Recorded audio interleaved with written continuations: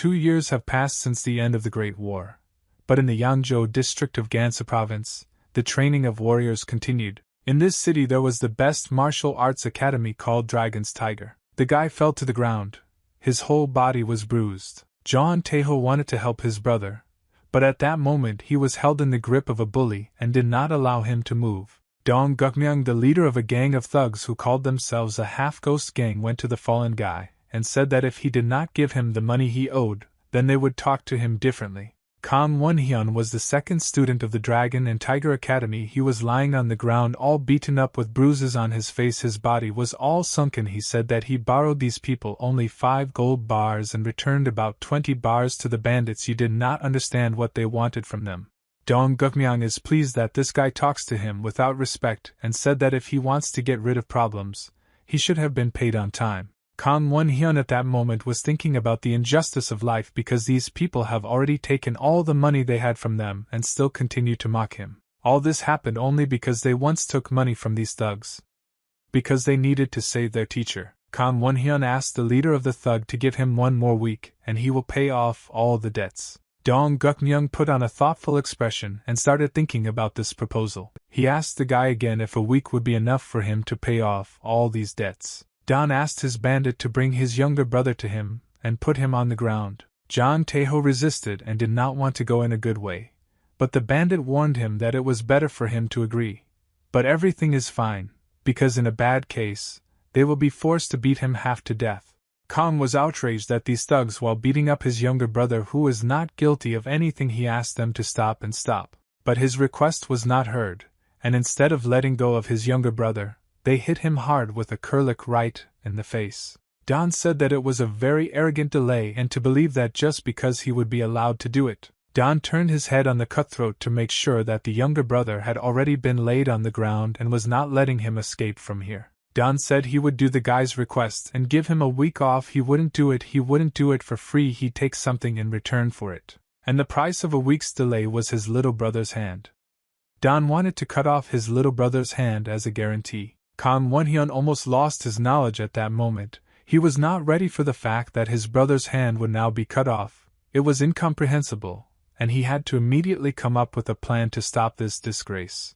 Kang grabbed Don by the trouser legs and began to ask for forgiveness. He begged him not to do this and admitted that he was wrong. He had already asked for weeks and 2 or 3 days in order to get money. Don kicked him in the chest and threw him back. For him it was disgusting behavior of this non-entity. Ken realized that it was completely pointless to resist these people and asked for his hand to be taken away.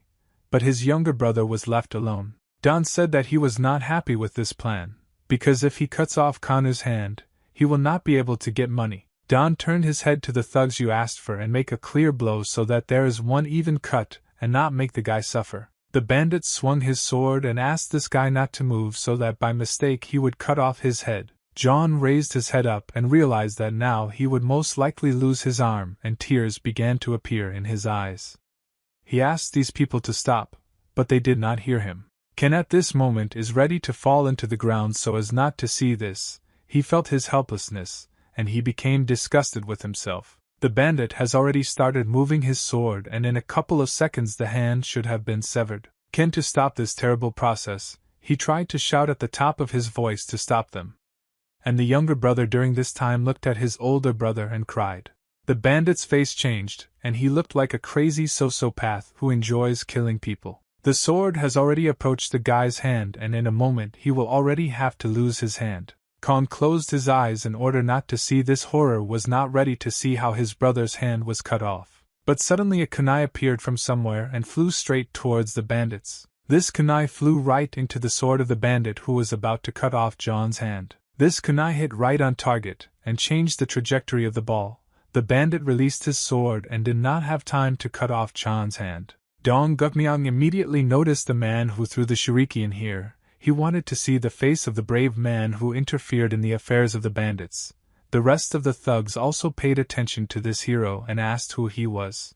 The stranger took a couple of steps towards these bandits, and with a calm step approached him. He stopped and said that he had not been in the city for a very long time. He straightened his straw hat and said that he could not even imagine that in a small district. I was asked in a Chizhov who he was. Ken immediately recognized this voice.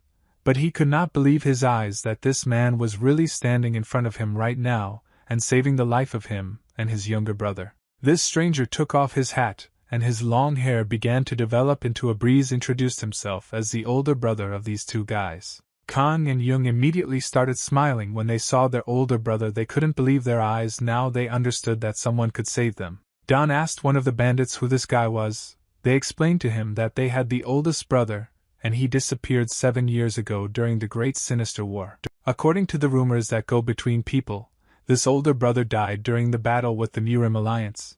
But apparently these rumors were wrong because he is alive. Don was jokingly scared when he saw such a serious person in front of him.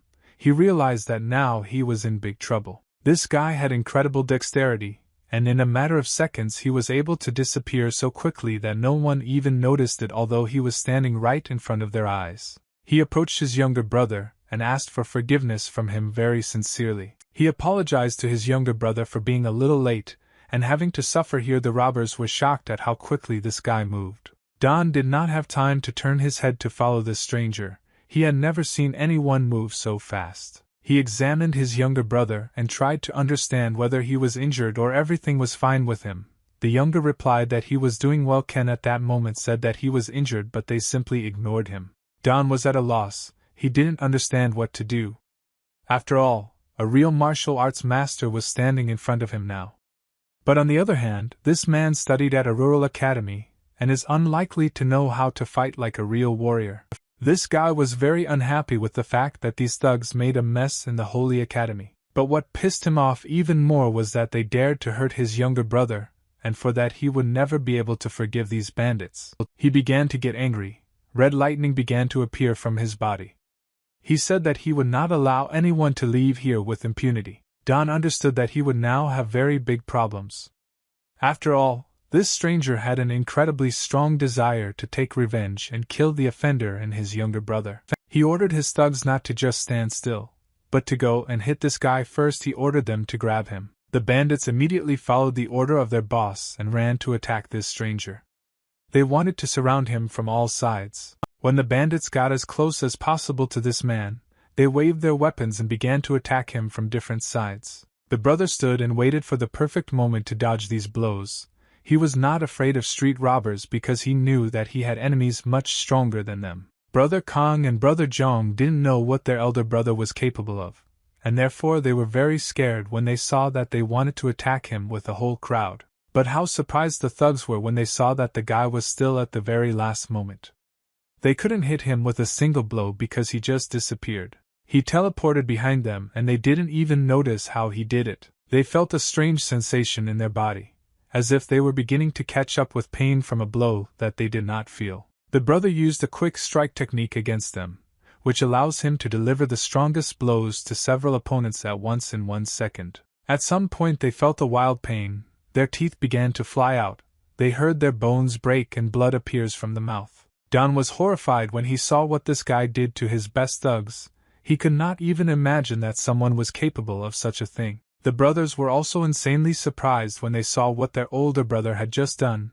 They could not even imagine that he had such power. In a couple of seconds, the brother was able to neutralize 4 bandits at once, and did it so professionally that no one even understood what his secret was. He approached the leader of these bandits, and stopped right in front of him. Don felt his hands shaking and he could not stop this process. He did not control his fear. He looked directly into the eyes of this bandit, and morally destroyed him.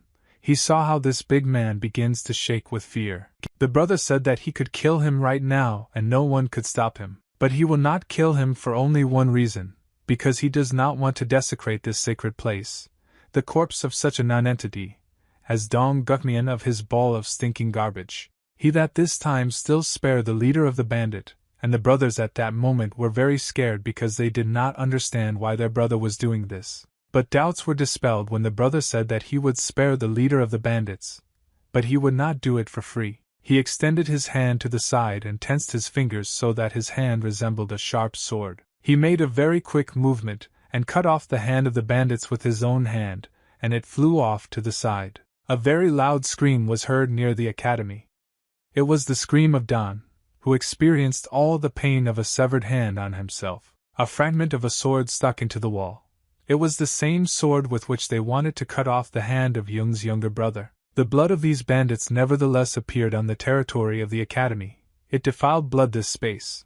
But nevertheless there was no other way out, they had to be punished. He walked up to his little brother, and began to look at his face. He wanted to make sure that he was really all right. He saw a scratch on his younger brother's face and began to think about how to heal his wounds so that nothing would happen to his brother. Khan felt embarrassed because his younger brother did not test any storage and everything was fine with him, and he had just been brutally beaten by bandits. He addressed his second brother in a very serious voice, and Khan was scared because now there could be a very serious conversation. But all he said was that he felt much better when he saw that his little brother was fine, and he was not injured. After he dealt with these bandits, he immediately visited his master. The master was lying in his bed and the guy decided to touch his pulse. The old man lay in bed with his eyes closed and did not move. The guy tried to understand what was happening to him. He felt that his master had internal damage and urgently needed to do something about it so that he would not die.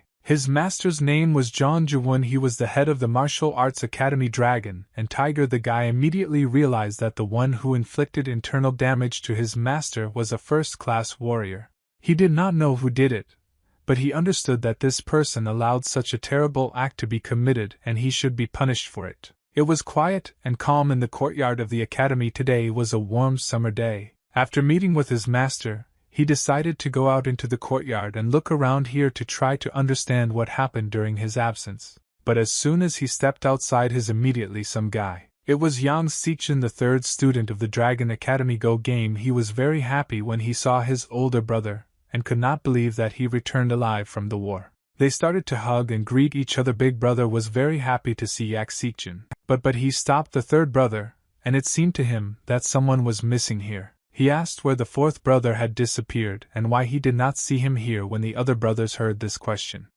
they became very embarrassed and did not know what to answer him.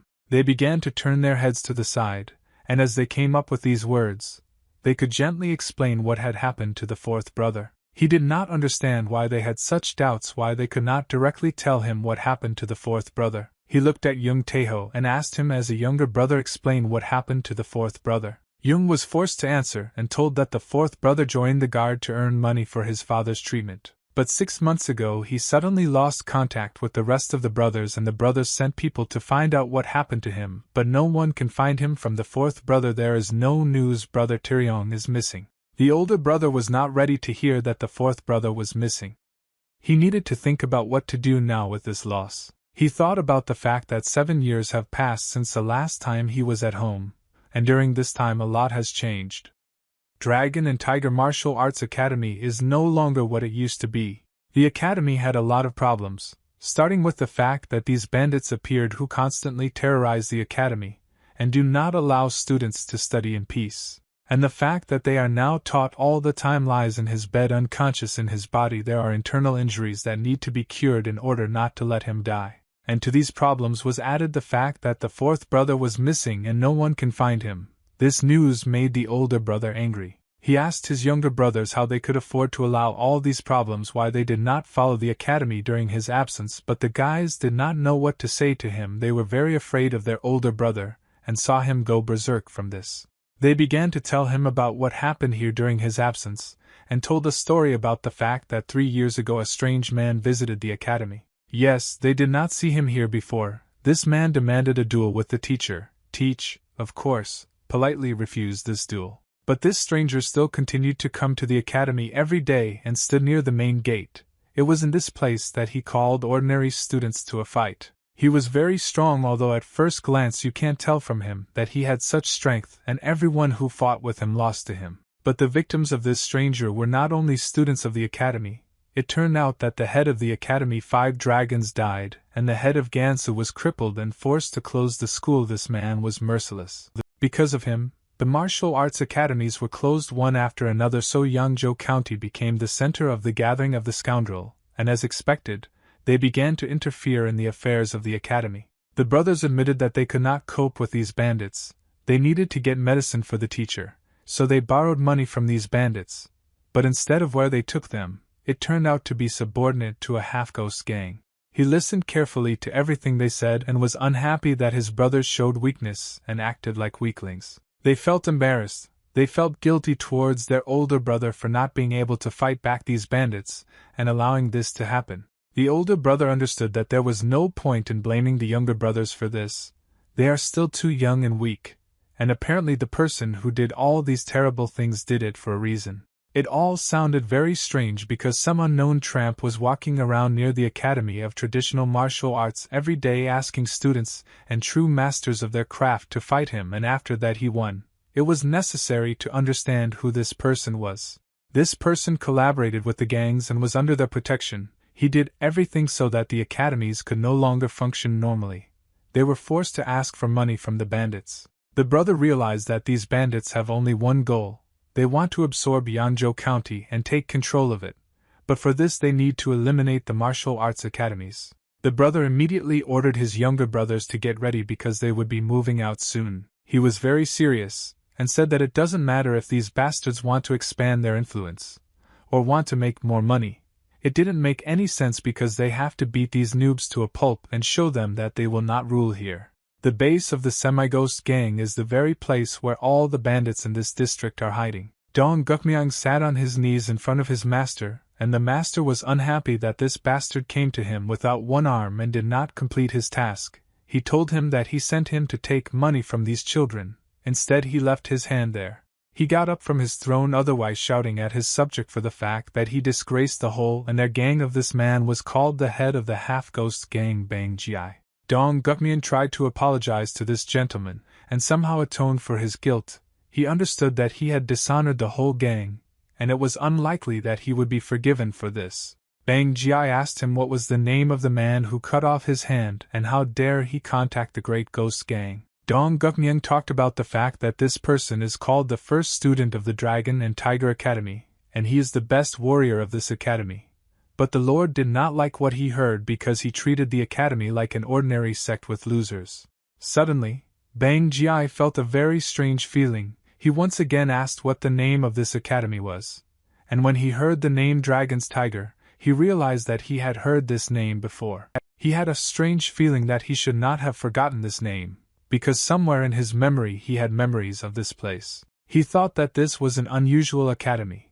It was a place that a backwoods person like him should remember. Suddenly, he still had an insight, and he remembered one moment from his life that froze before his eyes. He remembered the oldest student these are academies, and remembered what this crazy warrior is capable of. Bang Ji lifted his head up and looked at the guy who was sitting on his knees in front of him, and he said that it couldn't be that this man returned to the city. But the insight came to him very late, because at that moment the older brother had already knocked out the door to the room and knocked down 2 guards who were standing at the entrance. He took a couple of calm steps towards the head of these bandits, and was very calm. Bang Ji immediately recognized this guy, and he wanted to fall underground or hide somewhere, just not to meet this man in battle. The rest of the robbers did not know who he was and had the audacity to insult him by calling him an idiot who does not understand what he was doing.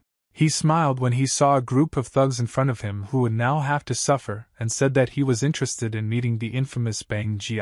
Bang Ji froze on the spot and could not even move his hand. He was very scared. All he could do was name the person who came to take revenge on him. Huke Muzang was the name of his older brother. He was already standing here surrounded by his younger brothers and preparing for battle. Huke reminded the leader of the bandits that 10 years ago he made him a promise that he would like to fulfill and asked the robber if he remembers this promise. Huke realized that the leader of the bandits was not particularly eager to answer him for this and decided to remind himself of his promise. He once told him that if this idiot sets foot on the land of Xinzhou, then he will have to make a eunuch because of him. The bandits did not understand why this man broke into their building and behaved so impudently. They did not know who was standing in front of them. So they immediately grabbed their weapons, called him a scumbag and said that now I would do everything to kill him. Huke allowed his younger brothers to stay away and just enjoy the show that is about to happen, said that in the end there is a lot to learn from the outside too. The bandits decided to attack him with a whole crowd and immediately strike us from different sides in order not to leave any chance of survival. The brothers were very scared when they saw that their older brother was attacked by such a large number of robbers at once. They did not know how he would fight them off. but he acted very calmly and delivered quick blows to them. The first blow he delivered was a kick between the legs of one of the bandits. The brothers watched this fight. They became uneasy when they saw with what force their older brother hit that guy between the legs. Hyuk chose the strategy of hitting all the bandits between the legs in order to damage them as much as possible and dishonor them after this duel. Then he still decided to use his wooden sword and strike them with his sword, scattering them in different directions. They believe that their brother knows how to fight so cool. He dealt incredibly big damage to all these bandits. They could not look at how fiercely their older brother fought with these bandits. He dealt such painful blows to his opponents that it was painful to look at.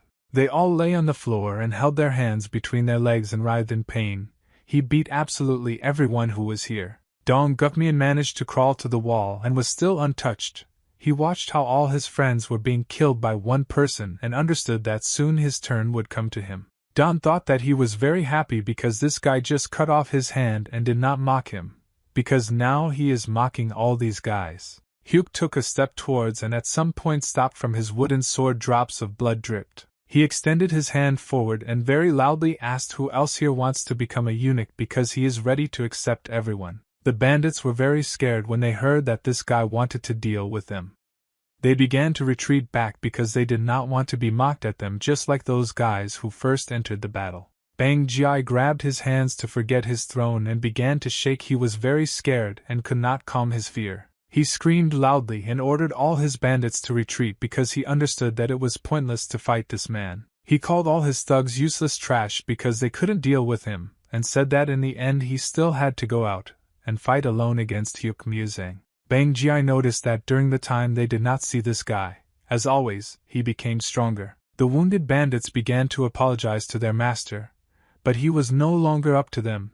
He needed his fingers before the battle. Ben said that he had not seen his old enemy for a long time and was surprised at how much this boy had grown. Bang talked about how he never stopped thinking about the events that happened 10 years ago for a single day, and Hyuk just twisted his displeased face. Ben started laughing and becoming angry. He confessed that the destruction of the fear that this guy revealed to him that day and the Danish pain he experienced made him become stronger.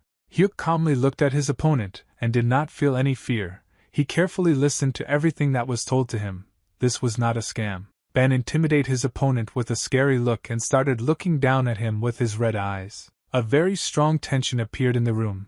The younger brothers were rooting for their older brother and wanted him to win and bandit, and waited for this stranger to kill them. Bang Ji clenched his fist very tightly, and it seemed that he would now attack first, and this fierce battle would begin. But instead of attacking, he decided to do otherwise. He fell to his knees. He knelt in front of the guy and bowed to him.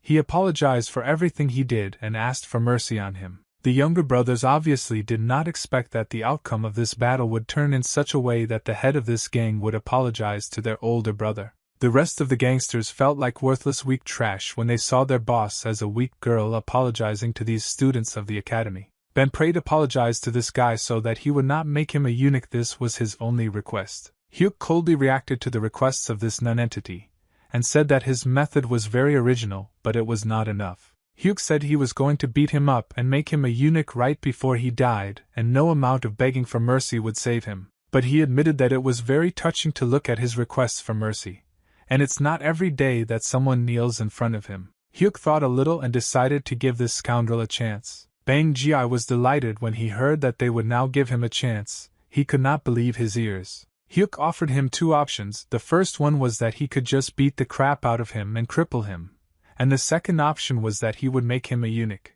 Hyuk threw a document on his desk and asked him to sign it. Ben at that moment was already beaten. His eyes were swollen after the blows and there were a lot of bruises on his face. He asked what kind of document he needed to sign. The rest of the robbers stood with their hands up. Hyuk said that this document says that the bandits must return 150 gold bars that were illegally taken from their academy. Bang Ji almost fainted when he heard the amount of 150 gold bars. He said that he took only 20 bars and did not understand where the 150 gold bars came from that need to be returned. Hyuk at that moment hit him on the head with his sword so that this idiot would not ask unnecessary questions. Then he nevertheless decided to explain to him where did you get the gold bars in such a large amount, and said that given the moment that his gang was intimidating the students of this academy, He should ask for as much as 300 bars and he should be grateful that he was asked to give only a small part. Ben realized that he was no longer able to resist and answered this person that it would be pointless not to follow his order, so he simply thanked for such generosity. Hyuk was already about to leave here at 1 before leaving and tried to remember what he had not done yet. The boss at that moment looked at this guy like a monster, and hated him with every fiber of his body. Hyuk turned his head at him and felt that this idiot didn't like something. He thought that maybe he needs to hit his head with a sword one more time so that he begins to behave with respect.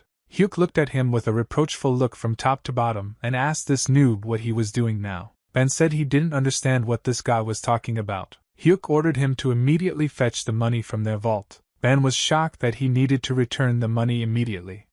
He said that he did not know how much they had left in the vault, and they first needed to check the gold traces that they have there. Hyuk extended his hand forward and showed him a threatening gesture that showed that with one hand he could make this guy a eunuch if he resisted. He clenched his hand into a fist and this gesture scared the boss, and after that the guy said that he didn't want to hear any objections, he wanted to see the money immediately. Hyuk once again loudly shouted to the whole room that he wants to see the money here and now, and he wants to see it immediately. John was delighted with how his older brother can fight.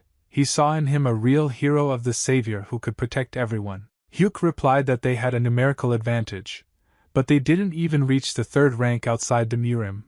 There are people much stronger than this gang of garbage criminals. Hyuk turned his head to one of the brothers and carefully began to examine him. He asked his second brother why did he look so bad and asked about his condition.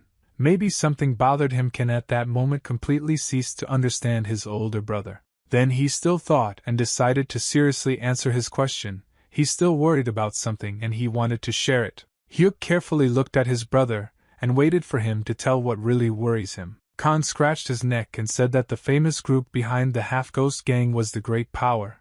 He was afraid that after today's actions, these bandits would pursue them. Hyuk reassured his brother and told him not to worry about it because he already has a plan, and all the other brothers were very happy when they realized that their brother had a plan. Hyuk stopped and told them that everything is very simple and now he will tell them what is his brilliant plan. He explained his strategy, which was that the enemy is an obstacle in the way, and he explained to them one basic truth, which is that if the enemy is stronger than you, you must be stronger than him.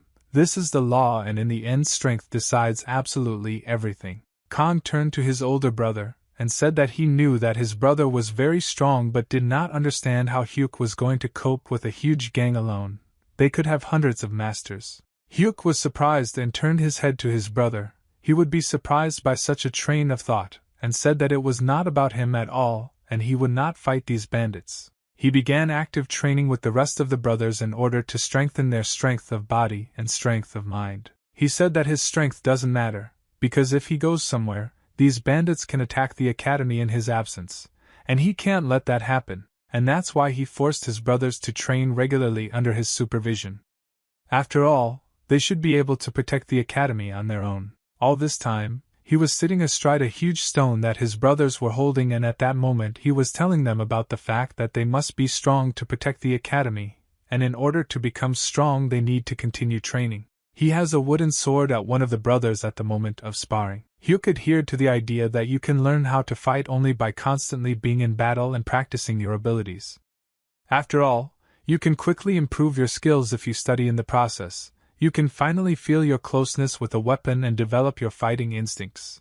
But without practice in real combat, the body will freeze, they will not be able to move, and in the end they will not be able to apply the learned skills. And if they fail to use their skills in combat, and constantly lose to their enemies. At that moment, he paused in his story and struck with his sword right next to the head of the second brother. Hyuk ended his thought by saying that if they can't resist their enemies and don't just die, and Brother Kong all this time thought that he broke through a stone wall with a wooden sword. After he had his brother in training sparring, he turned to the rest of the brothers and told the next one to come up and start training. They were already very exhausted and tired. They could not even stand on their feet and asked to take a break between these hellish workouts. Hyuk said that the last one who enters the training pairing with him will have to fight against him again. Therefore, it is in their own interest you to immediately engage in battle with him. They immediately realized that delaying training would be even worse than accepting a fight, so they decided to continue training. They began to run to meet him and overtake each other. After all, no one wanted to fight against his older brother again. I already bought the evening and the sky turned orange. It was warm summer day. The wind on the street was cool. Hyuk put his wooden sword with the rest of the swords and praised his brothers. He said that they did a good job today, and it was his first day teaching someone, so he decided that I would continue with easier training. He told them that from tomorrow he would seriously take up their training, so they should have a good rest today. They were lying on the ground and could not move their arms.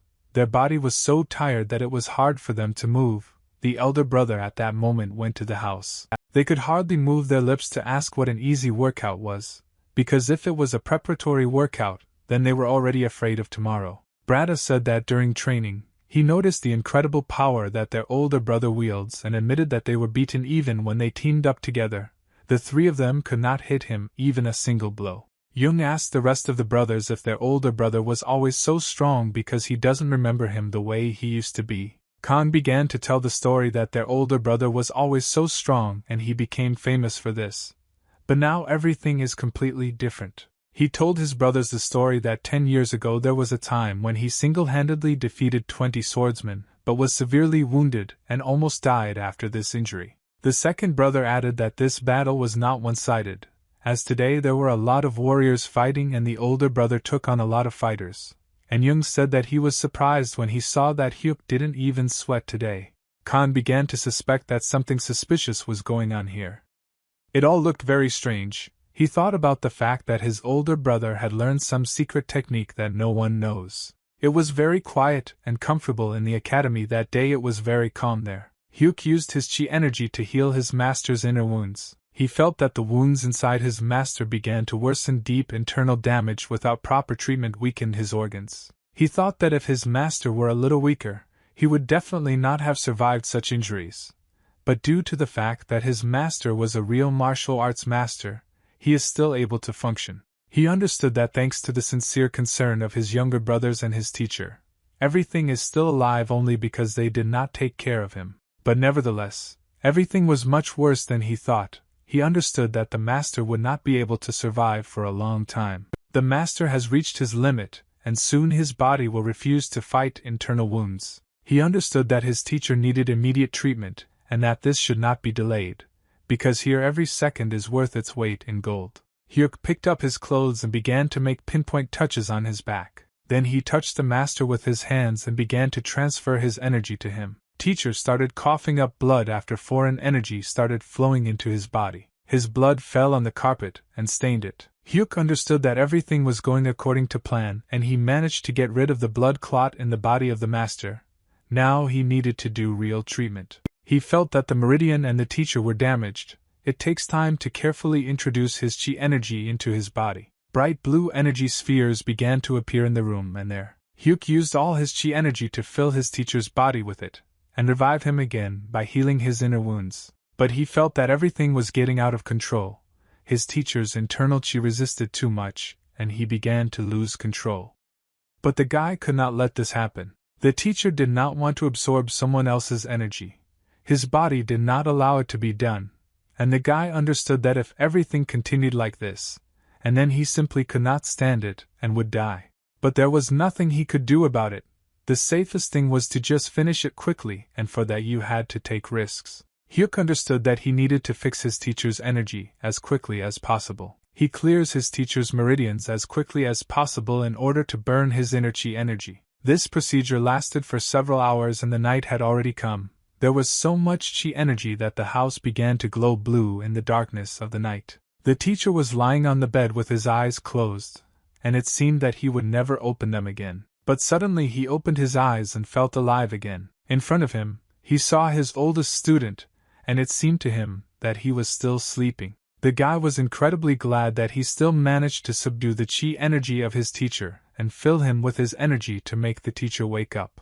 The first word that the teacher said was the name of his student Muzang. He could believe that this guy is now standing in front of him alive. Hyuk about how everyone thought he was killed and the teacher must have a hard time believing that he is standing right in front of him alive. Hyuk fell to the floor and bowed to his master. He said to him, "Hello teacher, I'm a student." Hyuk Muzang has finally returned home. He apologized to his master for being late and asked the teacher to scold him for it. The master extended his hand to him, and asked his student to come closer to the bed. Hyuk gently with quiet steps step by step began to approach the bed. The master extended his hand to him, and touched his face. He had to make sure that he was not dreaming of all this, and that he actually saw his best student in front of him. He lay on his bed, looked at the guy. Everything he said to him was words of praise, and he called him well done. The teacher thanked the guy for the fact that he returned safe and sound and did not forget about the place that he calls his home. He expressed his gratitude to him for saving his life and shared his energy in order to bring the master back to life. A man in a red kimono put a glass of alcohol on the table. This man's name is Myung Hubang. He was me, the third-party head of the Great Power Group, and when a man came into his room, he asked what happened to the half-ghost gang. Were they really robbed? Myung Hubang asked his servant why Dragon Tiger Academy is still open, and Ochism told him that I can't deal with them openly because they are connected with the Murim Alliance. They were able to injure the head of the academy under the pretext of a duel, but it seems that the senior student returned to the academy Hyuk Muzang and created problems. Myung Hubang asked his assistant which student he was just talking about, and why this guy is giving them such a big problem. Chisholm replied that everything is very difficult. People say that this man beat all the members of the translucent gang alone. He is a very strong warrior. Myung Hubang scratched his beard with his hand and said that you can't turn a blind eye to this, and you can't let the person who stole money from them live. He ordered the commander of the Iron Demon to be sent to deal with this Resso Academy forever. They should not be left alone, they should be punished for their actions. He suggested using an old mint, which is to invite this guy to a duel, and when this bastard dies, you will need to send a half-ghost gang to get rid of the Dragon and Tiger Martial Arts Academy. He asked to make sure that the Murim Alliance would not have grounds for intervening in this conflict. I will not be left out. Ochism listened to all the orders of his master. After that he bowed to him and left the room, closing the door behind him. He was unhappy that they had such big problems in organizing the bandits, and wanted to deal with this non-donor named Hyuk Muzang as soon as possible. Hyuk took off his kimono, and there were a lot of scars on his body that remained with him after the battle. These scars were all over his body. They reminded him that he went through a lot of battles. Every time he looked at these scars, he remembered the sinister war and still did not understand how he managed to survive, and he thought that he should not have returned to die in vain. A knife fell to the floor. Bandit, where are you in a red kimono? He was sitting near the wall, and his shoulder there was a knife wound. Hyuk calmly and with confident steps approached this bandit, and asked him who he was, and made his assumption that this guy could be the leader of the local bandits. Around him lay the rest of the bandits unconscious. The bandit did not understand why this man was behaving so impudently. He asked him how he dared to behave in such a way and threatened him that their gangster group would deal with him for his act. Hyuk was not afraid of this man's word to fight. He even had a request to this bandit. He asked this bastard in front of the rest of the bandit that Yeonjo County is now under the jurisdiction of the Dragon Tiger Fighting Academy. If they don't climb into their territory again, something very unfortunate will happen. People were already starting to communicate with each other and spread rumors that bandits came to their district last night, but they were defeated, after which they had to flee. The man said that the Dragon and Tiger Martial Academy tried to drive the bandits out of here, and apparently the leader of these bandits has now become a cripple. The man in the green shirt replied that he hadn't seen people who could drive the gangs out of here for a long time. They only had 5 masters. I didn't understand how they could fight against 50 bandits. The man in the brown kimono replied that Master Hyuk had arrived. He had returned to the academy from a long time ago. He was known for his incredible fighting ability. But that wasn't all, man. Something about those people from the academy. He said that the academy was able to take money from these robbers. They forced them to distribute this money to people from whom they stole it. The second man immediately jumped up from his chair and asked his interlocutor why he did not tell him about this before, because these bandits took a lot of money from him, and he wants to return it back. He immediately ran to Dragon Tiger Academy to ask for his money. The second man looked at him, waited until he left the restaurant, and was surprised. He asked where you got this guy from. He was extremely happy that the district was returning to its former productivity again, and finally it would be calm here. People got near the academy, began to ask for their money back to them. They told their stories. The woman said that she was from a farm that is located near the district. These bandits took 10 silver bars from her and destroyed the territory. Someone told a story about the fact that 1 gold bar was stolen from him, and didn't give it away. The guys did not have time to process all the information that they were told, and tried to somehow calm all these people. They did not know how to calm this angry crowd because no one listened to them.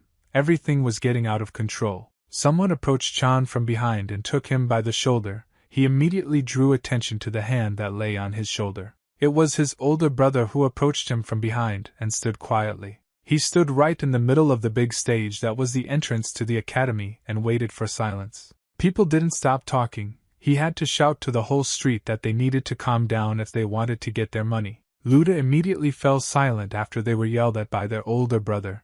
He aroused their respect. Hyuk took a short pause after everyone was quiet so that they could focus their attention on him. The younger brothers turned to the older brother and thought that he is insanely cool. He can speak quietly, but everyone listens to him anyway, and his voice sounds very piercing. He covered his mouth with his fist and cleared his throat several times. Hyuk removed his fist from his mouth and said that he is well aware that everyone suffered at the hands of these bastards. Because they undermined their business and work, they robbed houses and jobs, they demanded protection fees. These bastards posed a threat and didn't incur large debts for people. He said that he was sure that many of these people got into a debt hole. But now they had nothing to worry about because he was back in the district, and now he will personally take care of keeping order, and then so that no one will ever suffer from these evil people again. He promised these people that from now on he will protect this district and return the old times when everyone lived in peace and tranquility, and could go about their business.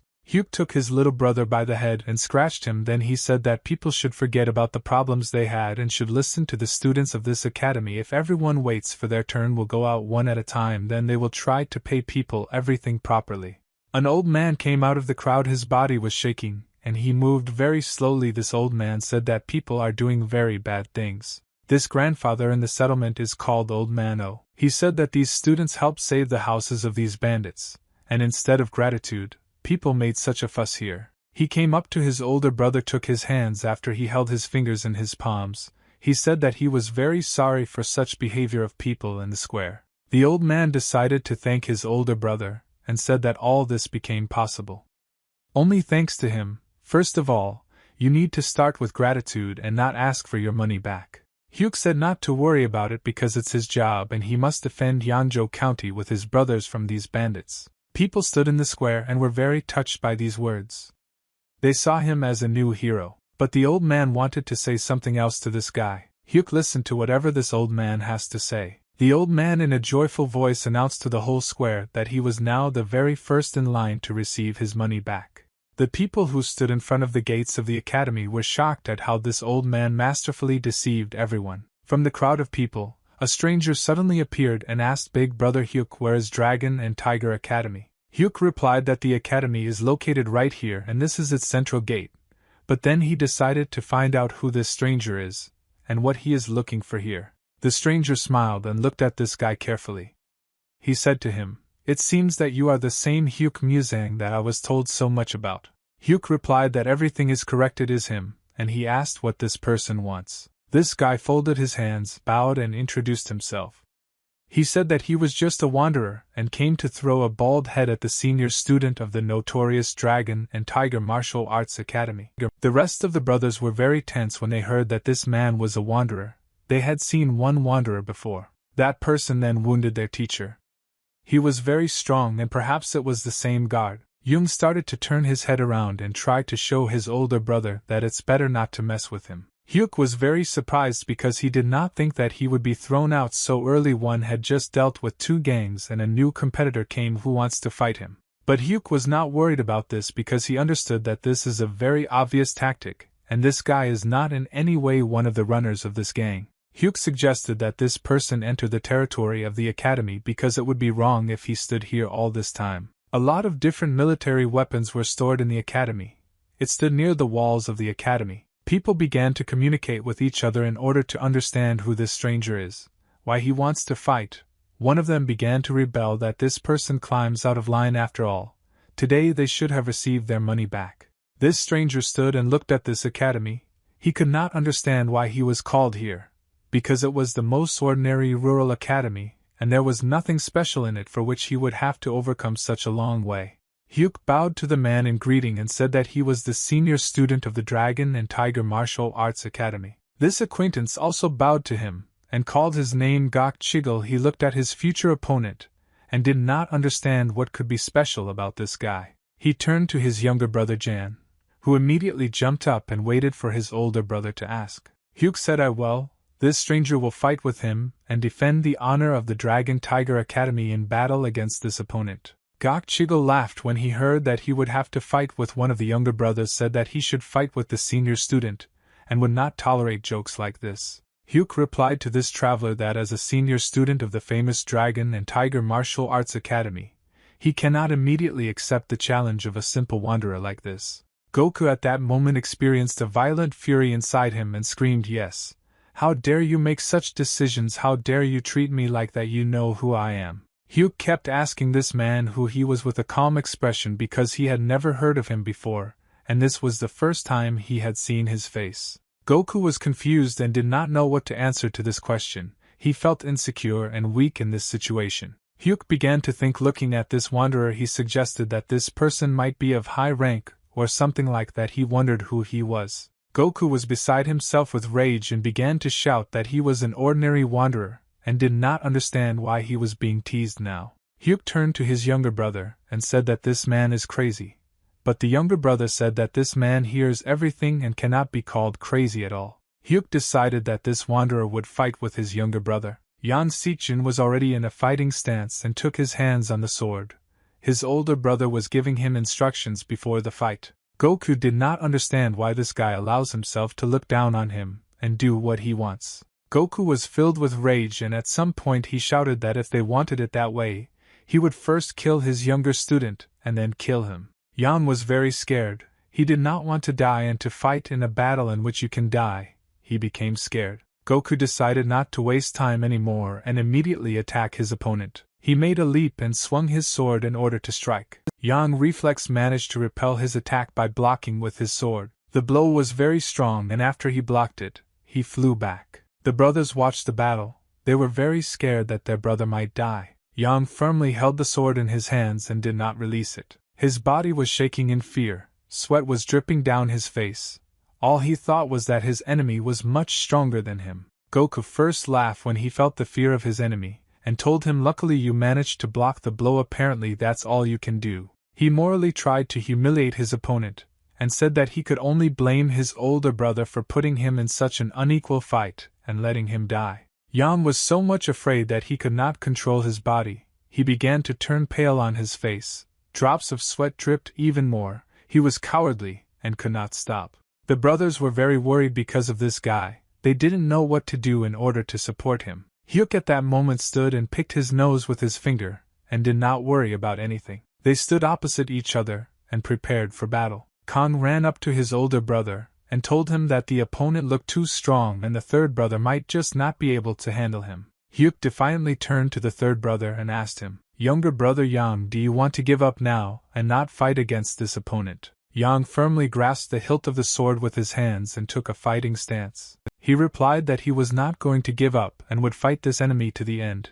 He must win this fight. Hyuk crossed his arms over his chest and said, "If you are so confident and ready to fight, then just do the same as in our training." Yan shouted very loudly and said that he would repeat everything he did in training and would not let his older brother down. Goku was furious that these brats allowed themselves to discuss such things, could not forgive them for being conceited in his presence. I thought that if they want blood, then he will give them a real hell. Goku pounced on his opponent and swung his sword. He was ready to kill this guy at any cost and throw out all his anger on him. Yan was aware that his opponent is several times stronger than him, and fighting such an enemy is the same as committing suicide, but nevertheless, he had no other choice.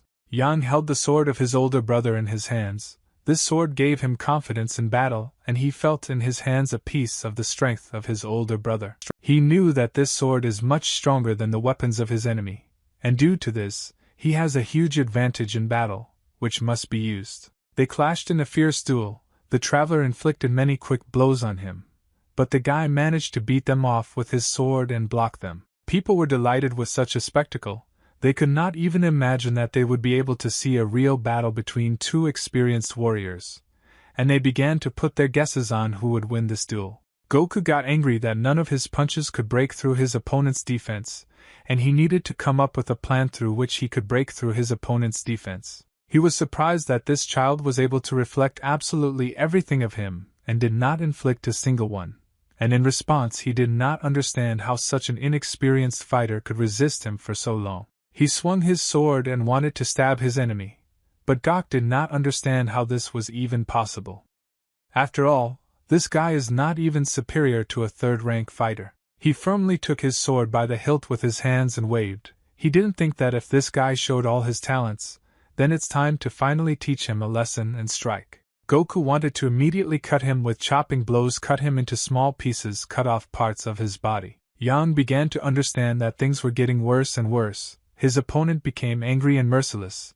He did not understand how to beat this person away. Hyuk saw that his younger brother was confused during the battle and realized that he needed to urgently give a hint thanks to which he would not receive damage and get out of this attack. Hyuk very loudly shouted 2 steps Dragon Tiger to the left, the 4th move with the ball Dragon and Tiger, and do it as fast and technically as possible. Jan reflexively began to follow all the instructions of his older brother, and tried to do exactly as he asked. His legs began to move on their own and fear disappeared somewhere in him. There was a very strong surge of adrenaline, and he began to do everything as it is done in training. Yang dodged the sword strike and slithered under it to get behind his enemy. He swung his sword and was ready to strike his opponent right in the back. Yang lunged forward and struck, but his opponent still managed to notice his attack at the last moment and repelled it. Hyuk, along with his brothers, carefully watched the course of the battle and worried about his brother, but the older brother just carefully watched how skillfully Yang fought.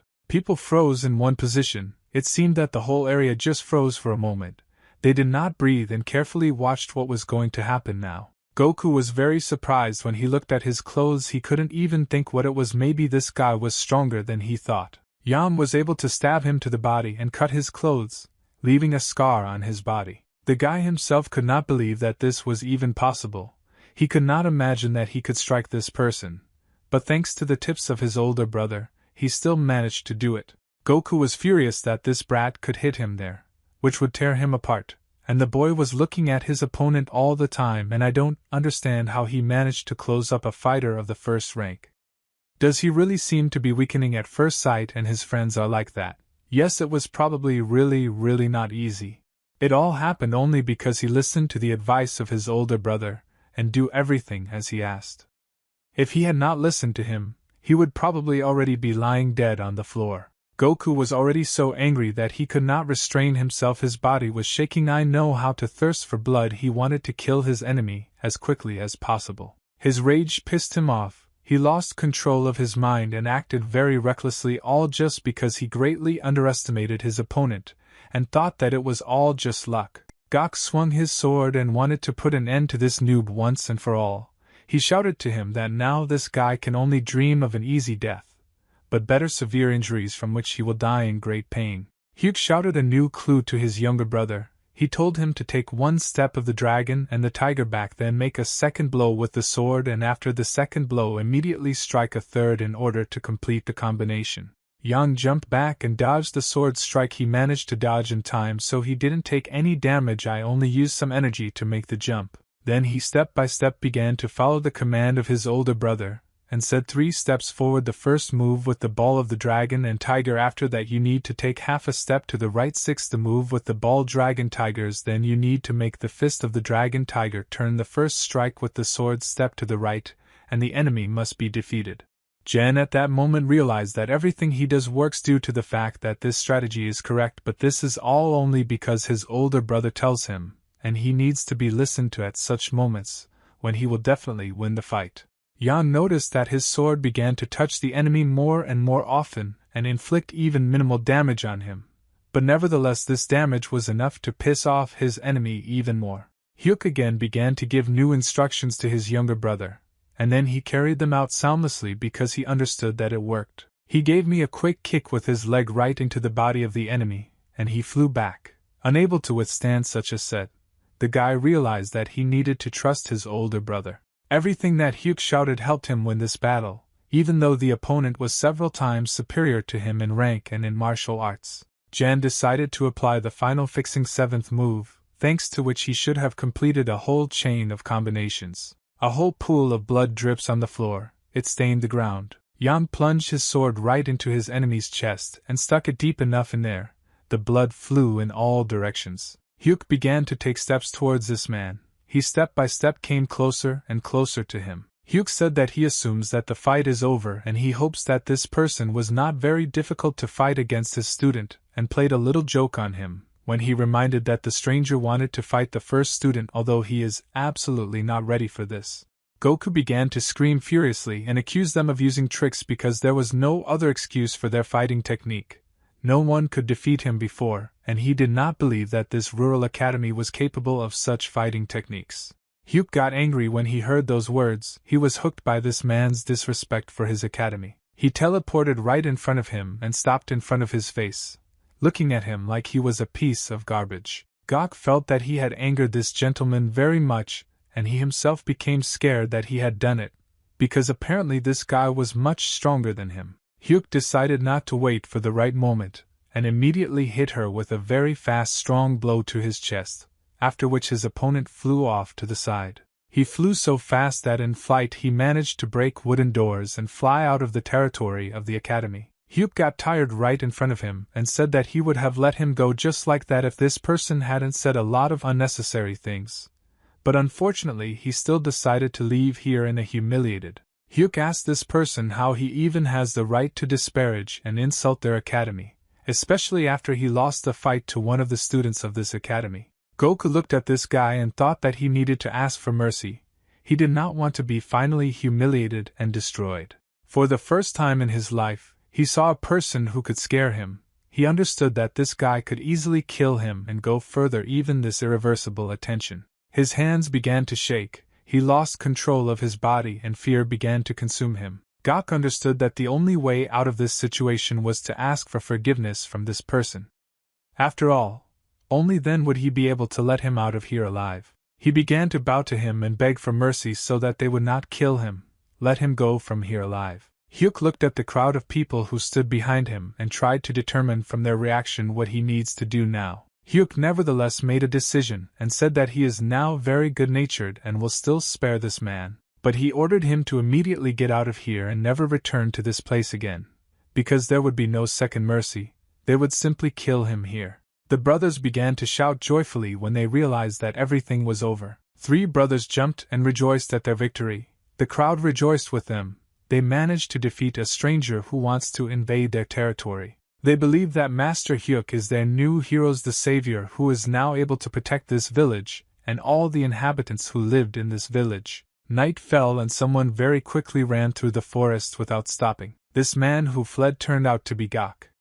He wanted to get to his master as soon as possible, and tell him everything. It is that he still hurts early, but nevertheless, through the pain, he continued to run to tell about this duel and about the new owner of this territory. He wanted to get rid of this guy. The thought that he had never seen such strong opponents did not leave him. The strength of this guy reaches the highest rank, or even stronger. But everything was not so simple. At some point, he heard that someone was approaching him. It was Mr. Hyuk. He understood that if he let go of this not a given, he would tell everything to his master, to the bandits, and this should not be allowed. Hyuk's sword has already approached this bandit's face and touched the blade to his skin. Hyuk dealt him a very strong blow, after which this man simply flew off to the side and could not stand on his feet. Goku crashed into a tree and fell to the ground along with this tree. He broke it when he came into contact with it with his body. Hyuk walked closer to him with slow steps and said, "I'm sorry, but I can't let you go back and report everything that happened here." He could not let go of a person who in the future could cause even more problems in Hokademi, and would bear anger at the students of this academy. Therefore, he needed to dispose of it in a parasite. Hyuk made him an offer he couldn't refuse. He said that if this man answered his question honestly, then he would kill him painlessly. He stood over him and waited for this guy to still make the right decision and decide to tell him everything he knows in order to die a painless death. A red-hot poker touched his body and caused great damage to the guy, and he felt incredibly severe pain. He started screaming very loudly in pain. At that moment, his body seemed to be burning from the inside and he wanted to cover up this pain as quickly as possible. A red-hot poker was placed in a cauldron in which there were very hot coals, and thanks to this the poker could remain in the same hot state all the time and not cool down. A black-masked man stood opposite the chair on which the guy was tied. The man asked if this guy was ready to tell them all the information, but the guy said that he doesn't know anything. The man said that he needed to find out who the bastard was who sent this guy to spy on them. He was ready to go to any lengths to find out this information. The guy repeated once again that he didn't know anything. He said that he arrived in Yunhe County as an accompanying person to earn some money, and he doesn't even have any acquaintances here, much less there are no employers here. The masked man turned his head back and looked at another man who had been watching them from the side all this time. He was waiting for his boss's reaction. The boss was clearly dissatisfied with the fact that this guy did not tell anything, and with the expression on his face she should continue to torture and try to find out as much information as possible from this guy. The masked man began to take out his sword and said that if their interrogation does not move forward, then this is very bad news for the guy who is now being interrogated. The guy began to get angry and could not contain his emotions. He said that if these criminals now do their terrible act, they will regret it. The masked man was very surprised when he heard such a threat from this guy. He even became interested in what exactly could happen, and so he decided to listen to this guy. The guy turned out to be the 4th student of the Dragon and Tiger Martial Arts Academy, and he is the first child of the head of Yungjuan. His name is John Taeyang. He said that his older brother would never forgive these people for their terrible act. The man started laughing when he heard that this guy was threatening him with his older brother, but his smile could not be seen because it was hidden by a black mask. He was not afraid of the threat of this weakling and said that there was no need to worry about it, after which he immediately began to draw his sword from its sheath. He swung his sword and was about to cut off this guy's head. He said that he would send his older brother after John Taeyang. A quick blow of the sword once and for all cleared this guy's head, and he will never be able to harm anyone again. After he cut off his opponent's head, he wiped his sword and hid it in his anklet. I myself watched as the opponent's head rolled on the ground. He was very surprised when he learned that the Great Iron Blood Emperor was involved in this, but he didn't know how reliable the information was. Great Iron Blood Emperor, one of the top 10 Murim masters, also known as one of the 4 Great Devil Emperors, the late head of the Demon Union, Invincible Blood Emperor. He wanted to know if this meant that the Iron Bloody platoon that he leads had subjugated the great power to himself, and that he must be going to absorb not only Yangzhou County but the entire Gansu province. He understood that the disintegrated Demon Alliance would never anger the Murima Alliance at such a time because the Great Iron Blood Emperor is not so stupid. And he understood that moreover they left the Kongtong sect, which was forced to close after the Great War. How did the 8 emperors and the Murim Alliance lose power? This interested him most now. He made a swift leap upward and began to head back home. It was necessary to find out many answers to various questions. But one thing he knew for sure was that Yangzhou County is now in a difficult situation. An old man stood near a tree and touched the trunk of this tree with his hand. The old man raised his head up and asked the gentleman, "How is Leon doing well there, and how is he generally feeling?" He continued to hold on to the tree trunk with his hand and said that he thought that by this time he would have joined the master, but he could not, and asked for forgiveness for that. The old man smiled and started laughing. He said that in some amazing way Ma Song brought him back to life and cured him, and now he hopes that in the future the gentleman will be happy to see the old man nearby. He understood how this skinny little boy who didn't really eat anything and was weak was now able to grow up so quickly. Now that Muzang has returned home, the academy and the entire village are living again, and it seems that thanks to the morning performance, they have received about 20 applications to enter the academy. He said that this guy's success makes the old man think that the academy is returning to the old days. Suddenly the old man began to scratch the tree trunk with his fingers and leave marks of his nails on this tree. His body began to shake and tremble nervously.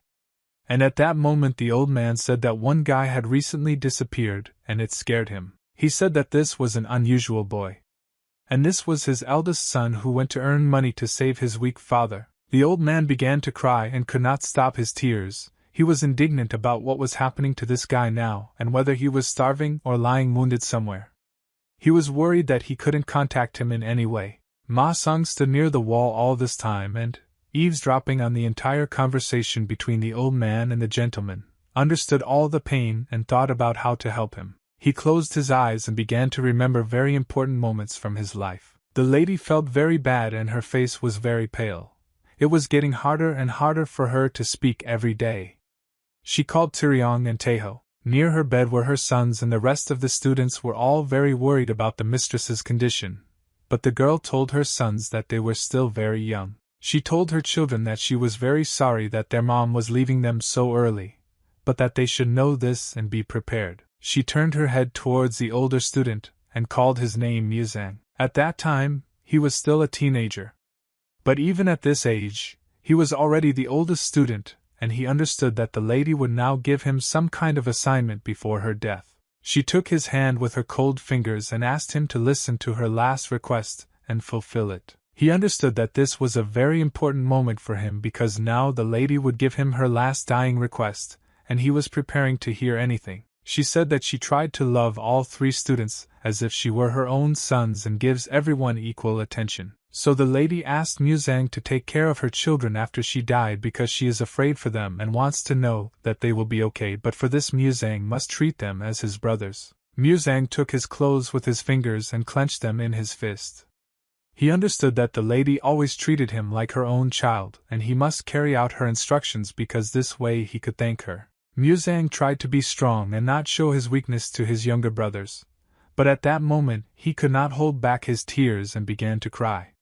He promised the lady that he would fulfill her request. She smiled at him and also started crying. After that she said that thanks to Muzang she can now safely close her eyes. He was sitting at the table and in front of him was a white sheet of paper.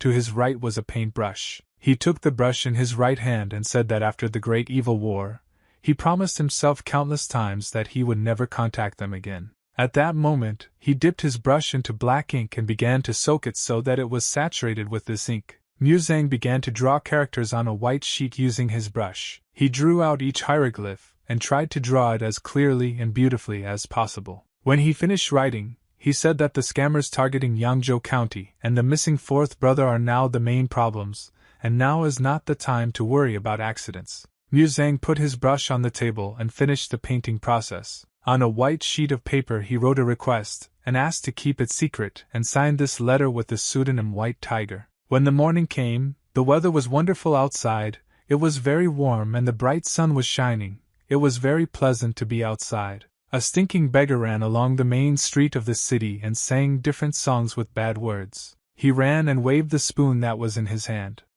People looked at this crazy man and covered their nose with their hands because he stank incredibly strongly. He continued running down the street and waving his spoon.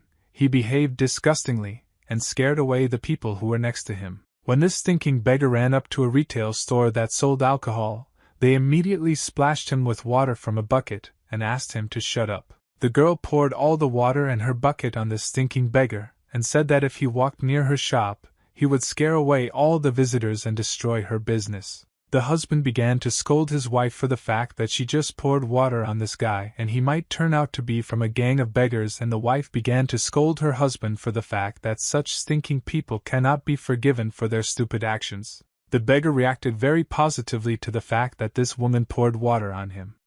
He said that thanks to her, he now has a clean face and smiled. He opened his mouth and began to breathe on the woman and her husband. They at that moment almost died from the terrible smell. The beggar said that it would be nice if the woman poured a cup of rice wine into his mouth. Muzang at that moment passed by this beggar hooligan, and calmed him down a little and pushed this beggar with his hand. The beggar fell to the ground and hit his head. He did not expect that one of the people who were present on the street could push him. He lay on the ground and thought that he was very angry at such an unexpected act towards the bully who had just pushed him. He pushed himself off the ground with his hands and jumped up to get to his feet. The beggar was good at martial arts, and was able to spin around his axis several times in the air and land on the ground with his feet. He began to turn his head in different directions to look for the person who had just dared to push him, but he did not see anyone who could do this. He tried to find at least some person who looked like a warrior or hooligans, but there was no one here. There were only merchants and women. He could not find anyone suspicious in this crowd. It was very strange for him because he is a beggar of the 5th group and could not feel the presence of this man until he touched his back. And suddenly he saw a white sheet in his hand and realized that it was a letter. But he didn't even notice how this letter was handed to him, and he realized that the person who pushed him was a great martial artist. He began to look at this white leaf and try to understand where it came from here. But as soon as he looked closely, he saw a very important hieroglyph in the upper left corner of this letter. The beggar immediately hid this letter in the inner pocket of his shirt and began to run. He realized that the mysterious code was written on this letter. He began to make quick and swift jumps, pushing off from wall to wall and jumping on the roofs of houses. The beggar at that moment thought that he urgently had to tell everything to the elder. The girl couldn't believe her eyes. She was shocked when she saw that this beggar is actually a very strong master. She said that her husband was right when he tried to stop her after all. This beggar actually turned out to be a master from a gang of beggars. The gentleman was very angry and squeezed the glass with his fist and broke it when he learned the bad news about his subordinate. He was furious because one of his best warriors could not cope with this academy student, and the servant said that this is exactly what happened. The servant said that this news had already captured the whole of Yangzhou, and the whole city was talking about the fights, and the popularity of the martial arts academy was just beginning to grow more. Mister, asked your servant what is heard about Gok Chigil now. The servant answered his master that after the fight he suddenly disappeared and perhaps he ran away fearing punishment from his master. The gentleman was very angry but still behaved quite calmly. He began to wipe his hand with a white towel from the glass that had stuck to his palm and said that he needed to catch Gok Chegel and bring him back. The servant lowered his head down and agreed with the master's decision, after which he asked what they should do now with the Dragon and Tiger Combat Academy. The master called one of his very important servant whose name was Yang Sot, and after this name was pronounced out loud, the servant immediately appeared out of nowhere in this room. Yang Sot was the most famous killer called the Phantom Killer from Guangdong City. When someone called his name, people immediately began to panic because his stealth and assassination techniques scared people. The gentleman asked Yang Sot what could he do with this guy. Yang Soti said that Gok Chegel was most likely defeated in the battle because he is a second-rank fighter, and they are now dealing with a serious martial artist. But he still called a backup plan and knew how to solve this problem. People usually paid him a lot of money for his unexpected solutions to problems. He smiled and said that everything would change if they ambushed and unexpectedly attacked this martial artist. The gentleman slowly began to scratch his beard and think that this guy is right to some extent. Then it sounds very interesting. The gentleman proposed to take advantage of Huke Muzang's absence, and at this time destroy the academy, leaving nothing of it. Yang asked the gentleman how they will force him to leave Huke Muzang Academy. He said that first you need to scare him so much that this guy leaves to solve some problem, and then he has to come back and shed tears of blood. The gentleman suggested that Yang Sot strike this martial artist from behind and end his life once and for all. An adult man was walking past the academy in the morning and suddenly saw Huke Muzang. The man was happy and started running towards this guy, and Muzang at that moment was just under the metal street. The man said that the guy, as usual, together with his students, cleaned the street, and it would be better for them to entrust this task to someone else. Muzang reassured the man and said that he had been doing this business since a young age and there was nothing shameful in it. The man said that the young master was very hard-working. The man continued to praise this guy and said that in his youth he was exactly the same. But at that moment a girl was looking at them from the window of the building from the second floor, and she carefully watched. She looked at this guy and couldn't take her eyes off him and didn't understand why she wanted to look at him. The woman turned to the young lady and said that the lady had already been sitting here for 2 days and the woman did not understand what she was waiting for. She looked out the window and asked the woman her opinion on whether people can change. The woman was a little stupid and didn't quite understand what exactly her mistress was asking. The young lady explained that people's character changes over time. This guy was so quiet, cold as ice. But now she looks at him, and can't look away because now he smiles widely, greets everyone and talks nicely as if he were a different person. Woman, what usually happens when a person is on the verge of death? The lady looked at her interlocutor, and she absolutely did not like this answer because she wanted to hear something more important. The woman immediately began to make excuses and said that many people say that people change before death, and she does not know other reasons why character may change. Huke Muzang heard some strange female screams on the second floor of the building and turned his attention to this window, which was located on the second floor. The young mistress got angry at the woman who said various nonsense instead of helping and hit her head on the table with all her might. Muzang and the man with whom he was talking suddenly raised their heads up and saw that a kite tied to a long rope had now flown into the sky. This kite was flying very high, and I wondered who decided to fly this kite into the air. But suddenly Muzang realized that this was a sign, and now it was time to move forward. He smiled and bowed to the man with whom he had just spoken and said that he needed to leave because he had business to do and asked for a sign when the man had any problems. A woman was trying to raise her head after she had just been hit, and she was rubbing her hand on a lump that had appeared on her head. Muzang gave the broom to his student and said that he needed to leave and would return soon. The young lady asked this woman not to look at this master openly and to hide before he noticed them. The woman said that this guy seems to be an ordinary student of a simple combat academy, and he does not have any extraordinary abilities. The women didn't understand. Why would the precious treasure of Murong, the young mistress from the greatest Murim family, keep an eye on such an ordinary guy? The lady blushed at this moment, and felt embarrassed about what was happening here. She said that she wasn't keeping an eye on him, and just didn't have time to prepare yet. Suddenly I heard some strange noise on the street, and saw something unusual, and immediately turned my attention. The young lady immediately jumped up from her chair and began to look out the window to understand what was happening below. She said that now there is some very strange man downstairs and she has never seen him here before and does not understand what he is doing here. The man slowly shifted from foot to foot and walked towards the academy. He was dressed in black clothes. The student was sweeping the street at that moment, and was very surprised when he saw this strange man here. Yang So was dressed all in black. He put his hand into the inner pocket of his clothes and said that it was very surprising to look at how worthless this combat academy looked. The student looked at this stranger and asked him who he was.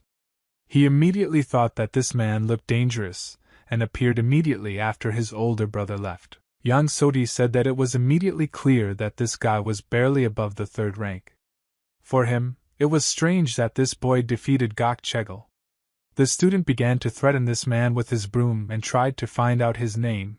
He lowered his broom and said that if this stranger is looking for a fight, then he better leave immediately because their academy does not accept any challenges. Yang So began to laugh and devalue the words of this student because it was the young idiot who now made him laugh a lot. Yang said that this boy shouldn't worry because he didn't come here to fight in a fair fight, and the student generally stopped understanding what was happening now. Yang So made a quick dash towards this student and began to accumulate energy in his fist. His right fist was charged with purple energy, and he punched this student straight in the stomach with all his strength and broke his wooden broom. The student could not believe that the stranger would be so strong and would want to hit him with his fist without warning. The students heard a loud, strange noise on the street and immediately left the house to understand what the problem was. They saw that the second brother, who had just received a blow, was sitting on the floor in the yard, and the gate that was closed was now broken, and there was a lot of smoke near the gate. The second student felt a very strong pain in his stomach and his mouth immediately filled with blood. He spat out this blood on the floor and started coughing.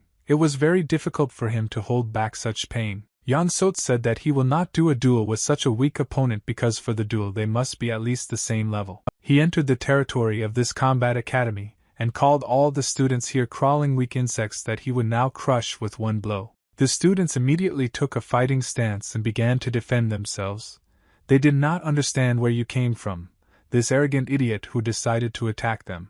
The old man ordered to immediately stop all this chaos and shut up absolutely everyone. He shouted that the power level of Dragon and Tiger Academy may be very low, but they are still part of the Murim Alliance. If this person does not want to create problems for himself, he should leave here immediately. Yan Sot hit himself in the face with his palm and started laughing. Using sarcasm, he said that he was very scared and he was afraid of the Murim Alliance. But then he removed his hand from his face and showed his smile, and said that he had no other choice and he must start the battle. The students saw that their opponent had just disappeared very quickly, as if he had not been in front of them. Yang Sot teleported behind the old man and swung his sword, but before he struck, he said that he had to kill. He laughed very loudly and said that he should kill everyone who is here in this academy. Not far from the city there was a mountainous area that was invisible due to the forest that surrounded it. A man in dirty, torn clothes was lying on a tree branch and was sleeping. He felt great when he was lying on this branch. This man slept so soundly that every time he exhaled air from his nose, he blew a big bubble from his snot. When this bubble reached its maximum size, it burst and made a small explosion. Suddenly this man heard a noise not far from his tree and said that the man who had just arrived was late. Muzang said that he came on time and was late. The beggar who is now lying on the tree, he said that 10 days had already passed since he sent the letter and this person should have responded much earlier. The tramp jumped down from the tree branch and said that judging by the bad manners of this young guy, he is the white tiger who sent the letter. This tramp was actually the leader of a gang of beggars and he was a divine beggar nicknamed the Phantom Mask. Phantom Mask asked the guy where he had been for the last 2 years after the war because he could not find any traces of this boy. Muzang asked the man if he had any special reason for looking for him, and said that they no longer had common business. But the tramp did not agree and thought differently, so he now looked at his interlocutor in disbelief. Muzang said that it is very suspicious that the Phantom Mask came to meet no one and brought people with him. The tramp began to straighten his mustache and scratch his beard. He said that he wanted to keep it a secret, but this man who came here received the letter before him. Suddenly another very strong man jumped off the tree and landed loudly on the ground. This man was also a member of a gang of beggars. He was from a special forces unit, and when he landed on the ground he said that the white tiger's feelings were still sharp. Muzang immediately recognized this man, and said that he did not expect to see number 8 here. But number 8 didn't want to waste time. He immediately clenched his fist to strike and said that he wouldn't waste time chatting then. He began to accumulate energy in his fist, and said that it was time to see if White Tiger had improved his skills during the time they had not seen each other. He pushed off from the ground and made a rapid jump upward, after which it was hard to see him. He very quickly began to fly towards this guy, putting his fist forward and wanting to strike him as soon as possible. Hyuk stood calmly in place and did not move. He waited for his opponent to get as close as possible in order to fight back. He saw that his enemy's fist was already very close to his face, but still did nothing and just stood motionless. A very strong explosion occurred in the forest, and this explosion was visible even from afar. Hyuk grabbed this guy's fist with his palm and prevented him from striking. Hyuk grabbed this guy's fist with his hand and blocked his blow, but the force of the blow still missed him and holes appeared on the ground. Number 8 was very surprised when he saw how strong this boy had become during the time they had not seen each other. Hyuk looked at this thug incredulously, and waited for what else this big guy would want to do. Number 8 suddenly smiled and slowly began to laugh. He was very pleased to see this guy in battle. He smiled and immediately began to hug the boy as if he were the most beloved person in his life, and he said that he was very glad that the boy grew up and became a real white tiger, and he was glad that Hyuk was alive. Muzang removed his hand from his shoulder and said that men don't hug. If someone sees this, they will think that they are very close friends. Number 8 stepped back and said that Hyuk upset him because he used to be the closest person to him out of all 4 guards. Muzang had already forgotten the passing of time, and just now number 8 actually reminded him of those times when there were still 4 guards. He does not remember those times very positively, and clearly remembers that he could not call anyone his friend then. Suddenly I saw something very strange and immediately drew my attention to it. Hyuk raised his head up and saw that the Phantom Mask was now flying straight at head number 8, and wanted to kick. He struck number 8 with his foot and blood immediately started flowing from the thug's nose. The Phantom Mask said that no one should create a gust of wind in front of his teacher, and at that age he should be covered in dust. Number 8 took his head with his hand, turned his head towards the master, and said that he was so glad when he found out that his old friend had returned, whom he thought was dead, and did not understand why the greatest master of a gang of beggars should be so stingy.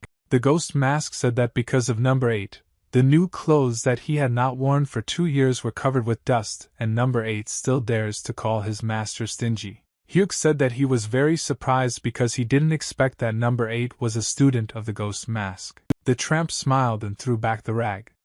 He said that he was embarrassed to talk about it, but number 8 is his only student, and he used to think that this guy would become a little more reasonable after completing a few tasks. Number 8 spat bloody saliva from his mouth, and said that he had been working as a beggar for a long time and understood that for many this could be surprising. He started scratching himself outside the city, and said that he looks good and no one will say about him that he is a beggar because he takes care of his appearance regularly. Hyuk and the tramp thought that number 8 was just making a very stupid joke and therefore decided not to react to his words. Muzang turned to the tramp again and said that he had one question, and the tramp replied that he was ready to answer this question. Number 8 started to get angry that they were both ignoring him. Hyuk Musuna said that 6 years ago the tramp promised to come to his aid 3 times and asked if he was finally ready to fulfill his promise. The tramp at that moment began to feel awkward because he was surprised that the boy still remembered this promise. Hyuk said that if the tramp refuses now, he can forget about this promise forever. The tramp said that he never takes back his words and keeps his promises. Therefore, whatever it is, he wants to know what the help is and he will completely take care of it. Hyuk asked this man if he was sure of his abilities and would be ready to complete the task that he would now be asked to do. Muzang smiled and said that the tramp had just promised that he would take care of it completely, that is, no matter what, he would complete this task. The tramp began to look at this guy in fear because he understood that the task that we would now be given would most likely be very difficult, but he could no longer refuse his words. The weather was beautiful and the sun was shining very bright, completing the day. Yang Sot swung his sword in different directions and launched very fast attacks at the young students trying to kill them. The students watched this guy and were shocked because they didn't understand where he came from here and why he wanted to kill them. After all, they didn't do anything bad to him. The old man understood that now only he can protect his students from this vile killer who came to their house with a ball. Yang Sot said that he was very surprised to see how the old man blocked his blows and suggested that this grandfather fights better than his students. He told his grandfather that now he would have to go into an accelerated form of battle in order to defeat this old man. He didn't understand where this guy was constantly disappearing and saw that this technique was inferior only to warriors of the highest rank and he couldn't keep track of his opponent. Yang Sot laughed very loudly and gloated over the fact that the old man could not notice him. He said that grandfather now has a very funny expression on his face because he was confused because of such an easy trick. He stopped next to his ear. Being behind him, he said that this old man is a real disappointment for any warrior. He no longer wanted to endure the ridicule of this scoundrel, and decided to strike him. But when he turned around, this enemy was no longer there. Yang Sot appeared behind him again, and said that the old man was moving very slowly. It would be nice for him to concentrate a little so that the fight would become at least a little more interesting. One of the students could not stand it, and raised his sword up. He said that no one should insult the teacher. The boy tried to strike this stranger and cut his body, but the enemy was very fast and was able to dodge this blow. The next student decided to help his brother, and immediately jumped behind the enemy and decided to stab him with his sword directly in the back in order to pierce him. But Yang Sot was a very experienced warrior and masterfully mastered martial arts, so he was easily able to dodge 2 blows at once and continue the battle. Yang Sot began to laugh louder and louder because this battle looked very touching to him, and he treated this fight as a performance that entertained him. He said that even if all these weaklings united in yours, they would not be able to stop such a wild dog. After he shouted this phrase, he began to make many very fast attacks. The student understood that he was not able to see this enemy due to the fact that he was moving very quickly, but he felt the damage that had just been dealt to him. The elder brother always told them that it doesn't matter how strong he is, and because if enemies attack in his absence, it will be the end for the academy, and in other words, the students must become stronger in order to learn to defend themselves. He sat on the ground all this time and watched as the other students and the teacher tried to fight off this guy's attack, and he felt offended that he didn't even have time to strike his opponent. It started to infuriate him that he couldn't do anything in this situation and felt like a weakling. But suddenly a girl appeared in one day. She touched his back with her palm and magical energy began to be released from her palm. He felt that some strange sensations appeared in his body. His chest began to glow with a bright light, but he did not know what it was. The second student turned sharply to see who was behind him now. He was very scared because he didn't know what kind of person touched his back. The girl asked this guy not to be surprised because she didn't do anything wrong and only improved his circulation of internal energy chi. He asked her who she was and where she came from. Not every person would want to participate in such a bloody battle. Yang Sot continued to move very quickly in space and strike his opponents from different sides so that they could not understand where exactly he was. The three of them fought off many more blows and heard only the voice of this killer, who said that he could not understand who to kill first. Yang Sot initially proposed to kill the old man forever, so it would be easiest. The historian at that moment began to look around in fear. Then Ian suggested killing the younger student because it would be very easy because he was the most inexperienced, and he would stop getting in the way. But in the end he said that it would be best if he first killed the older student, because then there would be the least amount of problems, and suggested that they discuss this themselves. One of the students began to scream very loudly because he could no longer withstand such psychological stress. Taeho shouted that he didn't want them to play such terrible games and said that they couldn't be scared by these words, and if he really was over there, then let him attack and decide it in battle. Yang Sot at that moment began to laugh. His smile almost reached his ears. White steam flew out of his mouth. He swung his blade and said that he was very glad that the lucky one, who was about to die, chose his fate. Yang Sot decided to attack this child from the back because it would be the easiest way to kill him, and he definitely doesn't suspect that someone might attack him from behind. The old man ordered this vile man to stop and not commit murder, but unexpectedly for everyone, that same girl appeared between them and was able to stop the sword of this killer just using 2 of her fingers. The young mistress was the only one who saw this guy all this time and understood that he needed to be stopped immediately before he actually killed one of these cute students. Yang Sot was very surprised when he saw a girl in front of him who was able to stop his attack. He did not expect that someone as strong as him could appear here. She said that the howl is very brave but unfortunately incredibly stupid, and this is the most important problem that will destroy him. She began to rotate his sword, and thanks to this rotation the blade began to bend. Yang Sot understood that his hand was now rotating along with this blade, and he was experiencing incredibly severe pain. She spun his hand so many times that suddenly his sword simply burst and shattered into many small pieces, and a bloody circle appeared in the air. The young lady said that this guy has no right to attack the academy associated with the Mirim Alliance, and right in front of her eyes. Yang Sot began to scream very loudly in pain because he had just lost his arm, and he could not even imagine that the course of the battle would unfold in such a way that he would receive damage. Yang fell to the ground and was bleeding.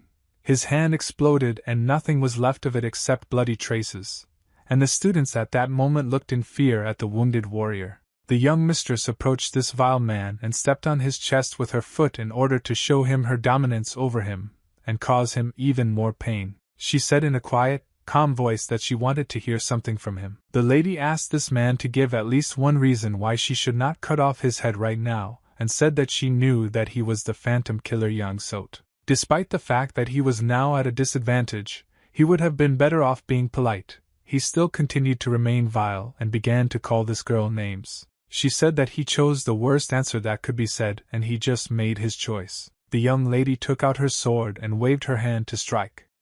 She said that Yang Sot deserves to die. The blade of her sword was already approaching his neck, and he understood that he did not have long to live, and now he would lose his head. The old man shouted very loudly and ordered this lady to stop immediately and not commit murder. The blade of her ball stopped near the neck of this bastard.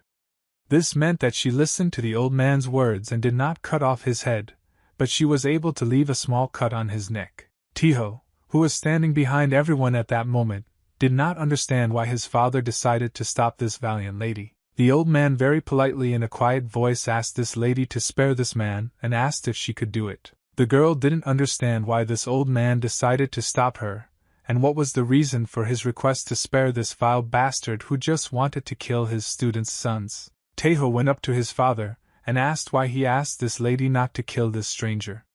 After all, if it weren't for her, they would all be dead already. The old man said that he remembers this and asked his son to listen to him. At that moment the old man continued to hold the sword in his right hand and his hand was shaking very much. He tried to explain that he was asking not to kill this person, and they were doing it because he was sorry, and she was another reason. The lady immediately understood what the motive of this old man was and why he asked not to kill him. She said the old man was just afraid of the consequences. She understood that the haircut was already an experienced adult. He understood perfectly well that this stranger who came here with a sword might not be alone, and if he was killed, new problems would arise. The old man lowered his head down and closed his eyes. It was very difficult for him to admit that the lady was right, so he said that he had nothing more to say. The lady kept the blade of her sword near the neck of this scumbag all this time, and tried to restrain herself not to cut off his head. Young Sot started laughing loudly and acting like crazy. In the evening he couldn't believe his ears, and it seemed to him that this was the funniest reason not to kill him. She sheathed the sword and replied that if the old man asks her not to kill this bastard, then it would be wise to leave him alive. She lifted her leg from his chest, and at that very second he thought that everything was over and again began to behave on needles. He asked this girl not to make any more noise and not to disturb him. The lady said that she wouldn't leave this bastard behind so quickly, and now she needs to interrogate him to find out who sent him here. Jan Sot only now realized that she raised her foot not to remove it, but to strike him in the chest with her boots. She began to break his chest and inflict heavy blows on him so that he would understand that no one would play with him here anymore. Jan Sot could not even think that this mistress would be so cruel, and after she hit him in the chest with her boots, he immediately began coughing up blood. The lady turned to the old man and the young guys who had been standing behind her all this time. She apologized to them for the fact that she forgot to introduce herself. The lady smiled and said that she was Murongamwa, and she is the senior patrol officer of the Northern Command of the Murim Alliance. She was often called the Heavenly Sword Goddess. They were all incredibly shocked when they found out that the real Heavenly Sword Goddess was now standing in front of them. The elder brother was still in the forest, and talking with the tramp about his task. The tramp tried to clarify all the rules of the task that he needed to do, and he said that if his task was to find the child of Zhang Terian, then it would not be difficult for him. Hugh Muzang said that even a small hint will be enough. If the tramp manages to find him, there will be real happiness, and he will fulfill his promise. Number 8 suddenly intervened in their dialogue and said that finding some boy for the teacher would not be difficult, and the guy would still have 2 more requests that the teacher must fulfill. And he asked to give these 2 requests for himself. Hugh said that this is not just any ordinary person, this is an extremely important task, and this guy must be found as soon as possible. The tramp hit his student in the face with his fist, and said that the person he needed to find was most likely very important. He said that equating 1 request with 3 is wrong, and he will consider this task as 1 task. Hugh Muzang said that he doesn't mind, but the most important thing for him now is to find this guy, and he said that he will wait for news from the tramp. But before the guy left, the tramp stopped him and wanted to ask 1 more question before they parted. The tramp asked the white tiger, does he really believe that the war is over?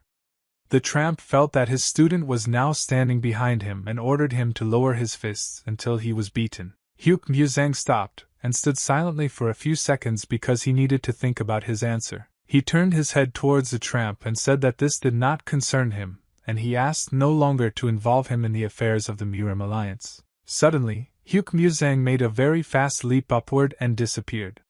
He moved so fast that the tramp, his student, didn't even have time to notice how this guy disappeared. The tramp said that he could not even think that the white tiger was so strong. He wondered if this guy was so strong forever. He patted his student on the hand and said that in general, Number 8 will be responsible for this task, and he must find the child that Hugh Muzang just talked about. Number 8 was finally able to calm down because the teacher entrusted him with some important task for the first time. But at such an important moment, he began to act like a fool, and instead of agreeing to this task, he began to imitate the white tiger and said that he did not want them to involve him in their affairs. The tramp got tired of his student's constant stupid jokes and decided to punch him in the nose with all his might. Hugh Muzang returned back to the academy only when evening came, and he slowly walked up to the doors and began to open them. When he went inside and into the courtyard of the academy, he saw something very strange and did not understand what happened here during his absence. A guy was sitting on the floor and wiping away the blood that remained after today's battle with a rag. Hugh Muzang ran up to the younger student and immediately began asking him about what happened here. The student tried to explain the whole situation that happened this afternoon, but he did it very poorly, and Hugh Muzang understood practically nothing from the younger student's story. He cupped his cheeks and started asking if anything on his body hurt after the fight, or what happened to the other students, or the lady who came here today. He clenched his fists tightly and said that he was too careless and thought that there would be no problems if he left for a while, but he was wrong. The student said that the second brother was slightly wounded, but the rest were also in danger, and until the older patrolman showed up and everything was very bad. But then the lady called herself the main patrol of the Murim Alliance, and she defeated the enemy. Hyuk was very surprised when he heard that there was a senior patrolman of the Murim Alliance here and did not understand why a high-ranking official would enter the Rural Combat Academy. The boy said she was just passing by.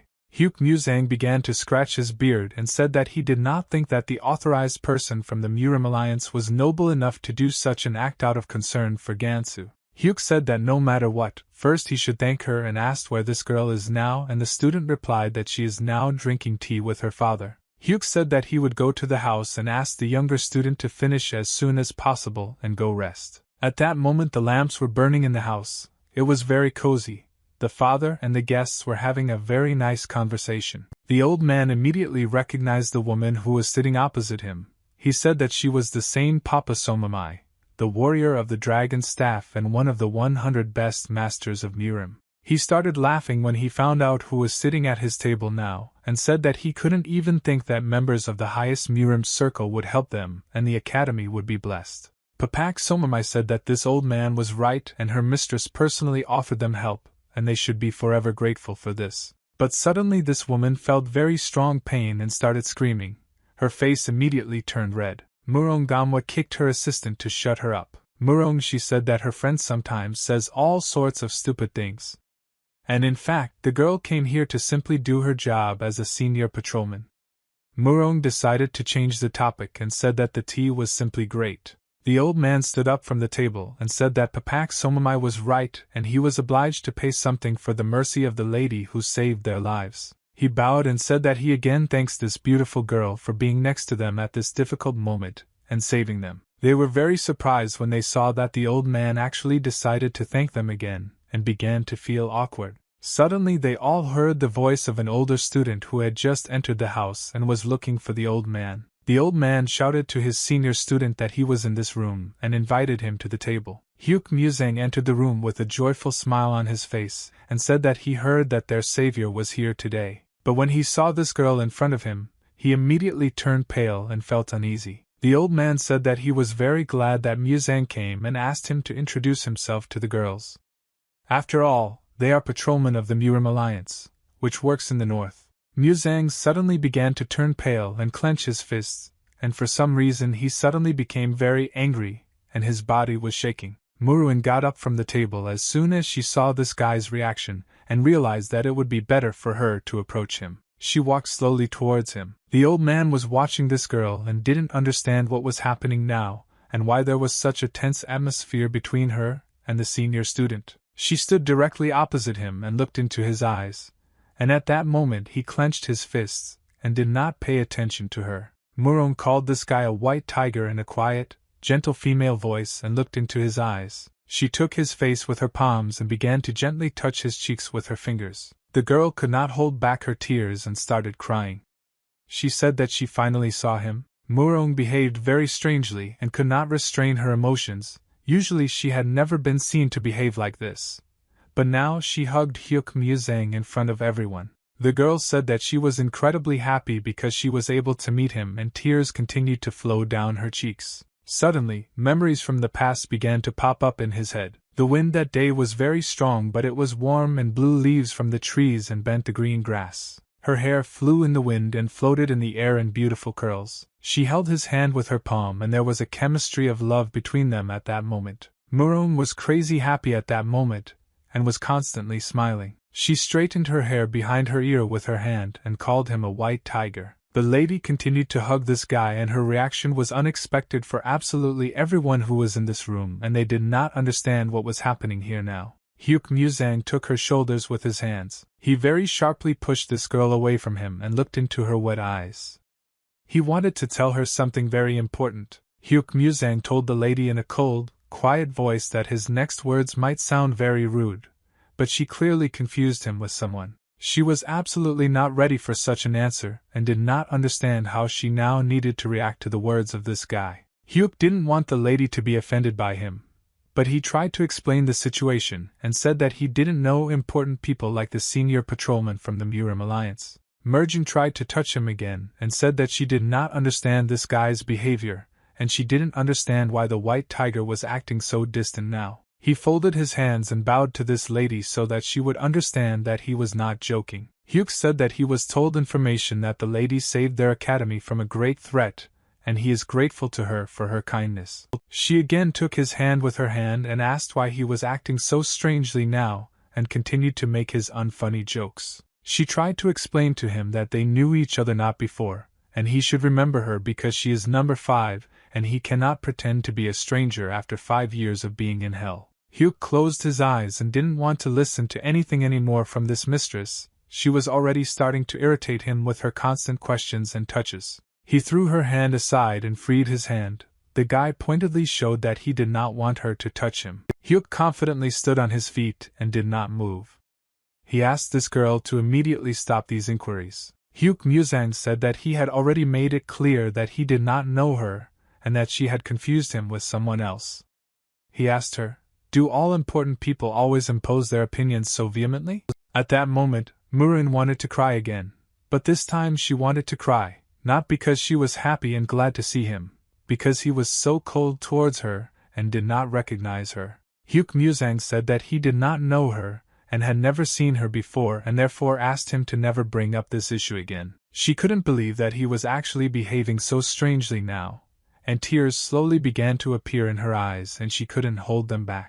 The woman at that moment also could not stand still calmly because she was very worried about the young mistress who was now offended by this guy. The old man could not observe this whole situation with indifference, and began to shout at the senior student for behaving disrespectfully towards this cute girl who saved their academy today. He clenched his fist very tightly and said that even the animals recognized the help they received from their saviors.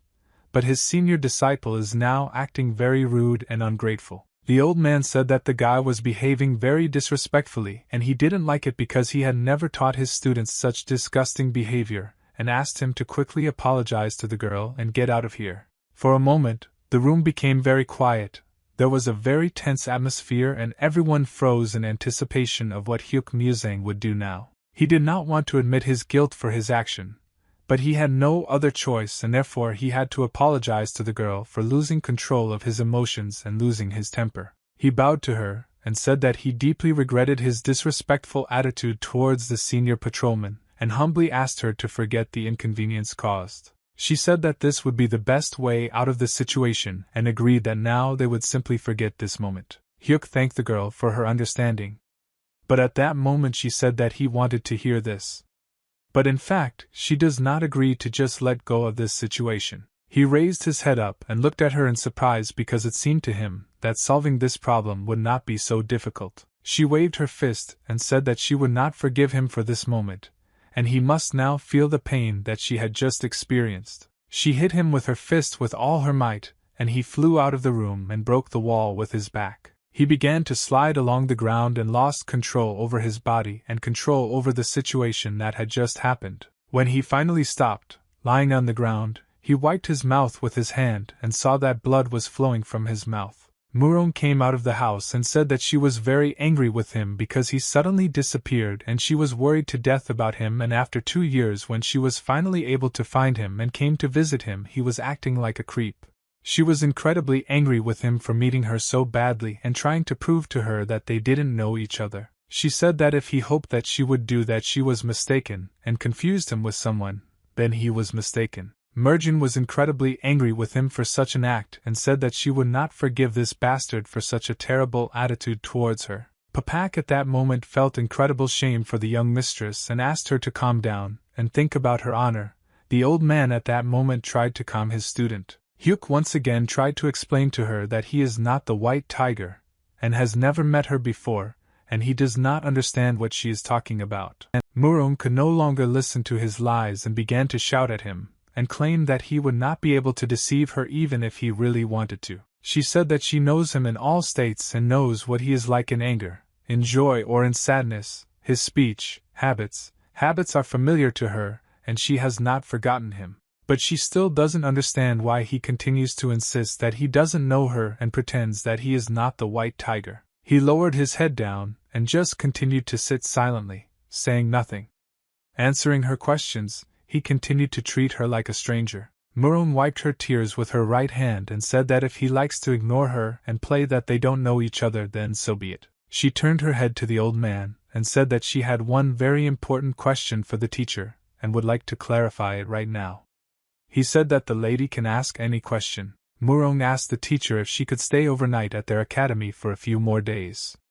When Hyuk heard this, he immediately turned pale and wanted to fall into the ground. The old man was very surprised when he heard that the lady wanted to stay with them at the academy after such a loud conflict. Papak was also incredibly surprised by the unexpected choice of the young mistress. After all, they had already paid for an expensive tavern to spend the night. Hyuk Musang at that moment asked in a trembling voice what exactly the young lady was up to and why she decided to stay at the academy. Murong ignored the guy who was now sitting behind her for the day and said that Mr. Hyuk could do whatever he wanted. She said that she was not going to give up until she fully appreciated the whole situation and found out why the white tiger was ignoring her. The old man began to slowly scratch his beard with his hand and said that the young mistress leaves him no choice and he is forced to leave her to live at the academy. He smiled and said that Dragon Tiger Academy is part of the Murim Alliance, and according to their vow, any high-ranking representative can find shelter within their walls, and if this place does not bother her, then she can stay here as long as she wants. Murong was delighted when she heard such a decision from the teacher and felt that victory was on her side, but at that moment Hyuk, on the contrary, began to get angry with the teacher or understood why the old man allowed her to live here. Murong thanked the teacher for his kindness and for agreeing to accommodate her at the academy, and the old man invited the girl to come with him so that he would personally show her her room. He watched the mistress and the teacher slowly go to the academy, and couldn't believe that all this had actually just happened. Hyuk hit himself in the face with his hand and sighed very heavily because he understood that today was a very difficult day for him. Hyuk felt that now number 8 was sitting behind him on the roof and asked this thug, and was it necessary to tell this girl that the white tiger was again in the city? He scratched his head and apologized to the white tiger because he didn't think that everything would turn out exactly like this. It seemed to him that not 3 of them could go and drink alcohol after this meeting. He jumped down and said that he could not hide this information from her because she had been traveling the world for 2 years in search of a white tiger, and everyone thought that the guy was dead and tried to dissuade her from searching. Number 8 said that he had never seen number 5 so unhappy before, and he wanted to help her somehow. The thug saw the dissatisfied reaction of the white tiger, and realized that the situation could not be corrected so easily now, so he took out a bottle of alcohol and opened it. He poured rice wine into his mouth and asked the white tiger why did he behave so strangely towards her. Number 8 asked the white tiger was his reaction to the lady related to his meeting with that guy.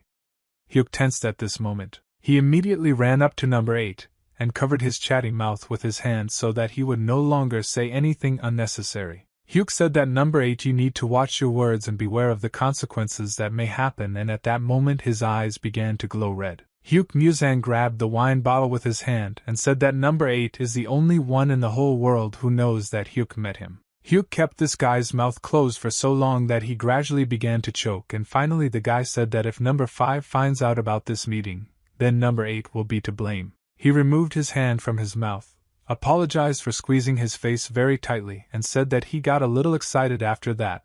The guy thought that he needed to rest. Number 8 asked the guy did he really get such an incredible chance, and just decide to ignore it? Hyuk thanked the big man for the bottle of rice wine and said that he could not ignore his friend's generosity, and then left.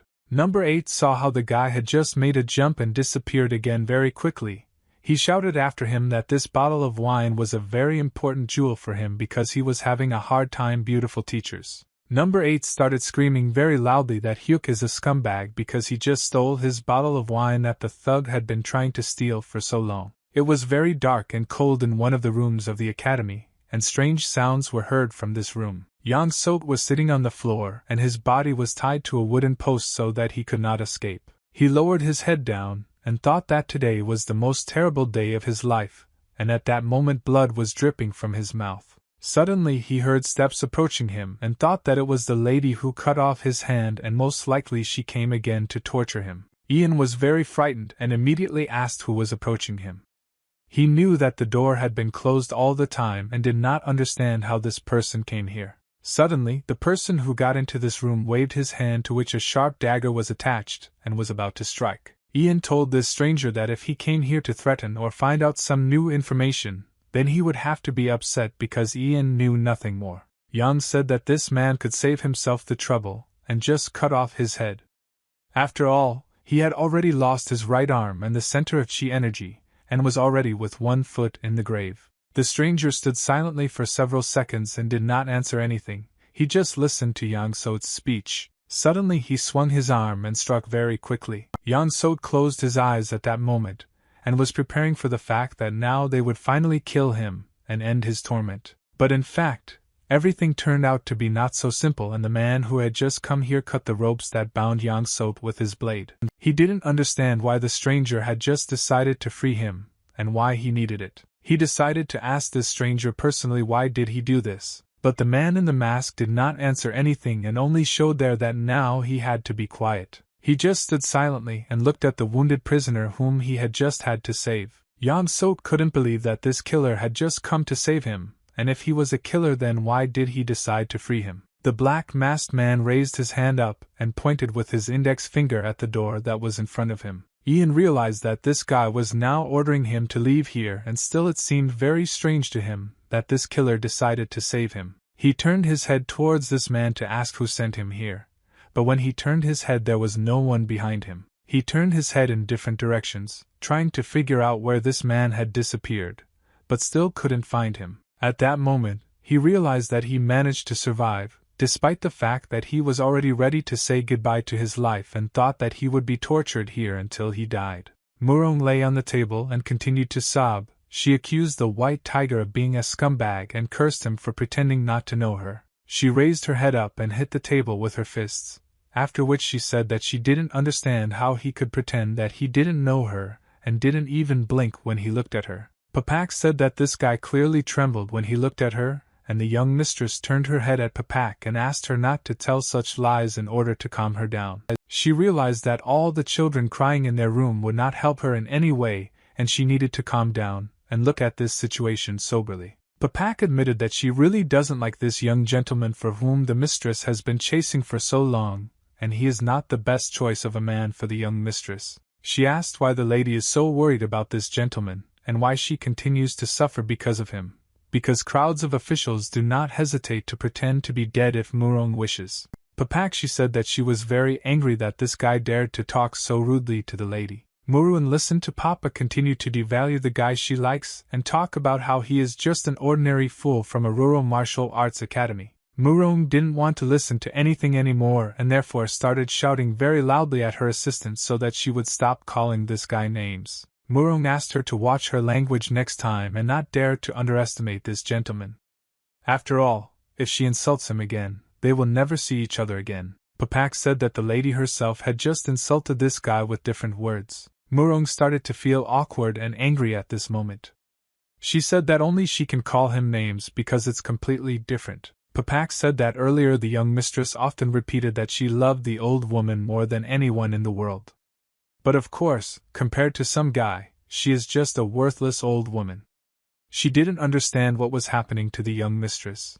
Murong suddenly heard a strange sound and felt a trembling all over her body and realized that this was a bad sign. She turned her head and said that she did not feel the presence of the phantom killer who should now be in the basement. They both immediately went downstairs to check what was happening with the ghostly killer, and when they went downstairs and saw that the doors were open and a student was lying near the doors, Murong drew her attention to the fact that the doors were open and most likely he escaped. The student who was lying near the wall was unconscious, but he was not injured and there was no visible blood on his body. Murong was afraid for the boy who was lying near the wall and could have been injured or killed. She came up to him and took him by the shoulders. She tried to wake up this guy and said that he could not die and should put up because his older brother values them very much. She heard that he was making some sounds and this meant that he was still alive. Papak was also very scared because of the current situation. She didn't know what to do now to wake him up. Murong was scared because of this whole situation and wanted to hit the guy on the cheek with her palm so that he would wake up.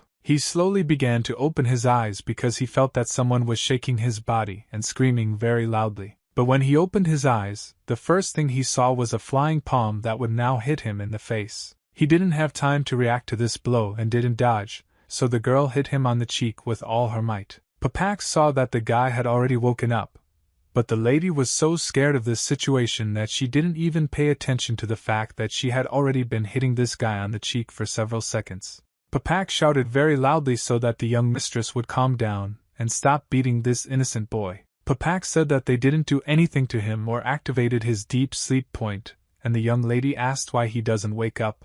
Papak saw this boy just fall to the floor and said that most likely he was sleeping very soundly. Murong was finally able to calm down and exhale. She was very glad that this boy was not injured and said that if her prisoner had injured one of the students, she would not have forgiven herself for this. She took her chin with her hand and said that she was sure that the phantom killer had broken chi energy centers and did not understand how he got out and activated the student's sleep point. She assumed that someone helped this prisoner because he had no other choice to get out of the basement. But suddenly the old woman called the young mistress and said that she had found something. Papa ran her finger along the tree trunk and showed a scratch on the bottom of this post. It was a blade mark. Murong immediately realized that a very thin cut was left on the pillar. This means that this cut was left by a heavenly sword. She noticed that the angle of the impact was a unique sharpness, clearly made by the hands of a real master wielding a heavenly sword, and there could be no mistake. At this moment, the building called the Great Power Group was very quiet and calm. The gentleman poured tea from the teapots into his cup and waited until the tea was ready. The gentleman was calmly drinking tea while sitting at his table, and at that moment Yang Sot, who was missing one arm, was brought into his room. The gentleman heard this guy's story about how the goddess of the heavenly sword suddenly prevented this task from being carried out, and cut off his hand. Yang said that he was sure that she introduced herself as Northern Senior Patrolman Muronggamwa. The gentleman looked incredulously at his loser subordinate, and asked him only one question: why? But Ian did not understand the whole essence of this question. The gentleman at that moment already began to get very angry. His eyes began to glow red and he asked again why. The gentleman threw a cup of hot tea at this guy's forehead, and it broke on his head, after which he asked why the senior patrolman of the North came to the Southern Rural Combat Academy. He said that if the Murim Alliance discovers that they are involved in this, then everything will get out of control. If the invincible Bloody Emperor knows about their deal with them, then they will all die. The servant said that if they got rid of the senior patrolman before the situation escalated, it could save them. The master began to shout at the servant because he was proposing such stupid ideas and didn't think at all about what he was saying. He said that this girl is very young, but she is a martial artist and can surpass any of them, and moreover, she is accompanied by one of the 100 best masters who were called the Dragon Staff Warrior. But the most important reason why this girl cannot be killed is that she is connected with the sword god Murong Songjue, and if he finds out that she was killed, then everyone who was involved in her murder will be executed. Yan Sot suddenly decided to intervene in this dialogue and calm the gentleman down by saying that everything would be fine and no problems would arise. He said that few people know that he works for the Great Power, and the lady found out who he is, but she has no evidence that Yang Sot is connected with this group. Yen said that thanks to the man whom the master sent, he was able to get out of yours. Stay alive. The master at that moment was shocked because he didn't understand what this guy was talking about. The gentleman said that he has no idea which person saved Yang Sot because he did not send anyone. Yang at that moment asked who the ninja was who freed her, and his head was pierced by a sharp needle. He felt a very strong pain, but despite the fact that his head had just turned out to be asleep, he could still control his eyes and looked at the person who did it. In the dark corner of the room all this time there was the same ninja who allowed this guy to escape from the basement. The gentleman did not understand who this stranger was, because most likely he had been here all this time. He heard their dialogue. But why did you, gentlemen, not feel the presence? Yang Sot felt like a needle had just been pulled out of his head and immediately began to fall to the ground. The ninja called the needle back and it returned to his hand and began to wrap around his finger. Yang Sot fell to the ground. Blood slowly began to flow out of his mouth, and the master and servant were shocked. Ian died very quickly and there was only a small hole in his head. Here are the needles. The gentleman understood that if this needle had been aimed at him, he would have been dead long ago, and decided to ask this assassin for what purpose did he come here. The assassin touched his mask with his hand and slowly began to remove it to show his face. This assassin was Hugh Muzang, but he knew that these people did not know his face, so he introduced himself as an ordinary wanderer who came here to challenge the Great Power clan. But unexpectedly the servant was able to recognize this man, and he said that this was the same Hyuk Muzang. The gentleman could not believe that the academy student they were talking about was now standing in front of them. Hyuk started to yawn and pretended that he was getting bored from all this talk between these idiots. The gentleman said that he was not surprised to see a simple student of the combat academy here. He asked this guy why exactly he came here and suggested that maybe he wanted to return something. The gentleman said that he did not expect to see a student here completely alone without support. And at that moment he diverted his attention in order to get his whip. The master swung his whip and wanted to strike this mischievous student so that he would never look down on them again. Hyuk Muzang was very dismissive and calm about the fact that this gentleman was now about to attack him. He did not even show any interest in this blow. Hyuk grabbed the red whip with his hand at the moment when the whip was about to hit. The gentleman could not believe his eyes. After all, this guy was just able to grab the bend with his bare hands and not receive any damage, and now he cannot escape. Hyuk said that he was tired of this meaningless chatter, and therefore wants to finally start doing important things. Hyuk said that today he was in an extremely terrible mood and therefore he asked not to be offended if he suddenly hurts or kills someone here. The servant was outraged by such impudent behavior of Hyuk Muzang and decided to also make his own blows so that Hyuk would retreat. The servant used his inner black energy to deliver a strong slashing blow, but Hyuk was not afraid and calmly stood and looked at this servant. Hyuk said that he is not afraid of such weak attacks and therefore will not even use his internal energy to block this blow. He just threw a red whip at the servant. The servant saw that the red whip was flying towards him at a very fast speed and understood that he would no longer have time to evade this whip. The servant received very heavy damage when the whip hit him. He was unable to dodge or block this blow because at that moment he was in flight, but after receiving damage he flew back.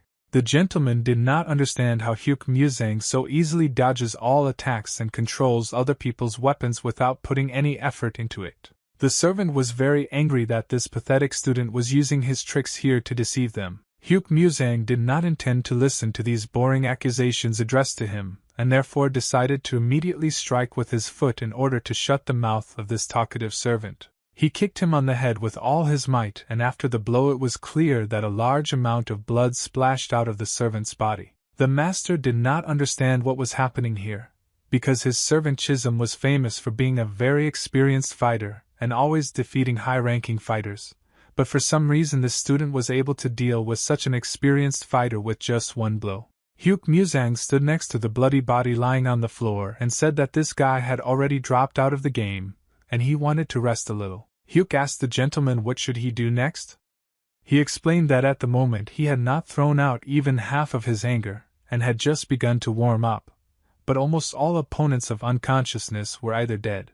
The gentleman did not understand how he needed to act further in order to stay alive and move away this enemy because the strength of this guy was actually incredibly great. The gentleman began to radiate red energy from his body and said that he was ready to admit that he considered this boy a weakling and looked down on him, but he did not know that in the Rural Combat Academy there would be such a master. The gentleman said that he was tired of playing these games and now he would show this guy what real strength is.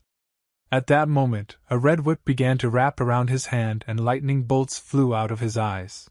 Hyuk Muzang rolled his eyes upward and said in an indifferent voice that he was waiting and couldn't wait for this old man to finally show what he was capable of. The gentleman began to get angry because this guy was acting very arrogantly, and arrogantly veins began to appear on his head and his face became red. He raised his hand up.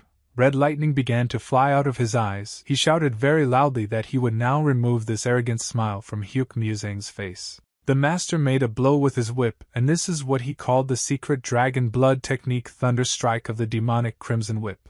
At this moment, he was thinking that even a high-ranking experienced warrior could not block the dragon's thunderbolt, and this guy would definitely not escape unscathed from this attack. The gentleman looked at the calm face of this guy and thought only that the boy had already lost in absentia, and he had no chance of winning. But Hyuk thought differently, and so he raised his hand up to use the dagger that was attached to his hand. He made several very quick blows from different directions in order to cut his enemy's whip and deprive him of his weapon. His attack lasted only 1 second, but during that second he managed to cut his opponent's whip into a bunch of small pieces and landed behind him. The gentleman looked, but only part of the whip slowly fell down, and realized that now he was fighting a very strong opponent, and he had never seen warriors who had such strength before. He asked this guy who the hell is he and where did he even come from, but by this time Hyuk was already very tired of the constant stupid conversations and decided to cut off the master's head in order to finally end this once and for all. Hyuk said that he was a senior student at the Dragon Tiger Martial Arts Academy, and these words were the last thing the gentleman heard before his death. The head fell to the ground and began to bleed. The body stood on its feet for some time, but soon it also fell, following the head. The city at that moment was dark and quiet. It was night and all the people were sleeping, but a light suddenly appeared in one of the buildings. The light in this building turned out to be fire, and the building gradually began to burn. When the fire became very large and the entire building was burning, one of the soldiers who had been on guard all night shouted very loudly that there was a fire in the city. People immediately began to wake each other up and report that the outer hall was now on fire, and it was necessary to warn the head. Everyone tried to accumulate their strength in order to put out this fire. Kwak Juyan, the head of a clan of great power and the devilish lord of the Iron Leg, was shocked when he saw the fire and did not understand where the fire came from in this building. The head of the inner hall, Wang Chi-san, tried to explain to this gentleman that he was sure that Myung Hobang was in his chambers at that moment. The fire was very strong and they could not get inside.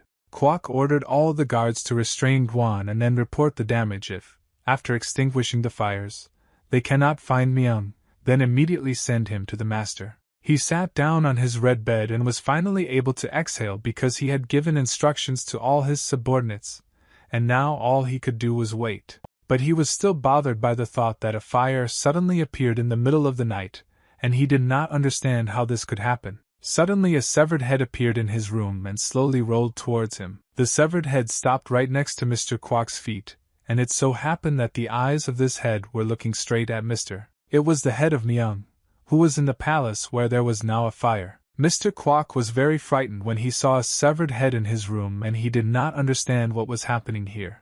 At that moment his face turned pale very quickly, and he began to look like a living dead. Mr. Kwak immediately began to look around and try to understand who had just thrown this head to him.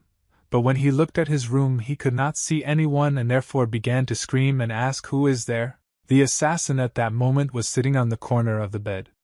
His clothes were stained with blood and he decided to answer this gentleman's question and said that he was the one who would save Kwak today. Mr. Kwak turned his head towards the sun and saw that he had been sitting there all the time, but he did not understand how this guy got in because he did not feel his presence. The gentleman immediately realized that this man was a professional assassin. He asked this guy, is he really one of the four commanders? Hyuk replied that he was very surprised that the gentleman knew about the four commanders. Hyuk said that he also knows what kind of person is standing in front of him. Kwak Juyan said that one of the four commanders remembers his name from the time of the war. This is a great honor for him. He asked this assassin what brought the secret sword of the Murim Alliance to this humble place. Kwak understood that he needed to increase time in order to give a signal to the rest of the warriors and gather them all here.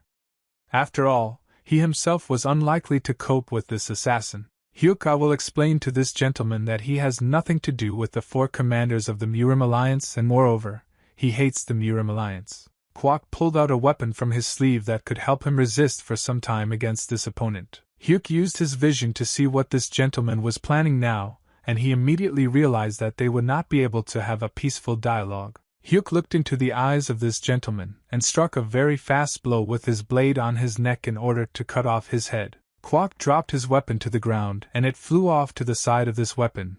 Only the handle remained. He immediately grabbed his neck with his hands, but suddenly he realized that his head was still on his shoulders and this guy created an illusion to scare him, but in fact he did not cut off his head. Hyuk warned this gentleman that there was no point in defending himself or undertaking any tricks, because this would only make the situation worse for Mr. Kwak. Hyuk said that he is not going to exterminate the gang of these non-entities today, but he came here to give a warning. Kwak understood that there was no point in resisting this assassin because he would win anyway, so the gentleman decided to ask for forgiveness. Hyuk said that if the gentleman wants to scream loudly and call for help, but you won't help because the assassin has installed a barrier here and no one will hear them from outside. Kwak asked this assassin what he wanted. Hyuk raised his hand up, and in his hand at that moment he was holding a red scroll tied with a brown rope. He said that he received this scroll from the head of the outer hall of Myung. He said that these scrolls are written with very important information. If the great Iron Bloody Emperor finds out about the dirty deal with them, then they will all die. Kwok at that moment shouted very loudly in a frightened voice that this could not be, and he did not understand how the assassin could find out about this. Hyuk said that he took this scroll and brought it from the outer hall. At this moment, Hyuk was thinking that he didn't read what was inside these scrolls and just took everything that was there. But he doesn't even know what exactly is written inside the scroll. Kwok fell for this provocation and began to blush with anger because of Myung's carelessness. Now their entire clan is in danger. This assassin can decide the fate of their clan. Hyuk said that now the master is aware of the situation in which he finds himself together with his clan, and therefore assassin wants to get down to business. Hyuk said that he is primarily interested in Yangzhou County, and this is the place he wants to talk about. Kwok raised his eyes up and looked at this assassin in surprise. He tried to understand what exactly this guy wants to ask now. Hyuk ordered this gentleman to now swear once and for all that he will never touch this Yangzhou County again, and his people will never appear there. Kwok said that if their clan retreats, then this place will be taken over by a gang of bloody unicorns. Hyuk replied that it is unlikely that the master would want to be overthrown by a battalion of iron blood, and it would be better if he controlled his territories remotely. He slowly began to approach the master, and at that moment he said that the master of his clan should keep in mind that if they try to do something again they will have big problems. Kwok at that moment began to bleed. His eyes could burst at any moment. There was incredible pain in his head. He fell to the ground and asked to stop torturing him, because he was no longer able to resist. Hyuk used his secret technique to control this old man's body, and said that the old man would have to avoid not only the great Iron Blood Emperor but also him. Kwok said that everything was clear to him, and he would fulfill the terms of their agreement. At that moment, drops of blood and sweat were running down his face because his body was burning from the inside. Hyuk looked at this weak old man and thought that the old man was actually right, and if Hyuk got rid of one gang, then problems would immediately begin with another gang that would take their place. Hyuk said that it would be much more unpleasant if the Iron Blood Battalion got involved, and then the problems would become several times greater. Hyuk decided to leave this stupid old man in power so that everything would remain in its place. But now the situation was under control of Hyuk Muzang. He finally removed his control over this old man's body, and said that he would let Kwok Juyin live. The gentleman thought that he could have just died and does not understand where this monster came from, because the 4 commanders were not as strong as him. This guy is really not from the Murim Alliance. Hyuk said that there is one more thing he wants to ask before he leaves this place. Hyuk began to tell the old man that everything that was said here should remain exclusively between them, but he did not have time to finish this phrase because they heard strange sounds in the corridor. At that moment they were approached by servants who were somehow able to hear suspicious sounds here. Hyuk heard one of the guards shout that he had managed to find an intruder who had sneaked into the palace and needed to catch him immediately. But the assassin did not understand how they managed to find him. Murung landed on the roof of one of the houses and saw a fire in the distance. She heard the voices of people who were trying to put out this fire. Murung stood on the edge of the roof and said that he had already been here and made noise in this place. She said that she spent too much time trying to hide from Papa's and come here, and apparently she was late. She stood on the highest tower that was located in this palace, and thought that the fire undoubtedly reminded of the old days when the White Tiger often used this tactic on single missions. She immediately realized that the White Tiger was now hunting their leader, and he set fire to this house just to distract attention. She assumed that he was now in that far building. Murung said that 2 years ago, White Tiger was a first-rank fighter. But even then, he could kill a top-rank master with a detailed plan and critical thinking. He could easily deal with the head of the clan alone. She sat on the edge of the roof and calmly watched the chaos that was happening below.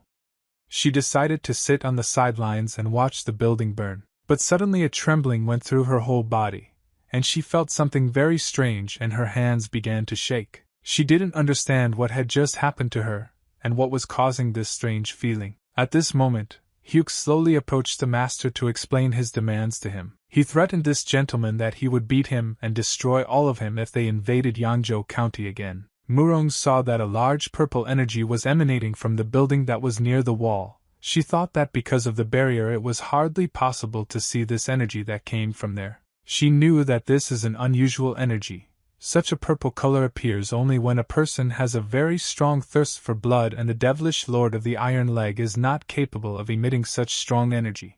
Murong could no longer sit still and remain on the sidelines. She understood that the white tiger was now in danger. He needed help. Suddenly, an energetic purple hand with sharp claws appeared behind her and tried to touch Murong's head. She managed to feel the strong energy in time that was trying to attack her, and immediately turned around to block this blow. Murong thought that she was only distracted for one moment by the strong energy of bloodlust, and forgot that she needed to be in cover and be invisible. A man would attack her and shield Jim's shadow hall. He called the girl a rat because she was able to dodge and jump away in time. Murong was a very experienced warrior and martial artist, despite the fact that she was a girl and was able to easily dodge such an extraordinary blow. Chio looked down on her and said that she was a rat because she was running away from a fight. He assumed that it was she who started the fire in the outer hall. Murong understood that she did not have time to deal with this idiot, and she would have to find some way to quickly get rid of him. She said he probably wouldn't believe her, but she didn't set that building on fire. Chio ordered her to shut her mouth because he only listens to people, and she doesn't look like a person, she looks like a cowardly rat. Merjin was angry with him because he constantly calls her a rat, and insults her because she didn't do anything to him, and she thought that it might be simpler and more correct to just kill him. The guard took out a whistle and whistled very loudly to inform the other guards that he had found a stranger who had invaded their territory. Murong turned her head back to me and saw that they had just found a white tiger, and now most likely they would hunt for it. Chio pushed off from the edge of the roof and made a swift jump down. He was flying very fast and wanted to attack this girl in order to train her. Muruin easily dodged his attack, and at that moment she thought later that she needed to quickly get out of here. Chio continued to inflict his attacks with sharp claws and tried to inflict damage on her, but the girl very quickly and deftly dodged all the attacks. She tried to simply dodge and not cause damage to this guy because she needed to leave here as soon as possible to help the white tiger, but this vine still didn't want to give up. Chio saw that this girl absolutely did not strike back and thought that she did not know how to fight, so he activated his internal energy to finish her off. Murong was tired of watching you idiot constantly try to call her names, and she didn't want to endure it anymore. She said that she would hit him just once. Chio was so confident in his strength that he relaxed and even forgot that this girl could strike back. She punched him in the face with all her might and broke his skull with one blow. He received so much damage that he could not stand on his feet and began to fly backwards. He crashed into the wall and left many cracks on the wall. Murong told this idiot that if he wants to find a rat, all he has to do is look in the mirror, and he will see the most disgusting rat that exists. Guards ran out from around the corner of the house, and one of them saw that a stranger was now on the roof of the house and ordered to immediately catch her. But before they even got close to this building, they saw that the girl was very quickly jumping over the roofs and running away into the distance. Chio began to throw stones that covered him and suddenly stood up. He began shouting that he wanted to kill this rat at any cost. The guards saw that Mr. Chio now looked very bad. His face was all covered in blood. They did not understand what happened to him. Yes, the gentleman ordered the guard to stand still and catch up with this girl. Murong ran away very quickly and thought that the gaze should have killed this idiot right away with his sword instead of hitting him with his fist, because he caused a lot of problems. The guards approached one of the buildings that was located on the territory of their clan. The head of the security ordered Squad 1 and Squad 3 to head to the women's quarters and the rest of the squad to follow him. Muruin realized that the guards had just strengthened their guard, and if she is now a member of the Murim Alliance and kills everyone on the way, this could cause a lot of political problems in the future. But now she understood that the most important task was to ensure the safety of the white tiger, and she needed to get into the main hall as quickly and quietly as possible and protect him. She was about to jump up, but at that moment she heard the voice of that idiot whom she did not kill and realized that he had found her. Chio said that now she will not run away from him, and he understood her plan, but he will not allow her to get into the main hall. Murong looked back and saw that there was also a whole detachment of guards behind her, and she understood that she was surrounded and driven into a trap. Chiojima said that now she had nowhere to run and promised her that he would kill her very quickly. Murong was very angry with this man because he constantly insulted her and kept her off balance, so she decided to forget about politics and deal with this idiot once and for all. But suddenly she heard someone's voice in her head and realized that now someone was using telepathy to communicate with her. She turned her head back and saw that the white tiger was standing behind her. She was very happy about his appearance at that moment. Hyuk, using telepathy, tried to explain to her that she was acting very carelessly. Someone might recognize her here, and the chief patrolman might receive a very serious punishment for making such a noise here. At that moment, Murong completely forgot that there were a lot of enemies around her, and she looked at him with loving eyes and said that she was very glad to see him alive. Hyuk looked at her stupid expression at that moment, and did not understand what was motivating this girl now, and why she was behaving so strangely. Chio was beside himself with rage. He didn't understand where you came from here, a man in a mask, and he began to blame the guards for not looking after the territory well, because everyone who wants to hang around here. Hyuk was very surprised when they heard such loud indignation from this man. He couldn't even think that someone could be so self-confident as to shout at him. Hyuk was tired of the constant chatter of the people who are in this clan, and therefore made a quick movement of his blade up and down. Chio continued to scream, but suddenly he was cut off mid-sentence. His body was divided into two halves and he could not agree on his insults. Murong was shocked when she saw the blow that the white tiger had just made, because this movement was so fast that it could not be seen by the human eye. But the damage from this movement was incredibly strong. Hyuk said that he wanted to end this evening on a more good night, but apparently his plan will have to change. He said that these guards had seen too much, and now they would have to kill them all so that they would forever forget the face of the lady and the presence of the assassin here. The guards began to feel some strange sensations in their bodies.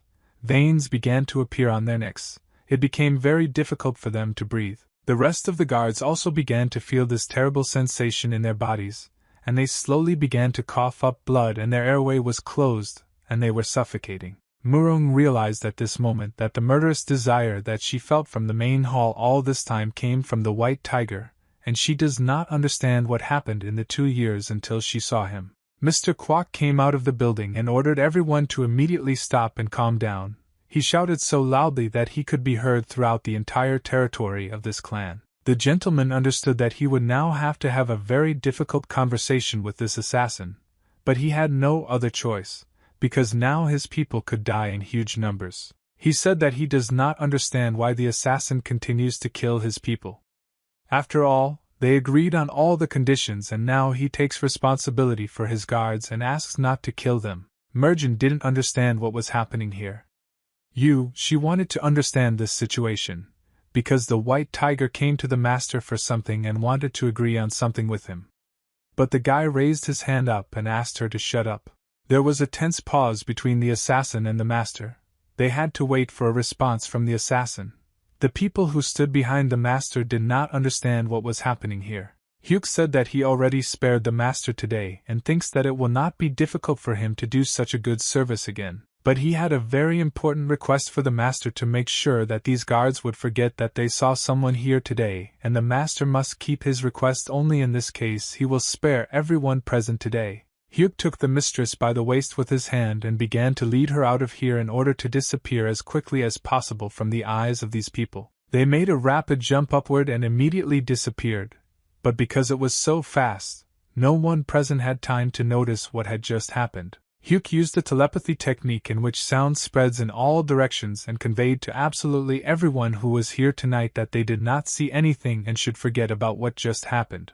Kwok could only now calmly exhale and understand that this hell was finally over. Hyuk and the lady were able to run far enough from this camp and stop in the depths of the forest. Murong was delighted when she saw the white tiger's abilities and she wanted to know what happened to him in the 2 years they didn't see each other. She asked him a lot of different questions and wanted to know where he got such power and how he learned to communicate using telepathy. Hyuk took off the mask from his face and once again told her that he didn't know what white tiger she was talking about, and explained that he was just doing his job. Murong was shocked when she saw that this guy was again pretending as if he didn't know her. She didn't understand how she needed to communicate with him so that he would finally start behaving normally. She was furious that he didn't recognize her again, and said that he was making a fool out of her again, and she didn't understand why he was still pretending. Hyuk removed her hands in his clothes and said that no matter what, it's time for her to return because they are still on the territory of this clan, and she needs to not forget about her status. She began to smile sweetly and said that the white tiger was worried about her, and she was very pleased to know this. Murong asked him did he really cut that guy just because he called her a rat?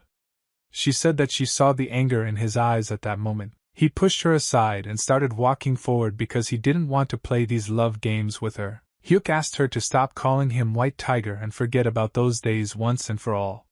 She started to get angry again because he was acting very cold and selfish. Suddenly he realized that he needed to introduce himself with more restraint and control himself because sometimes he says unnecessary things and gives himself away. Once upon a time there was an order of demon slaying. It was an elite group of killers created by the Murim Alliance in response to the unification of the killers of the Demon Union. This group consisted of 99 people divided into 4 levels, and each was assigned a number from 1 to 100. Hyuk was number 100 and he was the weakest member of the demon slaying order. This order was divided into 2 castes of people. The first caste included high-ranking members. They had the right to command the group during missions. These were masters whose number was above 30. They learned from her special martial arts techniques. The remaining members of the medium and small martial arts clans and academies fell into the second caste of people, and in truth, members of the lower castes were only small pawns in the hands of privileged warriors. Number 97 was one of the members of this group and he was one of the last to join the order, but he died the very first. Number 19 had to take on an impossible mission and number 97 took the brunt of it in order to save him, and ended up escaping despite number 97's sacrifice. That night, number 19 made fun of number 97 for not completing the mission because of that idiot. Hyuk was incredibly indignant when he listened to number 19's excuses, who talked about how number 97 was an idiot and interfered with him, but in fact he saved his life at the cost of his life. Hyuk grabbed this guy by his clothes and started shaking him. He said that the problem was that number 19 had a bad plan and number 97 actually saved his life. Hyuk acted very recklessly that day. He shouldn't have shouted at number 19 because this guy was stronger, and he immediately hit Muzang. Number 19 said that this guy was talking some nonsense and slander, and number 97 was a weakling, that's why he died. They fought in the room in front of the rest of the group and number 100 was then unable to resist this guy. Suddenly, Murong appeared behind him and ordered number 19 to calm down and not become arrogant because he felt stronger. In this group, Murong was number 5 and she was one of the strongest members of this team. Number 19 began to make excuses to the girl for beating him for a reason, but do it only because this country guy doesn't watch his language at all. Suddenly another man appeared behind him. It was a thug who said that calling people country boys is very wrong. This big guy was number 8, and he also didn't want to watch him go to number 19 and bully a guy who is a little weaker than him. Hyuk understood that these two could easily shut up this idiot, but they only did it because they were stronger, and he understood that he needed to work hard to become as strong. Since then, he was often sent on deadly missions that were almost impossible to complete or escape alive. And he would always be in the very first line and risk his life. He found himself in the most terrible situations, and was on the verge of death countless times. Murong came to see him in the hospital and constantly scolded him for the fact that he always goes into battle first. But he only has one life and he manages it very stupidly. She and number 8 came to visit him every time and persuaded him to stop because he was going too far and was no longer in control of the situation around him. Hyuk answered them every time that if he did not complete this task, then they would send another low-ranking warrior, and he would be 100% killed there. But he could not allow this and therefore tried to become stronger in order to protect the weak. Murong got angry at him every time he risked his life, and number 8 admired how tough this guy was. Merjin no longer wanted to listen to anything and simply decided that it would be better to turn around and leave, and he could manage his life as he wanted. But before she left, she said that she would be with him on every mission. Hyuk asked her why is she doing this and why does she want to accompany him on every mission. Murong touched her hand to the wall to support her body and not fall. She said that it would sound strange but she didn't want Hyuk to die. Number 8 continued to stand near his friend's bed and he did not understand what was happening between them now. He was a very kind man, but he didn't have enough brains, and that's why he was incredibly stupid.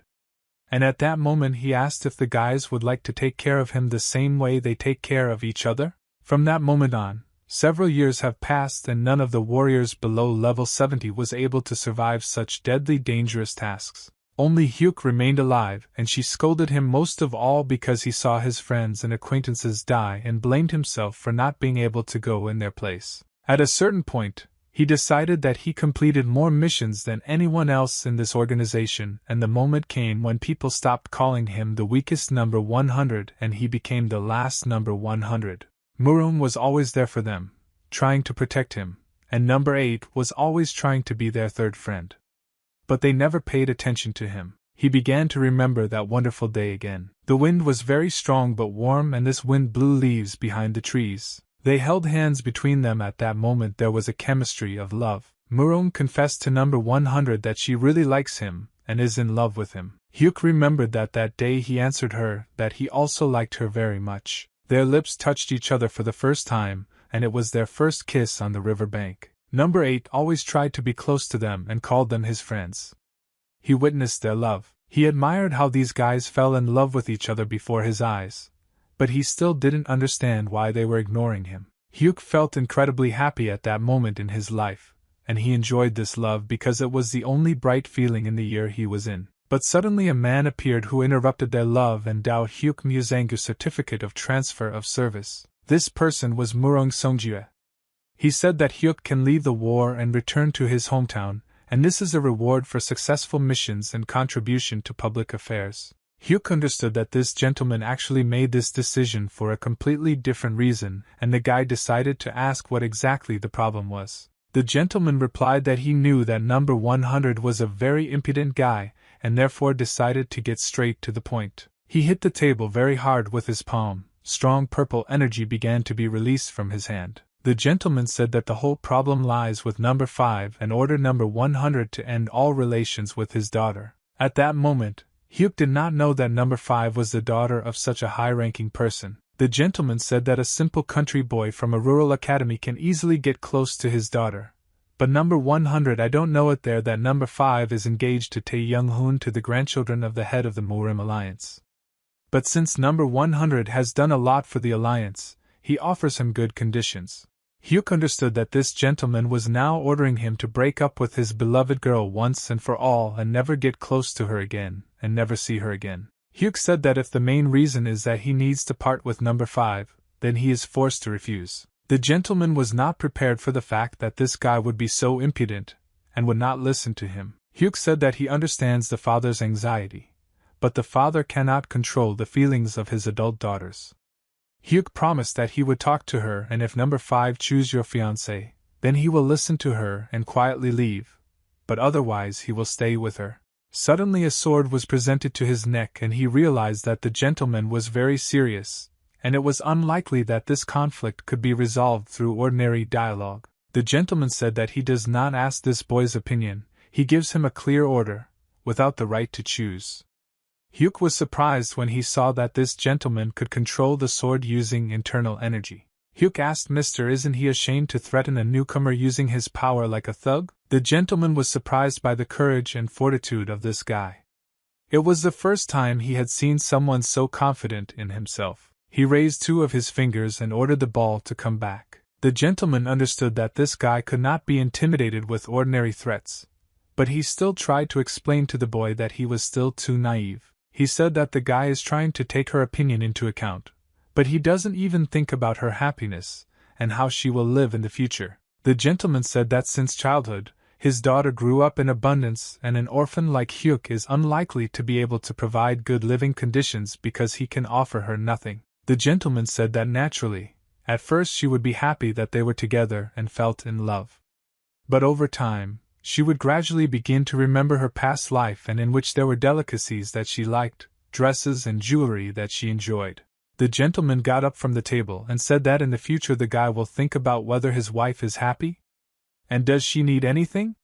And in the end he just won't be able to keep her. Hyuk at that moment looked at the gentleman with alarm and realized that his words were beginning to raise doubts in his head. The gentleman said that his daughter returned from 3 missions with serious injuries. Hyuk tried to explain this situation to explain to the gentleman what really happened, but the gentleman did not want to listen to Hyuk. He put his hand forward and pointed his finger at him. He said that all 3 times she was injured because she was trying to save him. The gentleman said that he wants to ask one more question to this guy, and this is your question: can he make her happy? Hyuk at that moment was in a state of rage.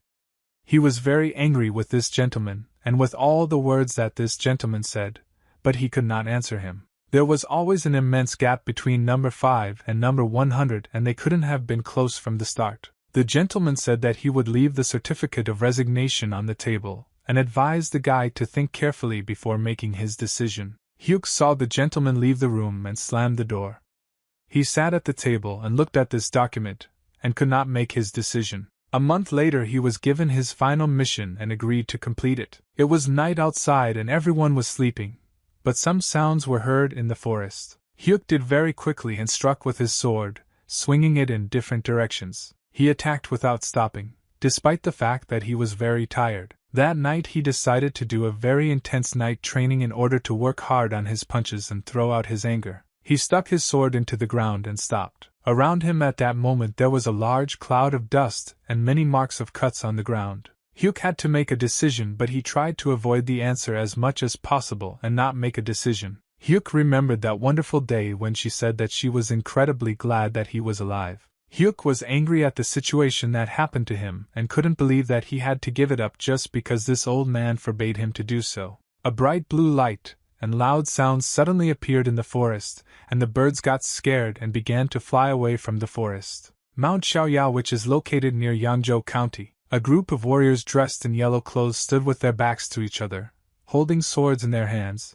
They did not understand where their opponents had disappeared. The warriors discussed among themselves that their opponents were like ghosts and moved very quickly and unnoticed. The soldier suggested to his commander to stop the chase before it was too late, but the commander did not understand why his subordinate soldier was suggesting such an idea.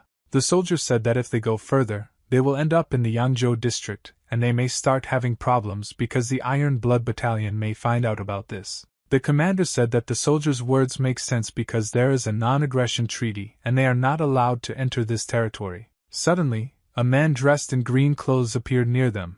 In his hand there was a sharp blade, which in its shape resembled a sickle, and he told these warriors that they should not worry. He said that he came here personally to send all these soldiers to another world and kill them. Therefore, they should not worry about breaking the treaty. The commander ordered his soldiers to prepare for battle and will not allow these warriors to get too close to them. He smiled and said that if these warriors do not resist, then he will kill them quickly and painlessly. But for this they just need to stand still and not move.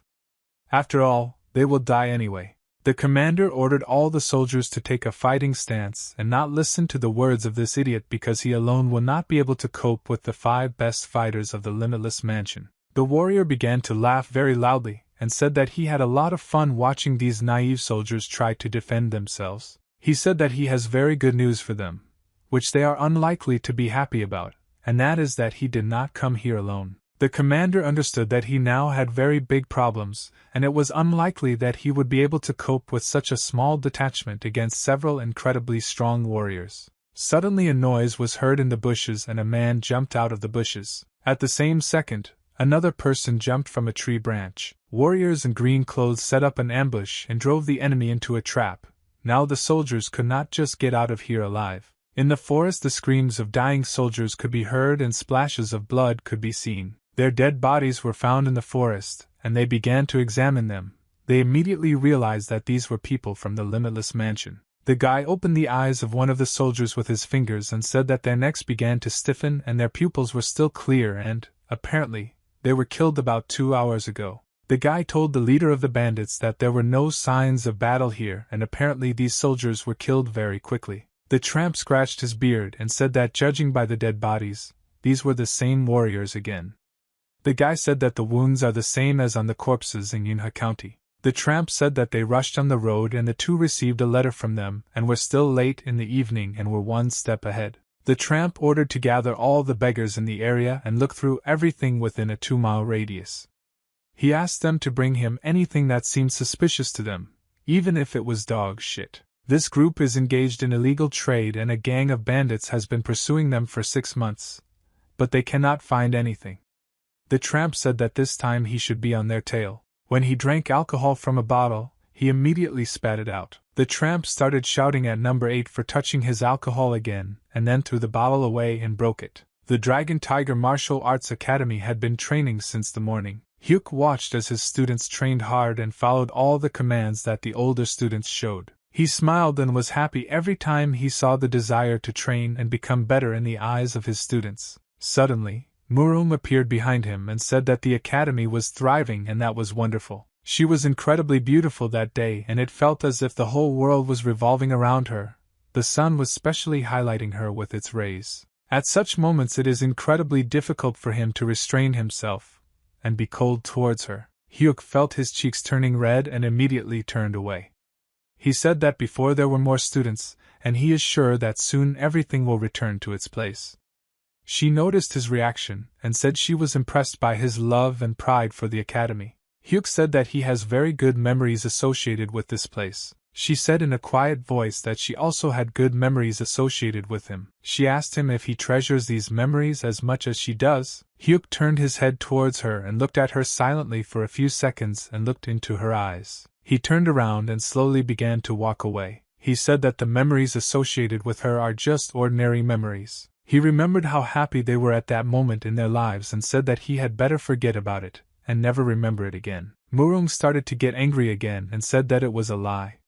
She didn't believe a single word he said. She explained to him once again so that he would finally remember that his lies do not work for her, and she knows that he does not really think so. Mergen started running after him and said that she didn't understand why he was behaving this way and she wanted to find out what the problem was in order to understand and find a solution. Hyuk said that it was better for her not to ask such questions and leave everything as it is. He turned his head towards her and asked, does she really want to know the truth?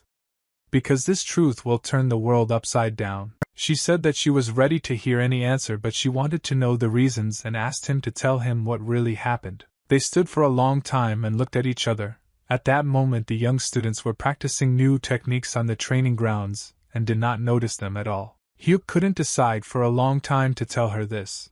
But in the end he pulled himself together despite the fact that it was very difficult, and told her that he was suffering. She was shocked by this answer and did not understand what exactly he wanted to say by this. Hyuk stood opposite her and clenched his fists in order to correctly formulate his thought, and he said that when he sees her, the memories of those days capture him and it torments him. He said that these memories often come back to his mind and the pain that he never wants to experience appears again.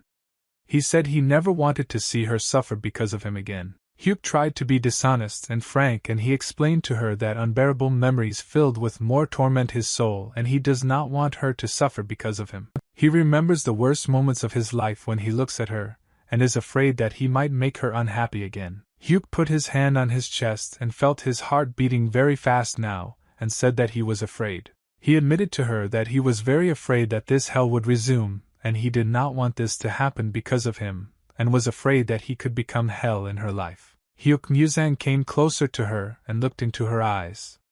He asked, "Do his words still seem like a lie?" Murong at that moment could not answer him anything and she just tried to hold back her tears and bit her lip. Hyuk saw her reaction and realized that if their dialogue continued further, he would also become very weak and sensual. Hyuk said that it would be better for her to go back to where she was supposed to be and it would be better for everyone. Murong stretched out her hand forward to stop him. With a trembling voice, she tried to somehow stop him and not let him go, but her hand stopped obeying her. She clenched her fingers into a fist and realized that he simply couldn't be stopped. It was very painful for her at that moment to realize that he was driving her away and was so easily ready to let her go.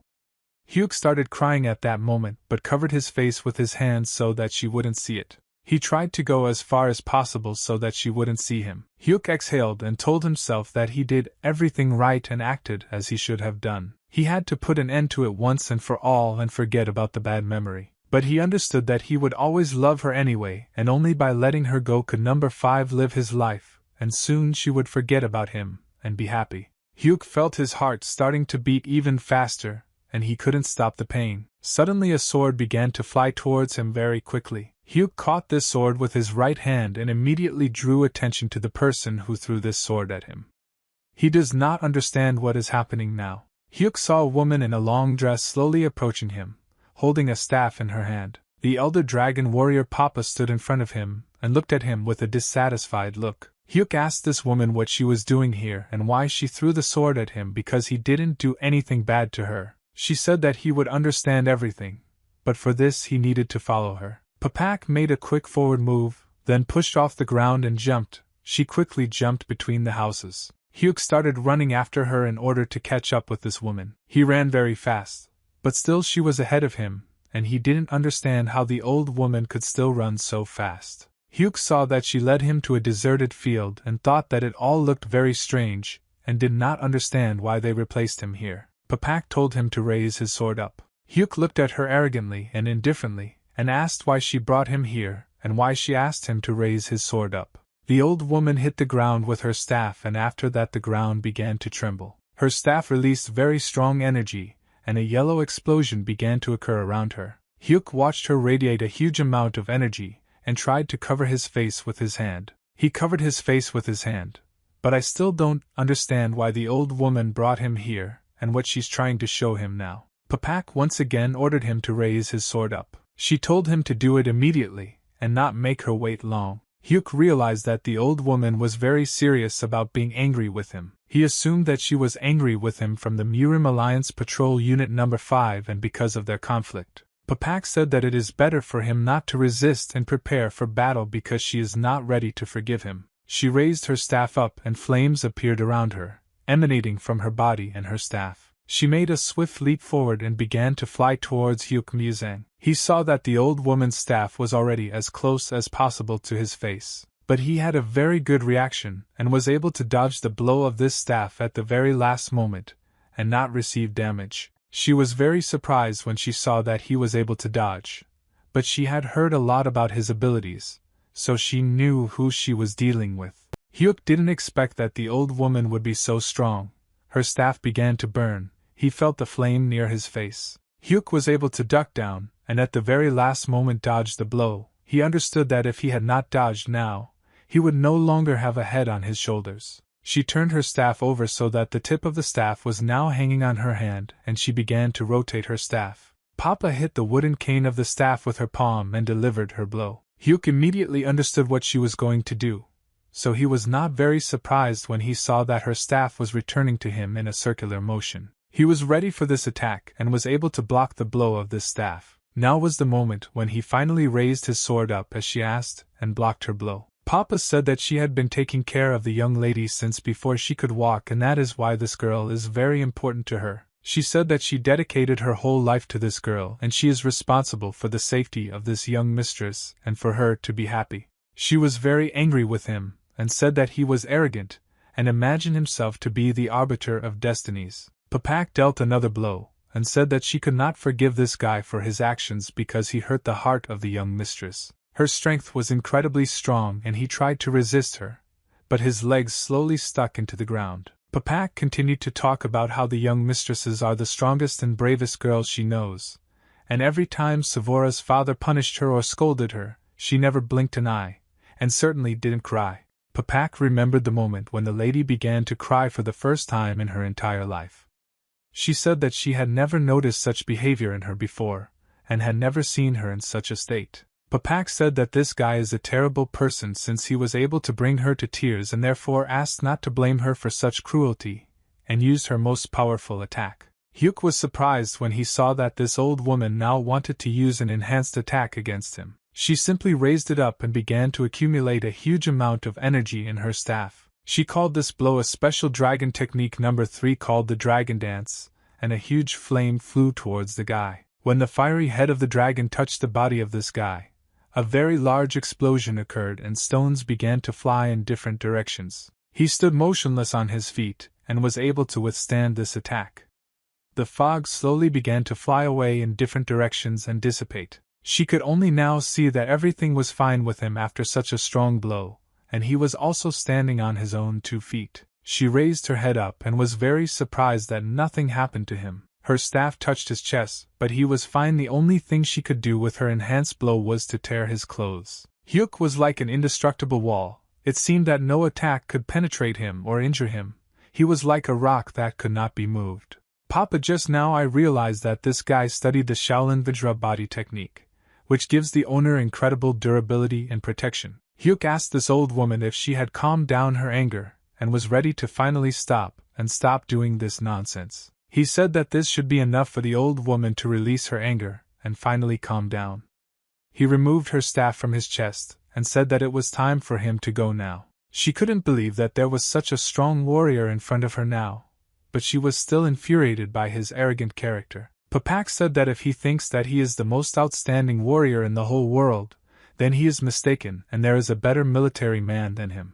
Papak turned her head and saw that he was not listening to her at all and forbade him to go out, and said that this was an order, but he still continued to move on. She said that she would not leave it just like that, and would take revenge on him for making the young mistress cry. Hyuk Muzang suddenly stopped when he heard these words from the old woman. He said that her tears are the main reason why he would be forced to do this. Papak was listening to him attentively at that moment, but she didn't understand what exactly he wanted to say. Hyuk tried to explain to her that all the problems that connect him and the lady happen only because who he is and can't do anything about it. She saw him make a swift jump up, but she didn't even notice how quickly he did it. Papak suddenly realized that she was left here completely alone, and there was no one around her. She saw that there were many pits of dents around her after the battle, and she asked herself who this monster was because he didn't even draw his sword when he fought with her. He returned home to his room to change his clothes. Hyuk threw the torn shirt away and went to the closet to get new clothes. He took out a white shirt from the closet and began to put it on so that no one would suspect that something had happened to him. Suddenly he noticed that drops of blood from his body began to slowly drip onto the floor. He wiped the blood from his mouth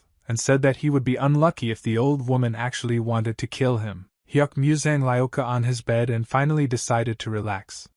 He thought that now it's all over and he can rest. He understood that despite the pain that we now have to experience, there is no longer a reason to see her, and said goodbye to her in his head. Suddenly, he heard a knock on his door and the voice of junior student Kang Won-hyun. Hyuk allowed the student to enter. The guy said that someone came from the Limitless Mansion and wants to see the senior student. Hyuk immediately jumped out of bed and looked at the guy in surprise. He was not prepared for the fact that someone would now decide to come to them from the Boundless Mansion. The Boundless Mansion clan is a martial faction founded 80 years ago by Union Jachul, a disciple of the Kongtong sect in the eastern region. This clan once had a high position and status comparable to the 9 great sects, and they had allies and active support of the Murim Alliance. It was they who faced the Iron Blood Battalion, one of the 4 troops of the Demon Union that dominated the western regions.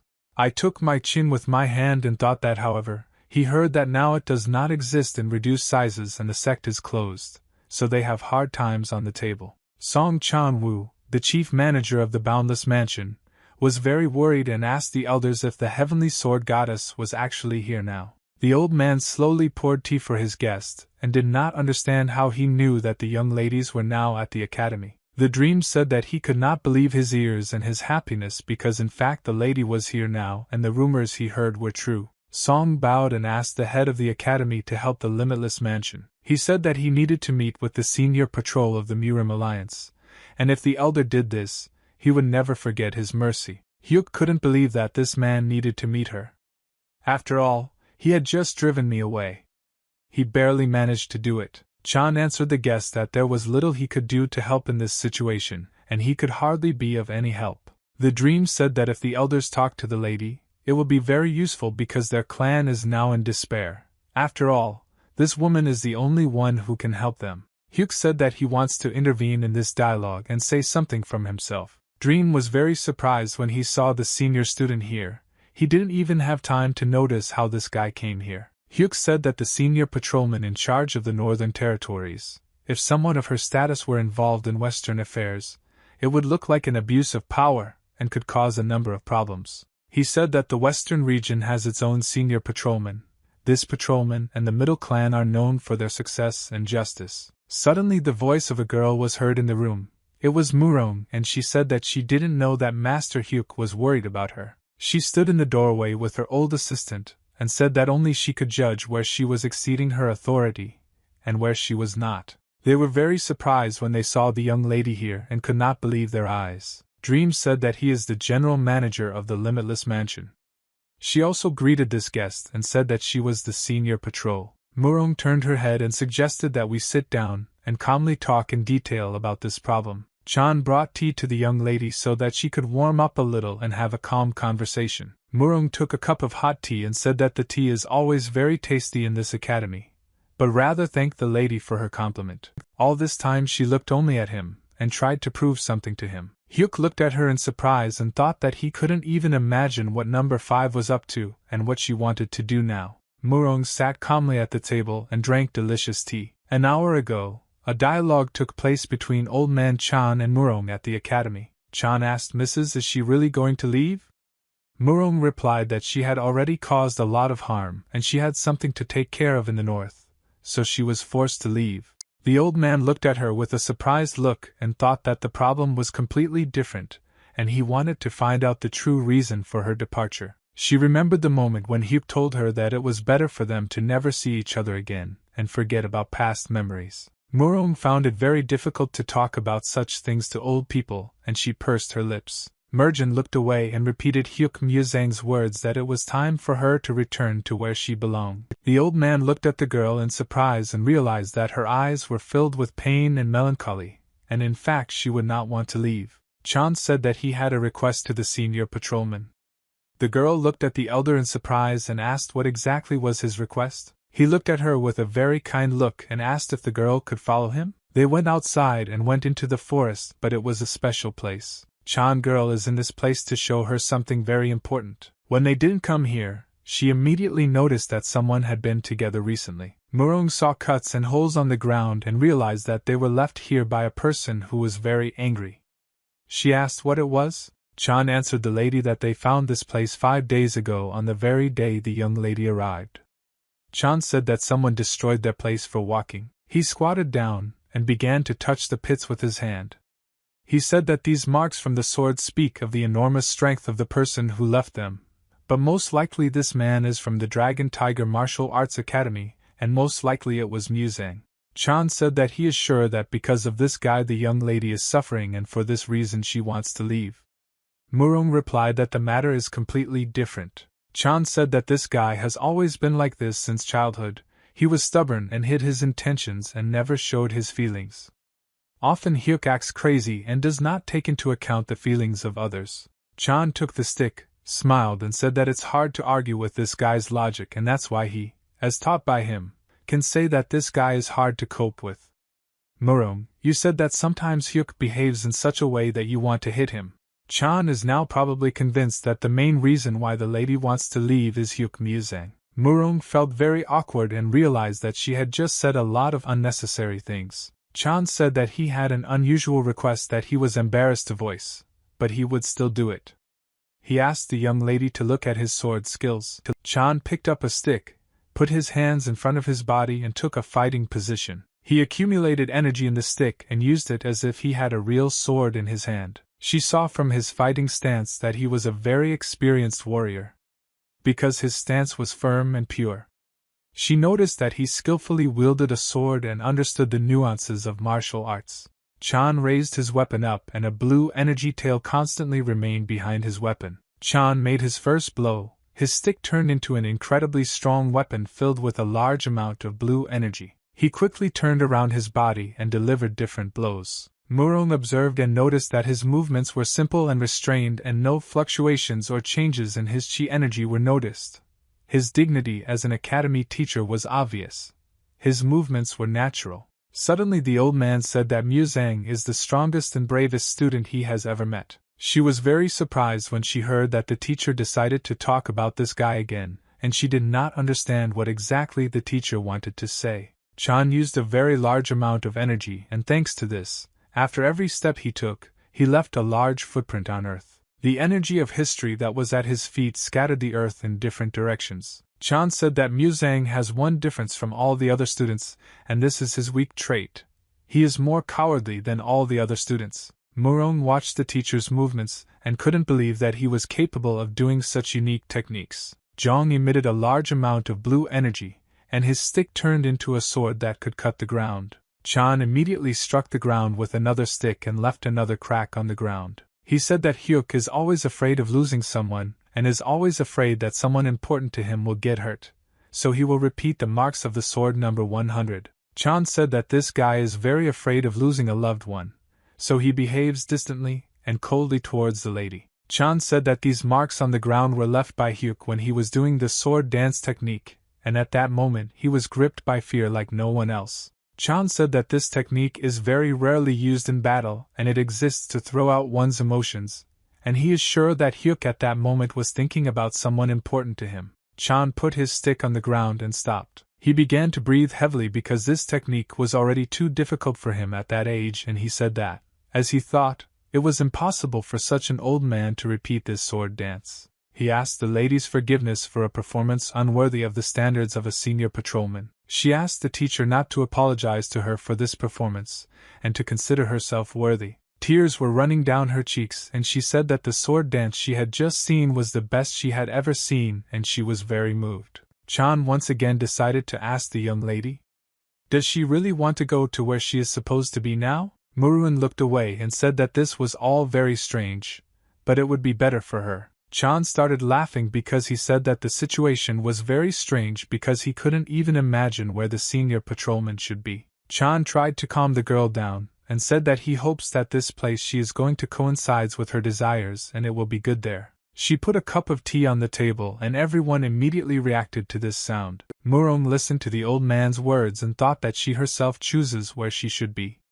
She turned to Manager Song and asked what exactly does this gentleman want? The dream did not know where to start, and tried to explain to the young mistress that their boundless mansion was in such a difficult situation that he was forced to come and kneel before the mistress. And she said that as Master Hyuk said earlier, she is a patrolman of the North Murim and her capabilities here are limited. And yet she wants to know what happened. Sun explained that he had already submitted dozens of petitions to the Murim Alliance, and the senior Western patrolman refused to meet with him in person and ignored all his requests. Sleep said in a trembling voice that he and his clan have been waiting for an answer for a year, but unfortunately there is still no news. Murong thought that it was very strange if they didn't give their answer, because this is already a cause for concern and the usual answer comes after 3 months or a maximum of 6. But if it has come to this, it means they are either being ignored or there is a snag in the process. He handed over a letter from the Boundless Mansion and said that he was asking the lady to help them so that this letter would be considered by the management of the Murim Alliance. Song said that after the war, the Kongtong sect closed and the support they received from the Murim Alliance ceased. Their Boundless Mansion was abandoned to the mercy of fate, and at the same time the Iron Blood Battalion became stronger and expanded its sphere of influence, and at this rate they will take over the entire region. Sleep suddenly turned pale and his skin began to change color. He said that this was not all the problems that happened in his clan. He said that recently a strange force has appeared that is causing concern. This is a secret powerful group and they have already killed many of his masters. He said that Boundless Mansion could not deal with this alone and hoped that the Alliance would conduct a thorough investigation in Gansu province. Murong sat at her desk and looked at this letter carefully. She needed to make a decision and think carefully. The dream understood that the fate of his clan now depended on the decision of this lady, and therefore she simply sat obediently and waited. Hyuk thought that things are now very bad for this clan. After all, this problem is only part of Gansu and in particular the problem of the western region. He watched this gentleman and thought that the request of the Limitless Mansion is important, but the senior of the north cannot help him with anything, and moreover, the senior patrol of the west is suspiciously avoiding this problem. Which is also what number 5 doesn't like and she most likely refuses. Murong thought well and smiled and said that she would take on this matter. Hyuk at that moment was ready to fall into the ground because he did not understand what was motivating the mistress at that moment. Murong said that Mr. Song made his request on time because Madam was now going to visit all her colleagues and would be able to deliver this letter. Mr. Song was incredibly happy when he heard a positive response from Madam, and he didn't know how to thank her. But she demanded due compensation for the hardship of missing due procedures. The dream said that if the lady is simpler than compensation, then they will try to prepare a proper reward. She said that she has no right to receive anything from the boundless mansion, but since he is a Murim martial artist, then they will do things differently and ask for favor or request for request. Murong looked at Master Hyuk and said that she had one suitable candidate. She said that if Master Hyuk promises to listen to her request whenever and whatever she asks, then she will gladly accept Manager Song's request. Murong smiled and asked Master Hyuk if he was ready to make such an offer in order to save the limitless mansion. Papak looked at the young mistress with contempt and did not understand what exactly this girl wanted and what she was up to. Papa suddenly realized that thanks to the young mistress, she had just been able to see this guy's stupid face. The old woman began to understand what the young mistress's plan was. She even liked this idea, because watching this narcissist walk looks like a real fool is a special kind of pleasure. Hyuk asked the lady to stop and he said that the limitless mansion should be paid for by the senior patrolman himself, but Hyuk definitely had nothing to do with it. Mr. Song began to beg the guy to fulfill the young lady's request and agree to her demands. He said that if Master Hyuk helps them with this matter, then the Boundless Mansion will help establish a Chamber of Commerce, which the Dragon and Tiger Martial Academy also wants. Hyuk Muzang at that moment thought about the gentleman's offer because it sounded very tempting. He said that the Chamber of Commerce is an ancient dream of a teacher.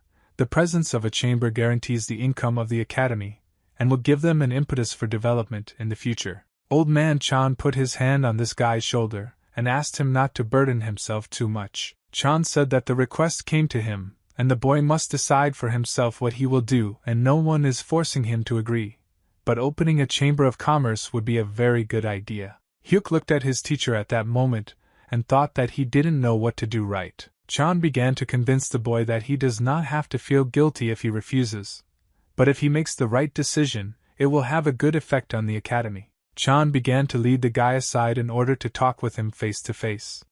He hid his hand back and showed with his thumb that everything would be fine and he could convince this guy. Murong laughed and realized that old man Chan would do everything possible to make the young mistress feel comfortable. Chan bowed to the young lady and said that it was part of his academy to welcome Ms. Murong and Ms. Papa as guests. Murong said that it was me who was researching to thank the master for such a warm welcome, and she said that she hopes that the next time they meet, everything will be fine at the academy. Master Chan and his students saw off these ladies and watched them drive off into the distance. Papak said that this idiot who is called the head student did not even dare to come to see them off.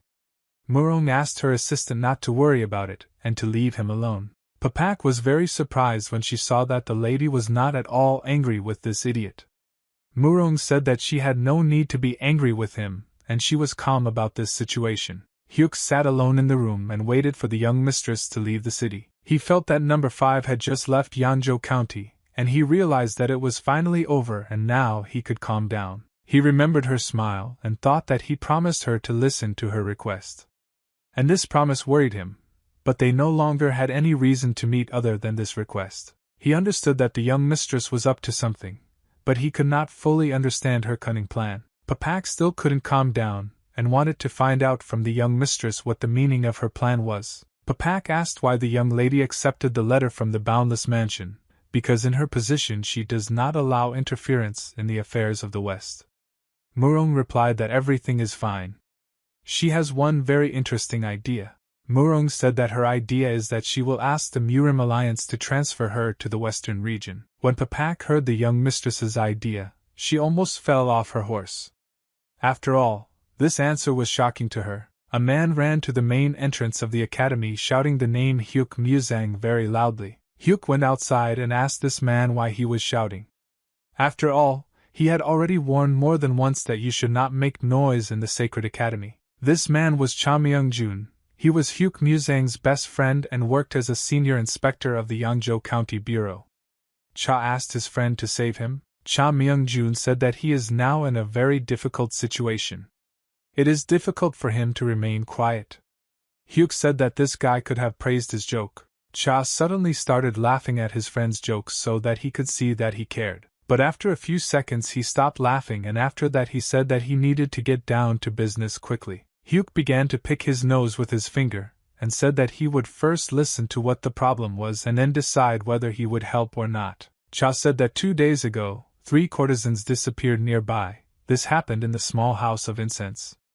Best brothel in Yangzhou County. In this place there was a courtesan named Erin. She was exceptionally good at playing the zither and was especially loved by all the officials of the district. Cha said that he was ordered to return this girl within 3 days, and today the deadline expires and he didn't even find her from the traces, and asked Hyuk to find this girl at any cost because he was always good at finding clues. Hyuk asked how she disappeared. Cha said that 3 days ago from 9 to 11 o'clock in the evening they entertained 3 merchants, apparently very noisy, and then the room suddenly became quiet, and even after 2 hours no one came out. The manager came in to check. By that time they had disappeared without a trace. The manager and the guard said that they had never seen these merchants before because they were dressed like merchants, but there was no evidence of their activities. Cha said that he was sure that these merchants were guilty of this, and most likely they were martial artists in disguise. Most likely they used some kind of technique to escape through the window. Hyuk looked at his friend with a very contemptuous look and thought that his friend was very strange. Hyuk said that he was surprised by how Cha talks about obvious things as if they were something very surprising. Hyuk said that it is obvious that this courtesan was stolen by martial artists. Hyuk went to the window on the top floor of the academy and said that he was in the form of footprints on the roof of the opposite building. Hyuk said that these people are not familiar with the yellow sand here. They most likely did not know that they were making marks on the roof because it was already dark, and they must be outstanding masters if they were able to go so far. Cha was surprised when he heard that he was dealing with real martial artists, and now he realized that it was only because of this that he could not find them. Hyuk climbed onto the window and said that he needed to find the girl as soon as possible, and he would do it as quickly as he could. Cha ran up to his friend and hugged him and started screaming that he had to stop. Hyuk didn't understand what exactly this guy wanted right now, because now he was simply fulfilling his request. Cha said that Muzang cannot fulfill this request even if it is an order from county officials. Cha said that he couldn't let the senior student fight alone against real martial artists. Cha said that despite the fact that he is the eldest student here and the most important one in the academy for the Murim Alliance, he is just a small worm and therefore he cannot let his friend go to this death. Muzang at that moment began to get very angry. Hyuk said that Cha doesn't know anything but what Hyuk can do now and asked him not to worry about such stupidity. Hyuk saw that people at the bottom of the street began to gather in a crowd and laugh at the fact that 2 guys on the top floor were hugging. Hyuk was tired of this guy's stupid screams and decided to hit him on the head so that he would finally calm down. Hyuk Muzang made a swift leap upward and went in search of the missing courtesan. Limitless Mansion Crime Scene Mount Xiaoyao. The tramp sat on a stone and watched as other beggars and homeless people gathered around him. He straightened his mustache with his fingers and said that he had a conversation for these guys. The tramp said that he was very upset because none of his gang could find anything that could help them find these killer warriors. The guy said that he and all the other tramps were very sorry, but even their dogs could not pick up the trail of these people because they were very well prepared. The tramp said that every time he barely thinks that they are about to capture these bandits, he immediately escapes him. The tramp suddenly heard the voice of a woman who was slowly approaching him and could not believe his cars. After all, this voice was familiar to him. Murung bowed to the tramp and said that she had not seen him for a long time, and the grandfather divine beggar nicknamed Phantom Mask always pleases her with his smile. The tramp smiled at the lady and said that if she came here to see Gu Muriak, then she wasted her time because he is now in Yunha County requesting number 100. Murung said that she was not here for that, but she just wanted to see her grandfather. The Phantom Mask was nearby. The tramp said that he always feels when she is lying and said that if she has already come here to meet him, then she has some kind of request for him. Murung said that the beggar grandfather was always difficult to deceive, and he is right because she wants to ask him, as one of the elders of the beggar gang, to write her a letter of recommendation, and she said that she can offer him her help in return within reason. The tramp looked at her in surprise. His eyes lit up. I didn't expect such a lady to offer her help in return. Murung asked if the tramp's grandfather knew about the bloodhound of Myriad Verst. Hawkshaw Myriad Miles, the greatest bloodhound in the Central Plains, will not miss the trace of even the ghost. The tramp asked why the lady mentions the old man who does not leave his quarter in the Murim Alliance. Murung said that the tramp must know about his secret student whom he trained personally, and in the end he surpassed even his teacher. The tramp looked at the lady in surprise and said that he was surprised that this arrogant idiot left an heir who surpassed him. Murong said that she cannot tell where this grandfather's disciple is now until the whole of Jianghu is in danger. But she can tell the tramp's grandfather that this heir taught her tracking techniques. The tramp was shocked when he heard that the young lady knew this great tracking technique and could help him find these scoundrels. Papa was very surprised when she heard that the young lady had just started lying to these people. Papak said that she had been watching the young mistress since childhood and did not remember the mistress learning similar tracking techniques. The tramp was disappointed when he heard that the lady didn't know how to do anything and then turned around and ordered the rest of the beggars to hit the road. The tramp suddenly heard the old woman say that she and the young mistress had not seen each other for 5 years when she served the Mirenii alliance, during which time she learned these techniques. The tramp ordered his subordinate beggars to stop because he wanted to talk more with the young mistress. Grandfather Phantom Mask said that if the lady had trained in these techniques for 5 years, then she would use them to carry out the order to destroy the demons. The tramp remembered that it was during those 5 years that this arrogant ranger was a teacher. He remembered that at that moment in this bloodhound's life there was one guy whom he highly appreciated, and this guy had never made a mistake in tracking the enemy in all 5 years. The tramp asked the young lady whether the guy nicknamed Number 100 could be a student of this great detective. Murong didn't know what to answer to the tramp's grandfather now, and therefore began to get nervous. Murong said that everything was completely wrong, but the tramp and the old woman did not understand why the girl answered like that because it was obvious. Hyuk picked his finger in his ear and walked carefree through the forest in search of a courtesan. He said that he was absolutely sure that these martial artists went in that direction, and he could not even think that they had the courage to hide so close to Mount Xiaoyao. Hyuk said that these guys thought everything through very carefully and tried very well to hide their tracks. Hyuk said that usually in the mountains or in a deep forest it is much easier to track someone than in the city because no one really walks here, but these guys managed to disappear without a trace in this place. He closed his eyes and thought that he should try to listen to his surroundings. As soon as he closed his eyes, he immediately heard some kind of scream in the depths of the forest, and turned his attention to it. Hyuk ran towards this scream in order to find out who was making such sounds and what happened. An old man was lying on the ground. It was Forester Cha. He was a man with a very strong physique, but nevertheless he moved very slowly and for some reason it was very painful for him to become. Hyuk saw Grandpa Cha lying on the ground and asked if everything was okay with the old man. The forester said that he stumbled and fell, but it was okay. Then he said that nowadays he constantly falls and maybe this is due to the fact that he did not train his legs enough. Hyuk began to help grandfather the forester collect logs and said that grandfather looked very good and did not look like old age had come to him. The forester replied that no one can defeat time and at some point everyone grows old and becomes weak. Hyuk said that he will never believe that Grandpa Cha we are a weak person because he is the strongest forester in the world. Cha said that it's all about his age and his vision is getting worse and he constantly crashes into something and falls. He said that recently he even got lost in the forest. Hyuk asked the forester if he had noticed anything suspicious in the forest lately. The forester said that apart from the haunted house, he noticed practically nothing strange in the forest. He said that there was a place in the forest where Hyuk used to take his students and friends to catch ghosts, and it was an abandoned house that was located in a clearing. The forester said that it had recently disappeared for unexplained reasons a few days ago, and he said that he walks past this house every day, but for some reason he disappeared 2 days ago. Hyuk thought that this all sounded very strange and maybe there really were ghosts or some other creatures there. Hyuk took the old man by the hand and said that he needed to go home to rest and that tomorrow Grandpa would feel better. And he asked him to throw a bunch of firewood to the academy along the way and gave him money for this firewood. The forester was surprised when he saw that this guy had just given him a silver coin and said that it was too much money for his service. Hyuk said that he paid a little more as a token of gratitude for the help and useful information. The forester suddenly saw how this guy very suddenly began to run away towards an abandoned house, and thought that this was all very strange. He shouted to the guy that it was Hyuk who helped his grandfather with firewood, and that he should thank the boy.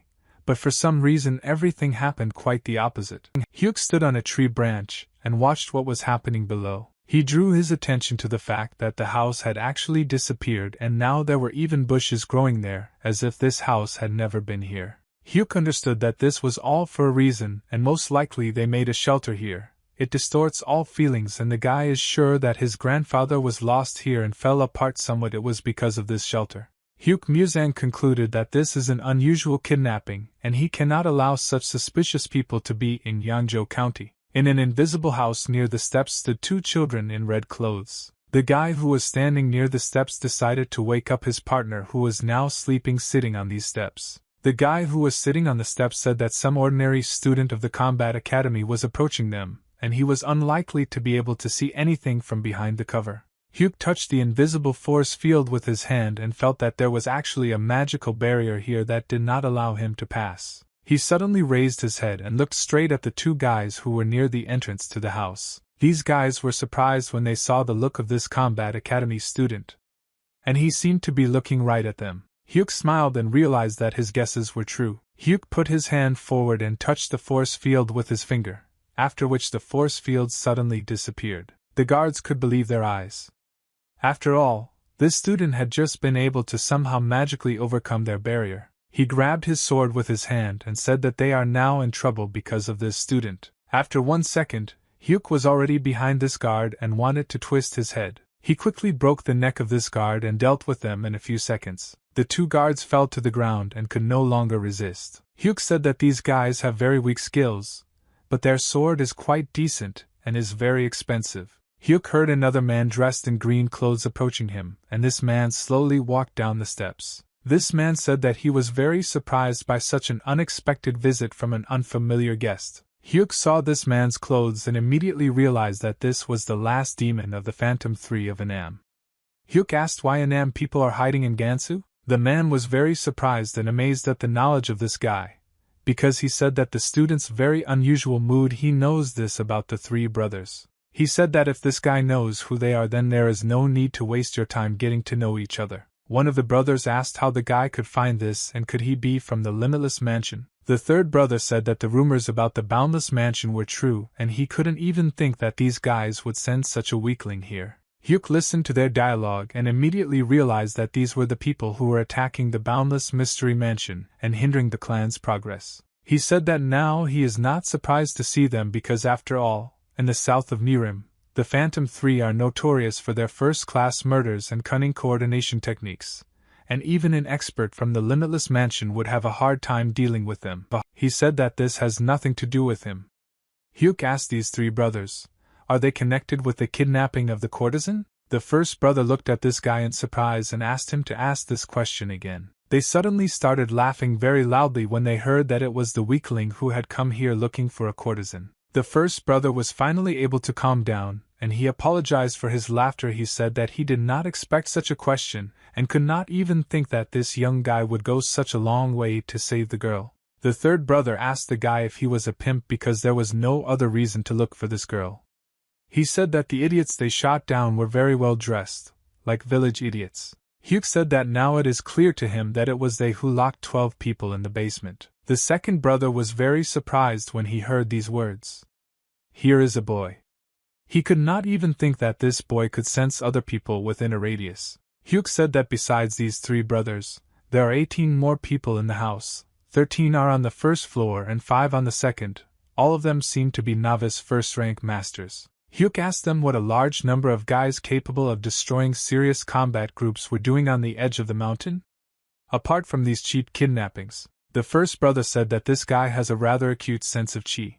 But they have been talking for too long, and it's time for the boy to understand what place he has now ended up in. Hyuk took the sword in his hand and said that in total there are now 21 martial artists in this house. Hyuk Musang said that one blow will be enough to deal with all these opponents. The third brother at that moment was in a state of rage. He was annoyed at the arrogance of this guy. Hyuk stood calmly and waited for all three of these brothers to approach him at a sufficient distance to counterattack them. The first brother thought that even a top-ranking martial artist could easily destroy their technique. The three of them wield extremely fast weapons, which most masters of the Central Plains are not used to, and it is unlikely that anyone will be able to cope alone against three brothers. Hyuk easily dodged the first blow that was dealt to him and barely even moved from his spot. Two brothers decided to attack the guy from behind from both sides so that he definitely had no opportunity to evade. The first brother made wide blows to block the opportunity for this guy to escape. But suddenly he felt that blood was slowly starting to appear on his face,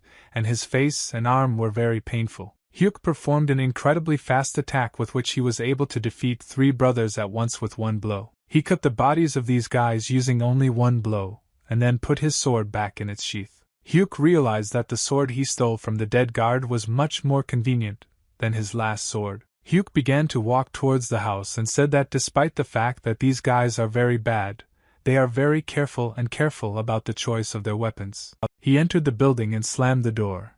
After this publication they began to hear the screams of the soldiers who were guarding the house from the inside that an outsider had entered. After a few seconds, terrible screams of pain from these warriors began to be heard from the house. On the walls of this building there was blood inside that slowly flowed down. The whole house was now stained with blood from the inside, the walls, the doors were broken, and there were corpses on the floor. Hyuk took his hand by the neck of one of the warriors who was still alive. Hyuk killed absolutely everyone who was in the building and he left the last war to interrogate him. Hyuk said that it is better for this guy to answer the questions that will be asked of him now. Hyuk said that if this guy is honest and obediently answers questions then he will kill him very quickly and painlessly. Murong, she sat on one knee and felt the ground with her hand, trying to find traces of her.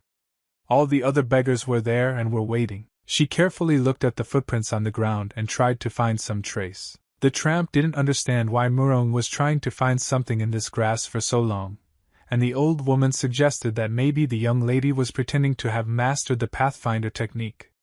But in fact, she was acting at random. Murong turned to these 2 chatty old men and said that if they don't trust her, she can stop right now. The tramp felt awkward and said that he never doubted the young mistress.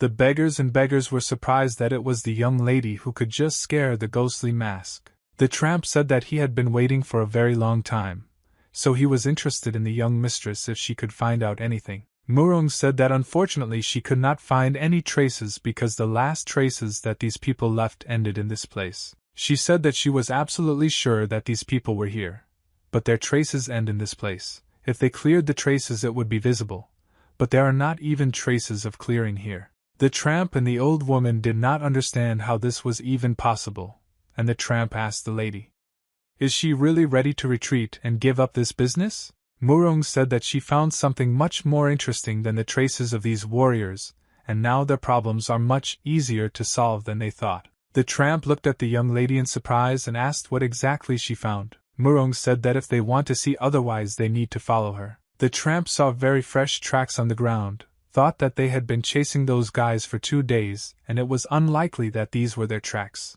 Murong said that these tracks stretch all the way and end here where the tracks of these guys disappeared. She said that this man's tracks lead to the same place, and most likely he is pursuing these people for the same reason as them. The tramp and the old woman were very surprised when they found out this, and they asked who this person could be who was also looking for these warriors. Murong said that his leg size was 21.6 centimeters long and 7.6 centimeters wide and his weight was about 97 kilograms. This guy stood straight and his weight was distributed evenly on these footprints. She said that the shoe print is the same as the people from the Dragon and Tiger Martial Arts Academy.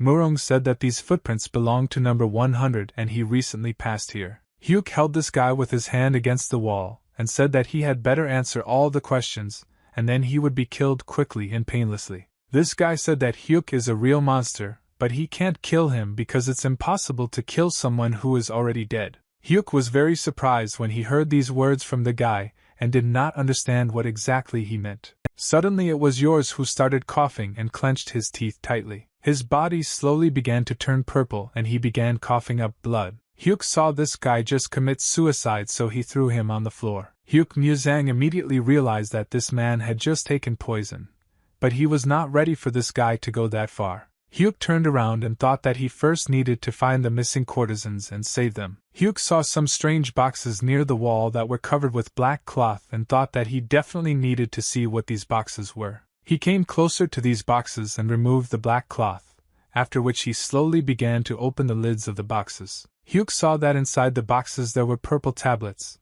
and they emitted some very strong energy. Hyuk took one tablet and began to sniff it in order to understand what exactly this tablet does, and why it was created. Thanks to his heightened senses, he himself felt the properties of this pill. He burned it in his hands and watched as the tablet slowly disappeared, turning into ashes. Suddenly Hyuk felt a very strange sound and realized that it was an unusual sound, and these were the voices of people communicating with each other, but he could not understand what they were talking about. Hyuk saw the entrance to the basement, and thought that people are now downstairs and they are locked in the basement. He opened the door and asked if there was anyone downstairs and said that everything was clear now so they could safely go out. At that moment, an angry girl attacked him holding a sharp iron needle in her hands. She thought it was the bandit who sent them here. Hyuk stopped her with his hand. He took her hands in his palm and she dropped the needle. The needle fell to the floor and flew off to the side. Hyuk asked this girl to calm down. He smiled at her and said that everything is fine now, she doesn't have to worry. Hyuk looked into her eyes and said that he came here to save her. She looked at this guy and realized that he had very kind, beautiful eyes, and his facial features actually looked like a kind person. Tears began to appear in her eyes at that moment, and it seemed that she was now paying. But suddenly she decided to spit right in his face and accumulated a large amount of saliva in her mouth. She said that she didn't believe him and asked what he was up to this time. If he wanted to mock her, she asked, it's better to kill her right away. Suddenly another girl came out from the basement and immediately recognized this guy. She said that she was glad to see Muzang. This girl was very touched that he came here to save her. Hyuk didn't understand how this girl knew him because he was seeing her for the first time in his life. She pounced on him and immediately started hugging him. She said that she was very pleased to know that brother Muzang came here to save her from these monsters. Hyuk felt very awkward at that moment and did not understand what to do. After all, he had never seen this girl before. Murong made a very surprised expression on her face because what she saw shocked her. In front of them was a stone that they had recently passed, and people did not understand how they ended up here again. After all, they were following in the footsteps of number 100, and this is the third time they have come across this stone. Papak asked the lady to stop and admit that she had lied. Muruin replied that it was she who found the traces of number 100. Papak said that no one is sure that these are his traces. The tramp scratched his mustache and said that the young mistress was leading them in the right direction. At that moment, absolutely everyone was surprised because they didn't understand why the tramp had just said that the young mistress was leading them correctly. The tramp asked everyone to look up carefully, and they saw that there was an array of distortion above them, and only now they did not understand that because of this they could not find their traces. Murong looked at her maid with a very reproachful look and showed her all her anger. The tramp said that a gang of beggars should take care of this matter. After all, no one can cope with this task better than them. He came closer to the invisible force field and said that technology is not always required to destroy such an energy array. He made a very quick movement with his left hand to accumulate energy for me. After that, he made exactly the same movement with his right hand, and also accumulated energy in it. The tramp said that in the West there is an old expression that goes like this: knock and the door will open, and if the barrier breaks in front of you, so says the wisdom. Murong thought that the tramp was now trying to break the barrier with brute force. She had never heard of such a method. Murong looked at the tramp grandfather and thought that he had a very strong internal energy strength, and this is the strength of the greatest master of the beggar gang, one of the 10 experts in Mirim. The tramp saw something very strange and stopped. He noticed that there were already cracks in the barrier that protects this place. Murong said that the tramp grandfather had not yet struck, but cracks had already appeared in the barrier and suggested that his strength was so great that he could break this barrier without touching him. The tramp said that he didn't do it, but someone did it before him. He saw that there was already a hole in the force field from which there were a large number of cracks and assumed that the guy had already taken care of everything before them. The tramp hit this crack and suddenly they saw a very bright light that began to blind them. They tried to cover their faces with their hands so as not to see this bright light. After all, if you look at it for a long time, you can lose your sight. Murong only now I realized that number 100 is right here, and all this time he was several steps ahead of them. Hyuk held the courtesan in his arms who recognized him and carried him slowly out of the house so that she would feel calm. Hyuk said that he remembered her, and she used to be a little geisha student who studied the art of geisha. Hyuk said that I haven't seen him for a long time. He now feels as if just yesterday she was waiting for him behind the academy and bringing him rice cakes. Hyuk said that he was very glad to see his old friend, such an adult and beautiful girl, and he said that he had heard a lot about what a famous singer she had become. She replied that she was not a singer. The other geisha were shocked that this guy actually saved them. Hyuk suddenly stopped and froze in place as if his body had frozen and turned into ice. His face suddenly turned blue. The geisha who was hanging on his back couldn't understand why his brother was acting so strangely now. Geisha asked Brother Hyuk, who is this woman who is standing in front of them now and emitting demonic fire from her body. Murong pretended that everything was fine with her now and said that she was very glad to meet Master Hyuk again. Hyuk was scared when he saw his ex-girlfriend in this place and didn't understand what to do. He was so scared that he dropped the geisha who was sitting on his back. Hyuk understood that he was now in a very convenient situation and tried to explain that he was only carrying this girl because she sprained her ankle. Merjin pretended that everything was fine and that she was absolutely adequate to this situation because there were no feelings between them anymore. Hyuk asked what is she doing here. She replied that she just wanted to walk here. The tramp said that they have been pursuing one group for a long time and Murongamwa is helping them track them down. He asked if there was anyone inside the building besides these girls. Hyuk said that he met thugs inside the house who stole these girls and killed them all. The tramp was very surprised when the guy said that he single-handedly killed all these strong warriors. He asked was there anything else strange in the building? Hyuk tried to remember if he noticed anything else suspicious in this house, and at that moment the courtesans were carefully watching him. Murong noticed that suddenly a red barrier of energy appeared between them. Hyuk said that he saw something very strange in the house. It was a mountain of boxes containing aphrodisiac pills. The tramp said that he knew that there would be boxes of aphrodisiac pills there. Murong and the old woman were shocked when they heard this. They didn't understand. Why would you need erection pills to become a monster? The geisha suddenly realized that they couldn't hear these people talking at all, but they were standing very close to them. It was strange. The tramp ordered General Jiang to take 10 guys with him and find out what poison the suicide used and remove all the aphrodisiac from the house. Hyuk said that there are no more aphrodisiac pills because he burned absolutely all the pills. The tramp was upset and asked why the guy did this because these pills could be a very important clue. Hyuk said that he took one pill with him just in case, and the tramp began to laugh. He said that he can always count on this guy and asked him to give this pill to him because he wants to use it to track down the bandits. Hyuk took the pill in his hands and said that he would give it to the tramp, but he had one condition. The tramp was scared because he didn't understand what exactly this guy would want to ask for now. Hyuk said that his conditions are very simple. He wants the tramp to open a beggar gang department here in Yangzhou. Hyuk said that after the visit of the manager of the Boundless Mansion, he realized something and apparently the Murim Alliance left Yangzhou, and most likely forgot about the whole of Gansu. Hyuk said that he has great power in his hands, but can the Iron Blood Battalion, the Bloody Curse gang of the Poles, take over this place if the Iron Blood Battalion interferes with him? It will not be easy for him to cope alone, especially now that they are strong enough to change the ghostly Anam 3. Hyuk said that now he has no other reliable protection other than a gang of beggars. The tramp was shocked by such a proposal and he didn't even know what to answer right away. Hyuk said that if the tramp now agrees to this offer, he will give him the aphrodisiac. The tramp said that he is the head of this gang, but his power has a limit, and besides, the Iron Blood Battalion Limitless Mansion signed a non-aggression agreement in Yangzhou County.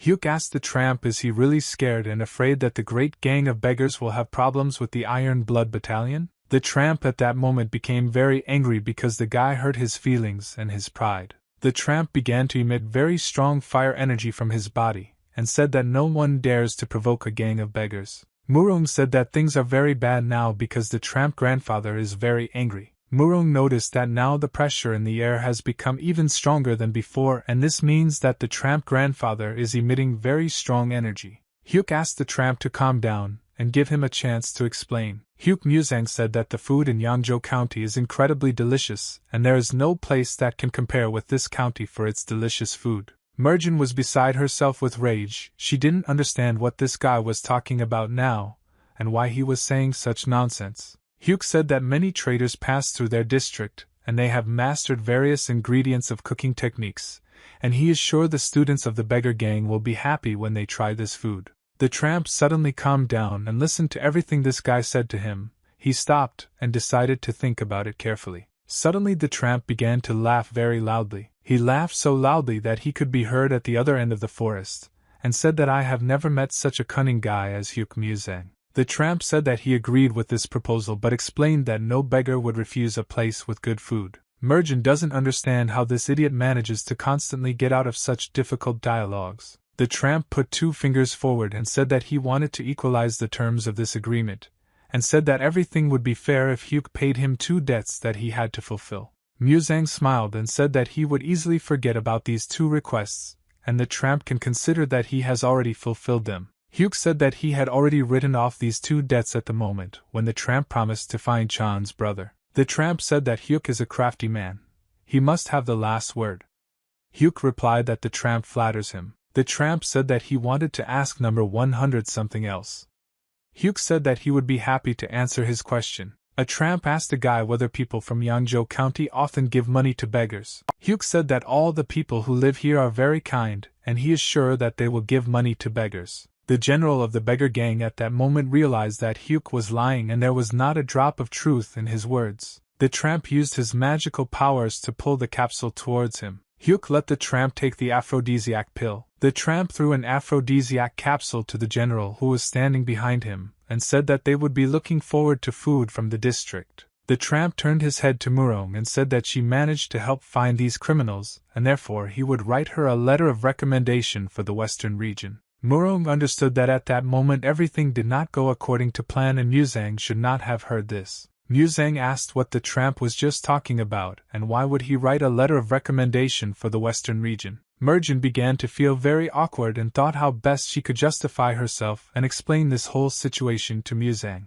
But suddenly she noticed this large group of geishas who stood behind him and for whom he was a real hero. Suddenly Murong realized that she didn't have to explain anything to him or make excuses and said that it was none of his business. The young lady very quickly jumped on her horse and began to ride. She ordered her old woman to follow her as quickly as possible. Musang looked in surprise at the mistress leaving into the distance, and did not understand what had just happened. He clenched his fist tightly and began to get angry that she was actually going to transfer to the western region. The general of a gang of beggars came to the tramps and said that they had finished the investigation. He reported that during the investigation they found 23 corpses, all killed with 1 blow, and there were also traces of fire after burning the aphrodisiac. The tramp drank alcohol from a bottle, then scratched his mustache and said that 23 corpses is a large number of people. The general asked the tramp, does he really want to establish a beggar gang department in Yangzhou County? The tramp said that he is the kind of person who will never lie to junior subordinates.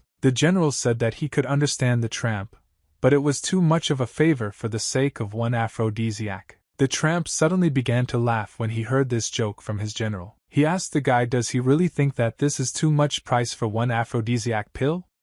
The guy replied that yes, he thinks so. The tramp raised his finger up and said that he would try to explain why he made such a decision. He said that firstly, 300 beggars were looking for an enemy 2 days ago. This guy took half a day to find them, and that means Gamwa's story about the bloodhounds of Myriad Verse is true. The tramp said that moreover, he easily dealt with 23 martial arts masters who were guarding a mountain of aphrodisiac and simply put, Hyuk is stronger than they say about him. The tramp said that the most important thing is that he did not recall after experiencing the homicidal pressure of the tramp and continued to chat. At that moment the general began to understand what the tramp wanted to tell him. The tramp at that moment drank alcohol from his bottle and said that he was not going to kill this guy, but he was very angry and someone else in his place would have wet his pants from fear in this situation. But this guy kept talking about the food of Yangzhou County and he was absolutely not scared when he saw this incredible power. The tramp is that thanks to this service they only win because they receive talented reinforcements in the form of number 100.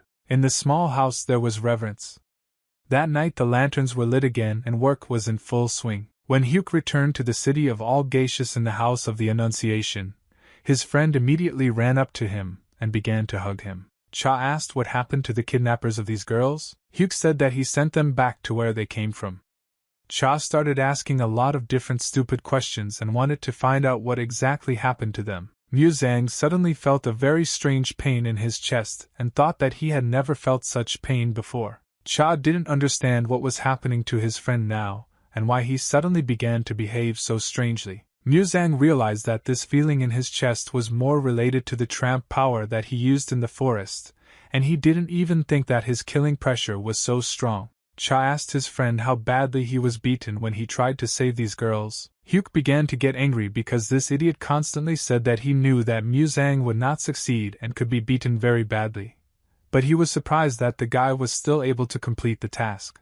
Hyuk could no longer contain this anger in himself, and so he punched this guy in the face with all his might. Hyuk slowly began to walk away and said that it would be nice for this idiot to learn to shut his mouth in time. The tramp began to tell a story about what happened 7 years ago. He said that the new gatekeeper of the alliance had a very capable body, and the tramp advised him to join the Order of Demon Slaying. Hyuk thought about this proposal and replied that he wanted to ask the tramp not to use his students if he suddenly died, or he needed a master. Hyuk said that they have a small academy with only a couple of students. If one more of them disappears, the teacher will not stand it. The tramp said that he admired this guy's loyalty to his teacher, and he really touched the tramp, so he agreed and promised 3 more favors if he completed the task. The tramp said that at that moment he also had his own student. This student always had no problem stealing and drinking his teacher's precious drink. Number 8 told the teacher that the tramp at that moment was sure that number 100 would not stand this test, and would die. Number 8 said that at that time the teacher passed the number, tired, impossible test. The tramp added extra weight to his students so that he would not talk nonsense. Sometimes he learned to keep his mouth shut. The tramp jumped away from his student, and said that in any case, number 100 is now alive, and he listened to his request, and with his keen eye to the experts saw a promising guy. The tramp turned his head back and said that he had already said that number 8 was very close to number 100 in those days. The tramp offered number 8 to be the leader of the tramp department in Yeonjo County, and now he will have to convince not only number 100 but also the rest of the academy members. The tramp said that in some way number 100 you will become an ideal friend for a gang of beggars. Young students of the beggar gang have been trying since the morning to build a building that will house the department of the beggar gang in Yeonjo County. Number 8 was responsible for the construction of this building, and he constantly made sure that the beggars did everything efficiently and correctly, but they did it very poorly. Academy students approached the picture from behind and wanted to talk to number 8. The disciples felt very awkward, but they had to ask this man a question. Who is he and why is he building this building here? Number 8 started laughing when he saw these guys. He asked them, "Is this really the Dragon Tiger Martial Arts Academy's student uniform?" He said he was Muzang's friend. He thought that this was an ideal opportunity approaching them, and said that he was glad to meet you, and said his name Jae Muriak from the gang of beggars. He said that their older brother asked him to set up a new base here and apparently forgot to tell his younger students about it. They began to bow to him and say that they were terribly embarrassed because they did not recognize such a great man who was capable of tearing apart a bear with his bare hands. Gi Muriak said that they are all part of the traditional faction of the same province, and therefore asked the students not to be afraid of him. He said that he was completely harmless, and was just one poor beggar from a gang. Hyuk Muzang asked the students what they were doing here and said that he only went out to patrol the area for a short time and was surprised when everyone left. The younger student said that the older student had better watch his words because in front of them is now the famous warrior Gi Muriak from the beggar gang. Muzang asked number 8. Why is he bullying the younger students now? They were very scared when they saw that the senior student was communicating so calmly and brazenly with this big guy. Gi Muriak said that he was just trying to get to know them, but the older student explained that the big guy needed to act calmer because his face scared the young students. The students carefully watched the dialogue between the senior student and this great warrior. They did not understand what was happening now. Hyuk turned to his students and asked them what they were staring at. He said that they need to return quickly because the morning training is almost over and he will come to them soon. Gi Muriak waved his hand at these guys as they ran away. He said that they could come at any time to chat with him, and asked them to bring food next time. The students began to discuss among themselves, how can you, elder brother, know this person? After all, looking at them, you can say that they are very close friends. The guy smiled and said that now I have nothing to worry about because with a gang of beggars in the yard they no longer need to worry about the great power. They were delighted because this great warrior allowed them to come every day to communicate with him, and did not say that they would spend all their free time in this place. Gi Muriak asked Hyuk Muzang if he was pleased that the students were happy to meet him. Gi Muriak said that now these students feel better and are happy. Probably the eldest student has done what all these guys dream of. Hyuk Muzang said that he will be satisfied and happy when the beggars take a shower and do something about their stench because it can be heard all the way to the academy. Gi Muriak said that Hyuk himself wanted to build a base near the academy.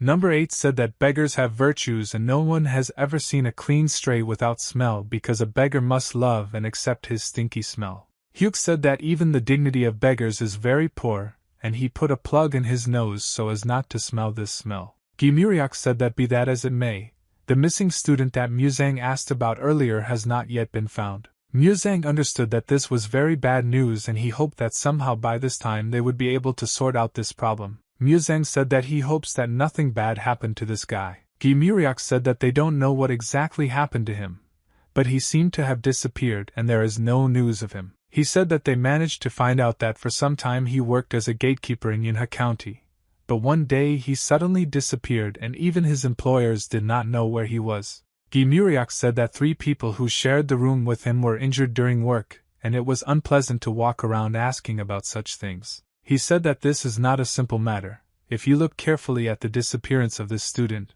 then some real master worked here. Hyuk stood motionless in place and thought about how best to solve this problem. He said he was very upset that they still couldn't find this guy. Hyuk turned around and said that they had better keep working hard because the students would be arriving soon. He had to go. Go put his hand on his shoulder and asked him to stop because he still wanted to say something. But when he saw this guy's face, he immediately stopped wanting to say anything. Hyuk said that if number 8 wants to tell him that brother Jung is dead and Hyuk should give up, then number 8 better keep his mouth shut. He said that the bodies of other mercenaries were found, but Chan's brother was not there, which means he is still alive and Hyuk is sure that we need to continue the search. Gi Muriak said that he was always amazed at how this guy can stay calm while being impatient, and he said that I was going to say something completely different. Gi Muriak said that he managed to find one person who can help them in this matter. Gi Muriak explained that this man can help but he has one problem. He is a mentally retarded person and they can't talk to him. Number 8 said that this person has been repeating the same thing ever since they showed him Jung Taeryong's picture. This mentally retarded person repeats the same phrase every day that an older student will definitely come and help. Hyuk returned to the academy to talk to the teacher. He said that he would need to leave for a while and would like to go to Yunha County. The teacher began to ask the older student in a trembling voice. Was he really able to find out something? He asked if Muzang really knew Taeryong's location. At that moment he tried to get up from the chair but his body was still shaking. Chan asked the older student if he could go to this boy and bring him back home. Hyuk said that he cannot answer this question and does not know what this journey will bring him, but he will do his best. Muzang said that as long as he is brother Taeryong, he will definitely return home no matter what the cost to him. The guy cut off the head of one of the opponents and splashed out his blood. He brutally and mercilessly killed his opponents by cutting off their heads with his sword. He threw back enemies who prevented him from moving forward. A very fierce battle took place in this place where all the wars were without outer clothing and fought to the death. The gentleman in the red mask stood with his assistant on the top of the rock and watched this battle. The guy was bleeding, then he was breathing very heavily and tried to regain his breath. He held a blade in his hand from which blood was dripping and in front of him lay the dead bodies of his opponents. He heard a strange sound behind him, as if someone was trying to get out of here and was still alive. The guy put his hand forward and tried to crawl forward while lying on his stomach. This guy cried and asked not to kill him. He just wanted to stay alive. He turned his head towards this guy crawling on the ground and saw that he didn't have 2 legs. He pursed his lips and realized that he had no choice to spare this enemy. He slowly began to walk towards him, stepping from foot to foot. He continued to crawl forward trying to save him, shouting loudly that he wanted to live and asked not to kill him. But it was too late to ask for mercy because the blade was already preparing to strike. He plunged his blade into the body of this enemy and splashed out the blood from him.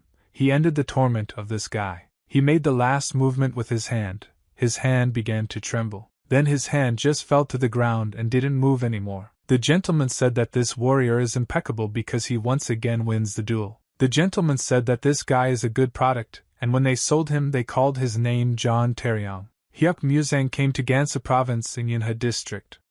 In this city there were a lot of people walking around the bazaar and traders. Hyuk walked along the main street of this city and saw that this ruin was definitely prosperous compared to Yeongjo County. He suddenly stopped because he saw something very strange and decided to take a closer look. He stood and looked at the luxurious carriage that was in front of him. He saw that even the cab drivers were dressed in first-class silk and could not understand who these people were and why they looked so good. The driver who was on the cart suddenly saw a guy who was standing not far from him and was watching their cart. Hyuk realized that he had been noticed and decided to immediately leave this place so as not to attract unnecessary attention to himself. He decided to hide in the crowd. The woman who was inside the cart at that moment asked the driver named Yenji what happened and why did he look so worried. Yenji answered the lady that nothing special happened, but it seemed to him that someone was watching them, and it was a simple guy from a rural martial arts academy. He said the lady shouldn't worry about it. The lady smiled, but her smile was hard to see because of the headlights, and said that this man interested her, and she was interested in watching him. Yenji asked the lady if they should catch this guy and bring him to her. She replied that you shouldn't do that, and you should just leave the boys alone. The lady was in a very playful mood and said that she had a feeling as if she would meet this young man again. Hyuk calmly walked along the street and looked at everything that was around him because he had never been to this area before. Suddenly a beggar appeared in front of him and asked if the master would have any money for a poor homeless man. The beggar said that he knew that Master Hyuk Musang from Yeongjo was standing in front of him now and asked if the master had some change. Hyuk looked at this beggar and smiled. He understood that talking with beggars always brought him pleasure. He took out a wooden sign from the inner pocket of his clothes on which the sign of beggars was drawn and showed it to this guy. The beggar was surprised that the master had a sign from the ghostly mask. Hyuk asked this beggar to take him around the city and show him everything here. The beggar said that he could not refuse such a gentleman and would be happy to show him everything that is in this city. They talked about light topics. But Hyuk used his telepathy ability and asked the beggar to tell him about the local troops.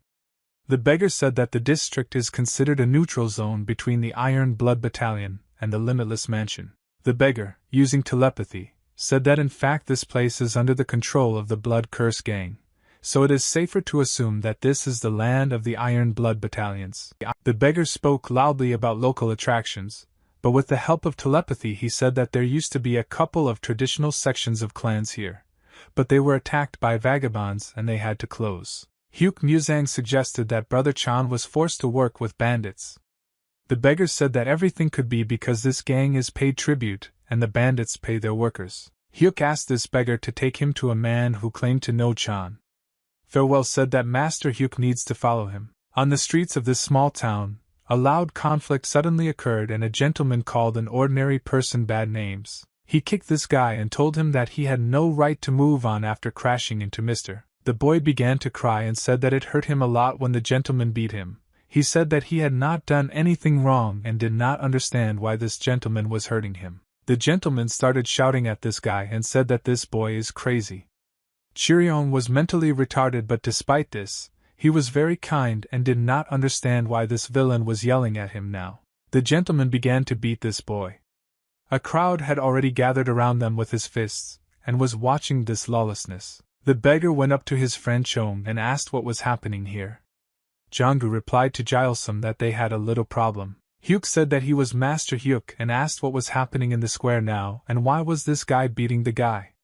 Chonggu said that this guy is exactly the one they need, but he just tripped while walking and it so happened that he fell on the master from the Blood Curse Gang.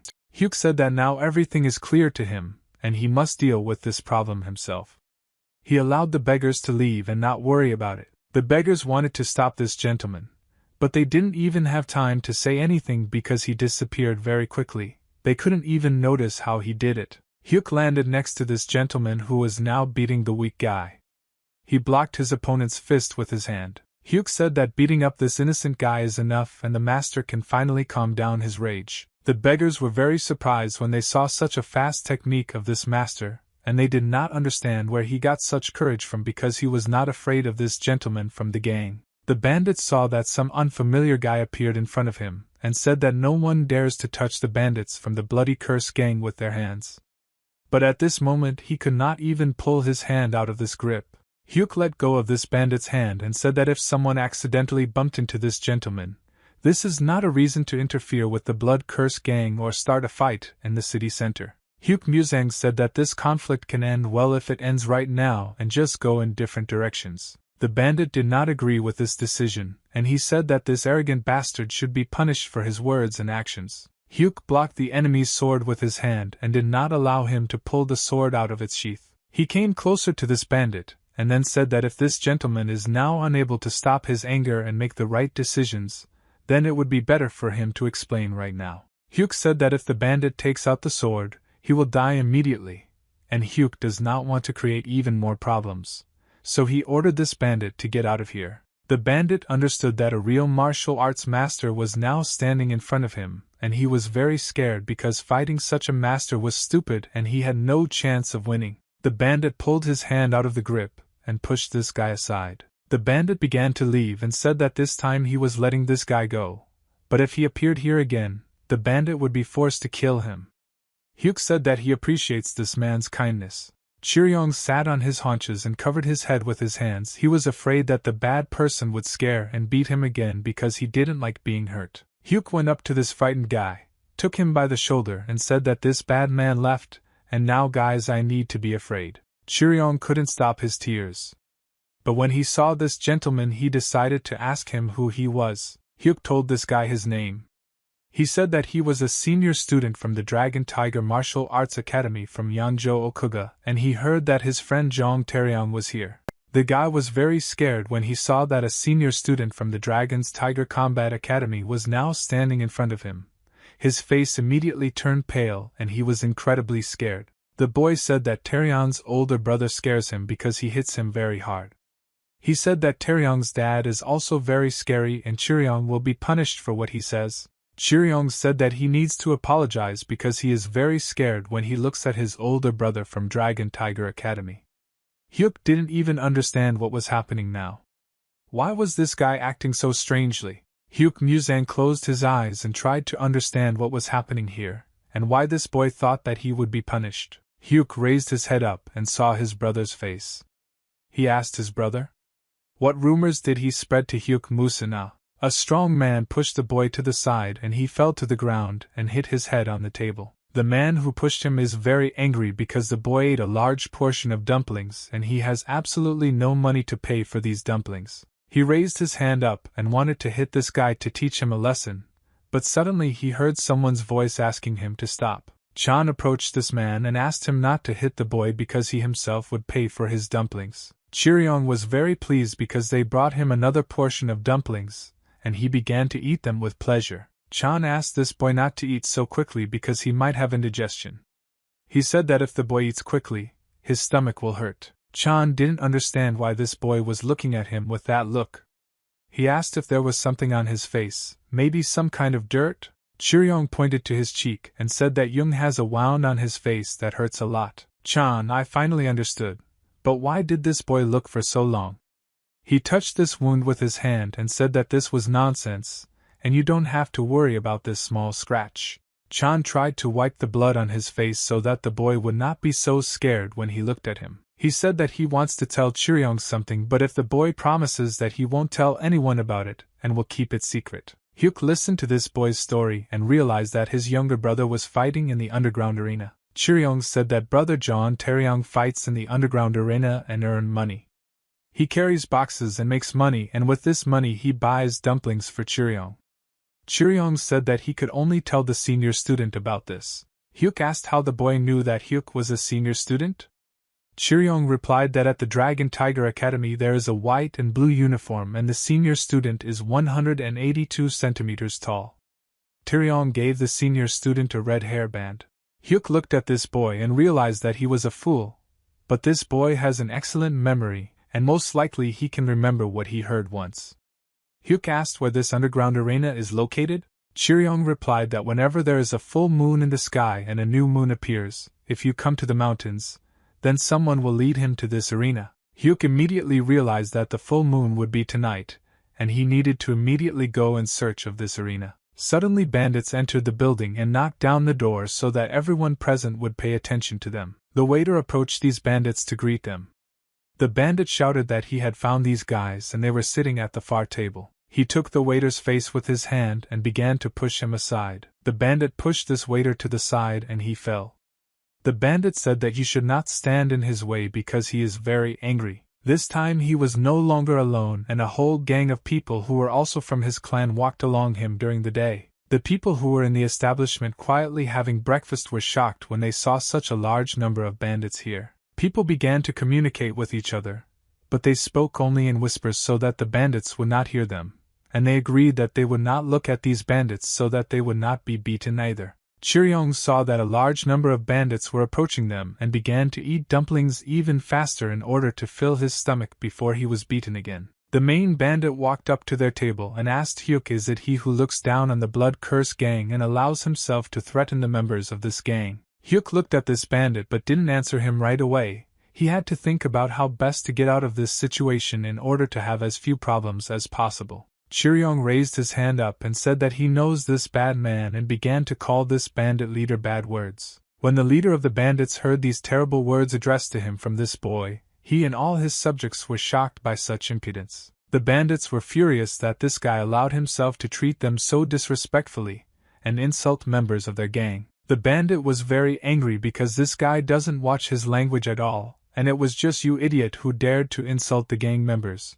He understood that he couldn't allow such disrespect for himself, and wanted to hit the guy. Hyuk made the most correct decision in this situation and shouted very loudly that Chiryong was bad and that he had just done the wrong thing and said a lot of stupid things. The bandit was very surprised when he heard these words from a stranger, and he decided to stop and understand what was happening here now. Hyuk began to scold the boy for behaving very badly and swearing at these people.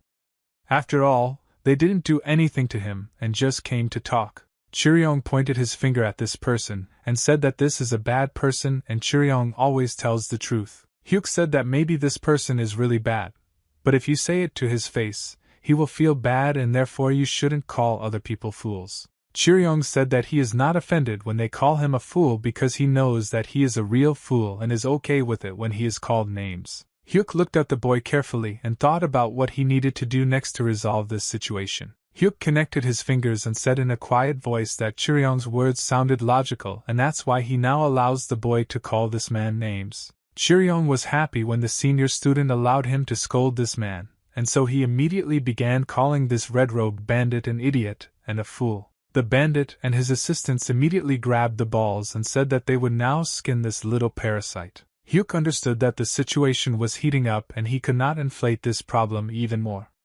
Therefore, he urgently needed to do something in order not to create even more problems. He picked up the chopsticks and thought that he had no other choice and now he still had to fight them. Suddenly they heard the laughter of some girl on the second floor.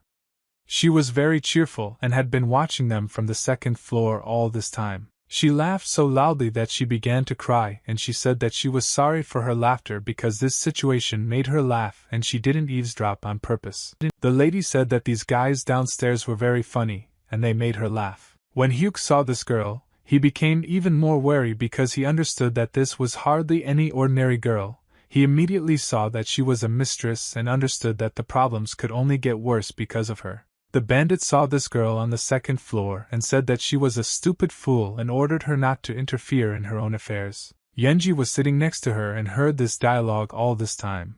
But when the bandit on the first floor called the lady a fool, he realized that he needed to react to this. The lady allowed Yenji to deal with these bandits as he wanted.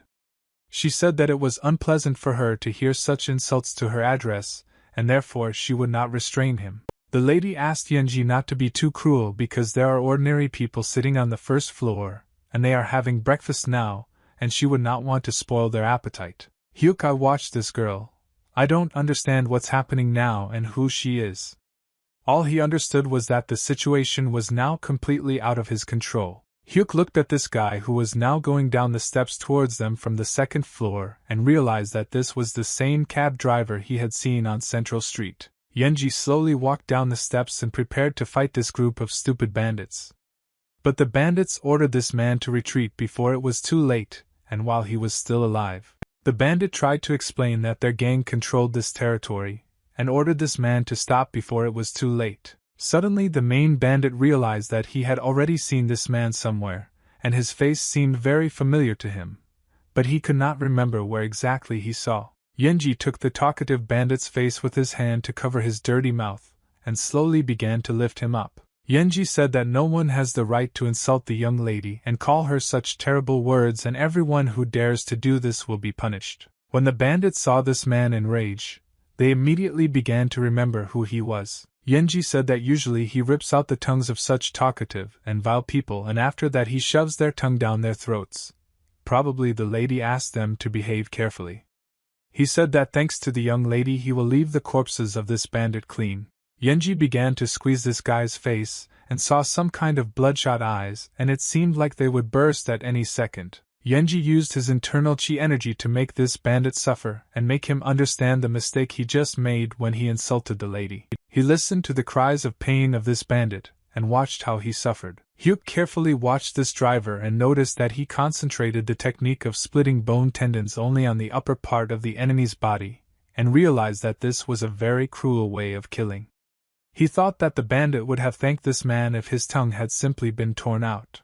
Yenji threw this guy to the ground and looked at the reaction of the other bandits. Yenji said that it was very wise for the bandits not to attack him because it would be their biggest mistake in their entire lives. The main bandit bowed to this gentleman because he remembered his face, and said that they respectfully greet the owner of the Rakshasa sword Ma Yenji. When the steel bandits realized who was standing in front of them, they also bowed to this gentleman. The main bandit said that he saw this gentleman from afar 2 years ago when he was on behalf of the Iron Blood Battalion. He apologized for not recognizing this gentleman right away. Hyuk was very surprised when I realized that this man was from the Iron Blood Battalion. Yenji said that he can really see people who know who he is and dare to do such terrible things. Yenji said that these bandits should know what could happen to them if they cause inconvenience to the one he is accompanying. The bandits said that they committed serious crimes, but they did not know that such an important person was next to them, and they admit their mistake. The young lady began to laugh when she saw the frightened faces of these bandits, and asked her guide to stop torturing them. She said that thanks to these bandits she was able to have a good laugh. If he had punished them for such a trifle, she would have been angry. The lady said that he had already killed the man who insulted me, so we can stop. Yenji bowed to the lady and said that he apologized for playing with them a little. She replied that there is no need to apologize for this. The mistress ordered this gang of bloody curs to listen to her carefully, and they all immediately leveled up and said that they had listened to absolutely everything that the mistress said. She said that she spared all these bandits only because these two guys sitting at the table were able to entertain her. The young lady ordered the bandits to never bother these two cute guys again, and only then will she spare these bandits. The bandits leaned over to this lady and said that from now on until the end of their lives, they will never bother these two gentlemen again. The young lady said that she was very glad that they were able to come to an agreement, and asked to remove the corpse from her eyes as soon as possible, while she was still in a good mood. Hyuk Muzang stood up at the table and bowed to this lady. He said that thanks to her they were able to escape the problems, and told her that they, too, would now leave. The young lady slowly touched her hair with her fingers and said that she was very sorry because these guys were already leaving. Her eyes suddenly began to glow purple, and she used the 1000 bewitching eyes technique and said that she wanted to have tea with these guys together. Hyuk bowed to this mistress and felt that her magic was slowly starting to work for him. He stopped, lowered his head down and smiled. After that he stood there silently for several seconds and did not move. Hyuk asked for forgiveness from this lady in a polite voice and said that unfortunately he has important things to do this evening, he needs to leave. She was shocked when she saw that her charm technique didn't work on this guy even though she was looking straight into his eyes. Yenji blocked the passage for this guy and said that they would not leave here anywhere. He told this guy that if the young lady wants to have tea with them then they should stay and have tea together. Hyuk was not afraid of this guy, so he looked into his eyes with his confident look and said that he had already refused the young mistress, and she should have understood it the first time. There was very strong tension between them and Yenji did not understand where this guy got such self-confidence and such strong chi energy. The Murim Alliance was very empty at that moment, but the lanterns were burning on the street and illuminating the building. A man was sitting at a table and holding a brush in his hand with which he was going to draw something on a blank sheet of paper. This man was the 10th young master Tae Hyung-woo. It was he who was the fiancé of Merjin Gamwa and the grandson of the head of the Murim alliances. Tae Hyun-won put the brush on the table and finished the painting process. He heard a man's voice behind the door who said that this was Sol-de, and he wanted to go into the young master's room. Tae Hyun-won allowed this guy to come into the room. Sol-de landed near the young master's table and then greeted him. Tae Hyun-won told the commander that he had said more than once that he was just a slacker who didn't even have responsibilities in the alliance, and didn't understand why the general was communicating with him so politely. He said that the general often inconveniences the gentleman. General Sol asked for forgiveness for the inconvenience he caused, but tried to explain that it was difficult for him to complete the young master's task and let go of all formalities. Tae Hyun-won said that it's easier to argue with a statue than with a general, and that's all why Sol came? The general informed the young master about the news that senior patrolman Murong had arrived in the alliance. Tae Hyun-won was very happy when he heard this news and couldn't believe that this moment had finally come. The general said that the young lady immediately went to the patrol hall. As soon as the general said this, the young gentleman immediately disappeared somewhere. He evaporated so quickly that it was even impossible to control this moment. On the young gentleman's desk there was a drawing of his wife Murong, and most likely he had been waiting for this meeting for a very long time and was now very excited. Loud screams were heard in the building that was called Peace and Patrol. Murong received a response to her request for a transfer, and in this statement it was written that her request was denied. Merjin was very angry when she saw that her request was denied. And at that moment it seemed that she was about to burn out, and burn everything that was next to her. The secretary was very scared and did not understand what to do now. After all, the lady was very angry and he understood that she could do anything in this state. Murong tried to restrain her emotions, but she was not doing well. She asked the secretary to explain why this statement says that she was denied a transfer to another place. The secretary understood that the situation was very tense, and he did not know how best to explain to Mrs. the situation that had occurred. Murong abruptly stood up from the table and hit her hands so it became she said that she could read well and saw that it was written there that she was refused, but she wants to know why they wrote her exactly such an answer. Murong said that she brought a letter of recommendation from the Limitless Mansion and a recommendation from a gang of beggars. And despite this, she brought a good investigation. She wants to free up the place that everyone is fighting for. The secretary said that Elder One Bija reported that he did not have time to change employees. Murong started yelling at the secretary and said that the Murim Alliance never had time for this. She turned around and started to walk towards the exit. She said that there was no point in arguing with the secretary because another person was responsible for this. The secretary heard that the lady now wants to personally visit grandfather One Bija and sort out this matter. The secretary tried to stop the lady but it was too late. She ignored him, but he understood that things were very bad because the elder told the secretary to take care of this matter. The secretary saw how the girl closed the doors and realized that he had no chance of restoring her. Tae Hyun-won stood near the entrance to this building and waited for Mrs. Merjin-gamwa to come out. She was in a hurry to meet with her grandfather as soon as possible and discuss this matter, but suddenly she saw Tae Hyun-won's brother. He saw how the young lady very quickly began to run towards him and thought that she really missed him. He opened his arms to hug the young lady and said that he really missed her and was glad to meet her. But Merjin was very busy with her own affairs and had no time to communicate with him. She said that when she was free, she would definitely come to him, and they wouldn't talk about everything. Tae Hyun-won didn't want to just let the young lady go, and started running after her. He asked where she was in such a hurry and asked if he could help her with anything. Murong told him that if grandfather asked him to stop her, then it was better for him not to do this and calmly step aside. Tae Hyun-won asked the young lady why she was quickly heading to her grandfather, and whether her business was somehow related to polishing. Murong said that she didn't have time for these conversations now and therefore asked her brother not to follow her and not to disturb her. Tae Hyun-won stopped and asked the lady when she would have time to visit him.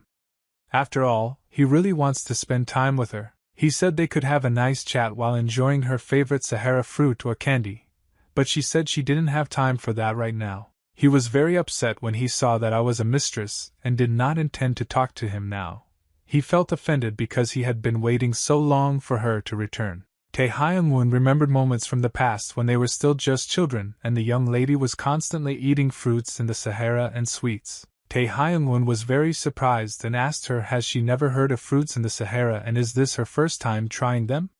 Murung said that she felt this taste for the first time and was shocked that the young master eats delicacies every day by the way. She said that she also wants to eat these fruits every day, and when she grows up she will definitely marry him. His face turned red because he began to feel awkward and said that he did not expect such a reaction from the young mistress. Murung said loudly that if she lived with the young master, she could eat these fruits in the Sahara every day and not go through her father's harsh training. But he told her that they wouldn't get married because of this. Two gentlemen watched their children and discussed what, when, and where you will grow up. They will definitely get married. After all, they are perfect for each other. Tae-hyung-won thought that when he was not with the young mistress when he was little, it was much easier for him to spend time with her. He looked at her, and I don't understand at what point in their lives they weren't so far apart. At that moment, Murung was only thinking about the fact that she needed to teach a lesson to the old people who refused her request. Youngji said that this guy will not go anywhere until I have tea with the young mistress. But Hyuk answered again that he had already refused the mistress. Youngji said that he was very surprised to see such courage from an ordinary guy from the village. Hyuk said that he would be extremely grateful if this guy actually thought that about him. Yenji took his sword with his hand and slowly began to take it out of its sheath in order to teach this guy a lesson. But suddenly he heard the voice of the lady who ordered him to stop. The lady said that if they continue to persuade this guy to stay then she will look stupid if this guy has to then let him go about his business. Hyuk once again bowed to this young lady and thanked her for helping them, saying that someday there will be a chance, and they will certainly drink tea together. She asked this guy before he left to tell him his name, and where he was from. Hyuk said that his name is not worth such an important person wasting time to remember it. The lady said that it would be nice if they got to know each other, you see, next time they will need to drink tea together, and she would like to do it first. Madam said that her name is Cheol Jinhwa. Hyuk immediately realized that this was an unusual lady. After all, if her last name was Cheol, then she was from an important family. Yenji looked at this guy with a reproachful look and asked him to hurry up. Yenji said that if this guy now forces the lady to repeat her request again, then he will kill this guy despite her order. Hyuk smiled when he heard the threat of this warrior. He felt funny, because this warrior doesn't understand who he's talking to. Yenji was already starting to get angry because this boy was acting very arrogant. Hyuk said that he cannot die at this age and therefore it would be better for him to give his name. He told her that his name was Hyuk Muzang and that he was a member of the Dragon and Tiger Martial Arts Academy in Yangzhou. Jinhwa said that she was very glad to meet Master Hyuk. Mrs. I said that she hopes that things are going well at their academy if she looks forward to the next meeting. Hyuk looked into the eyes of this lady again and smiled. He said that it was time for him to go. He called his new friend and said that they need to leave here because they are late. Yenji was very angry with this guy and wanted to tear him apart, but suddenly he heard the voice of the mistress in his head. She communicated with him using telepathy. The lady asked her guide if he was sure that he could kill this boy. Yenji asked the lady should he go and kill him now? She replied that it's definitely not worth doing this now. Jinhwa said that she is not yet ready to see her best guide die. Yenji at that moment was ready to explode from the anger that overwhelmed him. He was offended by the fact that the mistress considered him weaker than this stranger. The lady was born with the legendary white eyes, a distortion that can see through everything. If she says that, then Hyuk Muzang is much stronger than Youngji. He was angry because some village guy from the combat academy turned out to be stronger than him, and for him it was paradoxical. Hyuk looked at this establishment again, and thought that Cheol Jinhwa is a girl with a special surname who is accompanied by the owner of the Rakshasa sword from the Iron Cow Battalion. Great Iron Blood Emperor Cheol Ganseong was known for loving only one woman, but usually they say his woman is screaming she died of illness and his only son died during the Great Righteous War. This means that she is the granddaughter of the Great Iron Blood Emperor. Even the Murim Alliance does not know about the existence of this lady. Does this mean that he was hiding his granddaughter all this time? And it must be because of her amazing skills. 1,000 bewitching eyes, one of the many skills of the legendary White Eyes of Distortion. Shingija, the teacher of the Order of Demon Slaying, said that according to legends, when a person with the legendary White Eyes of Distortion is born, the world will fall into suffering, and they say that long ago the sorceress of the kingdom had white eyes of distortion. Hyuk remembered that the old man once told a story about such people and thought that it would be nice to kill her, but he didn't know whether he should do it. Hyuk began to hit himself on the cheeks with his palms and drive away unnecessary thoughts from himself, because he swore that he would no longer interfere in the affairs of the alliance. Hyuk thought that now it would be much better for him to take this to the boys' home so that he doesn't get into any trouble again and focus on finding Turin. Murong made her way through the corridors with guards in order to get into the chamber of the elder of the Murim alliance. She wanted to talk to her personally, and for this she had to throw aside many guards. At some point, she managed to do this because no one could stop her in this state. She sharply opened the door and said that she had finally found Elder One Bija. The elder at that moment opened the window and tried to get out of the room so that the evil girl would not find him. Murong said that if the elder tries to escape through the window in order not to meet with her, then he is making a very big mistake. The elder began to feel very awkward and began to make excuses for the current situation. He said that he heard that the young lady wanted to visit him and decided to quickly climb into the room through the window. Murong said that she would pretend to believe his lies. The elder said that he was not lying and simply did not expect such a sudden visit from the young lady. Murong asked the elder why her request for transfer was rejected. She said that the excuse that they didn't have time to transfer employees sounds very implausible. The elders understood that the young lady came with firm intentions, and she would not retreat one step from her decision. He asked her why she wants to do the translation. After all, the northern region is a key post for the alliance, and an excellent place for quiet work. He said that the western region had become a staunch center of non-traditional strength, the Iron Blood Battalions, while the Kantong School, one of the 4 traditional schools, was forced to close its doors. Even the Sizran Tang clan closed due to the location of the borders of the Empire's army's strength being much larger than the alliance. He couldn't understand what exactly she was looking for, which absolutely all the patrol officers were avoiding. Murong said that she doesn't understand the elder's logic because she is the only one who wants to go to such a place, and the alliance should welcome such a proposal with open arms instead of refusing. She asked him the same question again and asked what was the reason for the refusal. She said that she had only one guess. Why I was refused. And this is because someone insisted that she not be transferred to another region. The elder said that for now, say what you cannot say. After all, no one can put pressure on the Council of Elders in order to change their decisions. Murong said that she doesn't believe a single word that the elder says now because she knows that there is one person who could influence their decision. The elder understood that she had already understood everything herself, but he still didn't want to tell her the truth because then he would have a lot of problems. Murong suddenly heard a very familiar voice with a man standing behind her. This man said that it was he who asked to refuse her request for a transfer.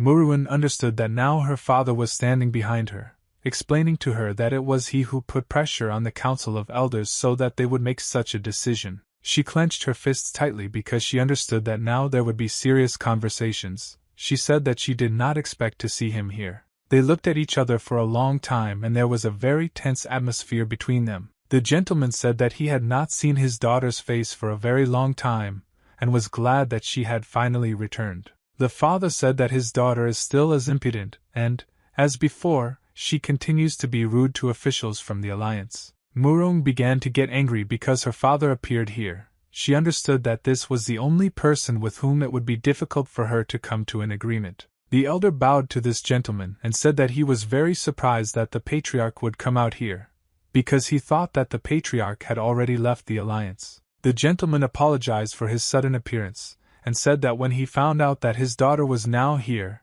he was forced to stay.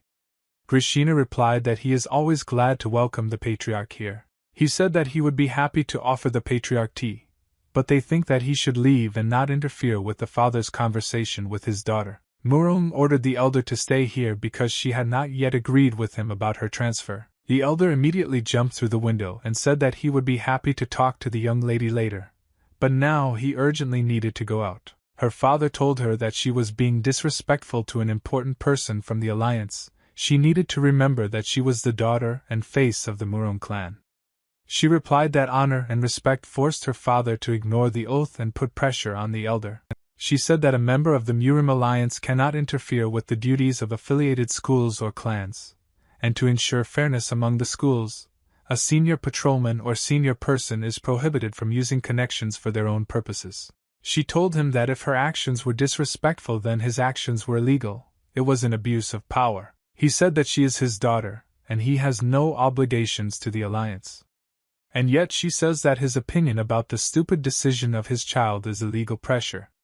She replied that he had no right to interfere in her affairs. He answered her that he makes all his decisions and interventions in her life only for her good. She started yelling at him and said that he was doing this only for himself and that it had always been like this. He controls her life and uses her good as an excuse. Manhwa said that Uncle Sunju and Brother Y lived quietly, but he was afraid that I would not fight for her inheritance, which she didn't even want, and because of this they were out of town. She said that she forced her friend's father to beg for forgiveness on his knees, arguing that the difference in position was too big. Manhwa remembered how he forced Papa to be beaten and locked up for 10 days because she bought her one piece of candy that Manhwa didn't like. The father said that she does not understand his actions because she is still young and their clan is the descendants of King Yen.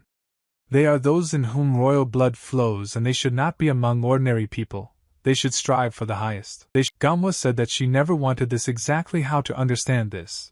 But since you are the wife here, she wants to say this for the last time. Manhwa said that to this day she does not give up the name of this clan out of respect for her father because he brought her into this world and raised her. She was very serious, and said that if he didn't want to see her give up everything and disappear, then it was better for him not to interfere in her affairs. Residents of the main patrol alliance Miram. The young lady approached her assistant, and said that they were leaving here immediately. Papak asked the lady why she was crying and what happened to her while she was in the elder's room. Murong said that she was crying because of the patriarch and her father because they were just having a difficult conversation. Manhwa told her assistants to pack her things immediately because she couldn't stand to be here anymore and wanted to leave as soon as possible. Manhwa said that she deserves the right to ask the head of the alliance as a reward for her time in the demon-slaying order.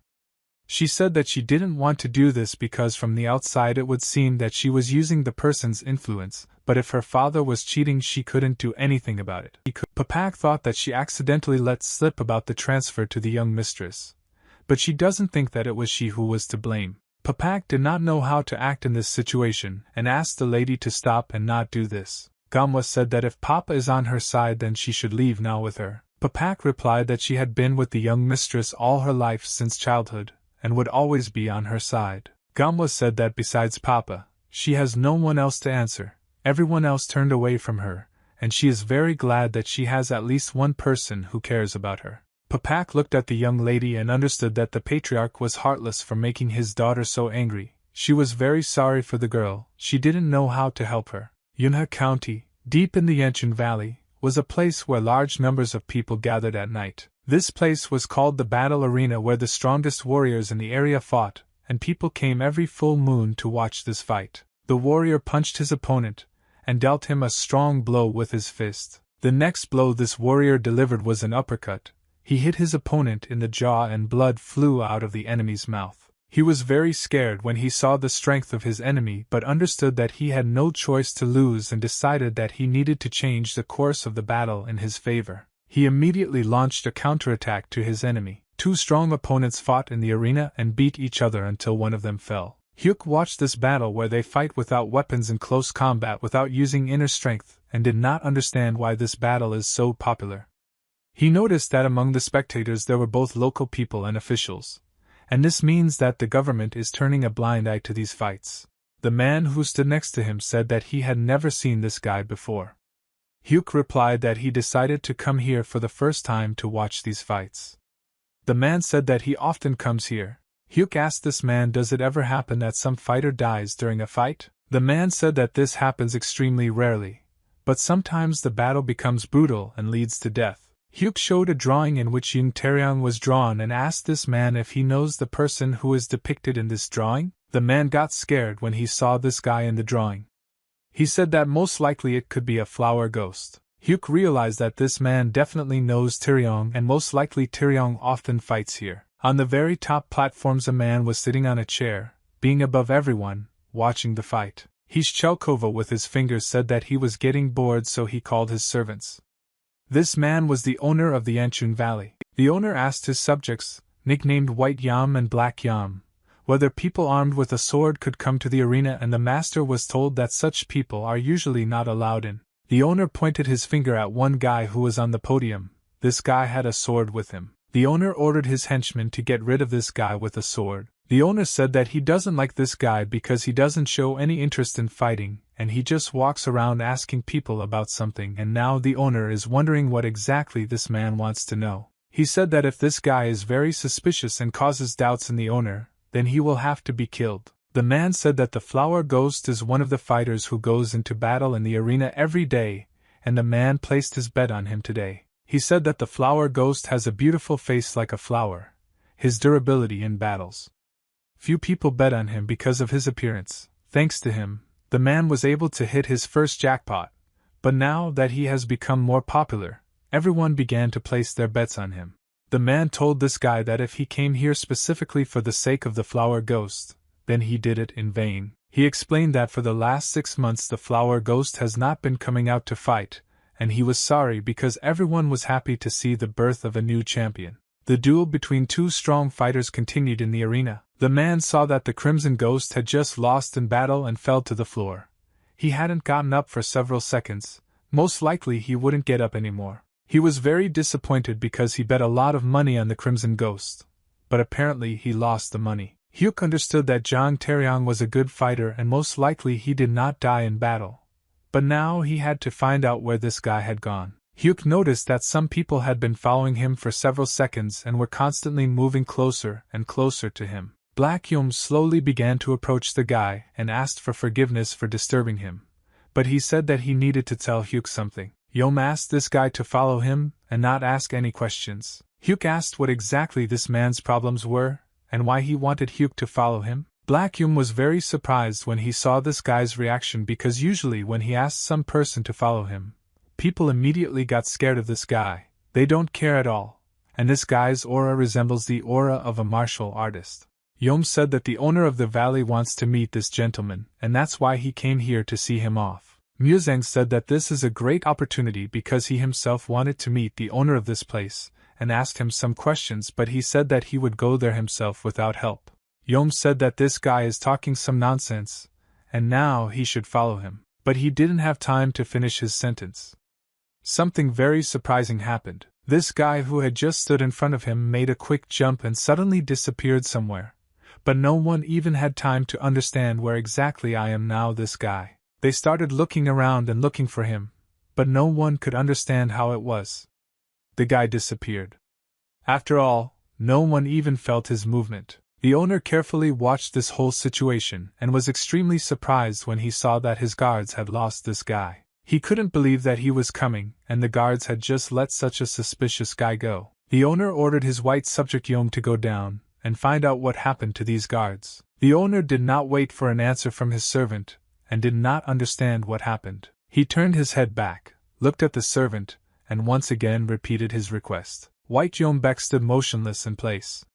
He was very pale and looked somehow strange. The owner was extremely surprised when he saw that his best guard was now standing still and not moving. He realized that someone had caused paralysis in his body. Hyuk poured the drink into a cup and praised the owner of this place for the fact that the drinks here are actually good. The owner started screaming very loudly and jumped back in fear when he saw that some stranger was sitting there. Hyuk said that the owner himself invited him here and that's why he doesn't understand such a strange reaction from the owner. Muzang said that the owner of Yanchun Valley clearly did not expect that the guest he invited would be so rude. The owner didn't understand at what moment this guy got caught, but he didn't even notice that this guy paralyzed his guard who was standing next to him. He understood that he could not do anything against such a martial artist and therefore said that he was unlikely to show hospitality to the person who paralyzed his guard. Hyuk said that he was used to having guests treated like a king. Muzang said that in any case, he wanted to ask the owner something.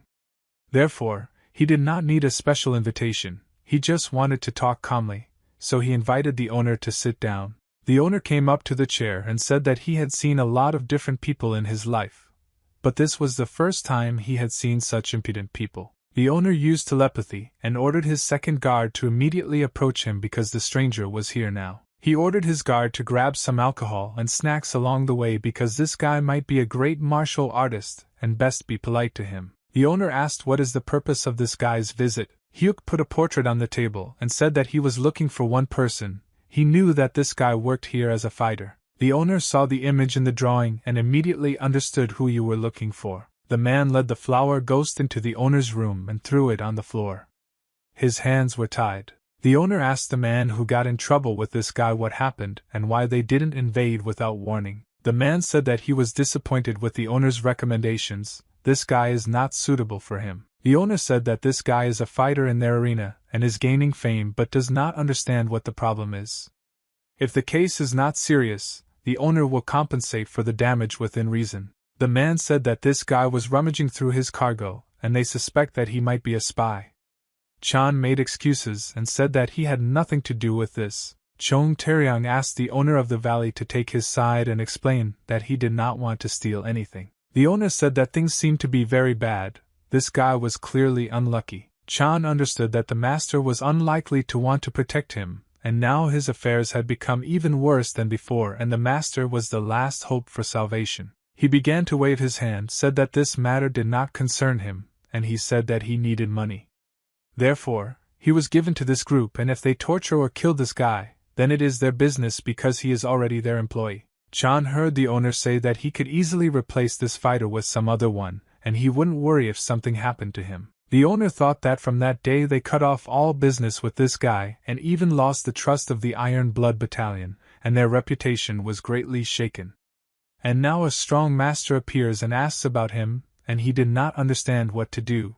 The owner said that this guy in the portrait has a very familiar face, and for a while this guy was very popular in the arena, but about 6 months ago he suddenly disappeared. It was right before a serious fight, so they suffered huge losses. Hyuk said that he was not interested in the affairs of the arena, and ordered only the truth if the owner does not want to die. Hyuk understood that his interlocutor was lying now, but there was some truth in his words, and this means that they were going to share true information. He took his sword in his hand and thought that violence was the only solution to extract information. Yom entered the room and said that he brought drinks and snacks at the request of the owner. The gentleman ordered to put the food on the table and fill the glasses. He said that it was imperative to take care of the guest. Yam set the table, placed plates of food, and began pouring alcohol into a glass. When he poured alcohol into a glass of guests, he deliberately quietly poured poison into his cup. Yam, using telepathy, told the owner that this poison of the highest level dissipates chi energy and, moreover, it is odorless and tasteless, and after drinking it, the guest will be no stronger than an ordinary person. He drank alcohol from his cup and told the guest that whatever it was, he told everything he knows, and even he doesn't know where this guy is now. Yom looked at the portrait of this guy and said that he remembers him, but has no idea where he is now. He picked up a cup of alcohol and said that he had a suspicion. Hyuk decided to smell this alcohol to make sure whether I was in it or not. The owner at that moment looked carefully at the guests. After all, if he now finds out that poison was added to him, then he is a Superman. Hyuk said that this drink is very unusual. They tried to understand what exactly the guy means when he says that this drink is unusual.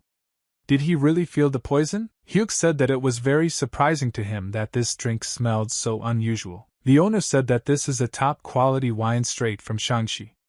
This wine has a very refined aroma with a slight hint of sweetness. Hyuk said that he would be very grateful if the owner would pack him several bottles of this drink with him. Suddenly, in front of their eyes, he drank all the alcohol from the cup to the bottom.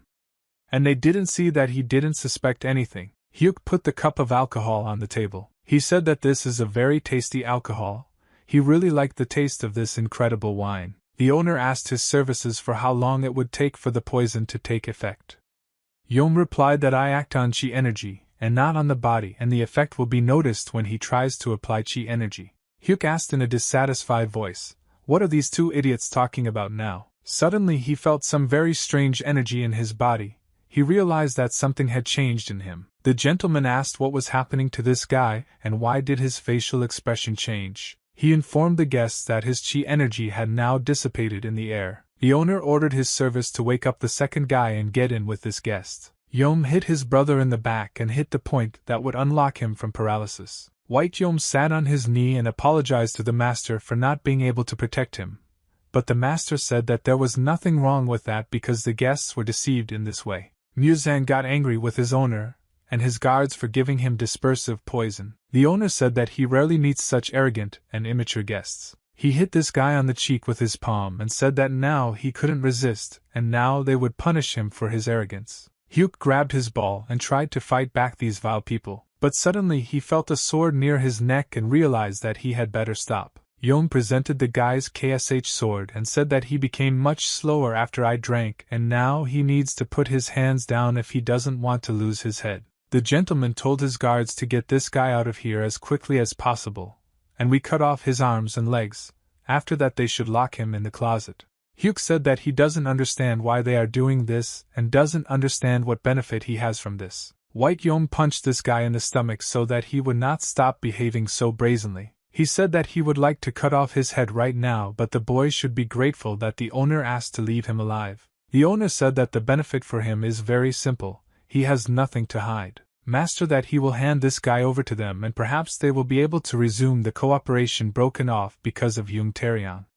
He said it would be revenge on this guy for sending a spy here. Hyuk said that he was sure that the owner was lying to him and lied about the disappearance of this guy. The owner shook his head and said that he was tired of this stupid talk and ordered his guards to take this guy away from here. At this moment, one of the guards received very strong blows and very quickly began to fly to the side. The audience saw that a very loud sound had just been heard from the top floor and a man began to fall from there. Black Yom fell straight into the battle arena and bounced off the ground several times. When he stopped, people saw that he had hit his head very hard and was bleeding while lying in the battle arena. The owner was shocked when he saw that this guy could still fight. Hyuk held the head of one of the brothers in his hand and emitted an incredibly large amount of chi energy. Yom was very badly injured and could not even utter a single word. The owner, this can happen.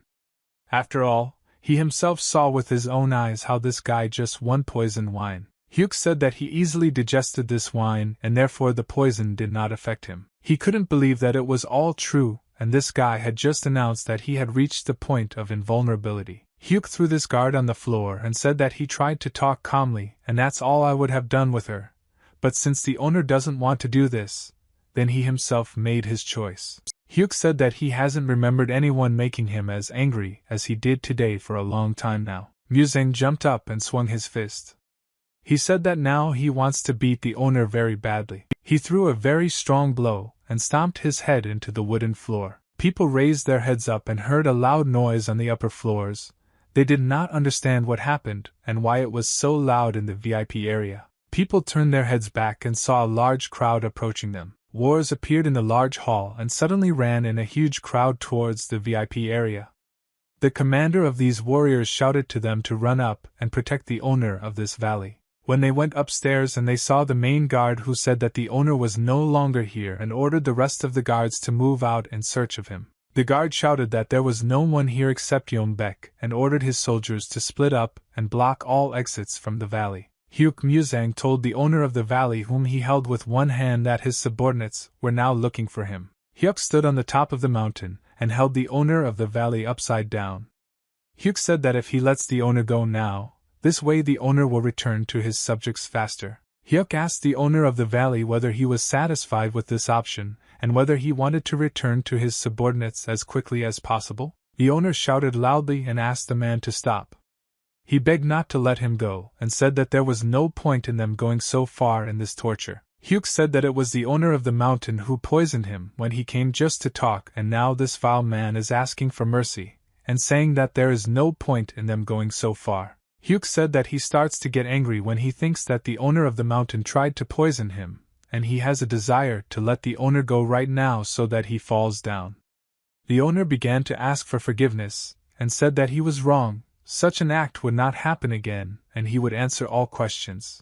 Hyuk said that he doesn't like the dismissive tone in which the owner is now communicating with him, and it's starting to irritate him. The man shouted very loudly that he deeply regrets and was a fool, but he needs to be given a second chance, and he will definitely improve. Hyuk did not trust this man and said that usually people who deceived and tried to poison once do it a second time, and he called the owner of the valley an ordinary coward. The owner began to shout very loudly and angrily that he cursed this guy and regretted that they did not kill him right away. Hyuk got angry when he heard these words and let go of the owner's legs so that he fell down. The man understood that he no longer had a chance to survive and began to shout very loudly that he did not want to die. Hyuk watched as this man fell down and tried in flight to convince him not to commit this act. He was very scared. He didn't think that at that moment he wouldn't be able to survive, and these were the last seconds of his existence. Hyuk put his hand forward and used magical chakra, thanks to which he could control matter. The owner of the valley screamed very loudly and called this person all possible bad words.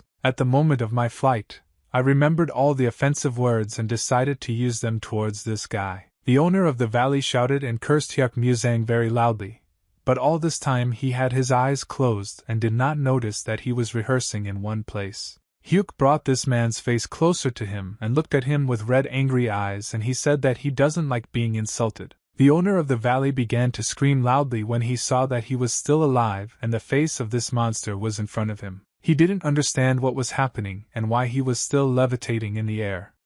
Hyuk replied that he only let this idiot go for a while because his shoulder hurt. But the owner of the valley started calling him bad names, and now he is thinking about letting the owner of the valley go down for real. The owner of the valley tried to explain that this was all a misunderstanding, and in fact he did not want to insult this guy with such bad words. He didn't understand how this guy could use telekinesis because the owner of the valley weighs 77 kilograms. Hyuk Muzang said that the owner of the valley poisoned him and wanted him to die, and this offended him more than all these bad words. Hyuk turned his head back and once again asked the owner of the valley, where is Taeyong now? The owner of the valley said that if they spare his life and don't let him go down, he promises that he will tell about Taeyong's whereabouts. Hyuk sat on a stone and said that he was just going to get all the information about a man named Taeyong, and in order to get this information he was ready to torment the owner of the valley for a very long time. Hyuk said that he promises that if the master tells him everything, in this case he will allow him to survive. But this information must be complete, and no facts should be missed. He smiled and said that if he caught the gentleman in a lie, then he would immediately return to the original plan and let him go down. The owner of the valley at that moment realized that it was better not to joke with this person, and that he needed to behave as honestly as possible and tell only the truth. The gentleman turned the pages of the book and read everything that was written in this book. A servant came to his room and told the master that they had problems. The servant said that the Murim Alliance discovered an aphrodisiac warehouse in Gansu, and it is reported that a gang of beggars has now occupied it and taken all the aphrodisiac. The gentleman got angry at that moment and tore out a page of the book. The master asked his servant what damage they had to suffer due to this situation. The servant replied that there was a cart filled with a new drug. All 23 masters who guarded that place were killed. The gentleman said that they must return the drugs immediately. He said a gang of beggars was following them, and he doubts they got rid of potential evidence. The servant said that this could lead to a global conflict with the Murim Alliance, and taking such risks is very dangerous for their organization. The master became angry with his servant for his disobedience, and pointedly slammed his book shut. The gentleman said that they will all die anyway if they start having problems with money, and if not now they don't take risks, then they are condemning themselves to death. The head of the mysterious school, Lee Pin-song, ordered his services to infiltrate there and organize a surprise attack or even sacrifice a fight in any way to return these drugs. Hyuk Muzang asked the owner of the valley what he means when he talks about a mysterious school. The owner of the valley said that, moreover, these people are smuggling something illegal from the west, and it is most likely some kind of drugs. But they are unusual smugglers. Each of them has high martial arts skills, and they appear suddenly and disappear without a trace, and these are people who have a lot of secrets. Song Yu remembered the people he saw in the abandoned house, and thought that these three brothers might be connected to this case. Hyuk said that the owner of the valley provided these people with a man named Taeyong as a porter. And they took him away because he caused some problems? The owner of the valley replied that everything was exactly like that. Hyuk was angry because the owner of the valley simply looked at this whole situation from the outside and did not intervene in any way. The owner of the valley replied that they could not do anything and they were much stronger than their organization and therefore they were not able to somehow save him. Song Yu asked about the owner of the valley. These people are now located. The owner of the Long One turned his head to the side and said that explaining this would not be as easy as it seems. The owner of the valley said that he does not know how to find these people because he does not know where they are. The owner of the valley began to shout that he was telling the truth, and the Iron Blood Battalion from the very beginning would not be interested in these things, and they had an agreement that they would find them if they needed something, and they gave them a lot of money just for recommending a few people. Galena's owner screamed that this was all he knew and begged this man not to be killed. Hugh Musang was very angry, and he said that he still needed a little time to check whether this information was true or whether the owner of the valley was taking it to him. The owner of the valley asked why this guy is swinging his sword now. Hugh Musang said that he wanted to know some more information and asked the man if there was anything he needed to know before he hit the gentleman a couple of times before he died. The owner of the valley said that he knew nothing more. External brothers of the Murim alliance. Near the entrance there were two guards who were approaching Muruin and Papak. Suddenly the girls heard the voice of a man who shouted at them very loudly and tried to stop them. The gentleman quickly flew towards them and asked Mrs. Manhwa to stop and wait for him. He stopped not far from these girls and slipped on the stones with his boots, and sparks flew from under his feet. The gentleman asked in a loving voice where Mrs. Manhwa was going. He said that she had just arrived and was already about to leave, and he hoped that they could at least talk a little and be alone. Murong said that she needs to leave. They can chat next time when they get a chance. But now she doesn't have time for that. He said that the lady said that last time and she said the same thing. But now he doesn't believe these words and asked her what happened, and maybe he offended her in some way. She tried to explain to him that this is not the case at all, and it is not his fault that she needs to leave. The gentleman said that he wants to find out what the problem is and try to help the lady if he can do it. Murong said that she was unlikely to be able to help her with anything in this situation, and at that moment she raised her eyes up and saw something very strange. One noticed that her father was on top of the large stone wall. All this time I stood on top of the wall and watched it like an all-seeing eye. Murong turned around, took her horse and said that the gentleman had nothing to worry about, and these problems did not concern him, and she had a long journey ahead, so she should leave immediately. Murong asked her assistant Papa to saddle her horse and set off immediately. They began to run forward very quickly on their horses. The gentleman stood on top of the wall and watched his daughter leave the palace. He said that everything is going exactly according to his plan and everything is now happening exactly as he wanted. But he doesn't know why it's always so difficult to communicate with his daughter. The clan's strategic advisor, Murong Samajin, said that the master should call the clan's disciples to catch the young lady, otherwise she might complicate things. The gentleman said that he really appreciates the advice of the strategic advisor, but at the moment he is very surprised by this advice. He said that if he did this, then he and his daughter would become sworn enemies.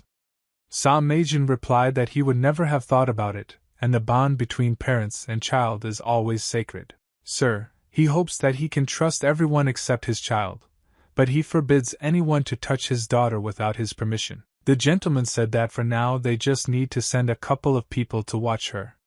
He said that Papa and Murong Gamwa have very keen senses. The master ordered that the scouts keep their distance and not approach them too quickly, and it was necessary to find out what Gamwa was doing after 6 months. He must find out why she insists on going west. He said he was sure there was a special reason why she wanted to go there so badly. The owner of the valley lay on the ground and his body shook with fear. Hugh was wiping his hands of blood and dirt with a white towel. Hugh Musang said that this person actually didn't know any more information and therefore he was no longer useful. In the central building of the Bloody Curse, all the windows were burning in the evening. The soldiers lay on the floor and their bodies shook in pain. Some of them were killed and most of them were simply mortally wounded. Near them stood a man in black and yellow clothes holding a sword in his hand. Yeo Gilsung said that he served the great emperor faithfully in many battles while the princess was still very young, and even the beloved child of the great emperor cannot treat the head of the great curse gang like that. The lady sat on the throne and said that she would do as she pleased. Yeo Gilsung said that the great emperor will not sit idly by when he finds out about all this. The lady looked at this man and said that she agreed with his words. She said that if the great emperor found out about this deal that he and the 3 elders made with the mysterious faction, the emperor would personally come and break their necks. Yeo Gilsung was very surprised when he heard these words from the lady. He could not believe that she was able to find out about this secret deal. She said that she managed to find a whole mountain to prove or that this deal and threw on 2 scrolls. Yeo Gilsung didn't understand how she could find out, and he wondered why she decided to come here and bring him to his knees instead of informing the emperor about it. He asked her what she wanted from him. The lady laughed, and said that it was all very funny. She said that she was very pleased that Yeo Gilsung understood that the lady came here for a reason and would want to demand something from him. Yeo Gilsung asked what exactly does the lady want. She stood up and said that everything was very simple, and she needed only one thing from this gentleman. She took his chin with her finger and said that she needed this gentleman's devotion. She said that she needed Yeo Gilsung to be loyal and serve her, but not the emperor or the three great elders. He looked at her in surprise because he did not expect that the mistress would demand exactly such a request. Hyuk Musang stood in the forest on top of a hill and watched the moon and clouds float across the sky. Suddenly the tramp appeared from the forest and asked the guy why he looked so unhappy and what happened to him. Hyuk Musang was not afraid of the tramp's sudden appearance because he sensed his presence several kilometers away. Hyuk Musang said that if a tramp had jumped out with such a face at night in front of an ordinary person, he would have died of a heart attack. The tramp said that Musang is an unusual person. Hyuk replied that he also froze for 1 second. Tramp, I said his face is an amazing weapon. Hyuk replied that he thought the tramp made that face on purpose. The tramp replied that he doesn't like it when people joke about his face. Hyuk said that he was very surprised that the tramp found free time and came here today. The tramp asked Musang if he had any clues about Jung Taeryong's whereabouts. Hyuk said that the Great Power was pursuing the organization. It is a drug smuggling organization, and he thinks that their name is Mysterious Faction. Hyuk asked the tramp to tell him all the information he knows about this mysterious organization. The tramp asked why Musang cares about Murima and this mysterious organization.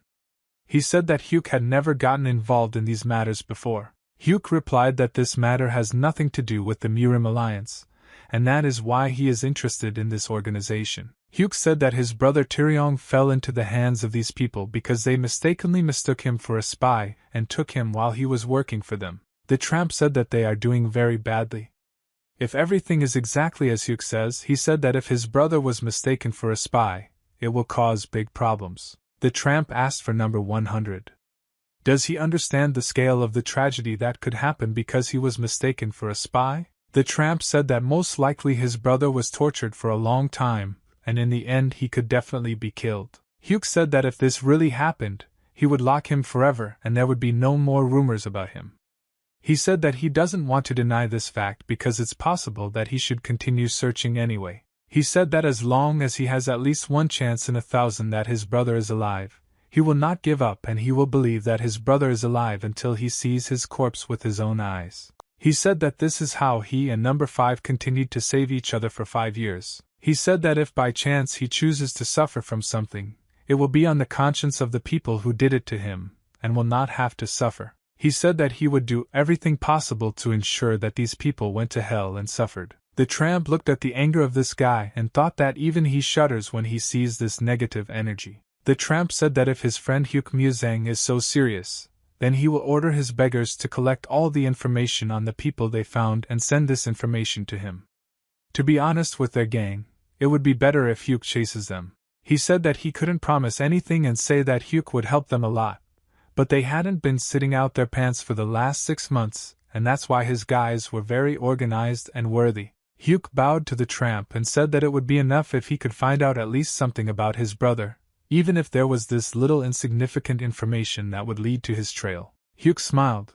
At that moment his eyes began to glow. He said that there is already one place that he wants to go to and get information about the whereabouts of his brother. Murim Alliance Western Refuge. Murim Alliance Western Region Senior Patrolman Moon Chahyun bowed to the lady and greeted her. Gamwa bowed back to this gentleman, and said that it was an honor for her to be received by the famous Master Moon, and she said her name.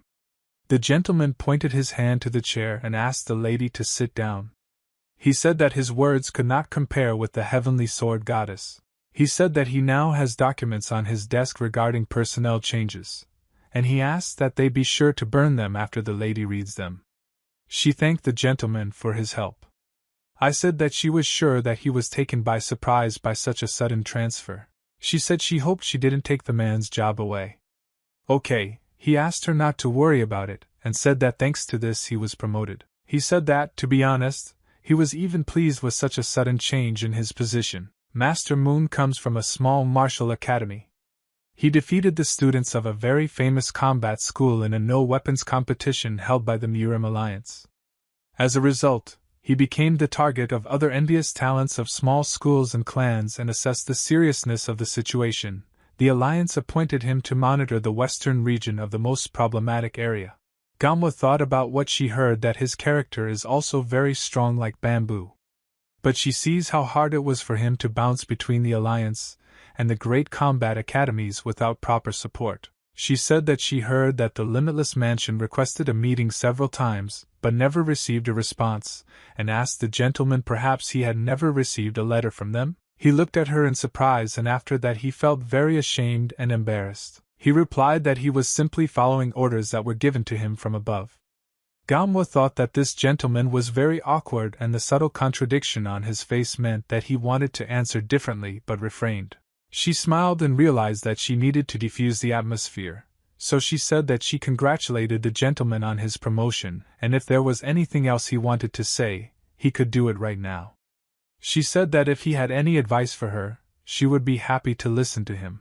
He scratched his beard and sat thoughtfully for a few seconds. He said that he knew that the young lady was a very righteous person and did not hesitate to follow the indicated path. He said that while she was doing her duty here in the western region, she would encounter questionable cases if possible.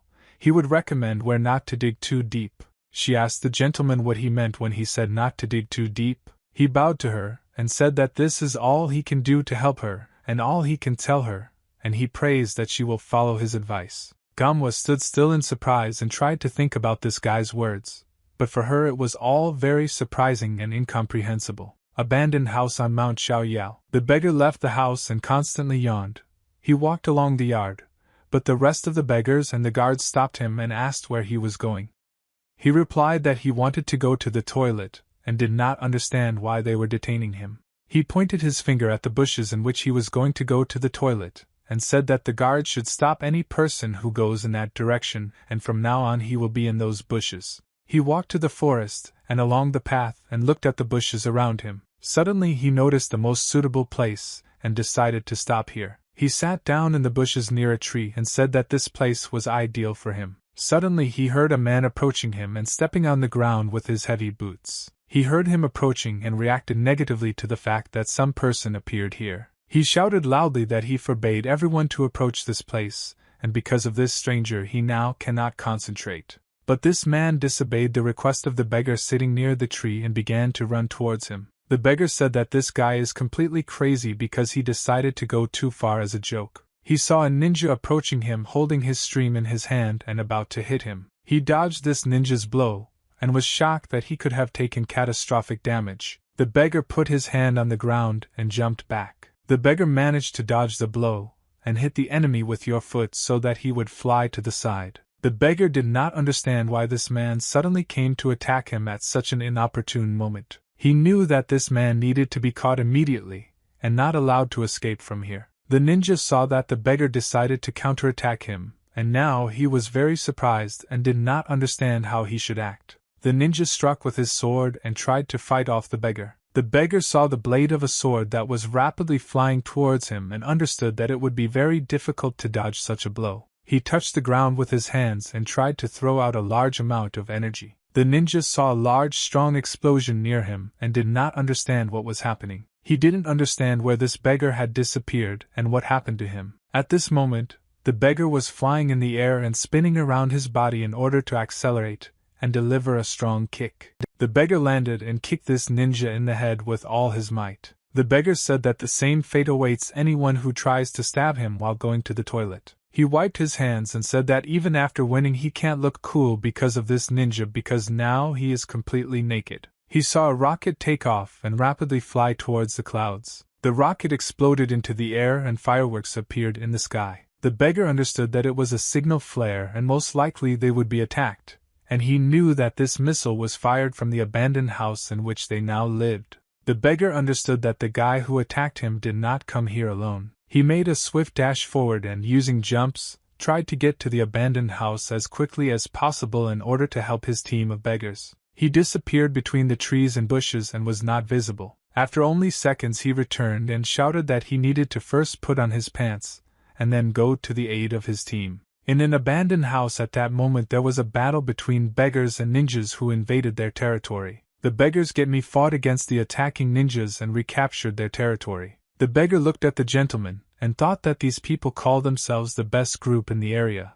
But they decided to attack very stupidly, and he wondered why I did it wrong. The beggar looked at their leader and realized that while they were distracting their attention by fighting at the main entrance, the second group of these ninjas was looking for drugs that were hidden in the house. He realized that the best way would be to attack their leader. He kicked their leaders and decided to take advantage of the moment of surprise so that their leader did not have time to defend himself. The beggar immediately decided to make another blow in order to finish off the ninja leader. But he missed with his second strike because the ninja leader was able to dodge in time. The beggar said that the bandit leader is very good at dodging his blows and this infuriates him. Suddenly there was a very strong explosion that threw everything in different directions, and the beggar began to run away so that this explosion would not catch him. He turned his head back to see what happened to the bandit leader after the explosion. He was very surprised when he saw that the bandit leader was able to block this explosive blow. He said that he already thought that among these ninjas all the crazy ones dared to attack a gang of beggars in the open in broad daylight, but it seems that they are not really experienced warriors. The ninja leader thought that this beggar had a very strong blow, and had good control over his legs. He thought that this beggar is definitely stronger than most of the other tramps, and there is a feeling as if he is the general of these beggars. The beggar was very surprised when he looked at this opponent. He could not believe that these ninjas were actually so strong. The beggar jumped and shouted that he intended to fight for a long time and wanted to finish it as quickly as possible. The ninja leader said that he also does not want to remain on the sidelines and therefore now fight this beggar. He pulled out his worn-out sword and made a very strong blow to the enemy's body. He managed to cut the beggar's body, but at that moment she realized that in front of him was the most ordinary illusion. The beggar was behind the ninja leader at that moment, and said that he was able to deceive this guy to the child with the help of his illusion. He slid along the ground and made a sweep and kick with his foot in order to knock down the dreams of the ninja leader, but the leader managed to jump and did not receive damage. The ninja leader understood that there was no time to fight this guy for a long time. He needed to finish him off as quickly as possible, so he made a lock with his sword in order to strike. The beggar saw that the enemy's sword was rapidly flying towards him, and at that moment he began to laugh because he had confidence in his actions. He kicked the enemy's sword and knocked it aside. His blow was very strong and had explosive power. The ninja leader understood that he had come across a very difficult enemy, and he needed to fight with him very carefully and concentrated. The beggar stood up on his hands and I was about to do my next explosive move. He used the kick of the horse's hind hooves and with his legs hit the leaders of the ninja who was in the air at that moment. The beggar threw the enemy aside and was able to splash out explosive damage and attack him. He looked at his chest and saw that he had bloody cuts all over his chest and realized that it was the ninja leader who was able to strike back at him. The ninja leader smiled at that moment if there was a drop of blood in his mouth. The ninja leader laughed and said that he always knew that he would be able to defeat any opponent, and this time it would be no exception. His smaller sounded very strong red energy. The beggar understood that the enemy was aiming specifically at his face, and he hit his sword in a swing, and therefore the enemy missed. He understood that the ninja leader was the same as him, and if his other ninjas were as strong, this meant that the gang of beggars would lose this battle. The beggar commander remembered that the flare had already been fired and he saw Gumuriak traveling east during the Yangzhou uprising. The ninja leader said that victory is only a matter of time, and he sees in the beggar's eyes that they are now thinking about the same thing. The beggar looked at his opponent in surprise and didn't understand who they were and where you came from here. The ninja leader said that they took care of Gumuriak in advance, and he sent 5 of his people to this man to distract him, and most likely now they are playing hide and seek. He began to laugh and said that he could see his confusion and shock in the face of this beggar, and after that he asked what I would not do next because he was already tired of playing staring contest. The commander of the beggars said that this damn idiot thought it all out carefully before attacking their abandoned house. He used his inner energy and began to get very angry and said that he didn't like it when people played against him not according to the rules. The ninja leader was very surprised when he saw that the aura of this beggar had changed, and it had become more powerful, and he was planning to reveal his true power. He understood that now he would have to put more effort into the battle. The ninja leader used his inner red energy, and said that his blood was starting to boil from the upcoming battle. But suddenly he realized a very important problem, and this problem was that they could not find an aphrodisiac anywhere. He understood that nothing would be hidden from a magical search, and they wasted their time and found nothing. He ordered his soldiers to once again search the attic and basement using telepathy. The beggar commander asked his enemy why she was distracted during the battle, and if this continued then he would be forced to kill him very quickly. The ninja leader said that he was very upset, and he hoped that he would meet a worthy opponent, but now he is very disappointed. He hid his sword in his anklet and said that, unfortunately, their wallpaper would have to be postponed until better times. Suddenly, the ninja leader began to whistle very loudly, and in this way gave a sound signal to the rest of his ninjas. The ninja heard the sound of a whistle and at that moment stopped the battle. The commander said that he will not allow these idiots to leave here. You will just leave without a fight and everyone here will play only by their rules. The ninja leader raised his sword up and was about to strike. He swung his sword and at that moment it emitted very strong energy. The ninja leader tricked everyone and hit the ground with his sword. The beggar commander didn't get close enough to the ninja leader to hit him and saw the ground begin to crack after he slammed his sword into the ground. A very strong explosion occurred, and this explosion was visible to all neighboring cities because the smoke from this explosion reached the sky. The commander of the side saw this explosion after that. When the smoke and now he saw that the ninja leaders were no longer here, and during this time he managed to escape. He looked back and saw that all his ninja soldiers had also disappeared after that explosion. The beggar commander ordered his subjects not to stand still and to run to look for the fleeing ninja. He was thinking that at this rate, the name of General Jian will be stained, but he also needs to grab at least one of these ninjas. At this moment, the entire gang of ninjas moved through the forest and ran away from here as far as possible. The ninja leader ordered Ji Chiol to go to Gimuriak and informed their other soldiers to go back because now the mission is pointless. He understood that the commander of the beggars, Makdu, would now also pursue them. They needed to move as quickly as possible. He looked forward and thought that he would never have thought that aphrodisiacs could disappear.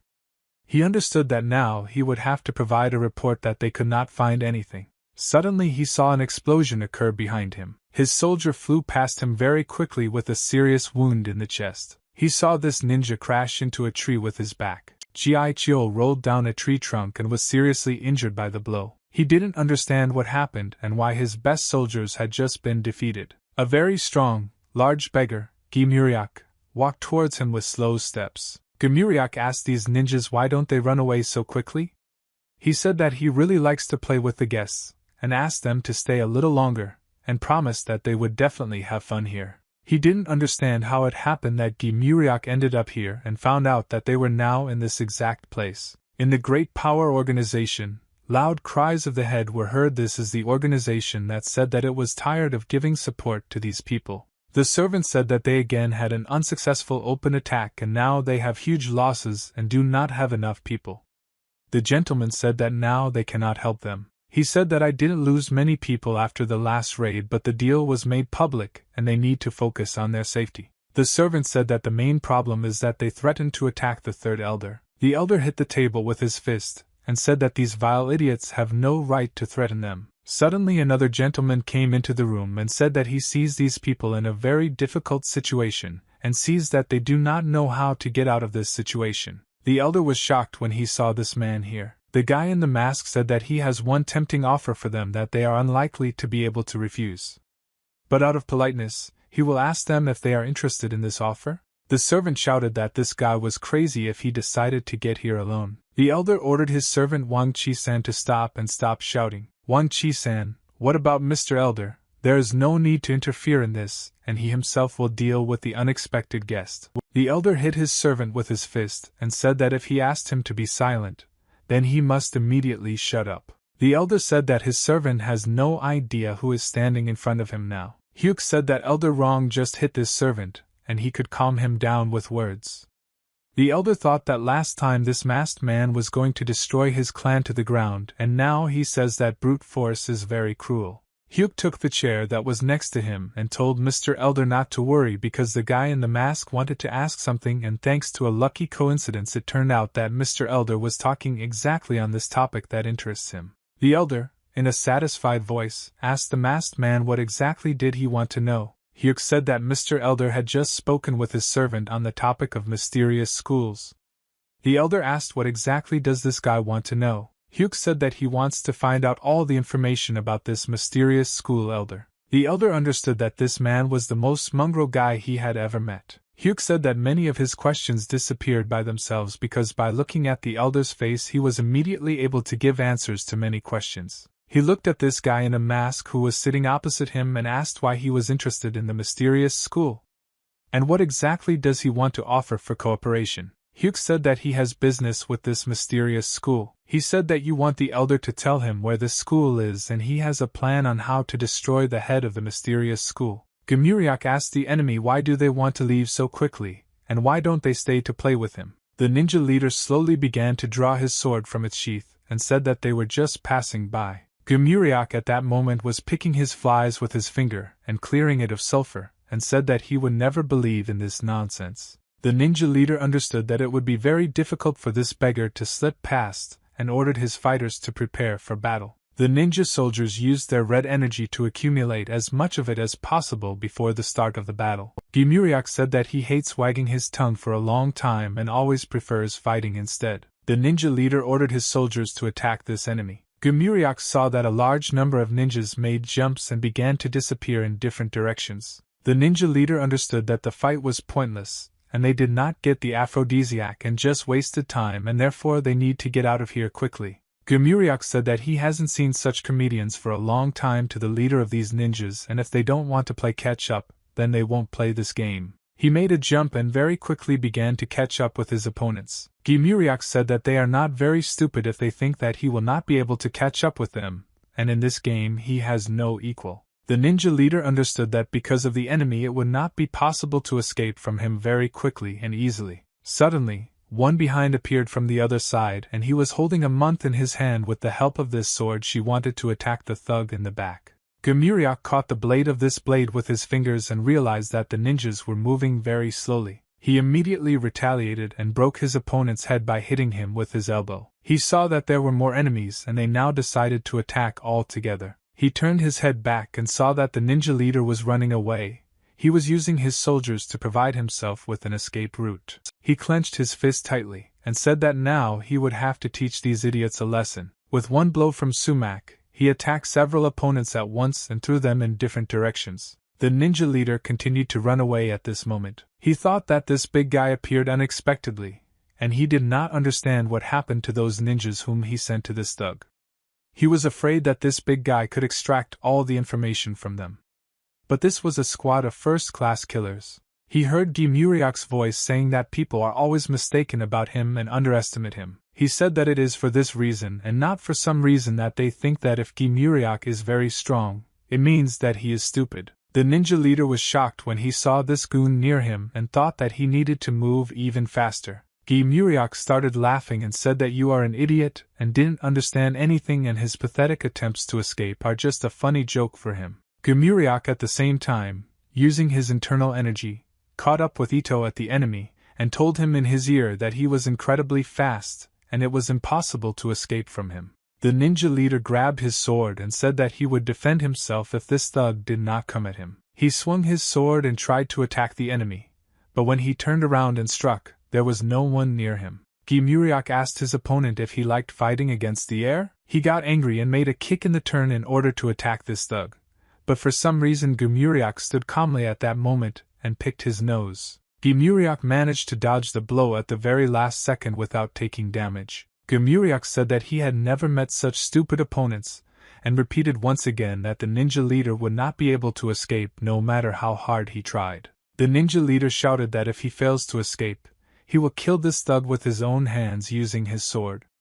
And at that moment she activated a combat technique called Blood Rain. He used thousands of blades to strike and his sword moved at incredibly fast speeds. Gumuryeok understood that his opponent fought a little better than ran away, and with the help of his blow he wanted to drive him into a trap. The ninja leader struck very quickly with his sword and a very strong red explosion occurred in the place where the big man was standing. White smoke appeared in the air and he waited for the day to clear to see what was happening to his enemy. When he began to disappear, he saw that this thug was still standing in the same place, and he had received absolutely no injuries. He was shocked because he didn't understand how this man could dodge such a strong blow. Gimuriak said that with the help of his strong blow he was able to scratch his face, but he hates when someone touches his face, so together we will be cruel. He clenched his fist and decided to hit this idiot with all his might. The blow is incredibly strong, and thanks to this blow he was able to break several ribs of the enemy at once, and the ninja leader began to cough up blood.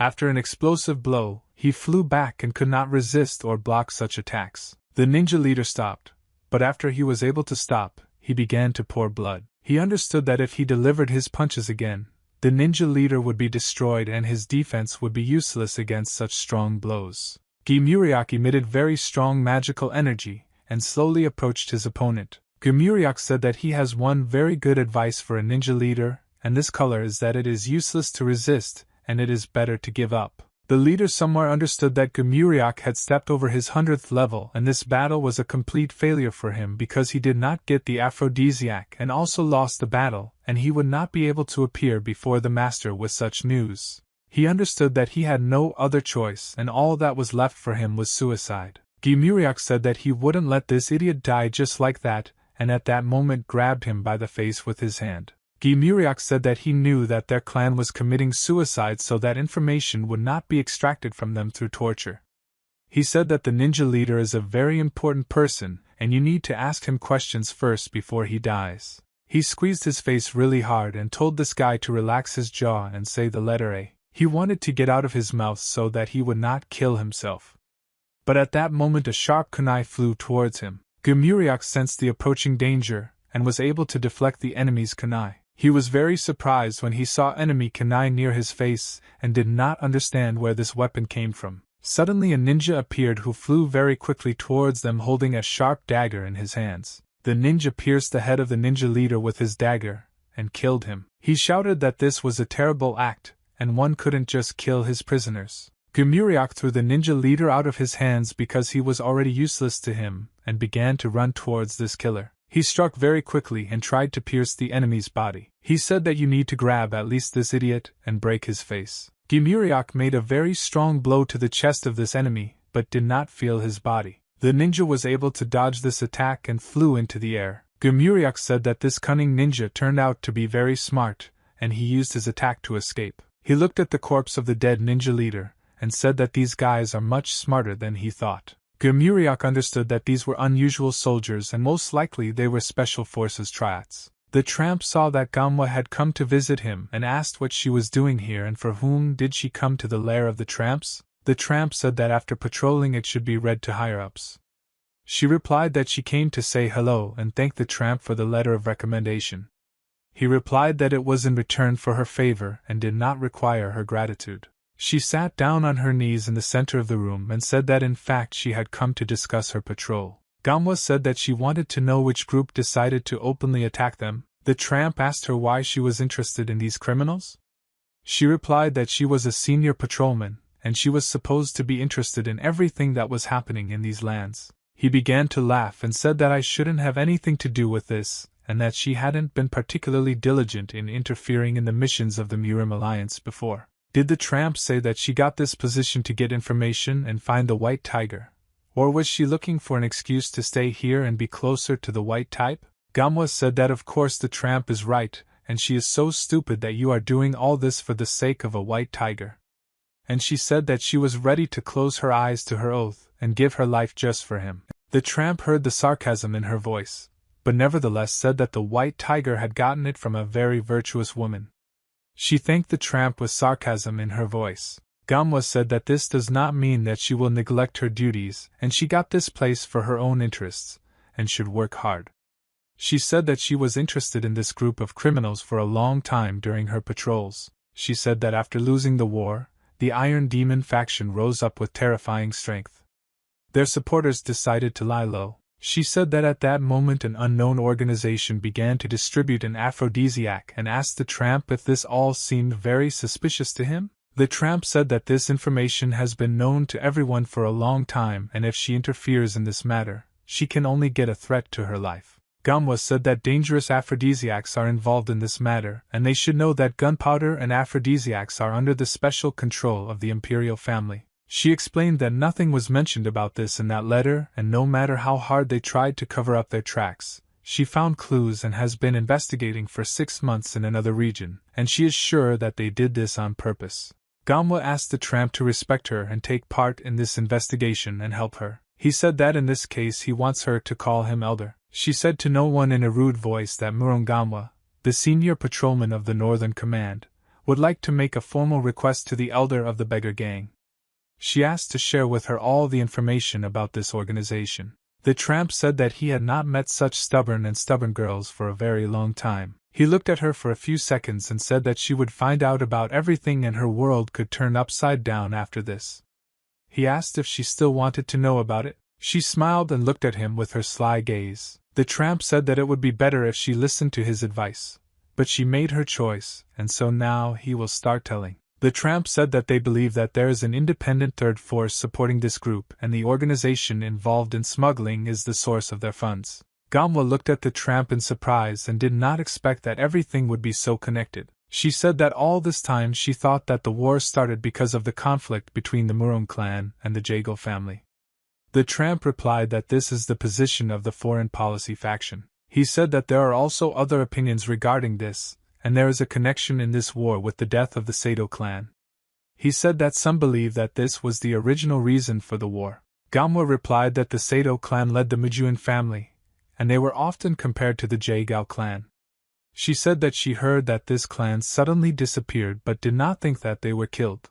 The tramp said that everything was exactly like that, and they were destroyed to the ground in just one day, and all the great ones pointed to the Jagal clan, and soon after that the Jagal clan was attacked. Manhwa said that in that case, the Mujuan family hit the Jagal clan for revenge and she could guess about it. The tramp said that after the war he decided to conduct an investigation and discovered that the family did not take any action on his husband, and at that time it was more profitable for them to demand compensation, applying moderate pressure, and not get involved in wine with an uncertain outcome.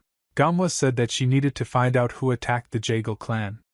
The tramp replied that not only the Jagal and Sato clan were involved in this matter.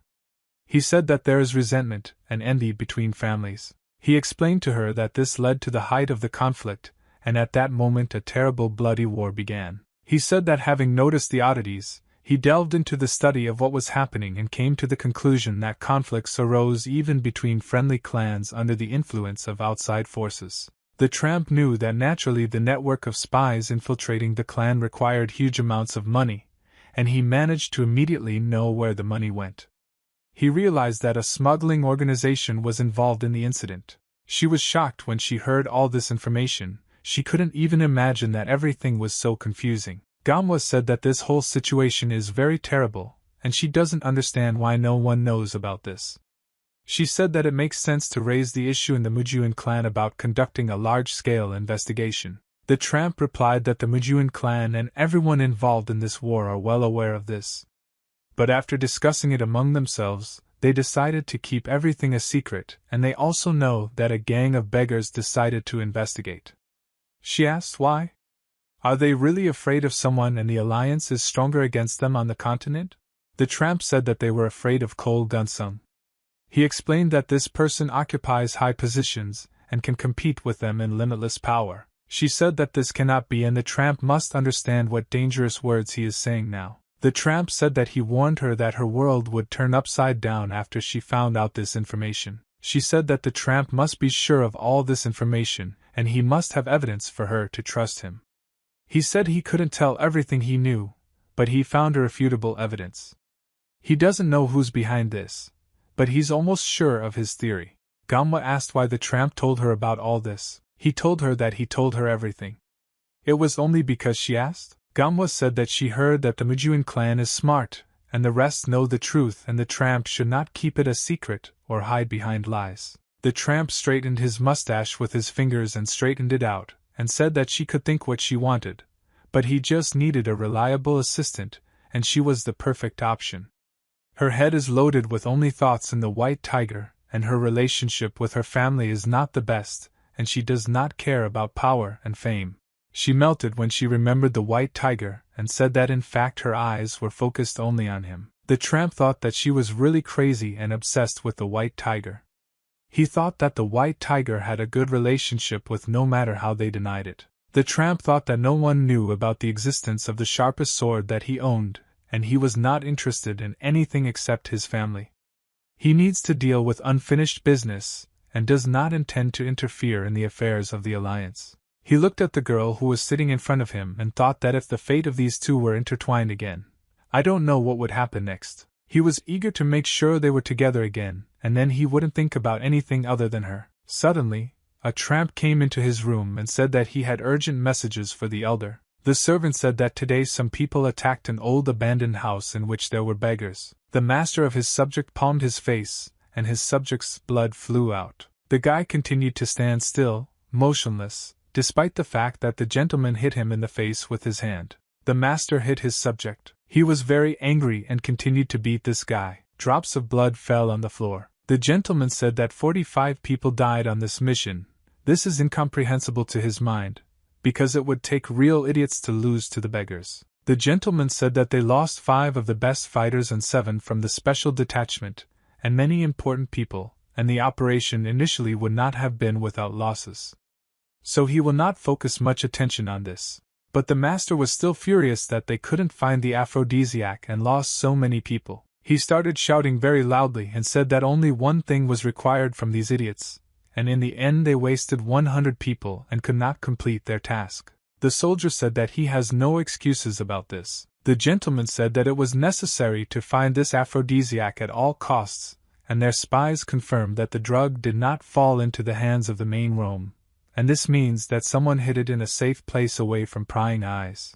The gentleman said that they should not lose their vigilance, and establish surveillance of them, and this time they should not miss a single slightest movement. He stopped, and said that he finally wanted to say something very important. He ordered surveillance of one of the important people later. He will tell the name of this person, and for this they must choose a top-class master who will not make mistakes. The building was very quiet and calm that day. Hugh said that he needs to find out where these people are and the location of their clans, and then he will go to this place and kill the head of the mysterious school. The elder, by virtue of his guest, is he really interested in the location of this school? Hugh replied that he was very interested in this information. There was a silent pause between them and they looked at each other for a long time. The elder said that he doesn't even know how to answer this request. The old man clenched his fist and said that they have one problem that he must talk about. Hugh slowly began to rise from his chair and said that he didn't want to hear about any problems. Hugh told the elder that it was very stupid of him to risk his life to protect these people.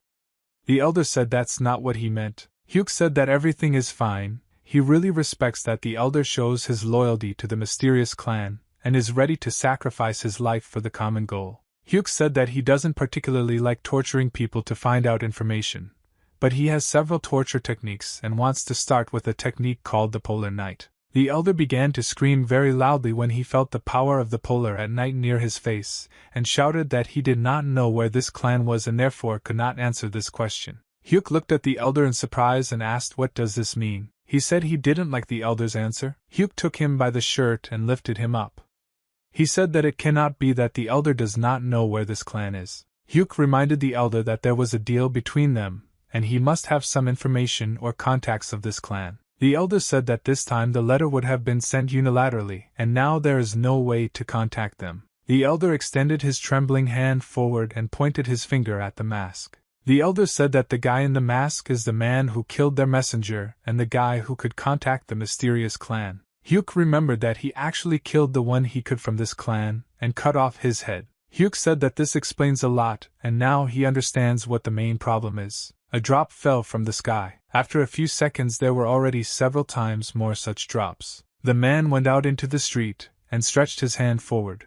He caught the drops with the help of his palm and did not understand why it suddenly began to rain. He saw Muzang walking in front of him and asked the young master where he was going under such heavy rain. The man said that the senior student should not walk in such rain because he might get sick and invited him to his canopy. Hugh did not respond to the requests and screams of this man and continued to walk further. The man thought that the older student did not hear him because of this rain, and most likely that is why he did not react to his words. Hugh stepped into a puddle with his foot, and said that there was no result from constant searches and he found more than one clue. He hoped that growing old would be the key to finding his brother, but everything turned out to be completely different from what he thought. Hugh Muzang didn't understand what to do now and was afraid that something might happen to his brother Tyryong because he's been looking for him for a long time. Hugh understood that he would not be able to return back to the academy and calmly look into the eyes of his teacher after he failed to find anything. Suddenly a beggar appeared on the street shouting very loudly looking for Mr. Muzang. The beggar came here to inform the master about the riot that recently occurred, and he said that the instigator of this riot is looking for Hugh Muzang. The beggar said that the abandoned house on the mountain was attacked today and people say that they need the help of the senior student in fighting the enemy.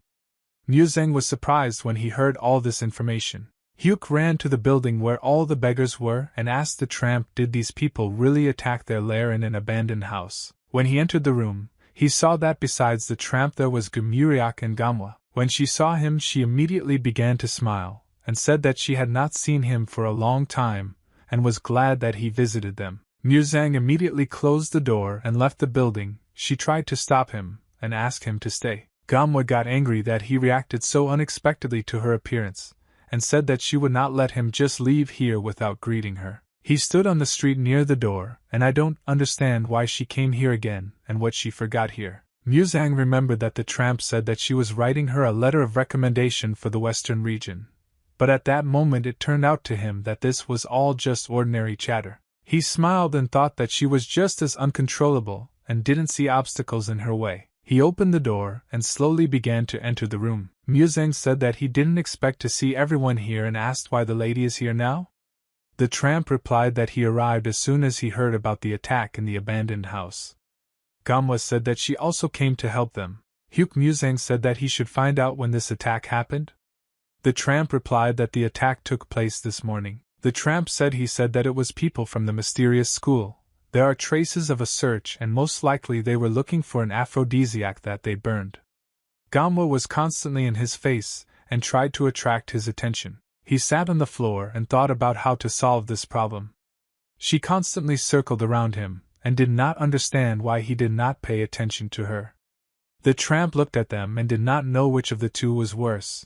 Hugh took her hand by the face and asked the tramp if he wanted to spy on these people. The tramp said that doing surveillance was a very good idea. And he thought about it, but the rain could already wash away all traces and the matter in itself is not easy, and they skillfully clean up their traces. And after such a downpour, there might be nothing left at all. Muzang said that if necessary, he will follow their trail at all costs and find them. The tramp shouted very loudly and ordered the lady to stop hugging Muzang and get busy instead of suffering from this nonsense. Muzang said that it is she who constantly pesters him and is tired of her harassment. Gamwa said that a very good idea came to her mind and asked if the tramps would be interested in listening to this idea. Gamwa said that no one doubts the abilities of senior student Muzang, but under such conditions, even he will not be able to find traces of these criminals. She said that her brilliant idea was to simply lure these people out and they would be in front of their noses and fall into a trap. Gimuriak raised his hand and told the teacher that he had one very important question. He asked how they would lure these people out. Gamwa said that she just confirmed her feelings about Gimuriak being a bit stupid. He got angry when he heard this and thought that the mistress's behavior and her words were very offensive. She said that if they had already attacked them once, then they would attack them a second time. But for this you need to understand what was the reason for their attack, and the reason was very simple. They did not know that they burned all the aphrodisiac. Gimuriak and the tramp were shocked by this logic. But in fact, the lady was right. Muzang said that her plan is actually brilliant, if not outright, and with the help of information about the aphrodisiac, they will most likely fall into this trap. She answered him that she was very flattered because he noticed her charm and asked, and did he really fall in love with her again? Gimuriak watched her, and thought that she made that stupid expression again, and it made him laugh. Gamwa kneed him in the face for daring to think such a thing. Gamwa screamed loudly and white him for thinking too loudly and insulting her with his thoughts. The spy stood near a tree several hundred meters from this building, and watched the building. San heard loud screams coming from this building and thought that they were discussing something very heatedly. but he was too far away to hear what we were not talking about. This man was the Murong family's bodyguard. San thought that it made sense to move closer to the house. But then he remembered that the head of the family ordered to simply watch the lady from afar, and if he came closer to eavesdrop on the conversation, he would put himself at risk. Suddenly Papa appeared and shouted that she hates spies and people who watch her all the time because of her mistress. She said that this brat was shamelessly watching the lady. And most importantly, he was on top of the cliff and forced the old lady to climb up in the rain. San looked at this old woman and said that they might have seen each other before. Her face is very familiar to him. Papak said that she had never seen him before and did not know who he was. Her eyes started glowing red and she said that this guy obviously knows who she is. She asked him who he was and why he kept following her. Sen said that there was a misunderstanding and he was an ordinary traveler, lost in unknown lands. He asked the old lady for forgiveness if he had caused inconvenience to her and her friend. Papak asked him how he knew that she was here with her comrades. She said this guy looks very strange. Sen understood that he had very big problems now, and he had just said a lot of unnecessary things. She waved her staff and wanted to strike. She said that he was a common liar and would be punished for this. When she hit the ground with her staff, a very strong big explosion occurred. San made a jump and dodged her blow at the moment when she hit the ground with her staff. He was already in the air. She shouted that she would not allow him to just leave here, and he would have to explain to her why he had been watching them all this time. She grabbed him by the leg with her staff and began to drag him towards her. He was not prepared for the fact that this old woman could catch him and pull him to her. Papa waved her staff and wanted to hit it on the ground. When I touched the ground with the staff there was a very strong explosion and everything scattered in different directions. She was very surprised when she saw that he was still not dead. She said that he was not like an ordinary soldier because not every warrior could dodge such strong blows. He said that he would not pay attention to his age, and would attack him very cruelly if she continued to attack him. Papak said that she does not want to see any concessions because of her age. Because of these words he will be punished twice as much. She raised her staff to the mountain and began to turn with it. She said that she wanted to see the battle with him at full strength. He pulled his sword out of its sheath and said that there was no other choice, he would have to fight. He pulled out his sword and pointed it at the old woman. Lightning flew out of the sword. He said that he warned her of the consequences. Papak was very angry, and said that he did not have enough strength to fight her, and then waved her staff to strike. He blocked her blow with his sword and felt that the power in this old woman was incredibly great. He flew to the side after blocking the blow. San understood that this woman was very serious and determined, and fighting her would not be as easy as it might seem at first glance. He understood that he had no other choice, and he had to attack her with all his might. Papa was very surprised when she saw that he used all his strength to attack her. San made his thrust, but at that moment the old woman was already behind him, and she moved very quickly. Blood started dripping onto the ground. She said that she knew perfectly well where he had such good blade skills and that she knew this military technique. She said that it was your spy who was sent by Mr. Sunjae. She said that if they have never met before and he is a member of the clan, it means that he is the bodyguard of the Murong family. He saw that his sword was broken and realized that hers was incredibly strong. She said that she used the killing blow against him, but in the end she decided to spare him and not kill him. Papak approached him and ordered him to return to his master. She asked me to tell you that Papak, the warrior of the dragon staff, can take care of her mistress and protect her. Gamwa said that now she will explain her plan to the rest of the participants, and they will be able to understand the genius of her idea. She said that tomorrow morning when the rain stops they will throw bait, and there will be more than one bait. They use all the beggars they have to place boxes of bait in different places at once. Gumuriak ordered General Jiang to take one group of beggars with him and immediately go to Point B. Jiang ordered Team 3 to follow him south and said that they needed to hurry because there was not much time left. The commander of the fourth group ordered his beggars to immediately go east to the city of Sichuan. Gumuriak ordered the rest of the first and second group to go north and take the bait boxes there. The servant came to the master and reported that the groups had moved forward. The master asked his servant to continue to talk about it. The servant reported that half an hour ago, 100 beggars left Yangzhou, and each of these beggars carried a large load on their back, and he assumes that the beggar knows that they are trying to return the aphrodisiac and are trying to transfer it to another place. The gentleman said that we need to send surveillance on these beggars.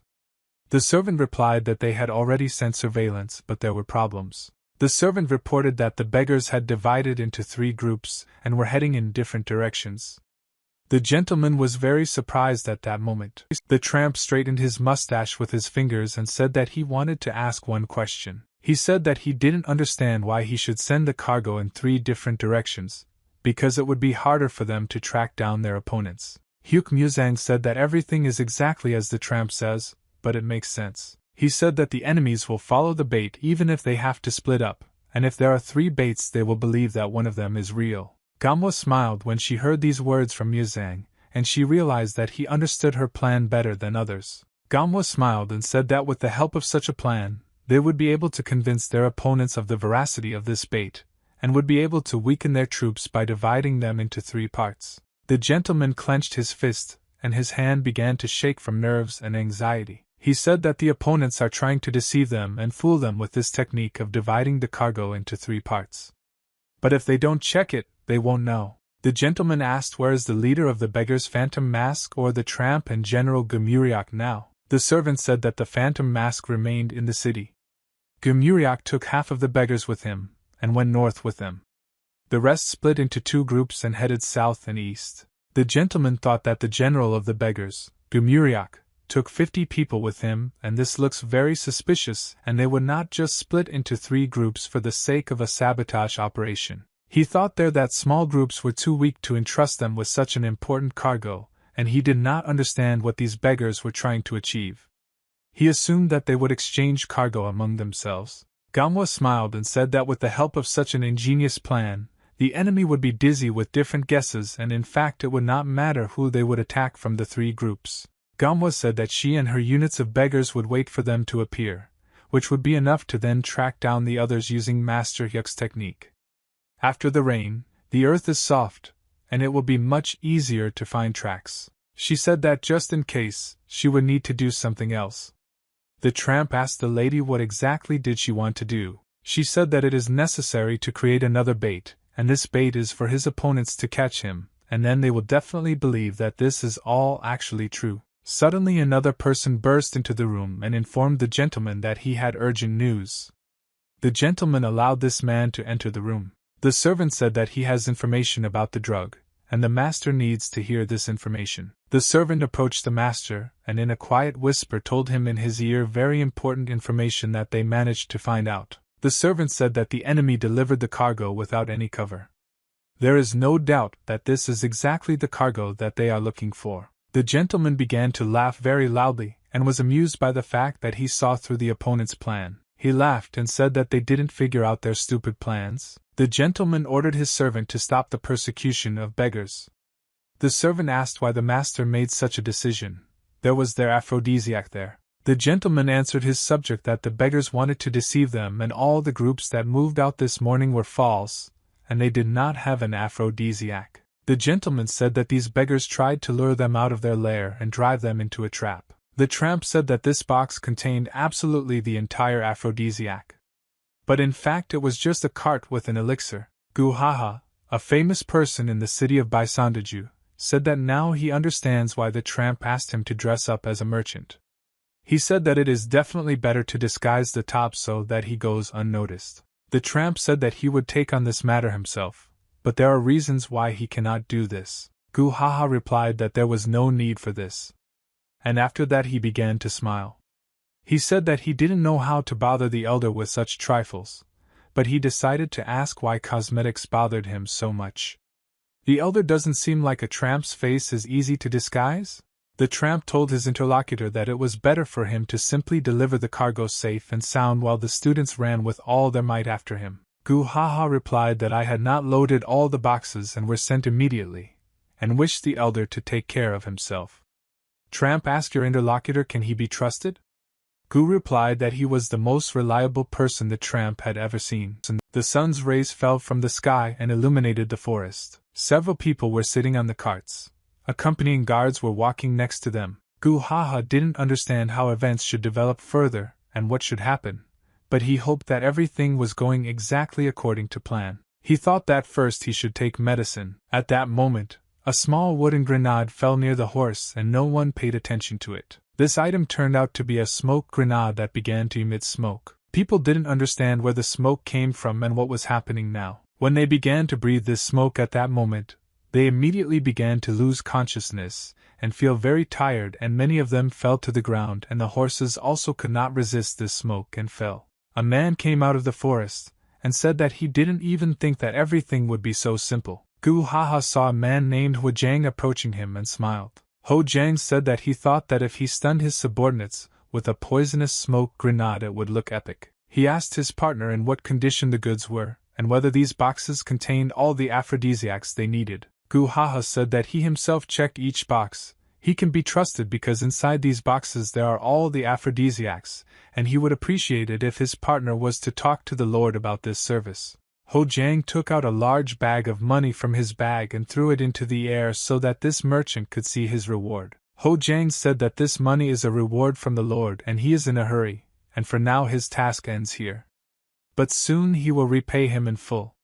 Gu Haha said that this is better than nothing. The enemy soldiers took the cart and slowly began to walk away into the distance. He looked at the bag of money and thought that this was a good gift, but it was not the entire amount that had not been agreed upon. Suddenly Gu Haha heard the tramp's voice behind him and heard his steps. The tramp said that he doesn't like being deceived and when people promise that they can be trusted and then behave towards a traitor. The tramp said that because of this traitor they had suffered for the last 6 months and now they were finally able to find the rat. Gu Haha said that the elder misunderstood everything and first he wants to explain the whole situation. Gu began to approach the tramp and said that he wanted to explain everything that happened here. Gi Muriak suddenly appeared behind this guy and said that he had not seen Gu for a long time. Gi Muriak said that from the face of this traitor he can confidently say that they understood everything correctly. Gamwa jumped out from behind the bushes with the young master and said that the tramp grandfather was right about this traitor, and they could not prove his guilt.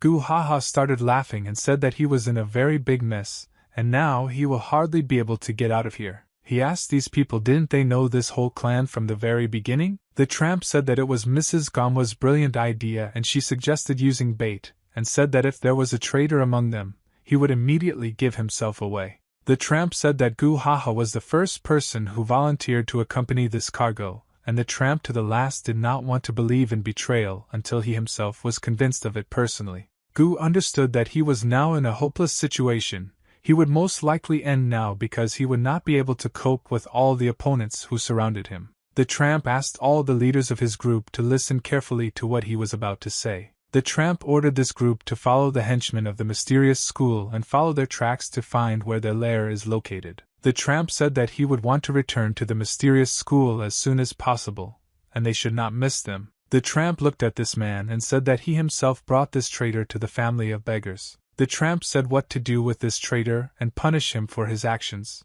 Hyuk Muzang said that he appreciates the tramp's concern and wishes him to deal with the traitor as soon as possible. Hyuk Muzang immediately made a quick move upward and began to follow the departing caravan. Hyuk shouted that he doesn't have time to wait for everyone.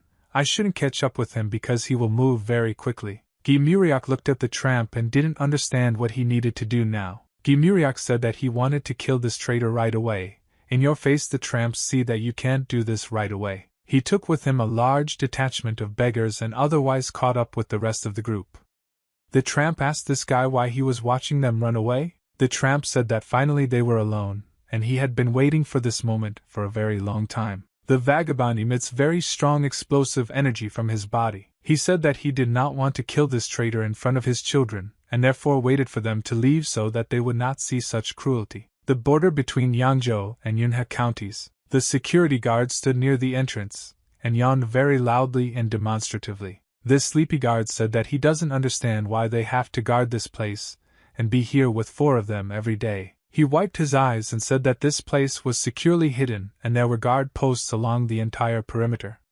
But the most important reason is that no one will want to go to this place, and in case of any danger, the criminal will be able to get here unnoticed, even though there are 4 guards standing here. He said that he had never seen a single suspicious person here. The second guard replied that you need to watch your expressions and the situation in the territory is now turbulent. The second guard said that if the gentleman heard negative comments from the guards, they would have problems. At this moment the third guard fell to the ground. They looked at this guard. I didn't understand what was happening to him. The guard ran up to the warrior who had fallen to the ground and asked what was happening to him. He wanted to examine his wounds. Suddenly he heard some strange sounds coming from inside himself and froze for a moment. The guard turned his head back and saw that all his friends were now lying on the ground unconscious, and he did not understand what happened. He felt someone's finger touching his head and was afraid to move because he didn't know what was going to happen. Hyuk Muzang said that if this guard doesn't move then he will be fine and won't get hurt. The servant came to his master and reported that the transfer of the cargo had occurred as planned and that the goods were with them and that the drug was currently being checked and transferred to the warehouse. The gentleman shouted in a joyful voice that they had finally managed to take back their property. The gentleman said that now he will not be ashamed to appear before the head and report that they managed to complete the task, and the most important thing is that he did not allow the plan to be sabotaged and did not fall for the opponent's trap. The master told his servants that he had done a good job and asked to make sure that all subordinates had a proper rest, and that later they would give out awards to everyone. The servant bowed and said that he would carry out all the master's orders. Suddenly another servant ran into the room and informed the master that they had problems. The servant asked this low-ranking man for services. How dare he burst in here without the master's permission?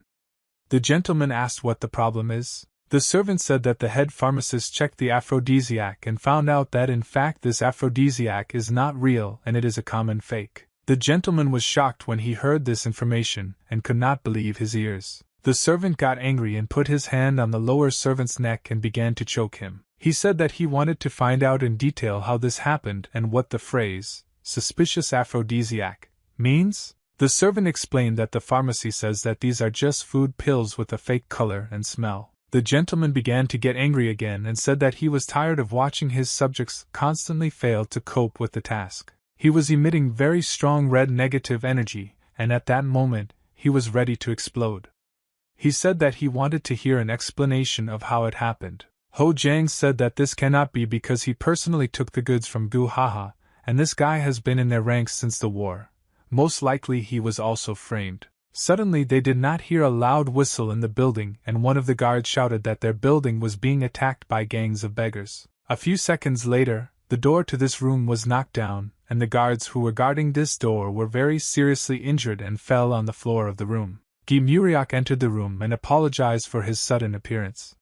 He said that he had one question. Gi Muriak asked how these vile idiots dared to attack their abandoned house. Ho Jiang said that they fell into the trap of beggars and now it will be very hot here. Ho Jiang, with the help of telepathy, gave the master a message that he would take over these beggars and during this time the master would be able to escape from here. He said that you need to leave here as quickly as possible because this is where you can come in. Phantom Mask. Ho Jiang said that he doesn't feel the old man's energy yet, but if he comes then it will be very difficult to get out of here. Gi Muriak said that he doesn't like it when his opponents communicate during a fight, and therefore he wants to shut their mouths as quickly as possible. He began to hit them, but the opponents immediately made a dash and began to dodge. Gi Muriak radiated very strong energy and tried to deliver the strongest possible blows, but his opponents dodged. Ho Jiang punched his opponent in the stomach after he managed to make a quality dodge. But at that moment a wall exploded behind him, and he didn't understand what happened and where the enemies came from here. He saw that his hand was very sore and did not move after he hit this big guy. Hu Jiang ordered the Ilwal twins to immediately bring the master in and out of here right now. He said that he will delay the enemy, and then you will follow them.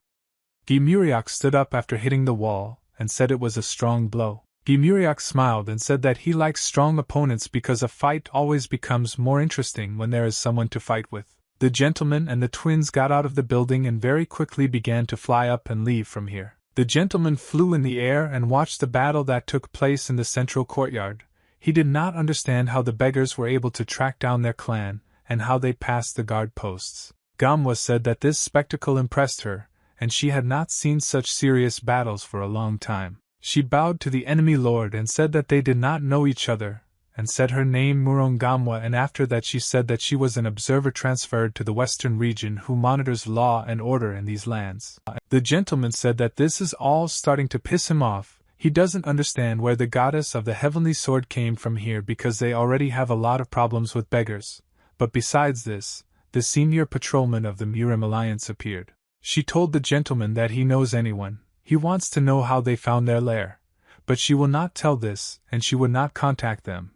But she needs to know something from the master of the mysterious clan. Hyuk Muzang said that he immediately wants to ask something from the mysterious gentleman. His question was that he wanted to know where a man named Hyung Taeryong was now. The gentleman asked a counter question and asked what this unknown gentleman was up to. Hyuk said that the answer was wrong, and now the gentleman will understand why it's better not to joke with them. He used his inner blue energy and made a swift dash forward. He very quickly approached the gentleman and said that they would now correct the arrogant attitude of this gentleman and explain that it was better to deal with them seriously. The gentleman put his hands forward and blocked the enemy's blow. He hoped that his strength would be enough to block this attack. Hyuk Muzang hit the gentleman with all his strength, and it had explosive power there, and not a single block could protect the gentleman from this attack. The twins jumped towards this guy and shouted that he was a sick psycho who needed to be stopped immediately. Gamwa unsheathed his sword and blocked their attacks with his sword. She prevented the two twins from attacking the young master and blocked their blows with one movement. Gamwa smiled and said that these two guys are her opponents, and she wants to deal with them personally. She told the young master not to stand still and to catch up with the gentleman who flew away. Hyuk Muzang smiled and said that he was leaving these two twins to her, and would come do the main work himself. Muzang made a swift dash and very quickly began to fly into the air in order to catch up with the gentleman flying into the distance. Gamwa said that the young master would rather die than thank her for anything. The gentleman sat on the ground and did not understand where did you get such great speed and strength from this young master. The gentleman remembered the face of this guy, and this man was not even 30 years old but clearly had incredible strength. He understood that if the phantom mask came, he would not be able to survive and escape.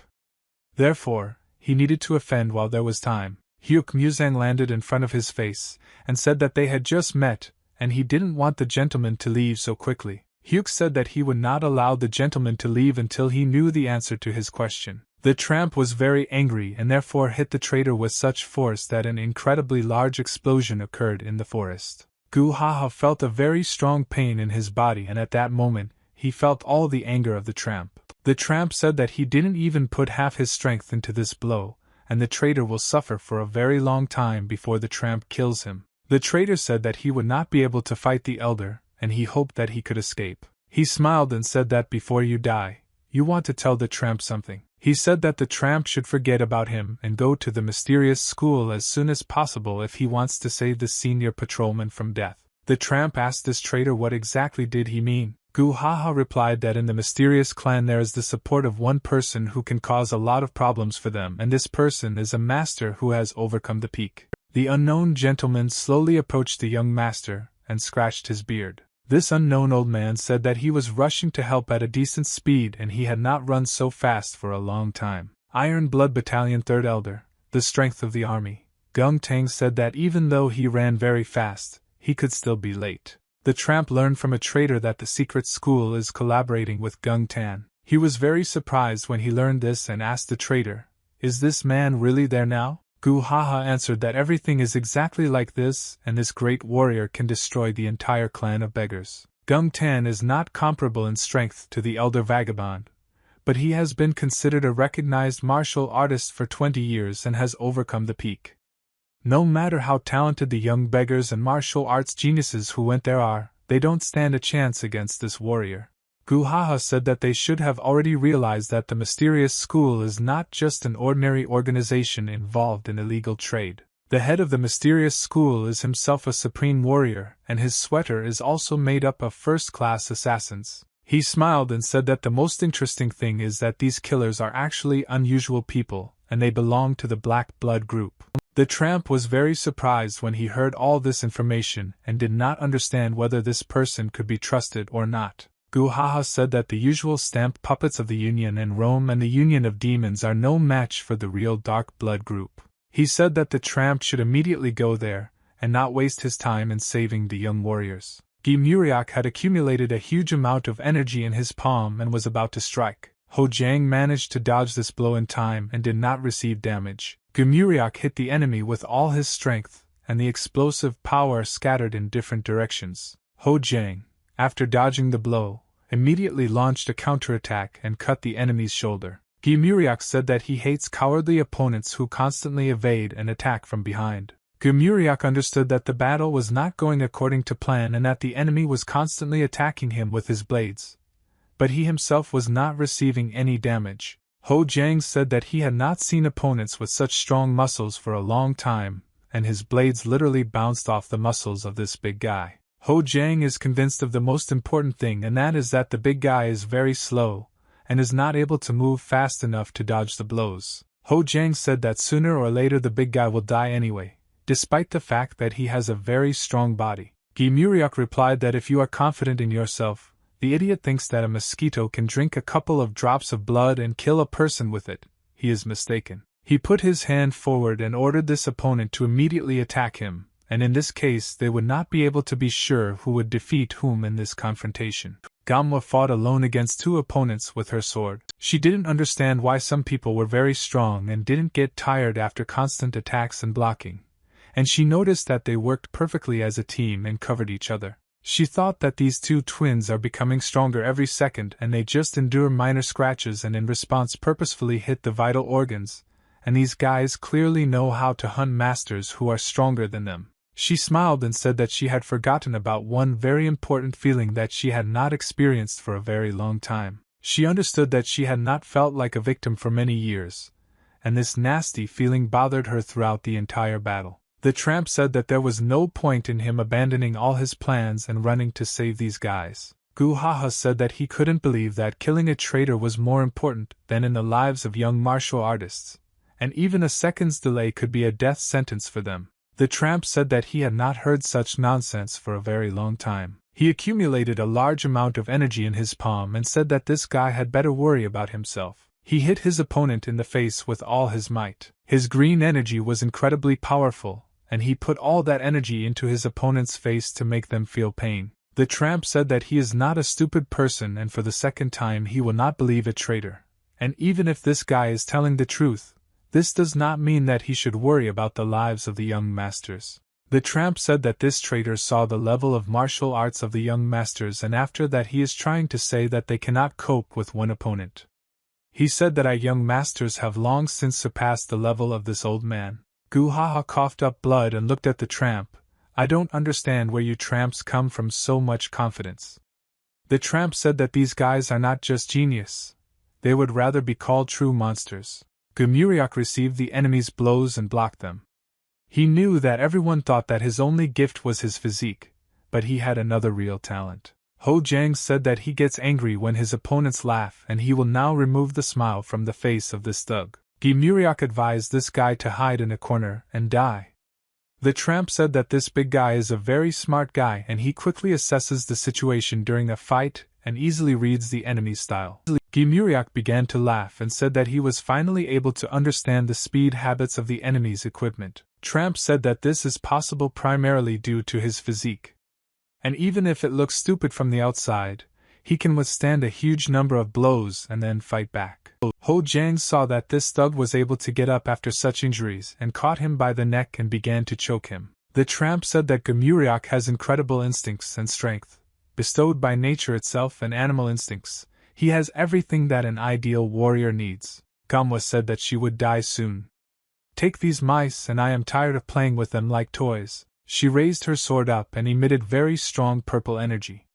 She said that she wanted to deal with them with one blow. The tramp said that Mrs. Murongamwa is a real weapon since childhood. She was fed various kinds of elixirs and subjected to harsh training and now she is literally the personification of inflexibility. The tramp said that if you compare the two of them, in her internal energy she is no different from him, and they are absolutely equal opponents. Manhwa shouted that the twins were pretty tired and now they had to cope with her anger. Manhwa very quickly delivered incredibly strong blows that cut her opponents and caused them severe injuries. The twins understood that they had very big problems because they could not dodge her blows and they could not block her attacks either. She used a very strong blow due to which a very bright light appeared around them, and they could not dodge this blow, and slowly began to burn. The tramp looked at the wounded body of the traitor, and said that now he would tell the most important information for this traitor. The tramp straightened his mustache with his fingers and said that these two are very strong warriors, but they are not the most important weapon and are unlikely to be able to compare with the young master. Guhaha asked which young master is the tramp talking about now. He answered the traitor that there is one guy who impressed even a tramp, and this guy is a real psycho, and he is beyond any classification.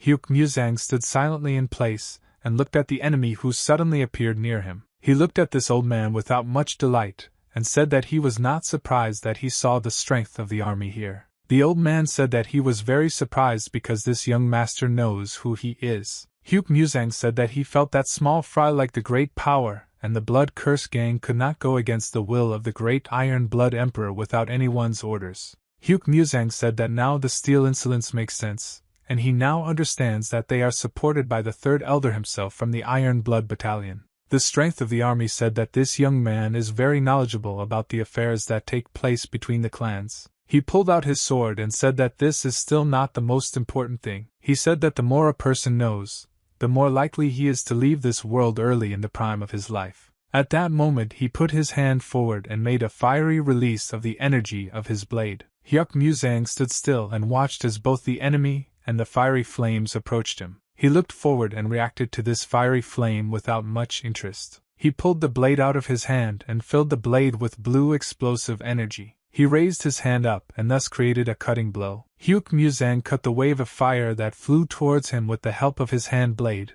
and without putting much effort into blocking it. The strength of the army was shocked when he saw the incredible power of his enemy. The gentleman was also shocked when he saw this incredible power. Hyuk Muzang said that the strength of the army could not surprise him with its abilities, but it managed to anger him, and now he will have to fight back. Hyuk Muzang used a long-range attack and sent a wave of blue energy at the enemy. The strength of the army saw this attack and did not understand how to act in this situation. He managed to notice this attack in time and tried to dodge. A blue wave touched his hand, and he saw that a blue flame was burning on his hand. The strength of the army began to laugh very loudly and was amazed at the power of his opponent. He said that he had never met such strong and young martial artists before. Hyuk Muzang said that he doesn't care about all the compliments of this vile man, and he knows that the strength of the army is openly disobeying the great Iron Bloody Emperor. Hyuk said that he doesn't care about the fact that they don't make secret plans behind the Emperor's back. The old man was angry because this young martial artist knew too much. He saw that this guy suddenly made a jump and disappeared somewhere. Hyuk said that he absolutely doesn't care about all the martial artists and opponents who are here, and he came here for only one purpose. Hyuk Muzang wants to find out from the gentleman where the man named Jung Taeryong is. Army Power said this guy is acting like an ignorant youth. The old man said that he would not tolerate such disrespect, and would not allow the enemy to turn his back on him. He tried to hit the young master with his sudden blow, but the young master turned around in time and parried this blow. Hyuk jumped back and got into a fighting stance. The strength of the army said that he was very impressed with the speed of movement of his opponent, and he had not met such fast enemies for a long time. He put his sword forward and yellow energy snakes began to appear around his sword. He made a swift dash forward and began to approach the young master in order to attack him. Hyuk Muzang saw a large number of golden energy snakes flying towards him. Hyuk was very angry at this moment, and told his opponent that he was angry about this whole battle. Hyuk made several very fast strikes with his sword. He used his sword to cut all the golden energy snakes, and very quickly began to fly towards his enemy. The old man saw that the enemy was approaching him, and the enemy's sword was already near his face. The strength of the army dodged this attack, but he understood that the enemy was becoming stronger with each blow, and at this rate he would be forced to lose to the young master. He jumped back and stopped near the stones far from the enemy. At that moment, a blade appeared in his hat and cut it. He saw how his hat broke into two halves and fell from his head. At that moment, he got angry. He said that no one has the right to touch his expensive clothes, much less cut them and spoil them. He said that he would tear this bastard to shreds and destroy him. The head of the clan told the third elder that this young martial artist is not as simple as it might seem at first glance. If they combine their forces, they can defeat him together. He said that the phantom mask could come here at any moment, and then their problems would be several times greater, and they would definitely not be able to defeat these opponents. He remembered the face of the ghostly mask and realized that this enemy is very cruel and strong. It's better not to mess with him. He said that he doesn't like all this and he doesn't want to use such heavy measures. But nevertheless they have no other choice and therefore they must finish off this young master very quickly. Elsewhere there was a very large purple explosion. Manhwa said she said that she hates it when insignificant weak opponents try to confront her and prove their strength. She got very angry because of this. She had to use up her power, and she thinks that she did it in vain. Gimuriak said that he had a lot of fun with this idiot, and sees that the lady didn't waste her time either. He asked where Hyuk Muzang is now. She replied that he was now somewhere there and chased the mysterious gentleman in order to take him hostage. Suddenly she heard a very loud big explosion that happened behind her. They turned towards this explosion and looked at what was happening in that place. Manhwa said that number 100 is located exactly in the place where this strong explosion now occurred and most likely he is now in very big problems. Hyuk fought off the opponent's blows and tried to hold the line and not lose to them. He constantly blocked their blows and dodged and tried to launch his counterattacks in moments free from blocking. The strength of the army said that in front of them now there is a real monster. Even their joint attacks cannot reach him and he is able to fight off absolutely any techniques and blows. Hyuk Muzang continued to parry and block all the blows with a straight face. They saw in him a real monster who could not be defeated. He was for them like an impregnable fortress that could not be taken by storm. Hyuk said that he often doubted and could not come up with the right solution, but now it all became clear. He doubted and did not know whether it was possible to kill the battalion elder with iron blood. This did not give him peace. But now he has made a decision, and is ready to kill the elders and they believe that this will be the most correct decision. The strength of the army was shocked when he heard this. He understood that the young martial artist was just playing with him all this time. Hyuk Muzang used his super strong attack to destroy his opponent. His attack was incredibly strong and he used a large amount of energy, and after he hit there was a large explosion. In this place there was a lot of smoke and lightning that scattered in different directions, and it was not clear what happened, and who was able to survive after this strike. The gentleman was very scared and he understood that all this time the young martial artist was holding back his strength, and was simply playing with them like puppets. Hyuk Muzang said that he killed the strength of the army without much effort. Now he can finally hear the answer from this gentleman. Hyuk said that he wanted to hear an immediate answer to a question that he had already asked twice and asked this gentleman not to force him to ask this question a third time because in this case it would only make things worse for him. He took this gentleman by the neck and lifted the air. He choked him with his fingers. Hyuk said that he wants to hear the answer to his question immediately, and he is tired of playing with them and dealing with this nonsense. The gentleman continued to resist and did not want to answer this question. He called the young martial artist a monster, and said that he did not know what to answer. Hyuk Muzang said that he knew that a man named Young Taeyong worked in their mysterious organization as a loader. Sir, please, he doesn't remember all the movers who worked for him and therefore don't know what to answer. Hyuk Muzang said that he assumed that the gentleman would give exactly this answer, but he has a good remedy that will refresh this gentleman's memory. Hyuk Muzang hit this gentleman in the face with his fist with all his might, and said that these are good ways to refresh his memory and put his brain in place. Hyuk very quickly punched the master in the face and in his body. The gentleman felt this hellish pain. He did not understand why it hurt him so much from ordinary punches. He understood that the only way to stop this violence. Remember the guy this man wants to know about. The gentleman remembered one guy who constantly talked about his senior student. The gentleman said that he remembered something and asked the young master to stop, and at that moment Hyuk stopped and froze in place. The gentleman said that once a guy with that name worked for him, and he was a guard from Yunha County. Hyuk Muzang did not understand what this gentleman was saying because he could not pronounce half the letters and ordered the gentleman to immediately explain to a normal person pronounce the letters what he meant. Hyuk understood that the gentleman still couldn't convey his thoughts properly. Hyuk Muzang said that this gentleman is starting to irritate him, and when he is irritated and angry it can have a very bad effect on the gentleman. Hyuk Muzang said that ordinary torture does not work on this gentleman, and therefore a special torture instrument must be used. Hyuk said that now the master will be in great pain, but he himself chose this with his disobedience. The gentleman saw that some kind of moving iron rope appeared near his face. The gentleman felt very strong pain and shouted that this guy named Zhang Tiryong is in the dark blood group,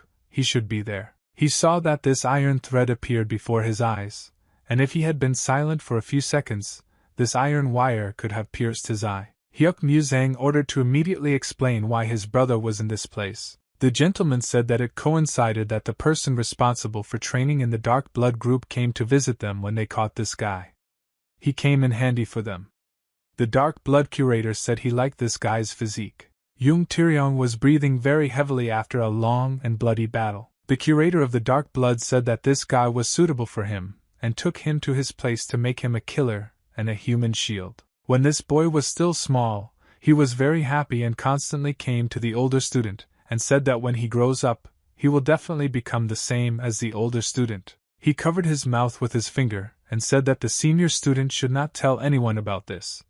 But he thinks that the senior student is better than dad. Jung Tiryong dropped a pot with a flower and broke it, after which he said that he had big problems because his father really valued this flower. Throughout his childhood, Jung Tiryong looked up to his older student and turned to him for any problem, and when he grew up, he realized that he was missing an older student. Hyuk Muzang started laughing after hearing all this. Hyuk laughed very loudly, and the gentleman did not understand what was happening to this guy. And the young gentleman said that his brother was alive. This is the most important thing that he had to hear. Hyuk said that he is very happy because his brother is still alive.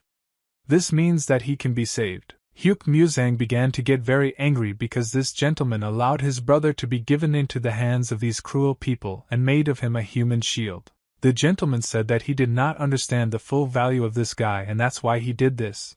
But he could not resist the dark blood type then. The strength of the army at this moment stood up from the ground and sounded very strong red energy. He said that he is now doing everything possible to kill this vile young master. The head of the clan understood that if now the third elder was able to get up, it means that they have hope for salvation. The third elder said that he does not allow anyone to touch his body, and for this he will take revenge on the young master by destroying him. The head of the clan looked at the third elder and saw his colossal strength, and he realized that the elder had decided to use all his hidden power, and after the release of this power, Hyuk Muzang would not be able to remain intact no matter how strong he was.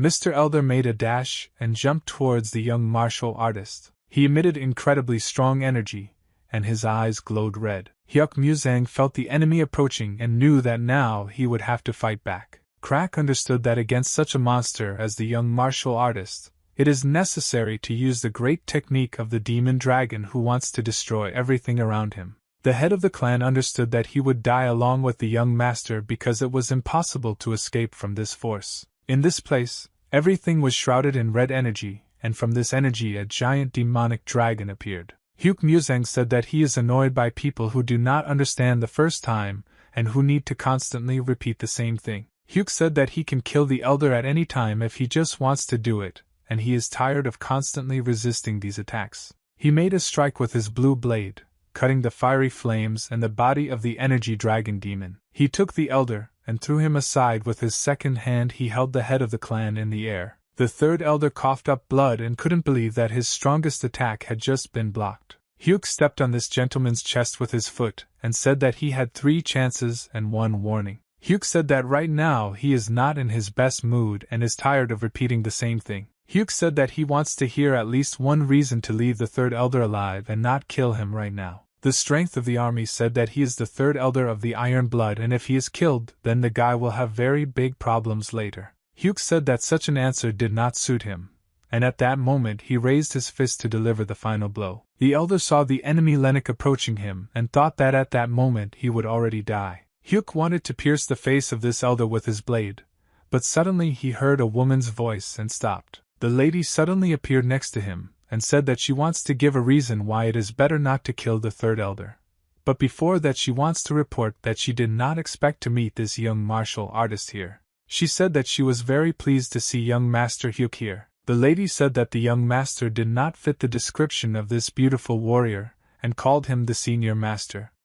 At that moment, a large number of experienced warriors stood near her. She said that the young master is too petty for a person who suppressed the third elder of such a powerful organization. Hyuk said that he also did not expect to see the lady in such a place, and he said that the great emperor is not allowed into this place, and this means that the strength of the army is under her control. Hyuk said that if the third elder is under her control, it means that he can be killed and not worry about the consequences. Hyuk Musang said that he now has a good reason to kill everyone here. The bodyguard told this guy to watch his words or he would personally deal with him and destroy him. The lady said that there was a misunderstanding and she wanted to talk to Master Hyuk.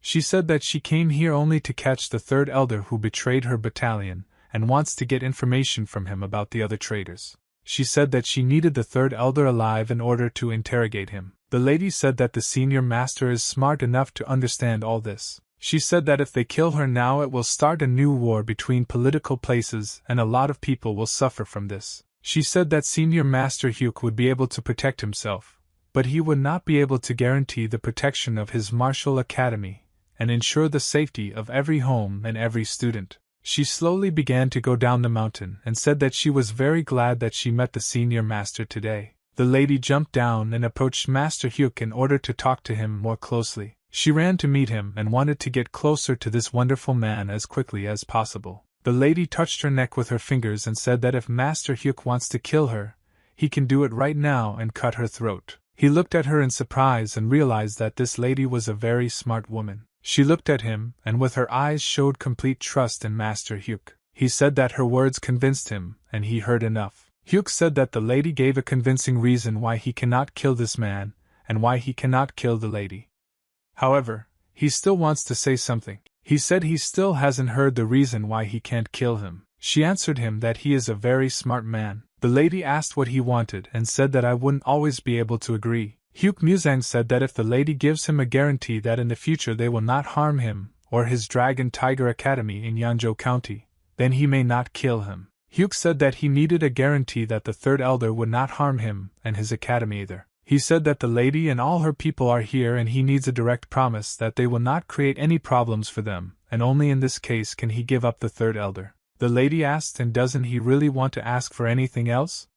He said that's all he was interested in. The lady came closer to him and said very loudly that she swears on the name of the great Iron Bloody Emperor. She said that today's incident will not bring trouble to Master Hyuk and in addition, from now on, either the Iron Blood Battalion nor their forces will harm the Dragon Tiger Academy in Yeonjo County first. She asked if such a promise from the Iron Mistress would suit him, and at that moment she wanted to kiss him. She said that if this promise was not enough, she could offer Master Hyuk another way to agree on this method they would have to discuss in private. Hyuk said that he has no need for this and therefore he will be satisfied with the original agreement. Hyuk said that as long as the Iron Lady keeps her word, this will be enough for him.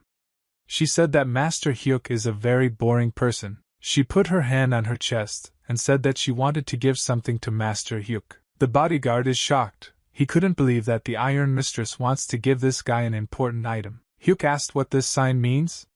She replied that these are symbols of their promise, and while he is with him, no one from the battalion with iron blood will touch the master's fingers. Hyuk said that now he can trust the Iron Lady and after that he removed his new one from the chest of the third elder. Hyuk Musang said that if she does not keep her word and the Iron Blood Battalion attacks his people, it will mean that he will kill them all and first of all come for the Iron Lady. Hyuk Musang said that he always keeps his words and she can rest assured that his revenge will be cruel. He took the head of the clan by the collar of his shirt and lifted it up. Hyuk Musang made a quick dash and jumped very high into the air. She touched her lips with her thumb and said that she was even interested in seeing how he would come to her. She said that she wanted to break this agreement only so that he would come to her, and they would meet again. The bodyguard said that he wanted to ask the young lady a question. She allowed him to ask a question. He asked why the lady allowed this martial artist to leave and handed him a golden blood mark. She said that she was very amused that the bodyguard was interested in this question. She said that she just wanted to live, and so she did everything possible to stay alive. The bodyguard asked the lady, "Is this martial artist's level really that high?" He said that he was very impressed with how this guy suppressed the third elder in battle.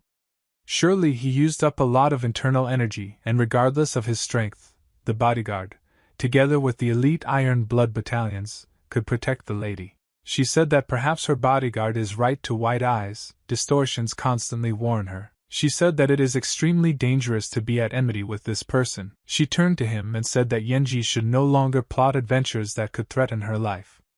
Yenji asked for forgiveness from the Iron Ladies. The watchtower was burning with a violet flame. Gimuryak said that most likely it was all over and they were victorious. Gimuryak said that he heard a very loud noise and asked what was happening there. Hyuk replied that this man hid a trump card in his sleeve and did not want to talk about it until the last moment. Hyuk said that he captured this man alive as planned. They said that this gentleman now looks very bad and it is very difficult to call him alive. Gamwa asked if he was able to find out any information about the student. Hyuk turned his head to the side and looked down. He said that the student is still alive but there are still problems. Gamwa was overjoyed when she heard the news that the student was still alive, and she said that they were very lucky. She could not restrain her emotions and ran up to him and hugged him very tightly because she was overwhelmed with joy. Gamwa said that she saw what Hyuk went through and was very happy to hear the news that the student was still alive. Hyuk said that he was also very aware that the student was still alive and could be saved. Gimuryak said that he would pretend as if he didn't see anything. Gamwa felt a very strange smell when she hugged him and immediately noticed this smell. She said that she smelled a smell on him that was reminiscent of flowers and tangerines, and said that women very often use this smell in their perfumes. Hyuk Muzang was very scared and tense at that moment because he understood that this smell could cause a lot of problems. He remembered how the Iron Mistress hugged him, and at that moment most likely she left her scent on him. At that moment Gamwa realized that there was a strange feminine smell on his body, and this shocked her.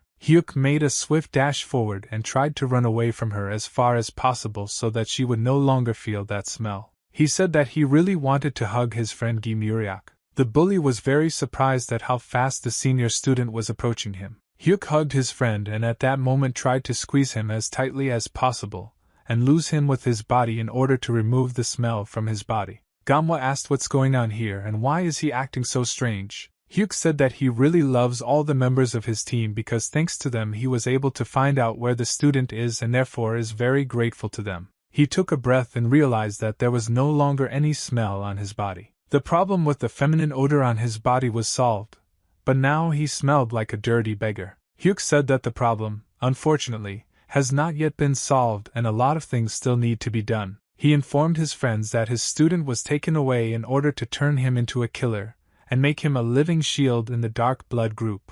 They were shocked when they heard this and did not understand how to react to this information. Gamwa asked why the Dark Blood group continues to be found in this region. She said that the Demon Union had driven them out a long time ago. Suddenly the tramp appeared and said that he had the answer to this question, and would now try to explain everything to them. The tramp said that they had a lot of fun here without him, and he was upset that I missed such a party. Gimuryak asked what was happening to that traitor. The tramp replied that he beat him as soon as he could, destroyed the center of his inner strength, and locked him in the base. The big man told the teacher that he thought that the traitors would kill him, given the rude character of the tramp. Hyuk said that now they need to get down to business, and the tramp wanted to talk about the Dark Blood type. The tramp said that there is now a big mess here and they should quickly clean up here and continue the conversation at the base. Papa sat on the roof of the building and watched the sun set below the horizon. She said that all this was starting to irritate her, and at their request she guarded the academy all day and in the meantime they started a fight.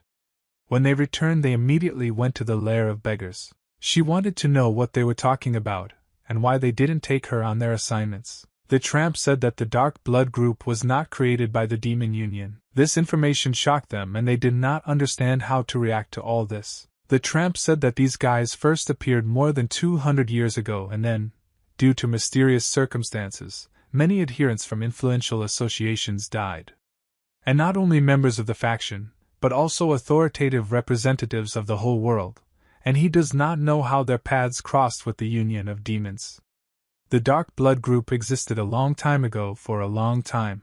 He said that it is possible that even the name of the Dark Blood group is not real or simply represents part of them. Hyuk said that if they are so strong, they have existed for centuries, why haven't they been heard of before?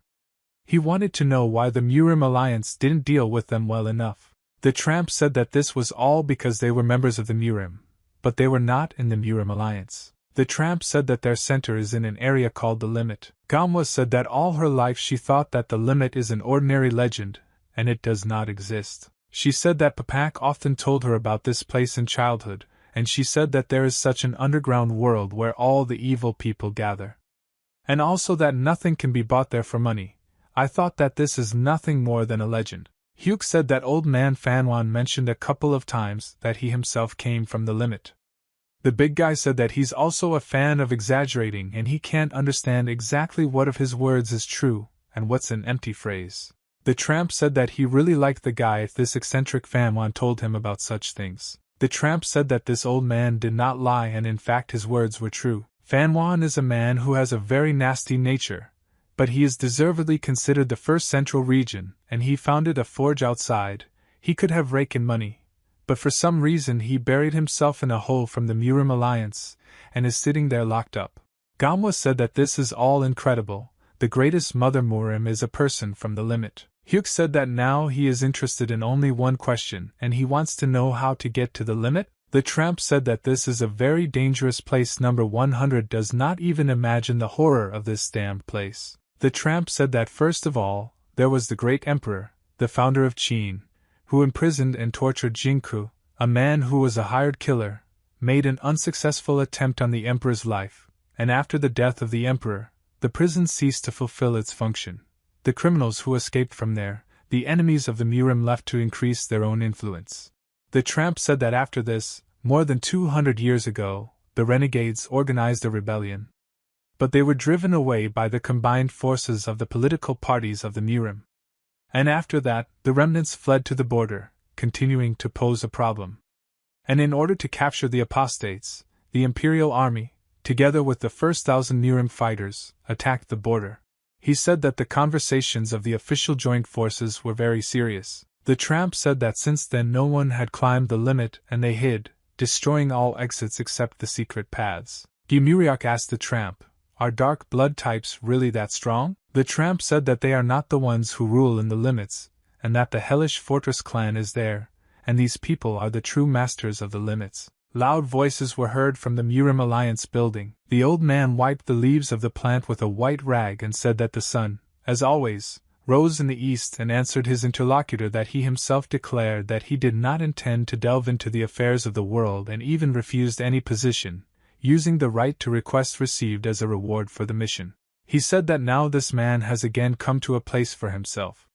This old man is the head of the Murim Alliance Taehwanmu. Taehwanmu said that he does not understand what is happening to his grandson now. He wanted to know what was bothering him, and what was the reason for these changes. The young master told his grandfather that his grandson suddenly realized something. He said that a huge desire arose in his heart that could not be controlled. He said that if he just did nothing then he would never achieve his goal. Taehwanmu smiled when he heard his grandson's words. He said that his grandson had already proven his skill and importance in the war and however, the only lacking point was his spirit. Grandfather said that only a fool in the harsh world of Murim would refuse to honor the 10 rules of Confucius. He answered his grandfather that he respectfully wanted to act freely. He said that the supervisor of the senior patrol of all 4 directions, the senior patrol of the central region is what he wants to be. The hellish fortress building which is located in a place called the Limit, a terrifying group that scares the world with just its name. Its strength can be compared to apostates and a demonic cult, but however, unlike those who caused enormous damage in the central region, it never revealed itself. The tramp said that despite everything, the place called the Limit is ruled by the hellish fortress. Gimuriak raised his hand and said that he had a very important question for the teacher. He asked who is more attractive, him or number 100. He urgently needed to find out this information. The tramp replied that number 100 is 1,000,000 times better. The tramp asked, why was it necessary to ask something so obvious? Gimuriak said that the tramp is already old, and due to his age he cannot distinguish true attractiveness. At that moment the tramp hit him in the face with all his might. Gimuriak flew into the wall after being hit by tramp. The old man said that most likely he was actually getting old because he forgot to beat that idiot today. Gimuriak said that the tramp misunderstood everything and he wants to say that if the story about the valley called the Limit and the hellish fortress is true, it means that Gimuriak is more beautiful than number 100. Hyuk said that the big guy, in other words, wants to say that the hell fortress rules the underworld. Hyuk said that now all the puzzles fit together if the Limit actually exists, It is connected with the underworld. This gives answers to many questions that bothered him. The tramp said that it is important to understand the most important thing, that the limit is a very dangerous place, and it is better not to go there again. Hyuk Musang said that now the reason to go there has become several times greater, and it turns out that his student ended up with very dangerous people. The tramp said that this place is very dangerous, and even number 100 risks dying in this place, and moreover, there is no guarantee that his student is being kept there. Hyuk said that he was told about this place for a reason, and most likely the tramp initially wanted Hyuk to go to this place. The tramp said that the guy understood everything right away and he would send a man as soon as everything was ready.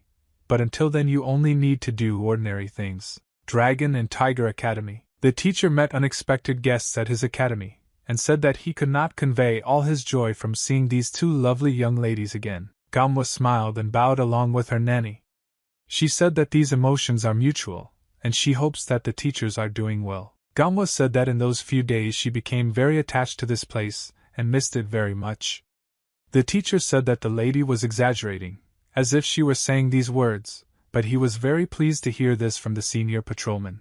Hyuk saw a young lady at his academy and didn't understand what was happening. I wanted to know why she came here again. He remembered how she said that of course she should say hello to the teacher, and he was not a stranger to her. Hyuk understood why she came here, but he still felt anxious and knew that this girl was just not doing anything. Gamwa said that she wanted to talk to the teacher about her idea and get his opinion on it. She said that she wanted to move the headquarters of the senior patrol of the western region to this region and asked the teacher if he had a suitable place in mind for this headquarters. Hyuk, at that moment I was very surprised and understood that she had come up with some kind of plan again, and was not telling anyone about it. He felt there was something wrong with her idea. The teacher asked the senior student, "Is there any unused land in the beggar's base?" Musang said that there is unused land, but there are also problems. The teacher said that we need to find someone to start building a new headquarters tomorrow. Papa asked the lady to stop and said that if she needed the headquarters of the senior patrol of the western region, then there was already one on the border of Sichuan and Gansu. She asked why do they need another division in the village? Hyuk Musang shouted loudly that the elder dragon warrior Papa was right, and why should I move my headquarters, and there is no point in spending the alliance's money so crazy. Gamwa said that there is no need to worry about money because she can pay for everything with personal funds and she has plenty. She explained that she has enough reasons to transfer staff and now there are issues on which she is secretly working with beggars. Gamwa smiled and said that the beggar's base is located opposite the Dragon Tiger Academy, and this location was created thanks to Musang, and she said that everything worked out very well. Hyuk loudly shouted that this is all pointless.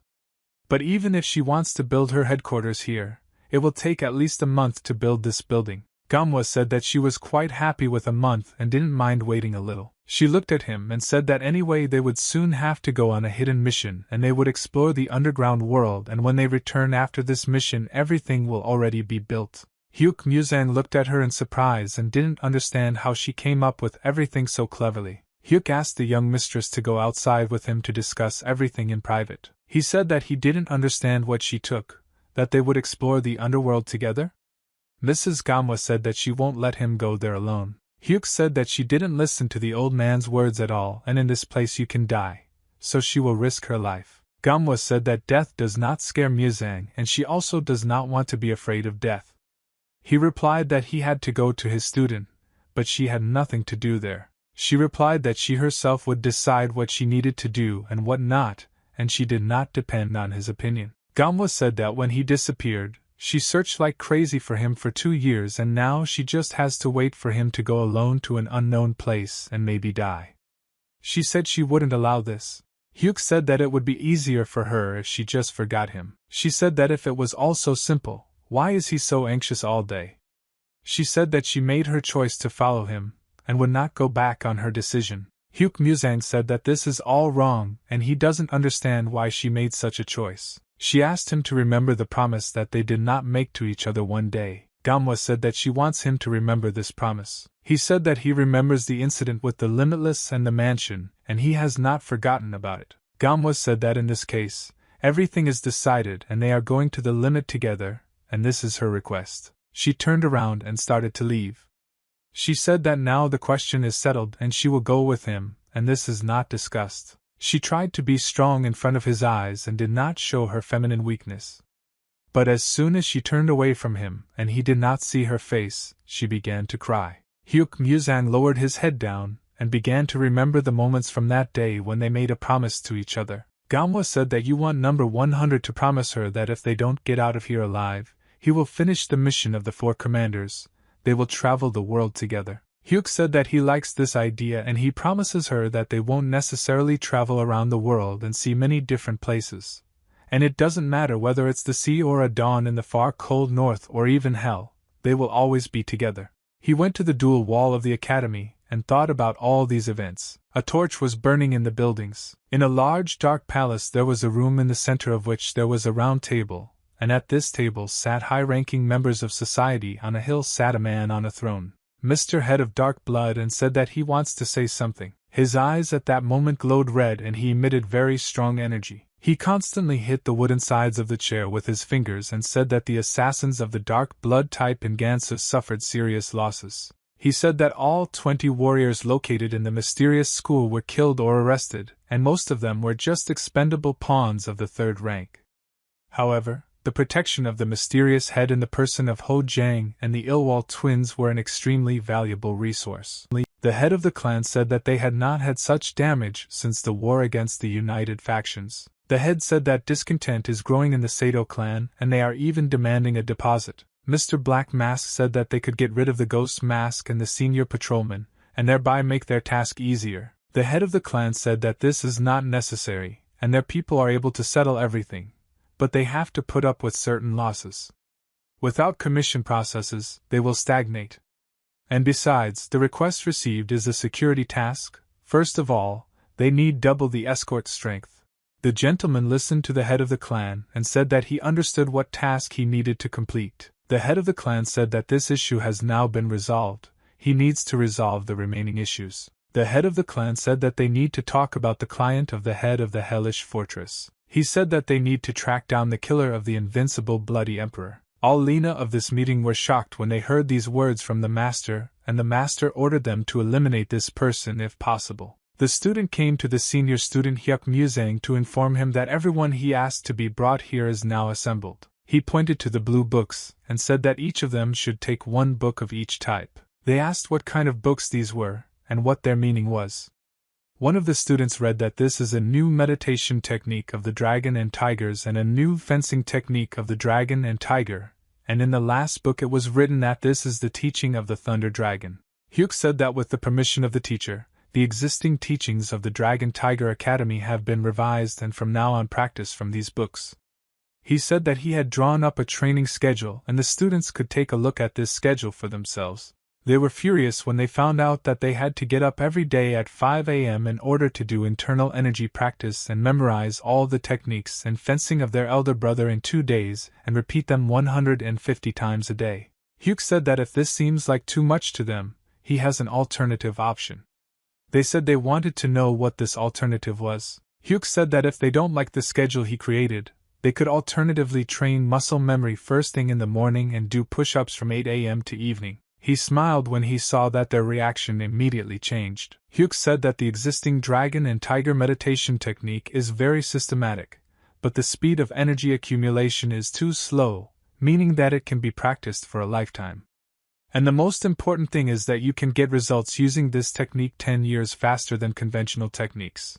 The dragon and tiger fencing technique also provides the basis for a fast sword, but nevertheless it is too simple and is not able to fully maintain strength since it does not develop the technique of steps. He said that their revised versions are devoid of those shortcomings and increase the advantages, and moreover, the newly created teachings of the Thunder Dragon ideally complement. Hyuk said that if they completely master all this, each of them will quickly reach the top corresponding to the first rank, and at that moment the students were extremely surprised and shocked. One student asked a senior student, can they really reach rank 1? Hyuk replied that everything is exactly like that, but that's not all. And even those who do not master the new teachings will still not be an easy opponent for a person of their level. And maybe if they are lucky and reach enlightenment, they will someday see the absolute peak.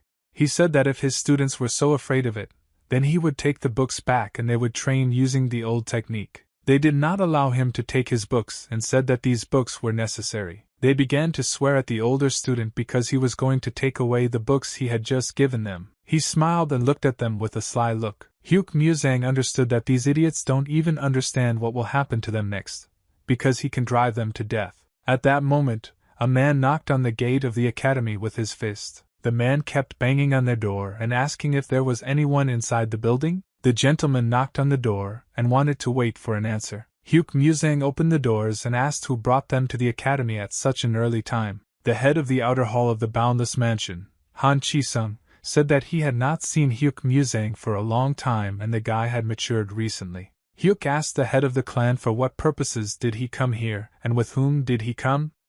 Han replied that he came here with very important people and therefore asked to call Teacher Chan. Hyuk said that his teacher is now resting in his bedchamber and first, he asked to tie up the head of the clan of his horses and go to the meeting room.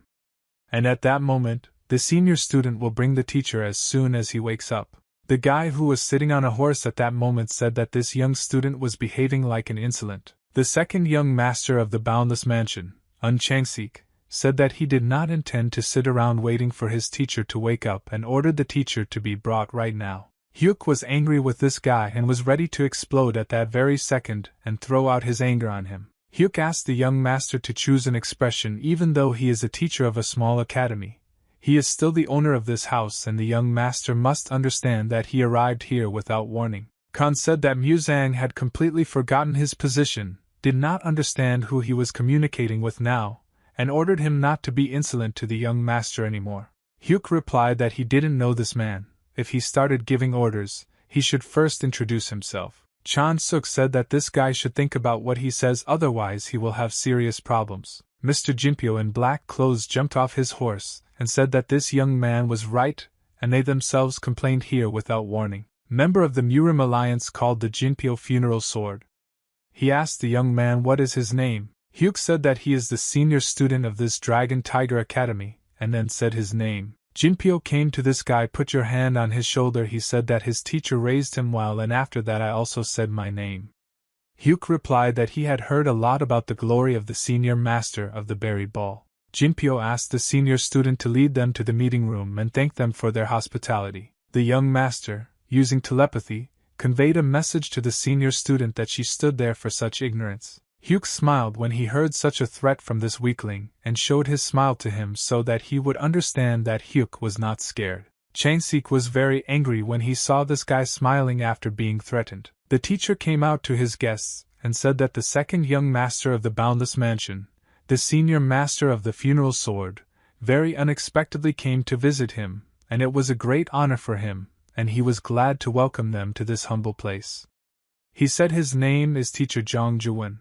Khan said that his student behaves very boldly and he still has the same self-confident character. Chan thought that the senior student had set him up again and hoped that if he left the honorable guests here, he would in any case say something that these people would not like. Chan told his student to go and mind his own business, and he should not hesitate with what they discussed yesterday. The senior student bowed and then left the room. Chan said that before they start negotiations, he wants to treat the guests to delicious tea. He prepared delicious aromatic tea for his guests. Jinpyo said that the alliance accepted the request of the Boundless Mansion and decided to establish a Murim department in one of the neutral zones of Gansu. He said that it was a coincidence that the Dragon and Tiger Martial Arts Academy was located in the neutral zone of Yangzhou County. Chan replied that he would be glad to be neighbors with such a serious organization. The old man thought that the problem might be with the senior patrolman. Han said that Teacher Chan should help establish this department. The old man replied that they need to get a clear team and his academy will be happy to help because they also belong to the Murim client. The young master said that he was very happy that the teacher understood this. He said that he wanted to get 10 gold bars, and after that he said that he knew that the number of officials has now increased significantly in this area. Chan asked what exactly the young master means when he talks about 10 gold bars. Jinpyo was also very surprised when he heard about 10 gold bars. The young master said that Senior Master Jinpyo should not give up the golden leaders. And this is all done for the sake of peace in Gansu and their desire to help. There is nothing wrong. Gamwa suddenly came into the room and said that in this case, why not give the Dragon and Tiger Academy the money that their alliance is so boasting about? She said that if you listen to their stories in this case, anyone will think that the Academy borrowed all the bars from the Limitless Mansion, but this is not at all true. Second Master, at that moment you felt a very strong explosion of endorphins and serotonin in your body, and he blushed when he saw Ms. Gamwa. Gamwa said that she apologizes to the teacher for suddenly bursting in and talking to these guests. What he replied was that there was nothing wrong with it. Chan Sok looked at her and couldn't believe his eyes. She refused him, a fantastic woman. Chan said that the guests themselves know this lady, however, he would like to introduce her again. Chan Sok said that he never thought that he would meet such a lovely girl at Dragon and Tiger Academy. He straightened his hair and said that he was the second young master of the Boundless Mansion. And he said his name after that and asked her forgiveness for the fact that his words could offend her, and in honor of meeting her, he decided to donate 15 gold bars to the Academy, and hoped that he would succeed. Soften your rudeness a little. Jinpyo tried to stop the second gentleman and explained to him that this was a stupid act, but with the help of telepathy, Han asked not to interfere in this matter. Gamwa looked at this young master and was not very pleased with his behavior. She asked him what he would do now and why he was behaving so strangely. Chan Sok asked the lady in surprise what exactly does she mean. Gamwa said in an angry voice that her complaint concerned not only money, but also his behavior, and he interrupted the teacher when the teacher had not even finished speaking, and she was not ready to tolerate such an attitude from the owner of this house. Chan was very surprised when he saw how fiercely she protected him and decided not to stop the lady because it would only be better. Chan Sok said that he doesn't understand why such a small thing upset the young lady. Gamwa said that she was very sorry that for the young master his insulting words were a small thing. She said that they came here unannounced early in the morning and behaved very impudently. Gamwa said that the request to provide them with money outraged her, and this is also the neglect of the senior members of the academy within the walls of this very academy, which is not under their subordination.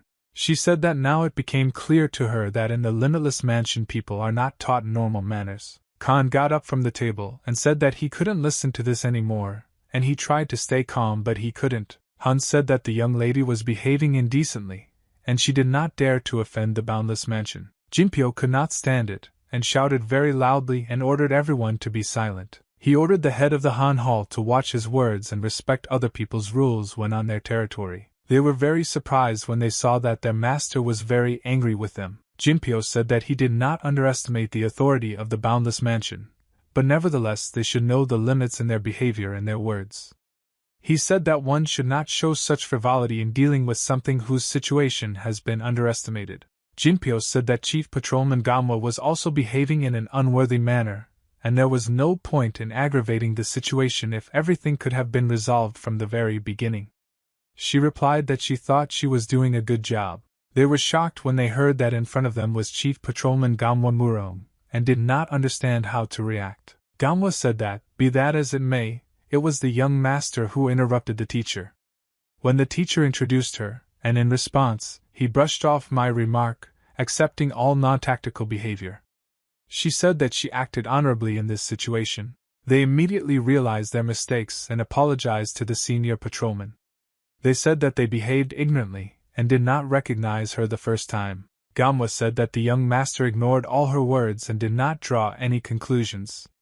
She said that it became clear to her that if she had not been the senior patrolman, in this case the young gentleman would have continued to behave tactlessly. The young master continued to apologize and said that he would not behave this way. Gamwa said that there is no point in apologizing to her because she has already made her conclusions.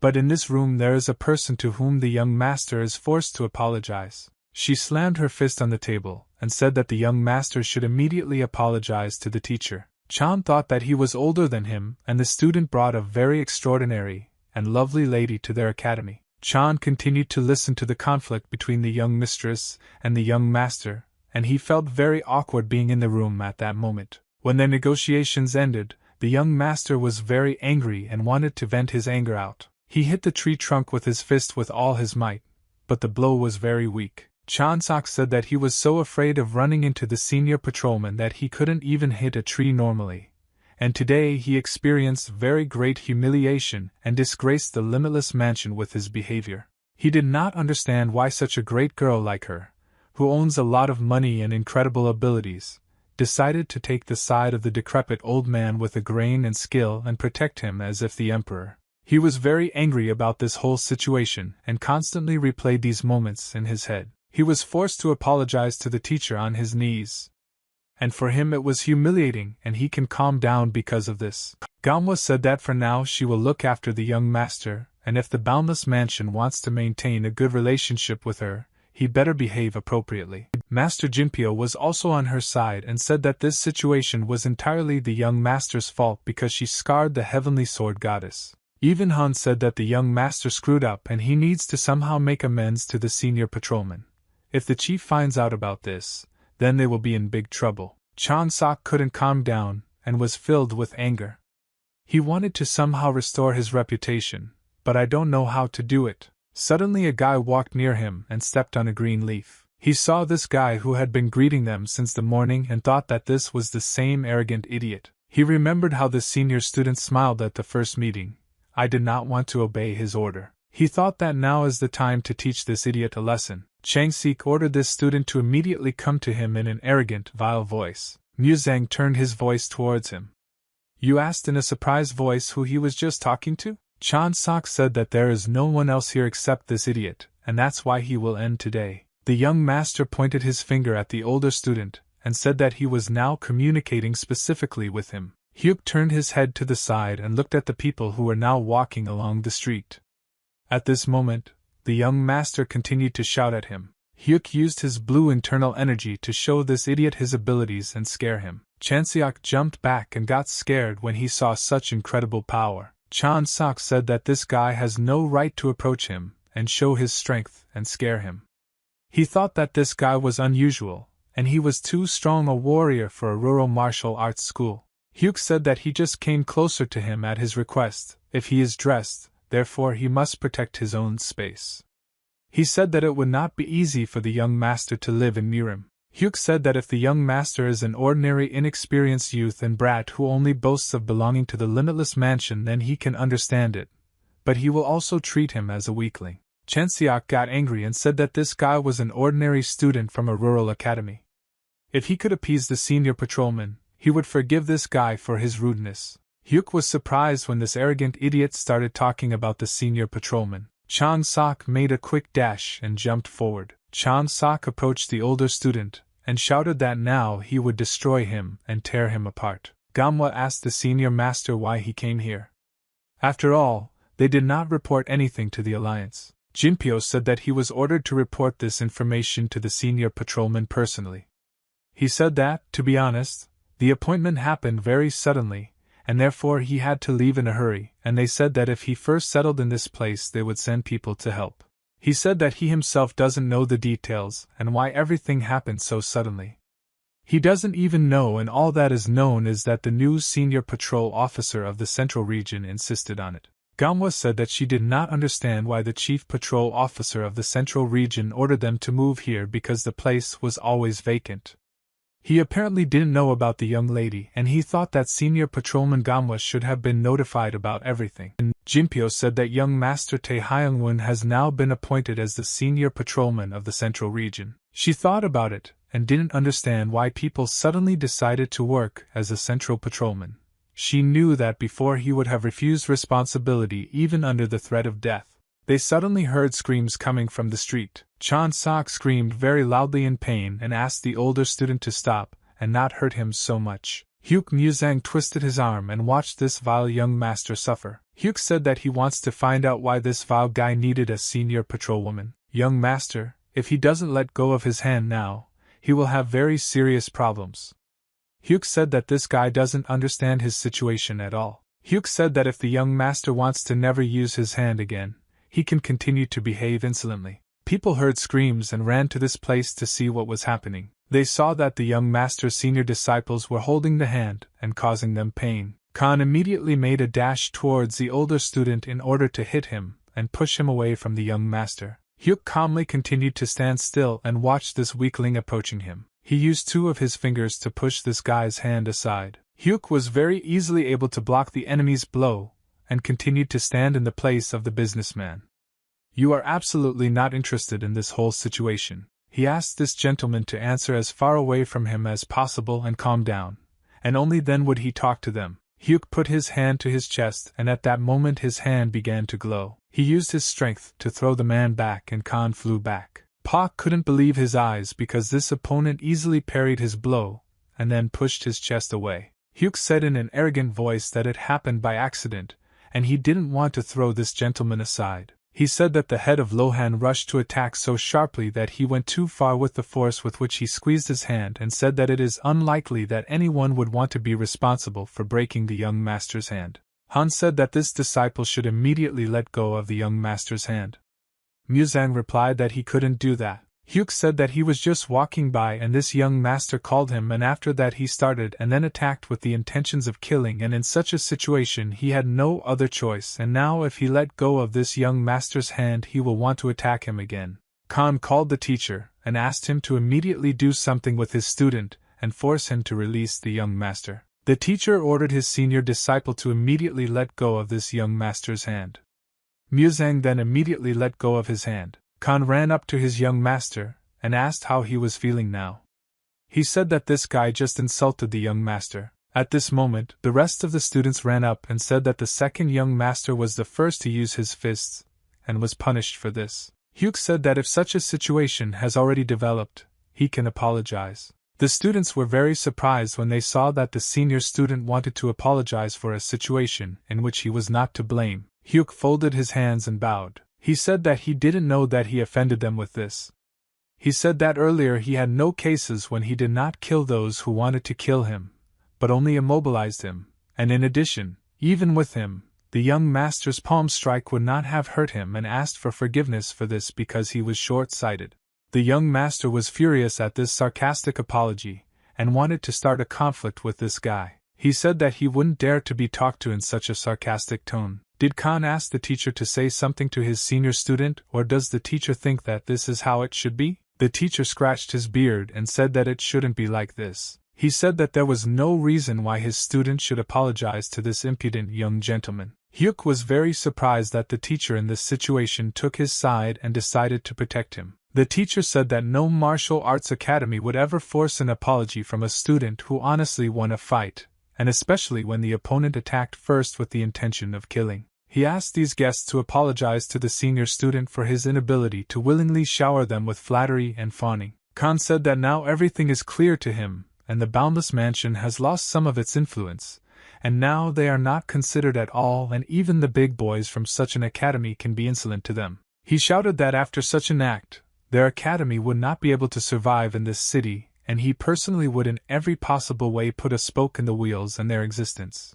Han said that he knew that Dragon and Tiger Martial Academy wanted to open their own Chamber of Commerce, but now they can forget about it, and they can say goodbye to any form of trade in Gansu County. He heard the voice of the young lady who said that she could not ignore such a statement.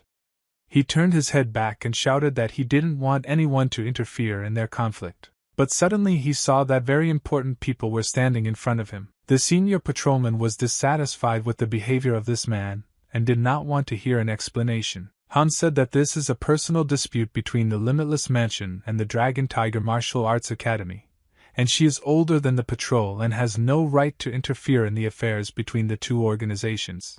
Gamwa ordered this vile man to immediately shut his mouth and be silent. He looked at her in surprise and did not understand how to react to these words. Gamwa said that the Chamber of Commerce was promised to the Dragon Tiger Academy by the General Manager's son in exchange for her delivering the Limitless Mansion's letter to the Alliance in Rome, and the Limitless Mansion has not yet fulfilled its part of the agreement, and now she wants to know if Han is actually ready to break the terms of the agreement. She jumped up and took off. She flew in the air and said that the Boundless Mansion was prohibited from building a Chamber of Commerce and was violating its agreement.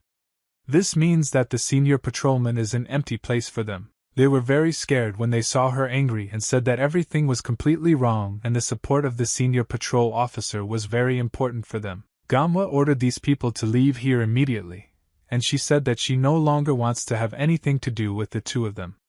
If they show their face to her again, she will show them real contempt. The two of them slowly began to walk out into the distance and leave this place. Hyuk felt very awkward and said that she shouldn't have interfered and protected him. Manhwa said that she would not have interfered if she knew for sure that Master Hyuk would be able to resolve this situation correctly. She said that the disappearance of the Limitless Mansion would be a problem for this district and their academy. Hyuk asked her, does she see him so reckless? She said that's exactly how she sees him. Hyuk told her that she could choose an expression less offensive to him, and a verbal altercation began between them. Jinpyo watched this guy, and it was very interesting for him because outwardly he didn't even look like a cultivator and looked like an ordinary disciple.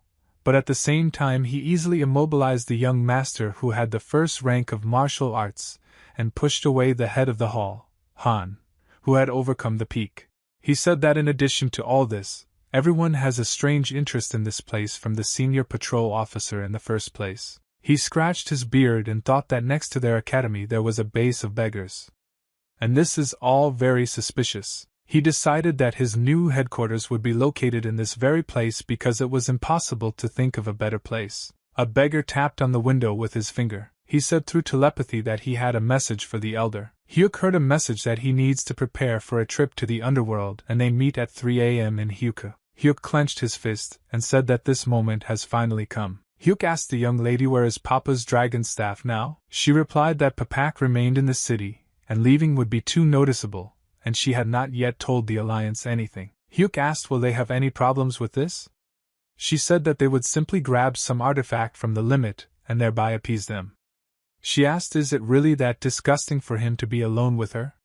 He said that's not the point. He thought that Papaka's presence nearby would be safe for her, and her chances of protection would increase. He couldn't say that, so he jumped forward and said that they need to hurry up because the path to this place is very long. She thought that she didn't want to shout at him because after a long time and us number 100 is traveling together around the world again. She caught up with him and said that she would not allow him to just run ahead. Manhwa was very tired when she ran after him and spent almost all her stamina and breath on this chase. She said that running 400 kilometers in 12 hours without a break is very difficult, and she considers him a real monster.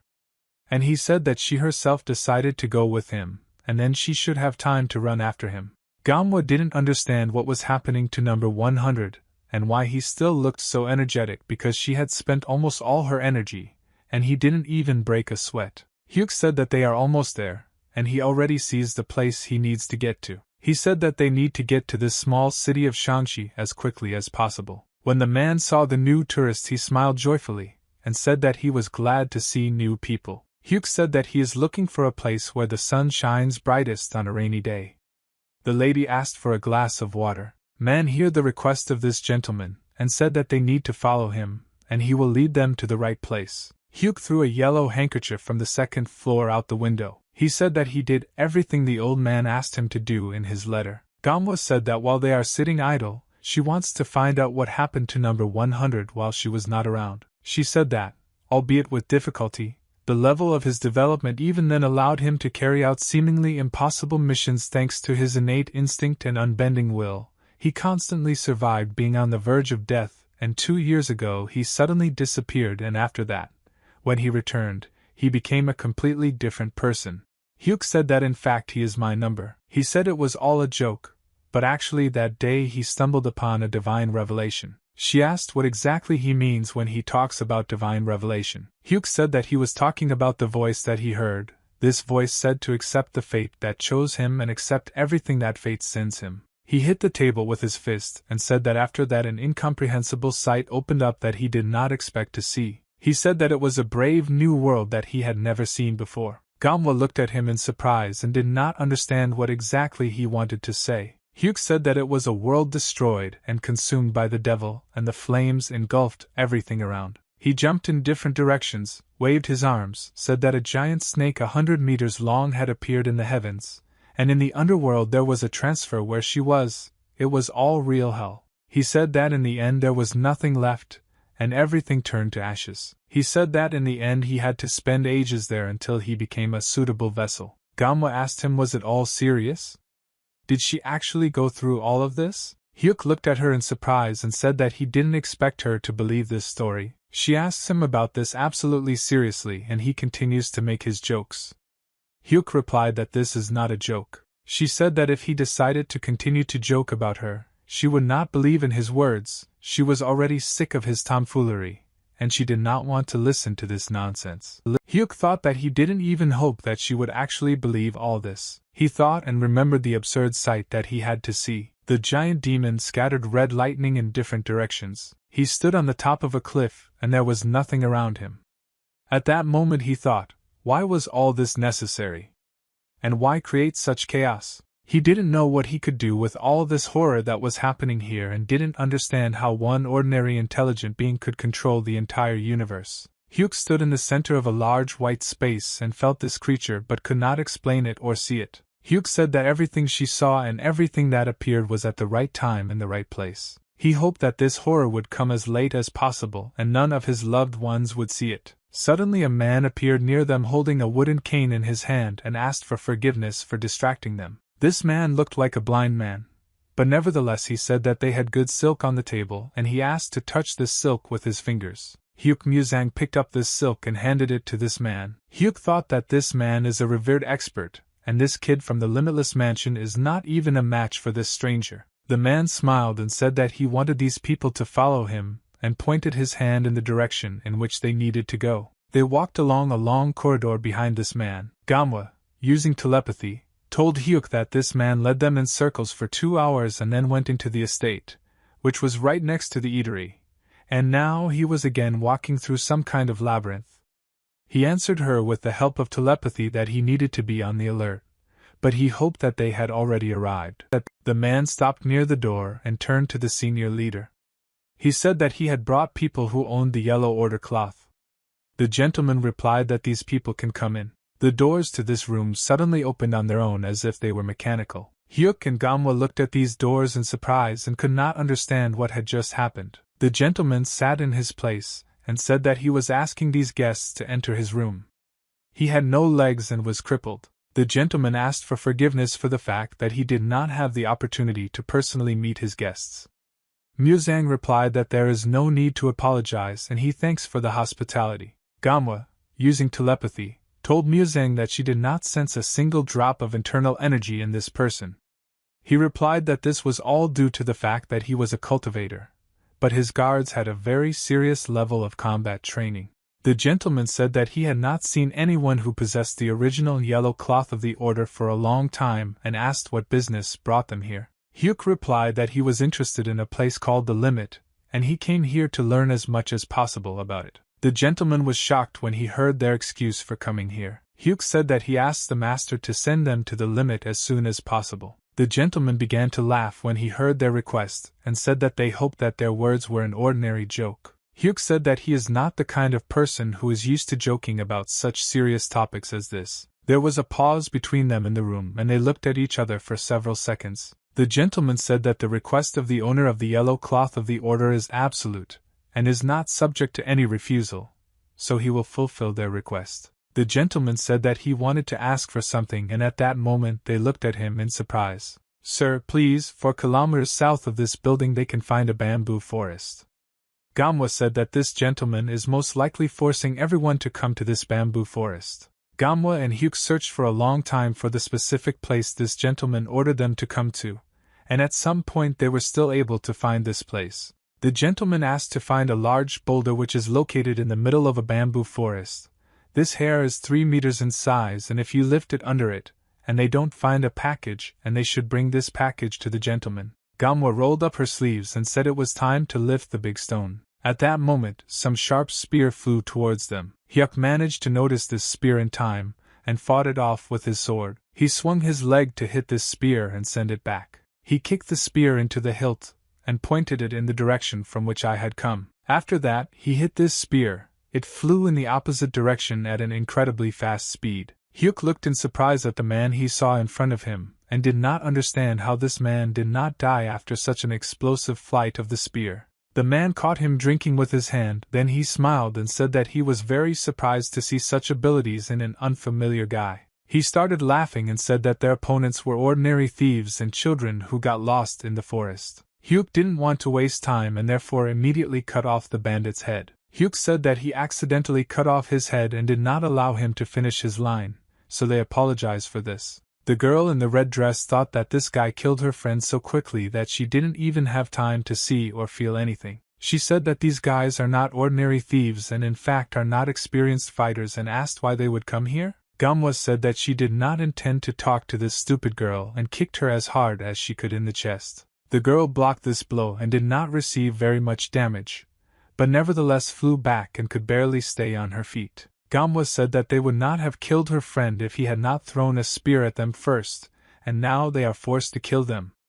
The girl in the red dress thought that she barely had time to react to her attack, and something was clearly wrong with this couple. She said that there was some kind of misunderstanding, and she asked the two to forgive her, and think that she needs to leave here immediately. She couldn't get out of here quickly and unnoticed because Muzang was already standing behind her. She turned her head and saw him from behind.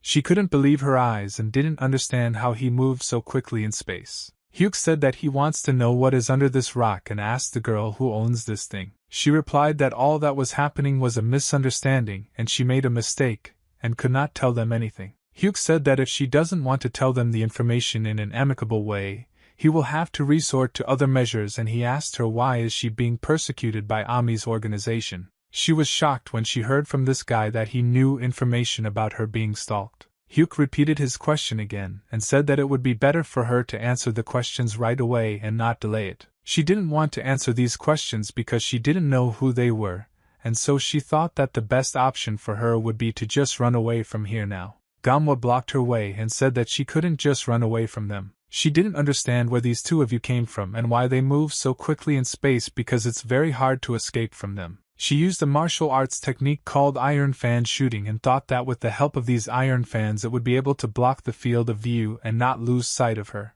She said that in order to wound with daggers with poison, she needs to switch to the second guy. But before she even had time to make a jerk to the side, her body was cut into two halves with a sharp blue sword. Gamwa was shocked when she saw that this girl had just been cut up like a piece of meat. Her body turned into bloody pieces of meat that fell to the ground and bled. Gamwa said that she did not need help and could deal with this bandit alone. Gamwa did not want to kill this girl right away and first wanted to interrogate her. Hyuk said that it was all useless because she had already made the decision to kill them and messing around further would be just a waste of time. Hyuk said that the leader who sent them here into this trap will give them an answer to the remaining questions, and he will be responsible for what happened here. The gentleman said that he did not expect his guest to return so quickly and complete this task. He saw that the young guy presented him with a ball to his throat. Hyuk saw that they also put a sharp blade of swords to his throat and could kill him at any moment. But he was still confident in his actions and asked his master why he sent them into an ambush. Hyuk said that he was very curious why the master sent them into a trap and wanted to kill them. The gentleman said that he did not send them into the trap and there was some kind of misunderstanding, but nevertheless he wants to see the possessed bags and find out if they managed to bring what he asked for. Hyuk took his bag and poured out all the contents.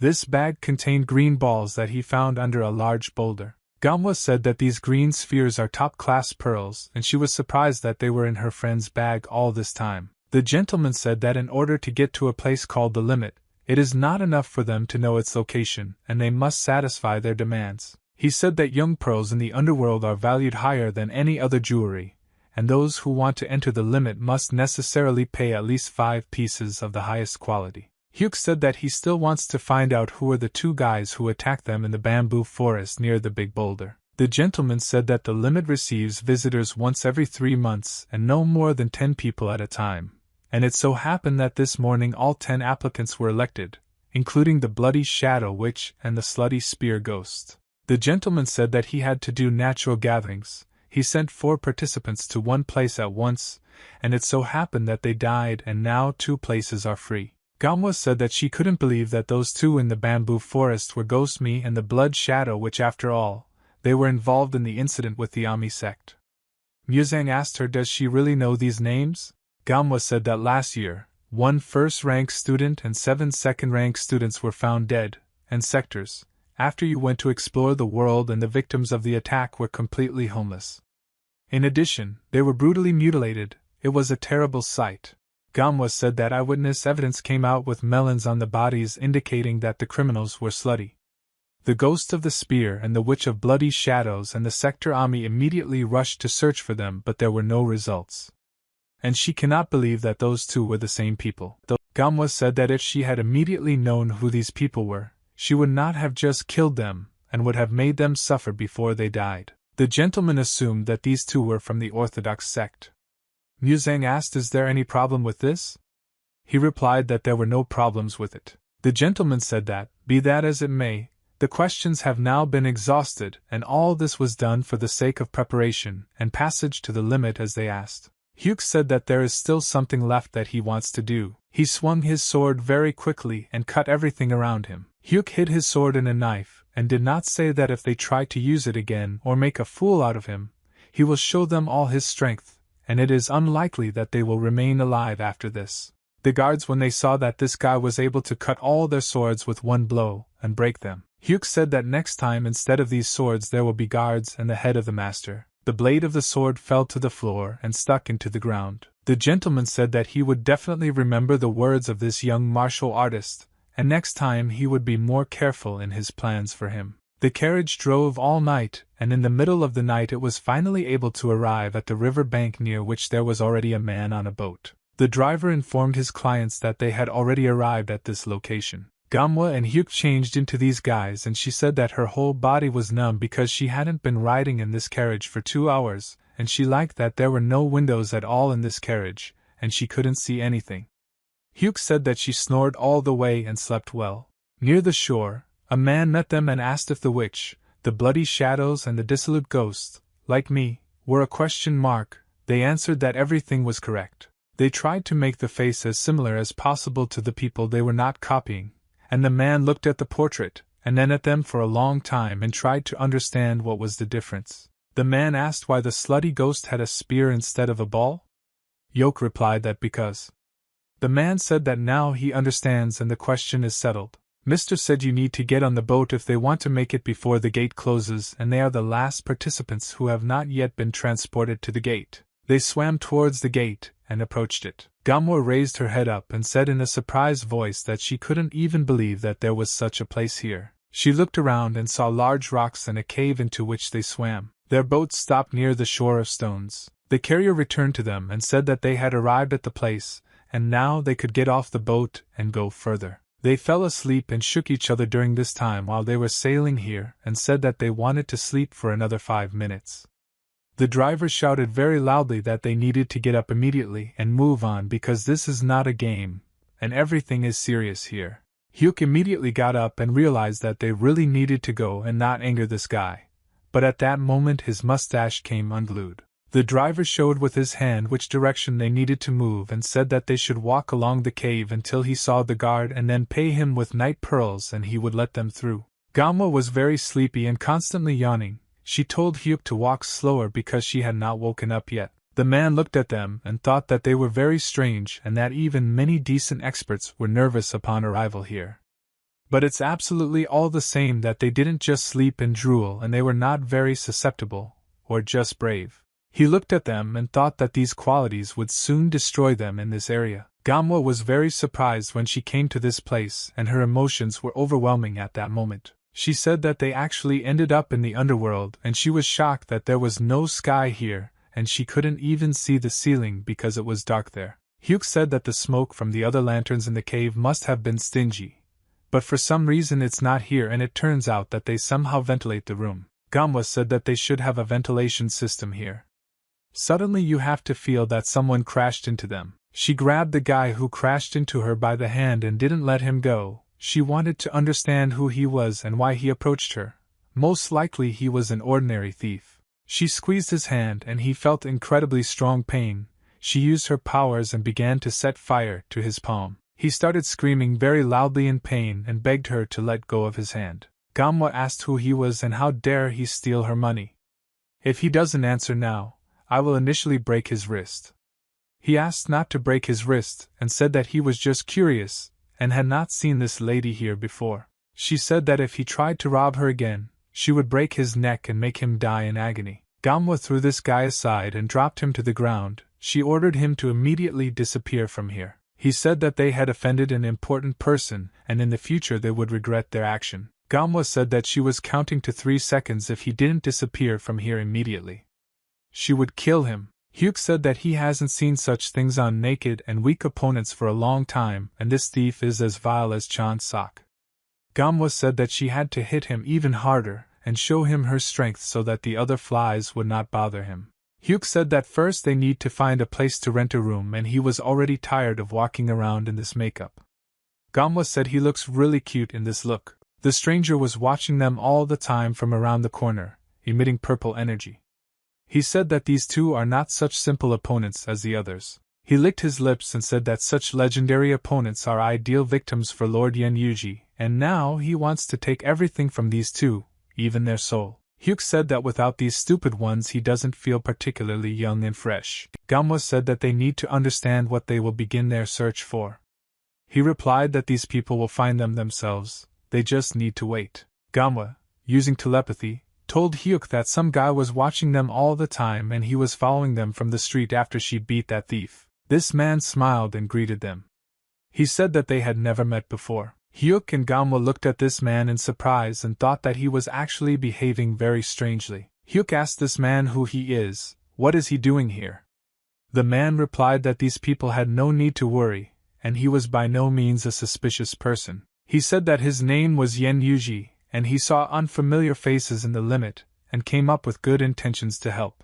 Yen Yuji said that he knows absolutely everyone in the limit, and therefore immediately notices strangers. Gamwa thought that this guy is an ordinary swindler who is now trying to deceive them. Hyuk said that he clearly understands that the help this person wants to offer is not free. Yen Yuji smiled and said in a sly voice that these two were in this place for the first time and did not know anything about the order in this valley. They looked at this man in surprise and carefully tried to listen to him. Yen Yuji said that this place is called the Limit. I can't read that it's a gathering of all kinds of real scum and the very bottom in the abyss of life and actually existing from with all the dangers, and wherever you go there are thieves and bandits, and you only have to blink like someone's safely hidden gold will already steal. He waved his hand and put his palm to his chest. He said that his guests don't have to worry about it, and put aside their worries because now they have him. Yen Yuji said that he would be a walking conversational guide to the limit for them, and with him you can safely get to any place here, and if they give him 1 silver ingot he will do everything possible so that they do not have any problems. Hyuk started screaming in surprise when he heard all these words from Mr. Hyuk said that thank heavens because they had this man who almost just didn't get into a serious mess, and he thanked this man for the fact that now they can breathe easy, and thanked them very much for the fact that he is ready to help you. He said that he could help them with absolutely any questions, from purchasing goods to buying a house in this place. They looked at each other and realized that this person was trying to deceive them, but they could use him for their own purposes. Gamwa said that she heard that there are many special unique drugs and elixirs in the limit, and perhaps this person will help them get them. Yen Yuji was very surprised when they didn't start talking about the forbidden drugs of the elixir. Gamwa said that if he can't get it then I need his help. He replied that he could easily help them because often warlike women are always interested in such things. He said that in this place scary people own medicines and elixirs, but he can still help them find what they are looking for. She said that if he can actually help them, then it suits them. Hyuk said that there is someone outside who he wants to kill and he wants to know if this person has any opportunity to help them. Yen Yuji said that there are a lot of mercenaries in the limit, and the price may differ depending on their goals. Hyuk said that he must find and destroy a Murim person with the highest rank and asked this person if he could handle it. Yen Yuji replied that these guys are real experts since they decided to destroy a person with the highest rank.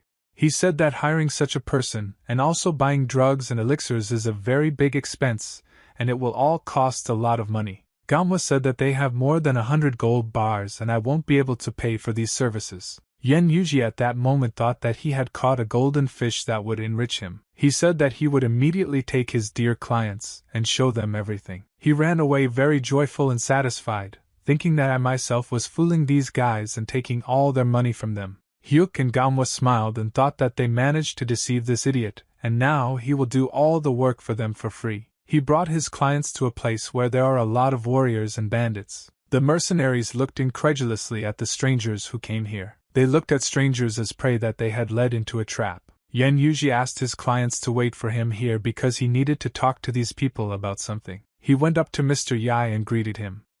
He said that they had not seen each other for a very long time. He hoped that Mr. Ya was doing well. Yen Yuji said that the people he brought wanted to make a very important order. He said that these are idiots who arrived here recently, and today they are here for the first time. Therefore, if you shake more than 100 gold of them, then he takes 20% for himself. Yai smiled and started laughing because this sentence sounded very interesting. Yai said that if these strangers have 100 ingots, it is very good news, and he did not expect that the legendary newcomer Yen Yuji would be so useful to him. Yai approached these strangers and asked who they want to kill. Hyuk said that he is not going to share this information. He took a few more steps towards them. He asked them who exactly is the person who is not going to be destroyed.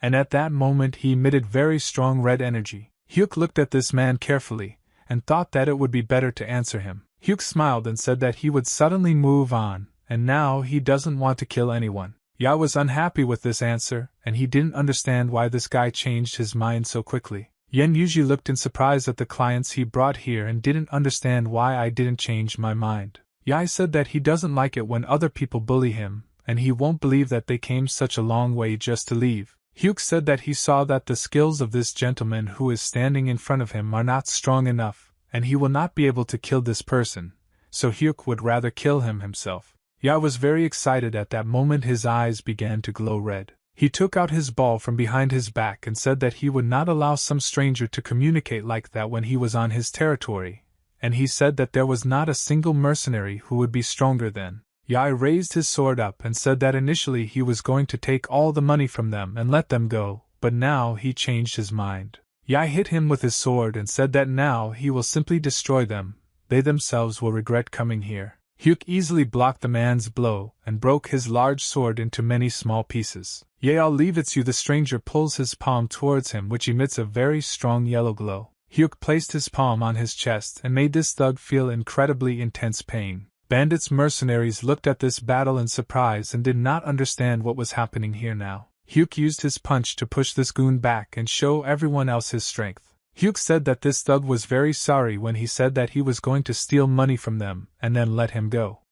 He asked Mr. Yen Yuji to immediately explain this situation. This little cowardly beetle did not understand what to do now and how to get out of this situation. He was very scared and realized that he had gotten involved with the wrong people and now they could be in a lot of trouble. Yen Yuji said that he himself did not know that this gentleman would be so vile, and in his entire life he had never seen a worse scumbag than this. Hyuk reminded this cowardly man that he told them that he knows everyone, and he himself is not able to recognize a person who is such a vile bastard. Hyuk said that it doesn't matter anymore, and this guy is the only one who tried to attack him anyway. Yai said that this little cowardly bug was in cahoots with him, and he constantly brings him clients whom they then rob. Hyuk punched the idiot in the face as hard as he could. Hyuk said that, unfortunately, he was unable to correct the brains of this, because he stubbornly continues to slander Mr. Yen Yuji. He said that in order to straighten your brain you need to use a strong active remedy. Hyuk looked at this cowardly idiot and asked if he was saying the right thing. Yen Yuji replied that everything was correct. Muzang said that we need to give this thug a good thrashing. Hyuk said that mercy is not a luxury for scammers and hit him in the face with all his might. Yen Yuji watched as this stranger knocked down the thug and inflicted incredibly heavy damage on him. Yen Yuji was shocked when he saw the mutilated body of this thug and could not believe that there was practically nothing left of his head. Hyuk asked Mr. Yen Yuji to find someone more appropriate next time who could help them find a cure. Yen Yuji said that he will undoubtedly fulfill his duties and help this gentleman find what he is looking for. Hyuk watched this cowardly man run away and try this time in a normal way to find medicine and poison for them. Gamwa said that she even feels a little sorry for this man. The area of red tiles located in a remote part of the border. Robbers, bandits, and thieves gather in this place to drink alcohol. Many men are looking for courtesans here to while away their evening. Gamwa asked what is this strange place. Yen Yuji replied that this place is called the Red Tile Area. In this place of the limit, senior criminals gather and form their centers of influence, and these formations are similar to the external sects of the Murim Alliance. He said that this is where the real heart of the limit is.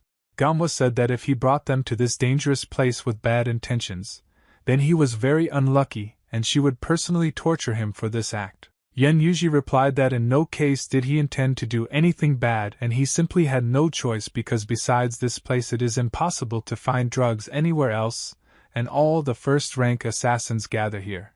Manhwa said that this time she would believe him and act as if she didn't suspect anything. Yen Yuji thought that this girl was starting to piss him off, and she understood his plans too often. Manhwa ordered this man to make a face like that of a cat so that she would believe him.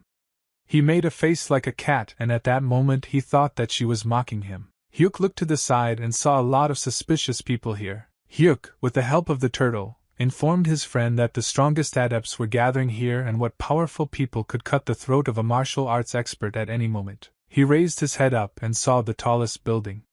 He said that this high castle in the very center should be a hellish fortress, and in this place it would be easier to find traces of dark blood than on the outskirts of the city. Manhwa turned her head to the side and saw many suspicious men constantly looking at her. These men were very drunk and constantly craved new women.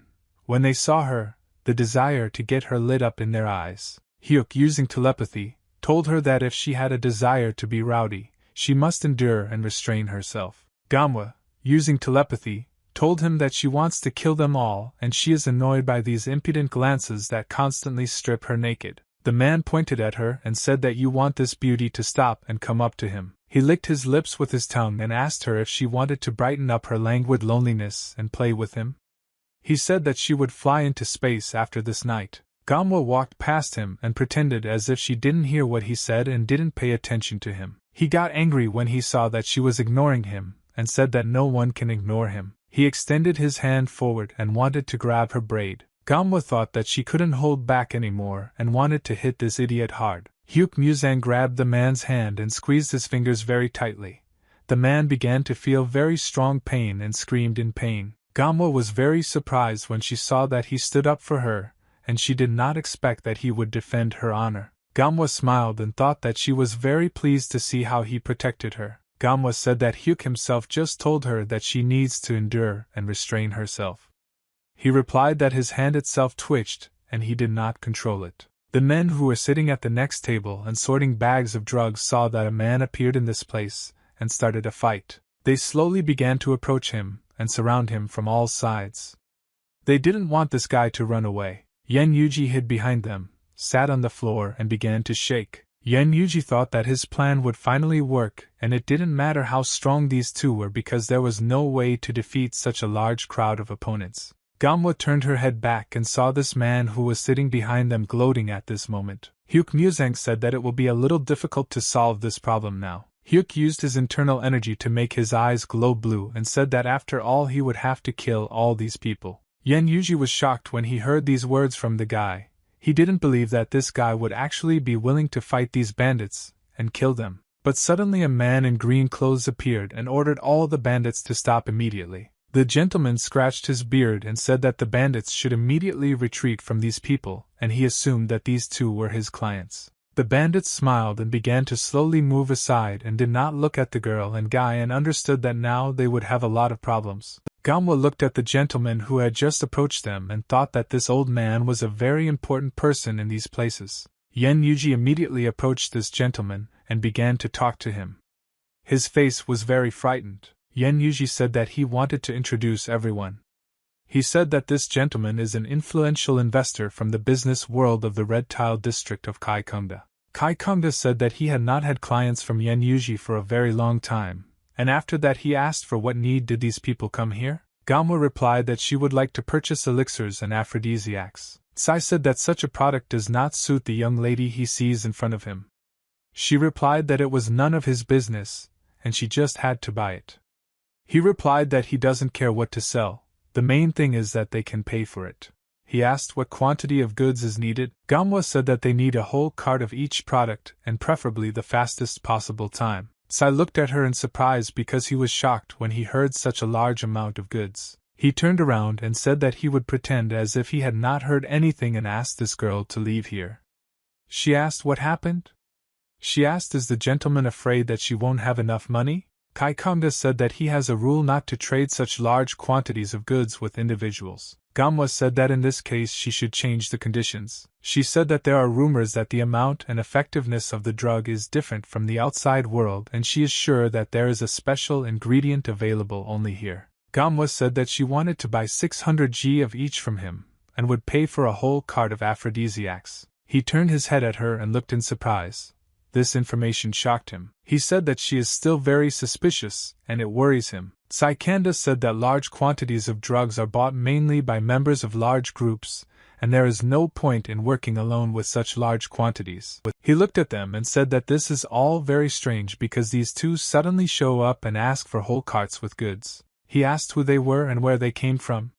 He said that local people don't behave like that. Gamwa said that all this infuriates her, and she has heard a lot of rude things addressed to her today. Gamwa emitted a very large amount of purple energy from her body, and said that she should feel better if she beat this gentleman now. He started laughing and said that if she hoped that she could beat him in the red light district, she was mistaken. He used his internal energy to create a large ball of energy in his palm within a few seconds. She asked Hyuk Muzang not to interfere in this conflict, and said that she wanted to completely sort it out herself. Kaikongda started screaming very loudly and approaching this girl in order to hit her. He flew towards her and, although with all his strength, put his energy into the blow and destroy her. His energy was incredibly powerful, and the damage he radiated was phenomenal. When he approached her, he saw that she had disappeared and did not understand how she could move so quickly. He turned his head back and realized that she was behind him. He understood that it was too late to dodge, and he had to try to block her blow. She extended her hand forward and wanted to hit him with her palm, which emitted purple energy. But suddenly she moved from the gentleman to another guy who was not far from him, and hit this guy in the face.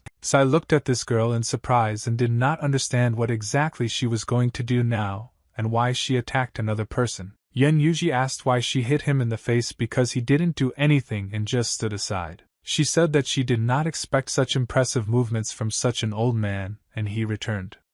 That's her splash of flame, because of which in return it went to the innocent Mr. Comrade Yen. Sai got angry and said that he hates being bullied, and even more so by some strange girl in his area. Gamwa ordered him to immediately close his mouth and stop annoying her. She said that this time she would definitely not miss and would hit him. Sai was very scared, and he saw that her palm was already near his face and he was unlikely to be able to dodge. But at the very last moment, instead of the gentleman, Yen Yuji hit him in the face. She said that again it was the insidious old man who redirected her blow and asked Mr. Yen if he was okay. Sai at that moment realized that he didn't even have time to follow her movements, and she had very good martial arts skills, and such a brilliant martial artist was definitely too tough for him. Gamwa said that the heartless old man forced her to hit that innocent person again, and that she will never forgive Mr. Tsai. Kaikonda thought that in addition to amazing martial arts, this woman is very strange and crazy. What did she say that this time he will definitely pay for his bullying? Gamwa was in front of his face,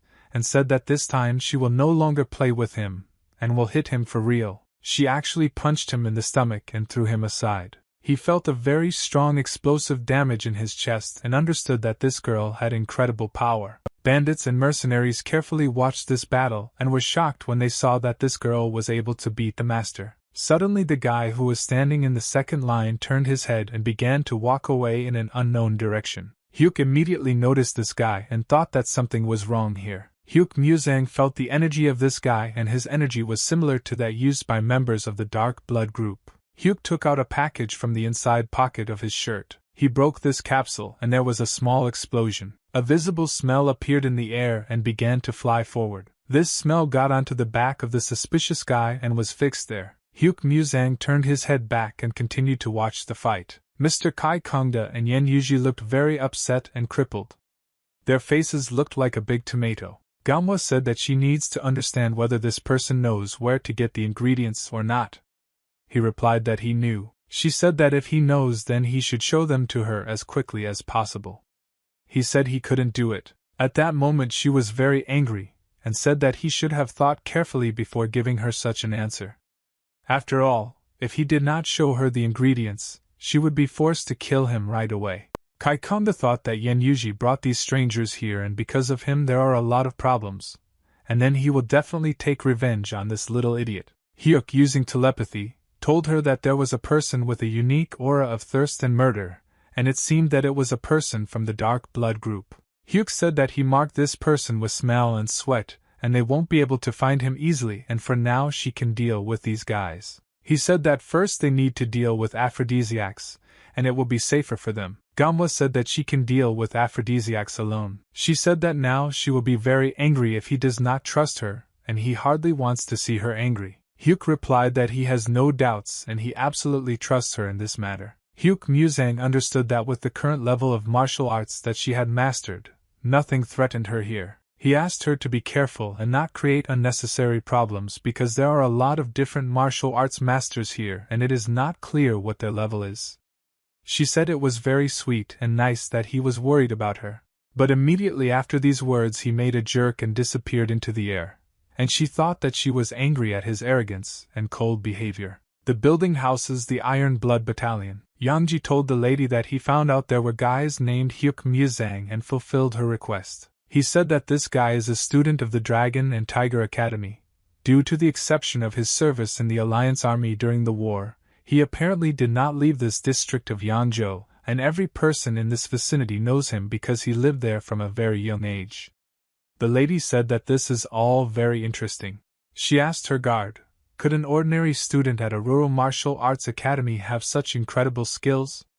He replied that everything is possible. Yenji said that this guy could be the very traceless warrior about whom they talk so often. The lady said what you want to hear or what you don't like about the traceless warrior. Yenji said that this was a legendary killer who left no trace, and then he got rid of the 20 greatest masters of the Demon Union during the Great War of traditional and apostate sects. She asked what grounds suggested that it was he. The guard said that he relies solely on his intuition, but no less. The period of activity of the traceless warrior coincides with the time when Hyuk Muzang entered service in the Alliance. Moreover, a brilliant master capable of easily dealing with the supreme head of a mysterious school and the third elder and their battalions. But at the same time, no one knew about his existence until now, and if he was hidden by the Alliance of Rome all this time, then this theory seems logical to him. He said that even without a trace he is considered the main suspect in the murder of the invincible Bloody Emperor. When, like most participants in the war, they returned home immediately after its return and Hyuk Muzang did not show up anywhere for 2 years and in the process of killing the invincible Bloody Emperor, the criminal, of course, would not have remained without serious injuries. He said that he might well need those 2 years to recover. She replied that if he is a warrior without a trace, he will undoubtedly be considered the best killer. The mistress said that, however, from this guy she felt a different aura and he is a killer, but at the same time he has serious and unknown power. She remembered the battle against the third elder, and remembered his incredibly powerful and fast strikes. The lady said that there may be more than one killer without a trace. There are legends that there are several of them. If it is in reality, then all reasoning is meaningless. The lady said that one way or another, saying something is probably very difficult now. Yenji replied that he was to blame for daring to speak without complete information.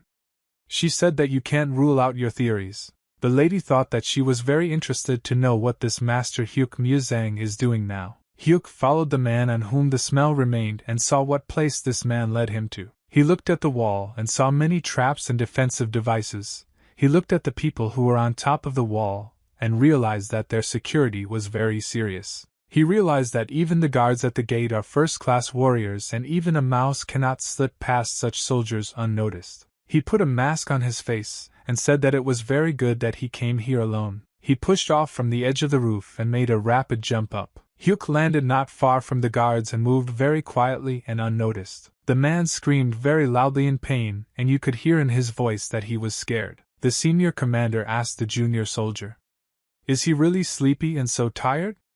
The soldier replied that everything was fine and he was not tired. The commander said that he could yawn when he wanted to sleep because yawning cools the brain.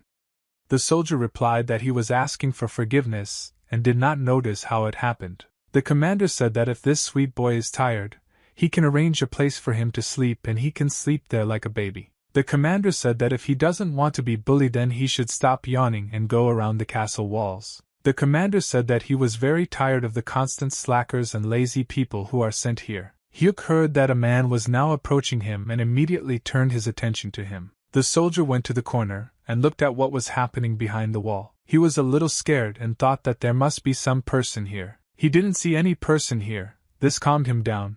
But then he saw a large wall that was several hundred meters and looked at it in surprise. He said that there is a very long distance here and he will not be able to walk around the entire castle before the end of his shift and return on time. He said that he would calm himself down and think that it was just a normal walk before bed. Hyuk uses his bag-moving power to pass through the wall and end up inside the castle. He felt the scent that left on that man in the crowd and realized that he was going in the right direction. Thanks to this smell, he could sense where the person he was interested in was located. He heard a conversation between two guards who were approaching him and thought that he urgently needed to do something so that they would not notice him. He used energy to become invisible. The guards came around the corner and continued to talk to each other about how they spent Friday evening, but they no longer saw the guys in front of them. Hyuk managed to stand up invisible in time, and thereby saved himself. He stood right in front of them, and they did not suspect anything and continued to walk on. When Hyuk came near them,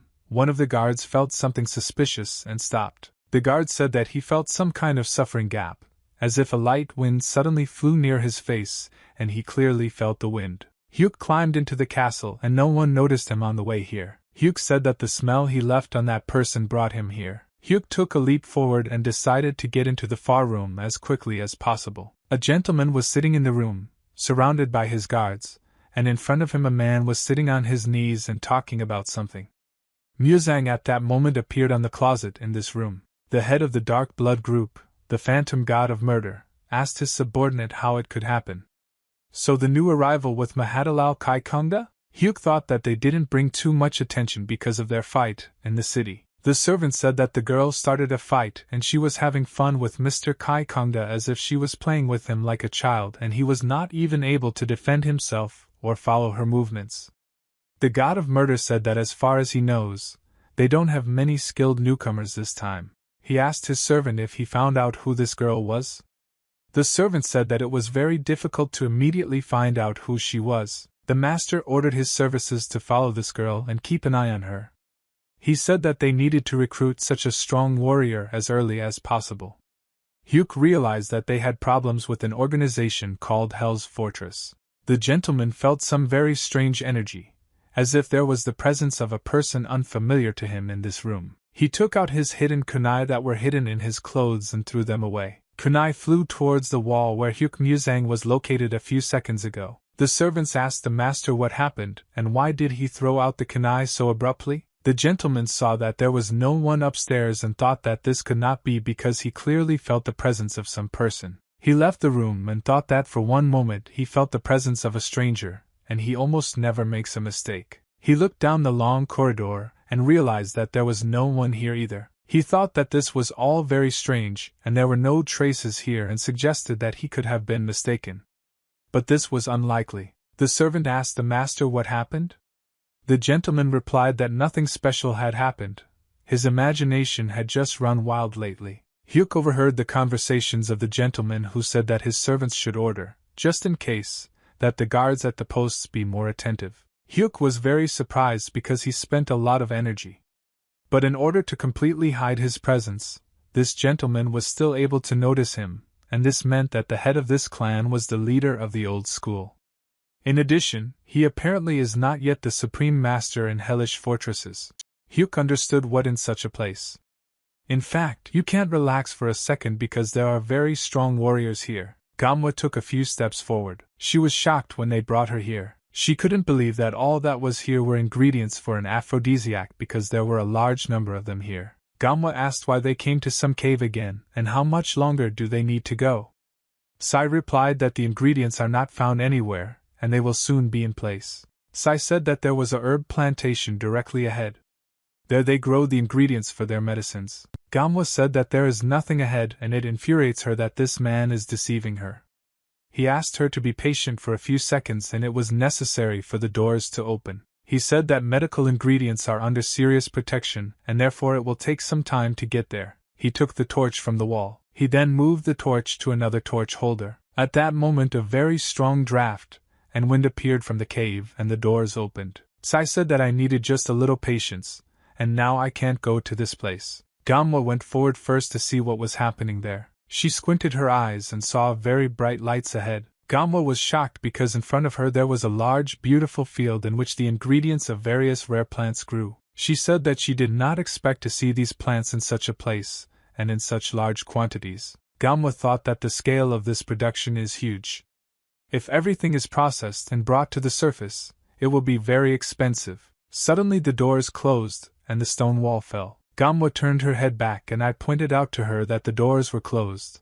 I don't understand what's happening now. Sai said that this stupid fool herself came into a trap and the doors are now closed to her. Sai said that he has whole crowds of special guards here whose duty is to protect the plantation. At that moment, all the torches suddenly went out and the cave became dark. Gamwa for her sword and tried to understand how many opponents there are now. She didn't see anything but felt the presence of enemies. Sai said that now she is here like a rat in a mousetrap, and at that moment he ordered his guards to kill her. Yen Yuji at that moment regretted 1,000 times that he had contacted these people and now understood that he, too, could die because of them. The infernal fortress was very well defended, and on this day the guards near the fortress were doubled. The god of murder said that he had to go to a very important meeting and asked his servant to keep a close eye on his surroundings. He walked along the corridor, and the roomers bowed to him when they saw him. Hyuk Muzang understood that this was the headquarters of a person with such a level of skill and there should be at least something useful for him here.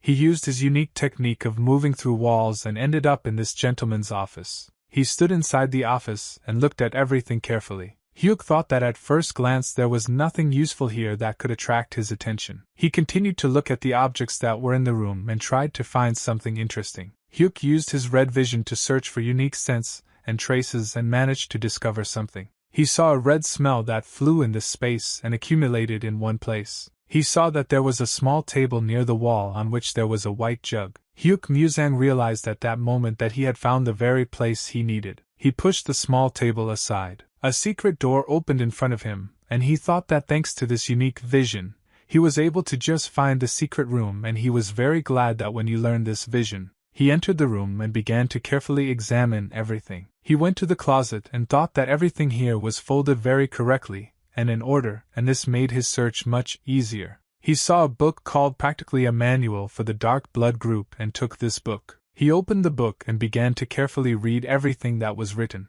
Hyuk Muzang quickly flipped through the pages of the book to find the most valuable information.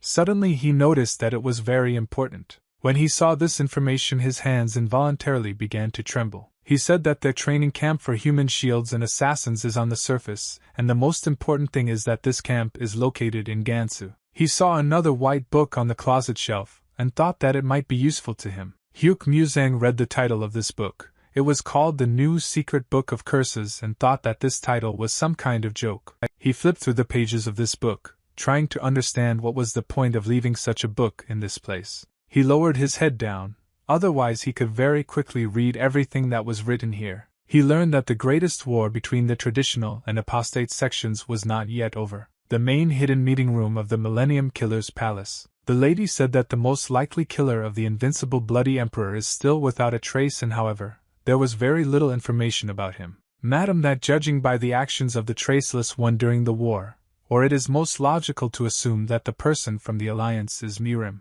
She said that in this case, the palace head should request inside information about the alliance from the Heavenly Demon Clan. The god of murder was very surprised when he heard that this lady was offering to contact the Heavenly Demon Clan. He thought that it was believed that this clan had disappeared from the central region.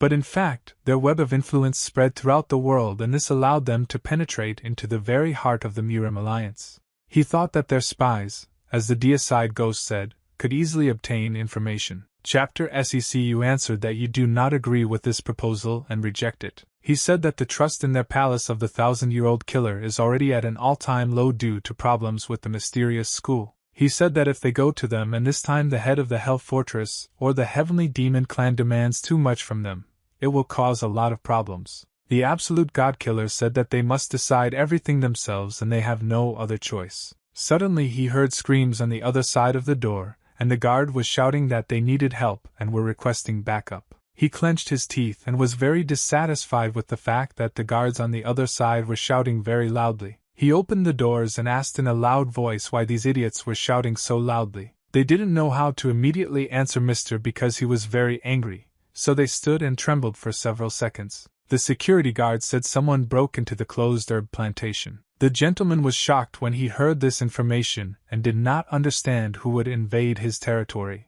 Hyuk Muzang heard the guards on the other side of the door shouting loudly that a master had appeared who was fighting with the guards at the herb plantation. Hyuk Muzang immediately realized that these guards were talking about Gamwa and assumed that she was in some kind of trouble. Gamwa was breathing very heavily, as if she had run several kilometers in one breath. Dead warriors lay on the ground with their limbs cut off and bleeding. Gamwa thought that the development of these warriors significantly exceeded her expectations. But she didn't even think that they would be so strong. She understood that their most important problem was the number. And when it first came in, there were much fewer of them. But she didn't understand where new enemies were coming from. Sai laughed very slyly and understood that he would definitely not be able to cope with all his opponents. Sai said that it is not for nothing that people say that a crowd of people will destroy even the strongest enemy, and he said that he is even interested in seeing how long it will last. Gamwa said that she couldn't answer for sure about the other opponents, but she would definitely destroy this vile old man. Sai at that moment could not even think that she would want to kill him, and he became scared because he knew that he could not play games with her. He put his hand forward and pointed his finger at this girl. He told the guards to destroy her as quickly as possible. Gamwa fought off the blows of these guys and did not allow them to attack with them. Suddenly she felt that another enemy was approaching her, and wanted to attack her from behind. Gamwa made a U-turn and cut off the head of the enemy who wanted to attack her from behind. Gamwa was very serious and was ready to continue the battle. She saw that in front of her there was a large number of opponents who were approaching her and wanted to kill her. She fought off the blows of these people with her sword. She constantly inflicted gifts and massive attacks on him, which could destroy several opponents at once with the help of one energy wave. But as soon as she destroyed some enemies and cut up their bodies, new opponents came to take their place. Gamwa did not understand when she would become the moment when all opponents would end. Every time she raised her head and looked forward and saw that there were only more opponents, if she fought with them all, she would run out of her internal energy. Gamwa cut their bodies with her blade. She used the triple blade technique to kill multiple enemies at once. Gamwa did not understand why they do not hesitate even when they see that their comrades are dying, and fighting against this kind of assassins is very difficult, and one can assume that they are using their own lives as material. She understood that she had very serious problems, and would not last long like this. Sai did not understand what was happening to this woman, why she had not died yet and was killing his mercenaries. Sai watched as she killed his mercenaries and thought that she was clearly exhausted but still did not lose any of her strength, and it was very strange the way she moved because she was not inferior to experienced fighters who are considered the best in the hellish fortress. He wanted to know who this crazy woman is who is capable of single-handedly destroying entire crowds of opponents. Gamwa said again in a quiet voice that she would kill him anyway and he wouldn't run away from it. Sai was very surprised when he heard. He was scared because he didn't know what else this woman was capable of. Gamwa used a large amount of her energy, and thanks to this she was able to activate Dragon Breath. She felt a sharp dagger flying towards her. She was very quickly able to repel this dagger with her blade. After that, she jumped back and tried to stay on her feet. Suddenly, the head of He Palace appeared and ordered everyone to immediately stop and retreat back. Hijiji said that it seemed strange to him that the showdown with one single girl dragged on and decided to come here just in case.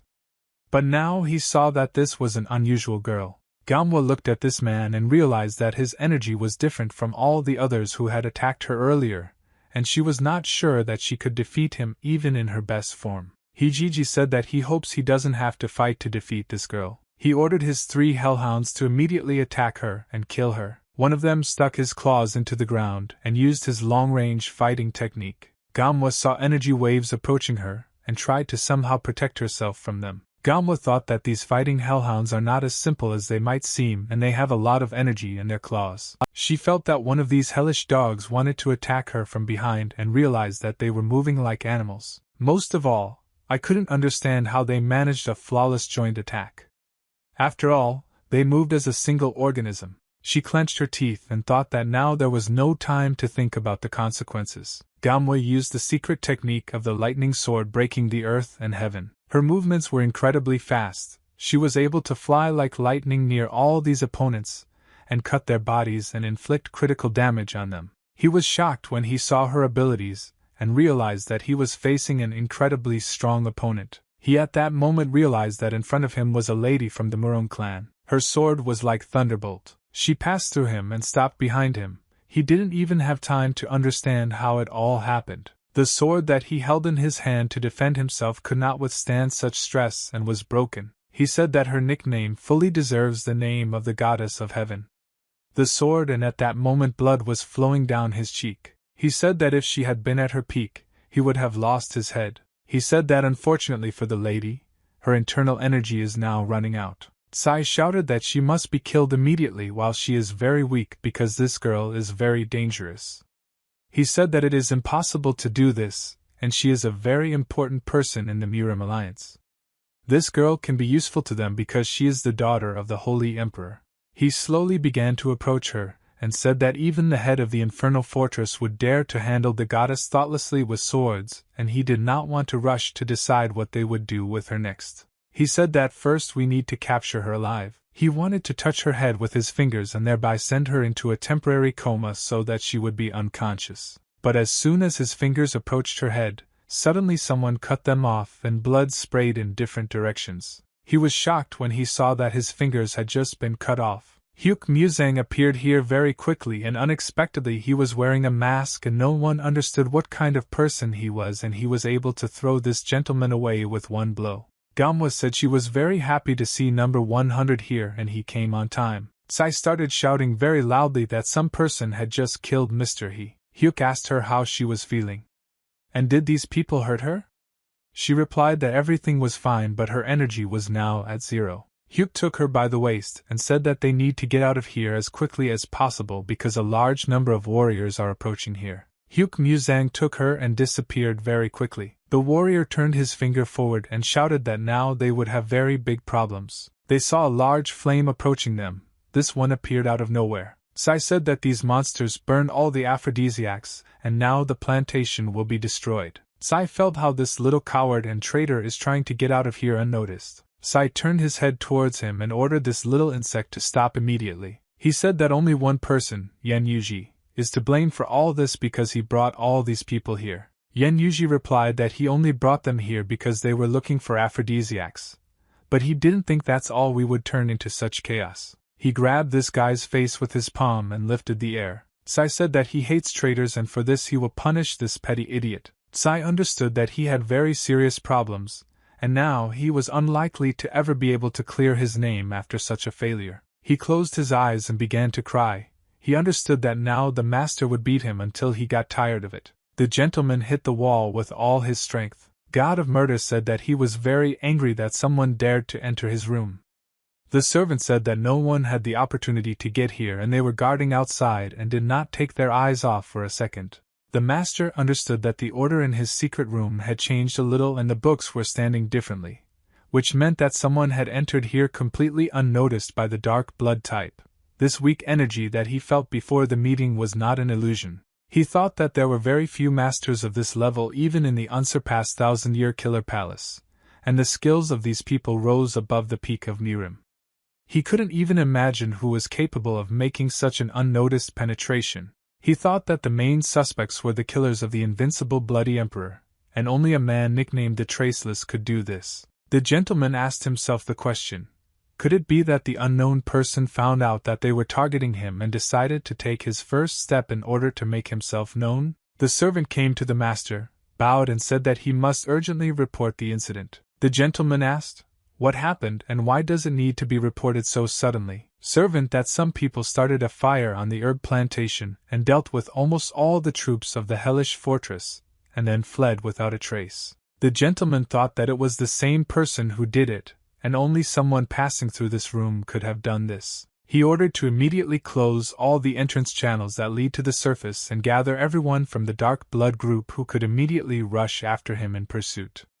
He said that they should check the entire area from the aphrodisiac field and find traces of this guy.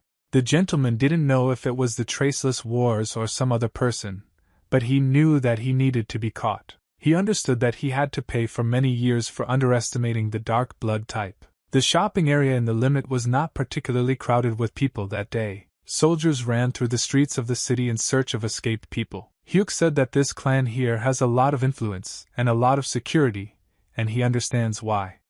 Because considering how many problems they gave them, and including the fire on the field, they were very angry. Hyuk said that it would be difficult to get out of here because the waterways through which they sailed here were probably already controlled by security, and he thought that there must be some other way out here. Hyuk looked at the ceiling and said that if this place was completely closed, with such a fire, everything here would be filled with smoke, but he is sure that there is a ventilation shaft somewhere here. Manhwa said that number 100 is a real hell and deserves recognition. Hyuk said that they have a problem, and it is that they need to find a place that is the entrance to the ventilation shaft and pass by the patrolman unnoticed.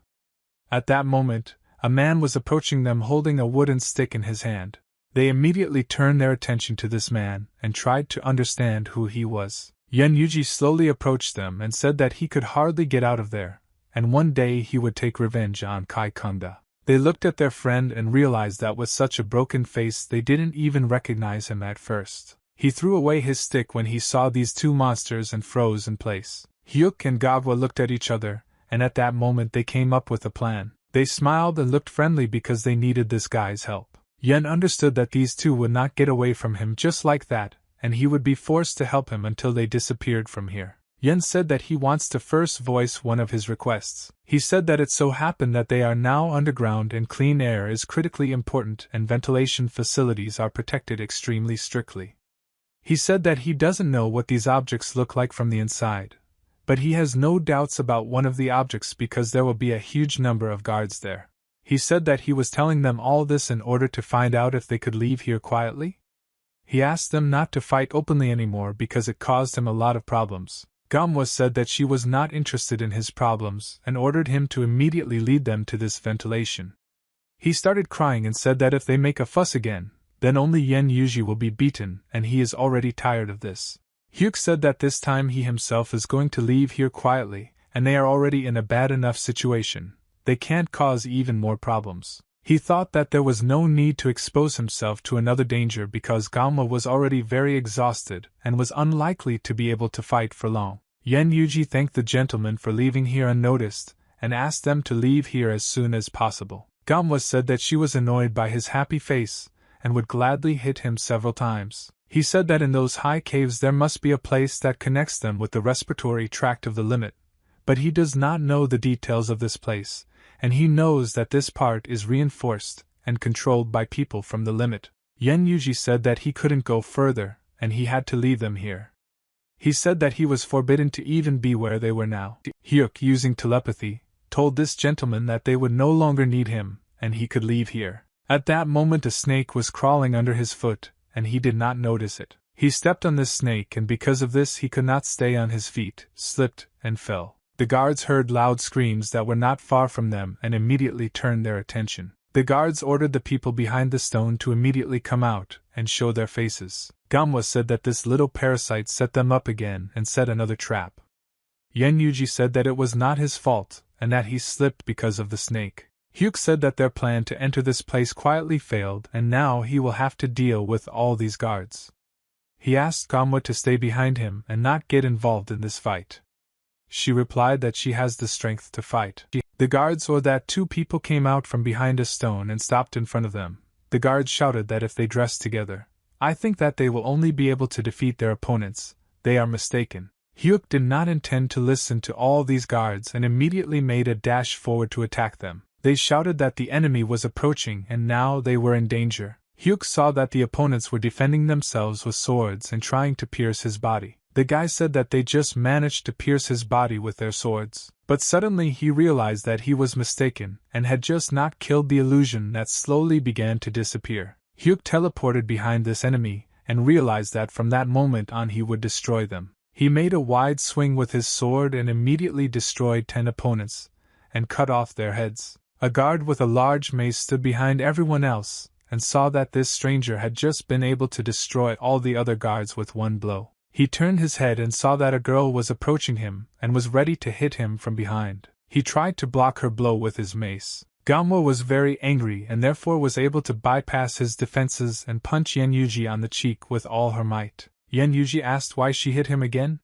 He said that he didn't believe that guy also had a cool technique for lightweight movements. Manhwa said that this time it was all out of habit. The sex guard did not stand still and realized that he needed to attack this girl while she was distracted. Manhwa dodged this blow and his head hit Yen Yuji's cheek. He felt very strong pain and asked why he was subjected to such torture and torment. Manhwa said that she was very angry because only she could beat this gentleman here, and she would not allow others to beat him. She decided that she wanted to beat this guy with her fists. A few minutes later, all the guards who were guarding this ventilation exit were dead or unconscious. Manhwa said that they would have to spend several hours to figure out where these ventilation shafts are and how to get out of here. Hyuk closed his eyes and tried to concentrate. He used his internal energy to look at the space around him. Manhwa said that they have no more time because other opponents are approaching them, and they managed to find them. Hyuk said that he knew where to go and a few seconds were enough for him to understand it. Hyuk said that in this place there are only a few paths from which there are weak currents of fresh air. He said that in this tunnel there is the largest air flow,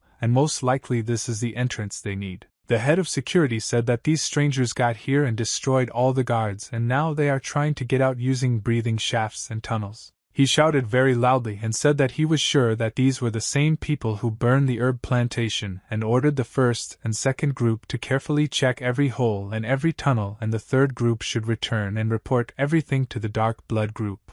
Hyuk, Muzang and Manhwa stood in front of a hole in the wall from which there was a large stream of air. Manhwa said that the hole in the wall is too small and even the hidden shadow technique will not help them to get there. She stuck her hand into this hole and said that she didn't understand why they made such a narrow hole. Suddenly they heard the voices of guards passing by them. Manhwa said that they will be found soon.